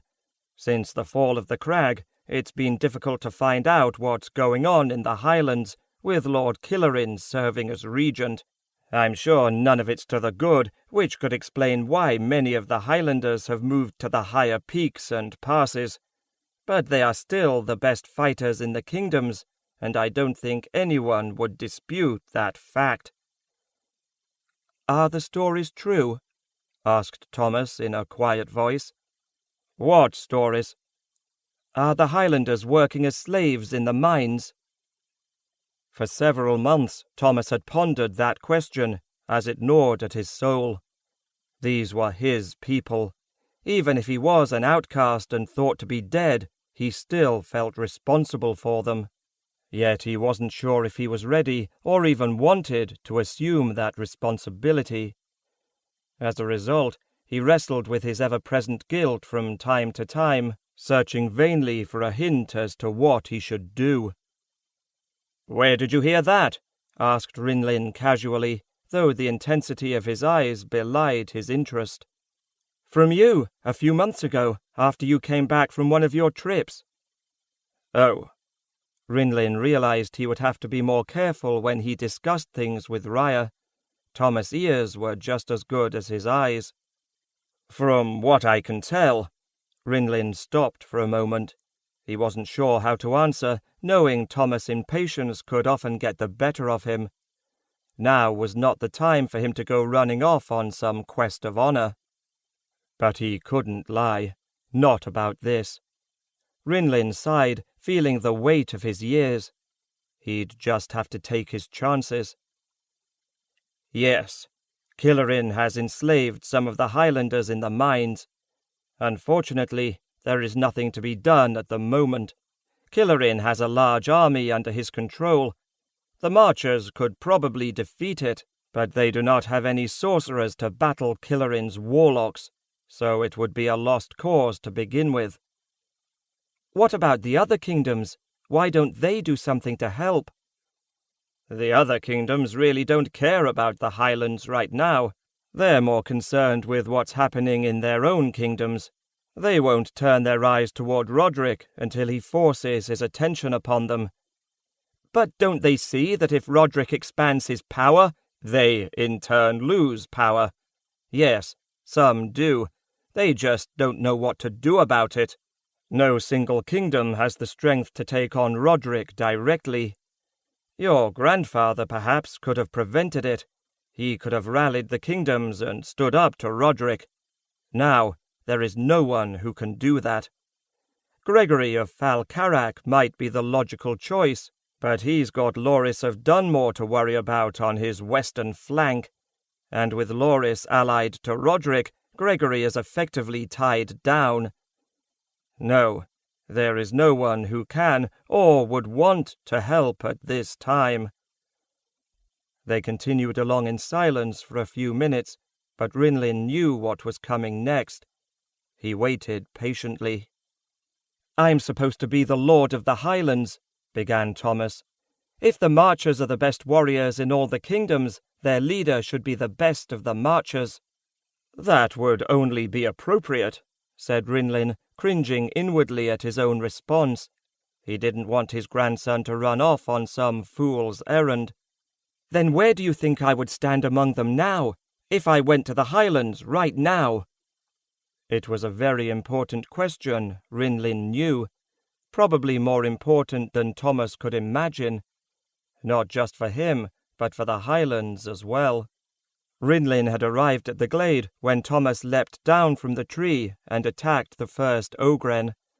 Initially, he had feared for his grandson's safety, ready to step in at any moment. However, Rinlin soon realized he had nothing to worry about. Thomas had learned his lessons well. He wanted to tell Thomas that he already was one of the elite among the Marchers, because he knew in his heart that it was true. Yet he didn't want him to become overconfident. There was much he would have to do in the future, and having confidence in yourself was certainly a part of it. Yet, having too much confidence could lead to the boy's failure, or worse, his death. Rinlin looked down at the young man walking beside him, seeing once again the little boy who first appeared in the clearing 6 years before, carrying a sword that was much too big for him and a scrawny wolf pup. Now the young man had grown into the blade, and the pup was the largest wolf Rinlin had ever seen. Thomas repeated the question. "If I went to the Highlands now, where would I stand among the Marchers?" Rinlin searched desperately for any answer other than the one he knew he had to give. But he couldn't lie. Thomas would know. He decided that again the truth was best, and that he and Raya would have to trust in the way they had raised him. "You would be one of the best," said Rinlin. Thomas studied his grandfather for a moment, then nodded. He just needed to know, but he saw the trace of worry in Rinlin's face. "Don't worry, Rinlin. I'm not going anywhere. Not yet, anyway." "Good," said Rinlin, giving his grandson a wry smile. "Because if you did, Raya would have me for breakfast, and then she'd come after you." Chapter 44. Assassin. Thomas, Rinlin and Belial finally reached the edge of the burren, where they could stop worrying about the motley group that now rode through the darkening twilight toward Barlinasloe. They would probably get home in about an hour, no worse for wear except for a few nightmares. Getting back to the boat was another matter, since they had to return through the burren, which was now covered by the darkness of full night thanks to the overhanging trees and dense brush. Rather than trying to reach the coast, Rinlin and Thomas decided to make camp for the night about halfway through the burren. They had been walking for several minutes with that intent in mind when Thomas grabbed Rinlin's arm. Belial stopped as well, ears perked for the slightest sound, his hackles standing straight. Rinlin searched the wood for danger, but could only make out the rough shapes of the trees and rocks. Instead, he trusted in Thomas' vision. What Rinlin saw as a shadow was clear as day to his grandson. "There's something wrong," whispered Thomas, scanning the trees around them. Rinlin shouldn't have been surprised. Thomas had greater skill in this area than he did. Opening himself to the talent, Rinlin extended his senses. "Yes, there is," he said. He could barely feel it, this sense of pure evil. "It's close, Rinlin. Very close." Belial growled into the darkness, sensing the foulness, yet even he was unsure of its location. Thomas and Rinlin continued to examine the trees. The hair on the back of Thomas' neck stood on end. He hated not seeing what was stalking them. It made him uneasy, and he fought to control the fear rising within him. His hand went to his sword hilt, ready to draw the blade. Rinlin stood there calmly, waiting. He didn't seem to be affected by the tension, but it certainly was getting to Thomas. He nudged Rinlin and pointed to what looked like a shadow attached to the trunk of a tree no more than 10 feet in front of them. The shadow had moved, and it was coming toward them ever so slowly. Thomas' sense of evil grew stronger as the shadow glided closer. Yet, even with his sharp eyes, he could barely see what approached. Cold sweat trickled down Thomas' back. He didn't know what the shadow was, but it terrified him. Rinlin drew on the talent, shooting a bolt of pure white light shot from his palm, striking the shadow squarely. A horrible scream tore through the night, followed by a deathly silence. The smell of charred flesh drifted to their nostrils. Rinlin drew on the talent again, bringing forth a ball of light that illuminated the surrounding forest. "A night stalker," said Rinlin with a grimace, pointing out the pitch-black body, the sightless red eyes, and the claws shaped like scythes.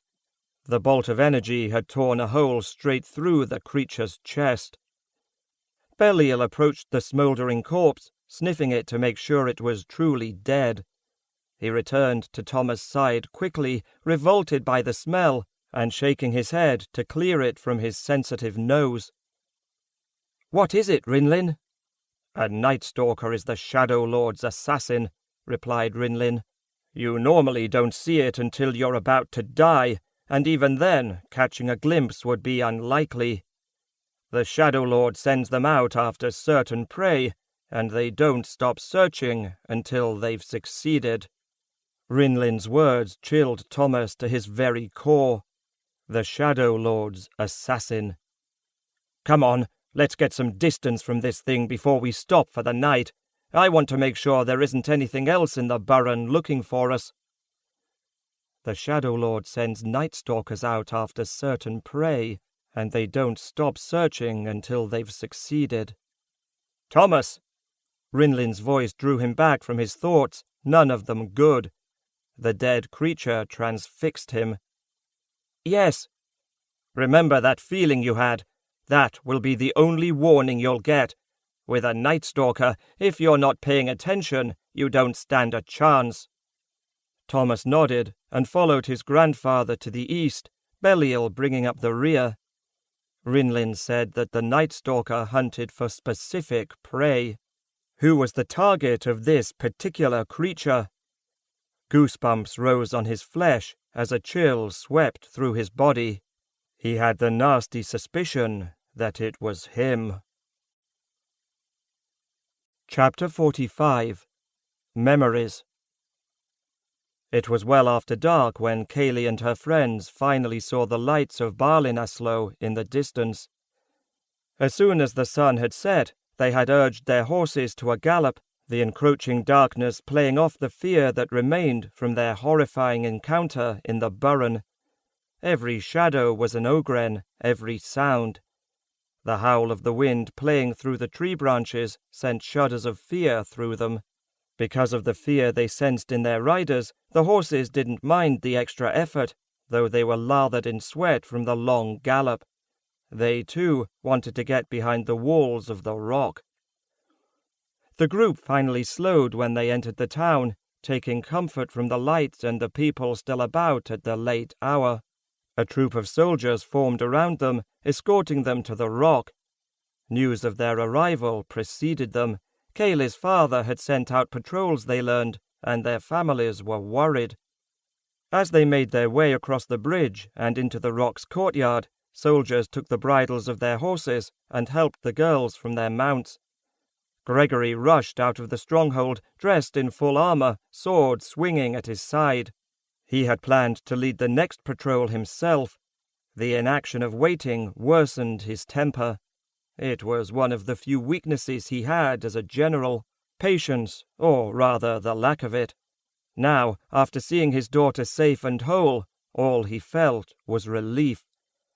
"Where in the blazes have you—" Gregory stopped himself.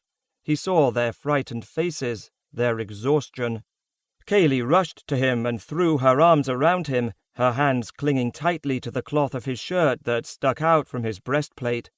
He hugged her back, trying to keep the tears from his eyes. "What happened?" he asked softly. Kaylee clung to him for a few moments longer before pulling back and wiping her eyes with her sleeve. She was trying to regain her composure, the composure expected of a future queen. He wanted to keep hugging his little girl, to give her the protection he had provided since she was born, but was now no longer necessary. He corrected himself. Not always necessary. He was pleased to see that Kaylee still needed him, no matter how much she protested to the contrary. "Oh, Father, it was the most incredible thing," began Kaylee.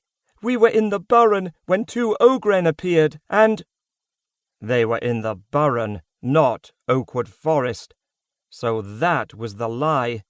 If only he could have figured it out beforehand. He tried to follow his daughter's story, but now all of them were babbling, telling their own versions of the adventure. Gregory held his hands up for silence, and eventually he got it, though Eric had to step on Roan's foot to shut him up. "You see, my lord," said Madin, stepping in front of his friends and standing next to Kaylee, a little too close in Gregory's opinion. His daughter moved farther to the side, trying to get away from him. Gregory decided that he would have to watch Madin carefully. Considering who his father was, he could become a very dangerous opponent. He had no doubts regarding the man's ambitions and to what lengths he would go to achieve them. "We ran into 2 ogren when we stopped in the burren. They were monstrous creatures with huge maces." He tried to show how large the maces were by stretching out his hands.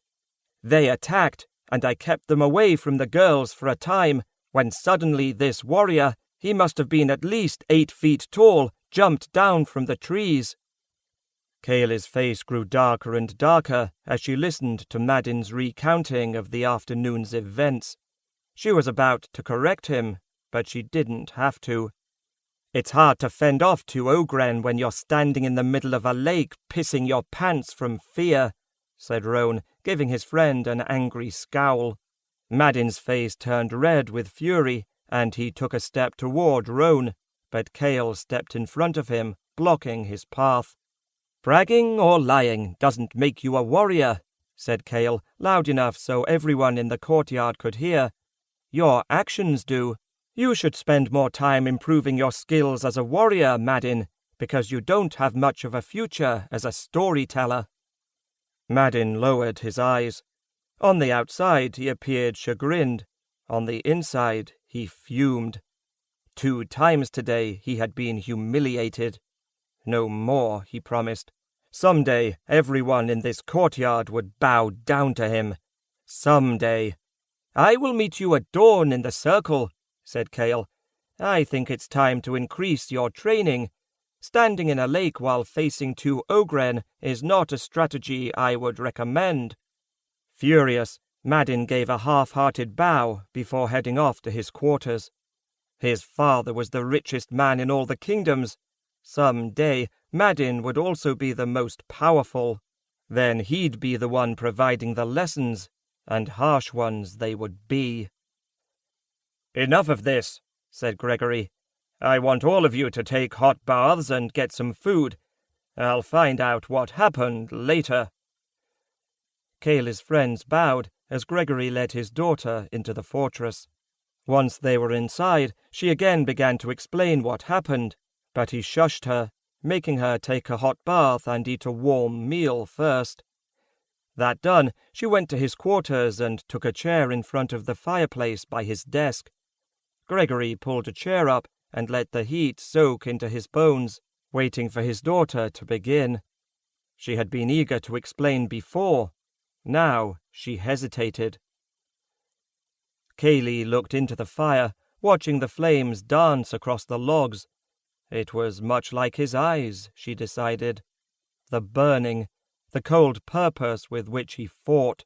She had never seen anything like it before. "Kaylee?" her father asked expectantly, wanting to get to the bottom of this afternoon's events.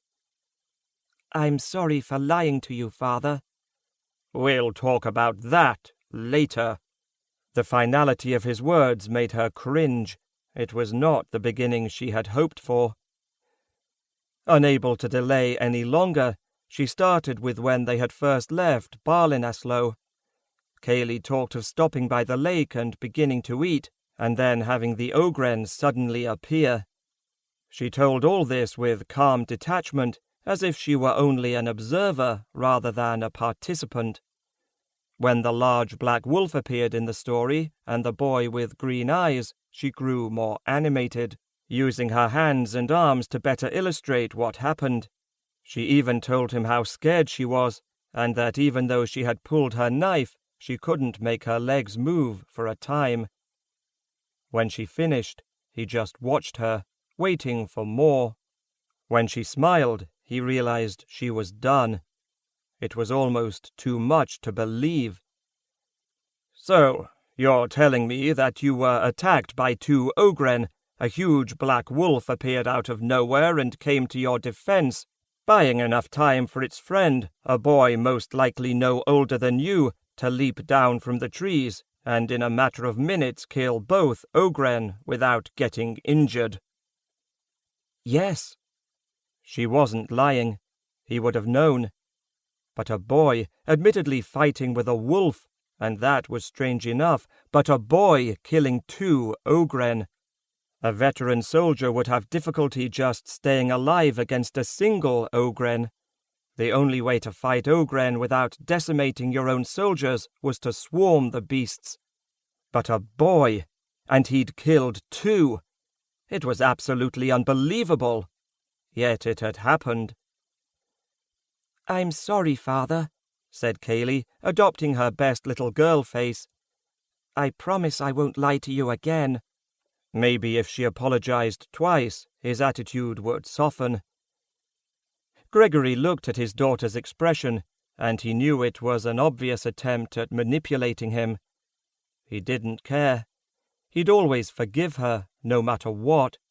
He did think about giving her a lecture, but her frightened expression when she arrived at the rock told him that what had happened to her was probably the best lesson she could receive. Still, he wasn't about to let her off so easily. "We'll talk about it more in the morning, Kaylee. It's getting late. Why don't you go off to bed?" Kaylee smiled and rose from her chair, crossing the short distance to kiss her father on the cheek, and then go to her room down the hallway. After she had gone, Gregory sat in his chair for a long time, staring into the fire himself, playing her story over and over in his mind. He always came back to the green-eyed boy. It tugged at his memory for some reason. Then he had it. His body might be going because of age, but his mind wasn't. Talon Kestrel's grandson had green eyes. That was the memory that was trying to break through. He had even seen the child once before the attack on the crag. A legend had begun soon after that. At first only in the highlands, but then it had spread to the edges of those kingdoms butting up against that mountainous region, and from there to all the other kingdoms. Probably all the way to the distant islands, he surmised. The legend said that the grandson survived, and that the lost Kestrel would find his way home to take the throne of the highlands when his people needed him most. But it was only a legend, and from the reports he had received, he didn't think anyone escaped from the crag on that cursed night, least of all a child. Still, it could be true. He wanted it to be true. Gregory looked back into the fire. Thinking of the lost Kestrel stirred memories of Talon. They had been friends, good friends, fighting ogren, shades, fearhounds, and worse, but never with the supposed skill of this boy. A legend come to life certainly would make things interesting. After several hours of contemplation, he decided it was time for sleep, but he wanted to talk to Cale first. He left his apartments in search of the swordmaster, only to find him coming down the hallway toward his room. The man seemed to have a sixth sense. He always knew when Gregory needed him. "Tomorrow, I'd like you to take a squad of soldiers and check out the Burren, especially around this lake where Kaylee was attacked." "I was planning on that, my lord. I was curious about the boy." Cale had heard the story from Eric and Roan. He had determined that both stories were too similar to be lies. "If you happen to run into the boy, see if you can get him to come back with you," said Gregory. "I'd like to ask him a few questions, and to thank him for what he did." Cale nodded. "I will, my lord. But if this boy did half of what those 2 green-ears told me this evening, we won't be finding him unless he wants to be found." "I know, but it's worth a shot, isn't it?" "Yes, my lord, it is." Chapter 46. Target. Thomas and Rinlin stopped a few hours after full dark, finding shelter underneath a huge willow tree, Belial having already gone off to explore the surrounding area. Its long, full branches formed a natural hut that protected them from the cold, whipped along by a sharp, biting wind. They ate a quick meal of bread, dried meat and cheese, as Rinlin didn't want to chance a fire. Night Stalkers always worked alone, but the Shadow Lord would know immediately of this one's demise. The howl of a wolf broke the silence of the night from the west. Then another howl echoed the first, this time to the north. Belial had found a pack. Rinlin relaxed somewhat as the howls of wolves drifted through the night. Wolves hated the creatures of the Dark Horde. Thomas watched his grandfather closely. Rinlin was talking to himself again. He did that when he was concerned. He probably thought that Thomas couldn't hear him, but he kept catching the words Sylvana, long night, and boy. He didn't know what Rinlin was mumbling about, but he had a feeling it affected him in some way. Seeing that his grandfather was occupied, Thomas drew on the talent, extending his senses to see what was around them. He was right. Belial was to the west, and he wasn't alone. He had found a pack of 20 to 30 wolves. Satisfied that nothing dangerous lurked in the immediate area, he pushed his senses to the south, toward Barlinasloe. His breath caught for a moment when he stared down at the rock. It looked very much like the crag in the way it was built, with the huge slabs of stone instead of blocks, the dark, forbidding color, the towers located strategically at the junctures of the walls. He watched the waves crash against the rocks surrounding the fortress before circling around the great keep and examining its layout. This must be where the girl lived. There was something about her that drew him to her. She had been terrified when the two Ogren appeared, but that was only natural. More important, she had stood her ground. She had courage and a confidence. No, that wasn't right. It was more like an inner strength. Maybe that was what attracted him to her. That and her eyes. Thomas couldn't get the picture of this girl out of his mind. He glanced at his grandfather, who was still sitting up against the base of the tree, deep in thought and mumbling to himself. He had never tried to find someone with the talent before. He might as well give it a try now. Thomas formed a picture of the girl in his mind, the dark silky hair and deep blue eyes, then centered his talent on the image. In an instant he was inside the rock in a room with a large fireplace. It was a simple room, with just a few chairs and a desk. His attention was automatically drawn to the books lining one wall. A library, but not as big as the one in his home. He wondered if there were any books on those shelves he had not yet read. Thomas focused on the other side of the room, where a large fire glowed brightly in the fireplace. 2 people sat in front of it. He had found the girl. She was discussing something with a man, by the looks of him, her father. But who was she? He looked at the mantel above the fireplace, and then he knew. Carved into the wall was a large shield, and on it was a bear standing on its hind legs, poised to attack. The standard of Fal Karak. That man had to be the king, Gregory, if he remembered correctly. That made the girl his daughter, a princess. He couldn't believe it. What would a princess be doing in the Burren without guards? Those boys certainly weren't there to protect her. If they'd actually thought of drawing their swords and succeeded, they were more a danger to themselves than to the Ogren.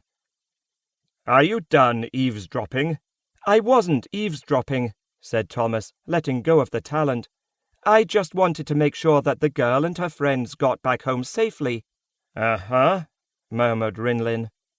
Rinlin didn't believe him, but there was no reason to argue. Once his grandfather made up his mind about something, nothing could sway him. "Anything around that we should be worried about?" asked Rinlin. "No, replied Thomas. "Belial found some friends." Rinlin nodded. The howls of wolves and the sounds of other night-time animals gave Thomas a sense of security. A silence in the forest always meant danger. "So, why did you help them?" asked Rinlin. He was certain it just wasn't because of a pretty girl, though men had been known to do stranger things for less. "It was the right thing to do." "So, you were just doing the right thing?" "Yes and no." "What do you mean, yes and no? Either you were doing the right thing or you weren't." Thomas looked at his grandfather for a moment. Was Rinlin really as irritated as his voice sounded, or was he trying to get a rise out of him? The sharp-eyed sorcerer seemed at ease. His face wasn't as red as it got when he became angry. Thomas decided not to fall for the bait. "Yes, I did it because it was the right thing to do," he replied calmly. "But there was something else as well. The fact that the Ogren were in the burren seemed wrong. No, it was wrong. I felt the pain of the forest when I walked among the trees. That's the main reason. I wanted to eliminate the pain." His grandfather smiled. In the darkness, even without a fire, Thomas could still see it. He had been right. His grandfather had tried to bait him. Rinlin examined his grandson, pleased by his response. He had a feeling that might be the case, but he had to be sure. Rinlin had the distinct feeling that Thomas' dreams about unicorns were visiting him almost every night now. It wouldn't be long before it was time. "You know, Thomas, you did a brave thing today. It was also extremely dangerous. You need to be careful in a situation like that. One mistake can kill you." "I know, Rinlin. I was careful, or rather as careful as the circumstances allowed." "I know you were, Thomas. I just want you to understand that you have to weigh all the risks before making a decision." "That's why I did what I did. I didn't have time to do much else. If I had waited any longer, some of those people would have died." "You're right," said Rinlin, nodding his agreement. "But why didn't you use your talent?" His grandfather looked as if he had asked a trick question, so Thomas took a moment to think. If he answered quickly and didn't give the reply Rinlin wanted to hear, he could be up all night, stuck in the middle of another of his grandfather's lectures. Besides, with the excitement of the day having waned, and with it his adrenaline, he was getting tired. "I did think about it," he began. "It just wasn't appropriate. You and Raya explained that people who used the talent or dark magic could sense when another used it. I didn't want to attract any attention. Besides, with Belial there to help me, taking on 2 Ogren wasn't all that difficult." "You're bragging." "No, I'm telling the truth," said Thomas. He was getting angry now. That was definitely one trait he had picked up from the grandfather sitting across from him, a very short temper. "Both you and Raya made certain that I knew my strengths and my limitations, and the weapons training has drilled that into me even more. When I say I can fight 2 Ogren, I mean exactly that, and I think I've proven it." Again, Rinlin smiled. It was good to see that all the hard work he and his wife had put into Thomas was paying off. The boy actually listened to them. Rinlin saw that overconfidence, even arrogance, were foreign to Thomas' personality. The boy knew what he could do and what he couldn't do. That knowledge would serve him well in the future. They were quiet for a time, listening to the music of the forest provided by the crickets and the owls. A raccoon even walked into their shelter and was startled to see it occupied. Still, not viewing Thomas or Rinlin as a threat, he curled up to sleep where the low-hanging branches met the ground. "The Night Stalker was after me, wasn't it?" Because of Thomas' cold certainty, his question came out more like a statement. Rinlin didn't say anything. He was trying to think of the best way to reply. "Have you had any more dreams about unicorns?" He wanted to change the subject. Talking about the Night Stalker depressed him. "Yes, almost every night now." Rinlin nodded. He had expected that, but it was always good to confirm what you didn't know for a fact. It definitely wouldn't be long now. The Night Stalker was after me. Ah, well, thinking that he could change the course of Thomas' thoughts was foolish. Rinlin decided that the best course was to tell Thomas everything. Where one Night Stalker appeared, another could take its place the next day, and another the day after. It was better that Thomas knew what he was up against so he could be prepared. Still, Rinlin felt sad. This young man had never had the opportunity to be a young man. It truly was a cruel world. "Why do you ask?" "You're dodging the question." Rinlin studied his grandson. His green eyes flashed with remarkable intensity. Rinlin realized that it would be very difficult for someone to lie to Thomas. If his grandson didn't smell the lie from the start, the person would wilt under that hard glare. He probably picked that up from Raya, and those glowing eyes of his added an intimidation factor lacking in the glare of his wife. It was remarkable how a woman who came no higher than his chest could have such a commanding presence. Rinlin chuckled inwardly as his thoughts turned to his wife. "It could have been after me, you know." "Do you really believe that, Rinlin? I've been off the Isle of Mist for less than a day, and the Night Stalker immediately appears. You've gone off the island many times, and you never once mentioned running into something like that. You and Raya never let me off the island. Ever. I know you've got wards all around the island, hiding us from those who can use dark magic, and that must hinder a Night Stalker's abilities as well. The Night Stalker hunts until its prey is found, you said. It found me." The boy was smart. He had pieced together the puzzle very well, and he didn't even have all the pieces. What surprised Rinlin, though, was the way Thomas explained it. There was no fear in his voice, as there should have been. At least, Rinlin thought so. If you told a battle-scarred veteran of a dozen wars that a Night Stalker was after him, he'd wet his pants in fear. But Thomas wasn't afraid. He just wanted to know the truth. "Yes, the Night Stalker was most likely after you." "Why?" "For the same reason that you can't return to the Highlands yet. If you ran into the wrong people, you would be killed on sight." "Killarin?" "Yes, probably Killarin, since he's in league with the High King. Roderick most likely arranged the attack on the crag and your murder, but I'm sure you've already thought of that possibility. If you had died like they wanted, Roderick would now rule the Highlands, and probably a few other kingdoms as well. Because your death has not been confirmed, he must wait at least a few more years before he can put into motion whatever plans he might have." "Why don't the other rulers do something to stop him?" "That would be the logical solution, wouldn't it?" said Rinlin, shaking his head sadly. "But some kingdoms don't care because their rulers lack any political acuity. Some might be in league with Roderick, and too blind to see that he will stab them in the back as soon as he can, and some probably have already guessed at what Roderick wants to do, but until there's actual proof, there's nothing they can do." "If Roderick is behind all this, how could he have the power to control a Night Stalker? He's just a man." "He doesn't," said Rinlin. "So he has another ally, a hidden ally," said Thomas. "One who has the power to control a Night Stalker." "Very good, Thomas.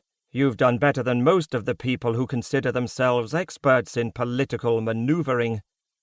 "That leaves only one possible ally." Rinlin nodded. "But why would he want me dead?" Rinlin shrugged. He thought he knew the answer. He just didn't want to tell Thomas. Not yet, anyway. Not until he was sure. His grandson had enough to worry about for now. But soon he'd have to know. And then the hard decisions would have to be made, decisions that would affect not only Thomas, but everyone around him as well. It was really a frightening thought, which was why Rinlin didn't burden him with it. "I won't run from him," said Thomas, his voice filled with cold determination. "I won't." This concludes The Legend of the Kestrel by Peter Wacht. Narrated by Bruce Mann. Copyright 2019 by Peter Wacht. This unabridged audiobook is published by arrangement with Kestrel Media Group LLC and was produced in the year 2020 by Tantor Media Incorporated, a division of Recorded Books which holds the copyright thereto. Please visit tantor.com for more information on our growing library of unabridged audiobooks. Audible hopes you have enjoyed this program.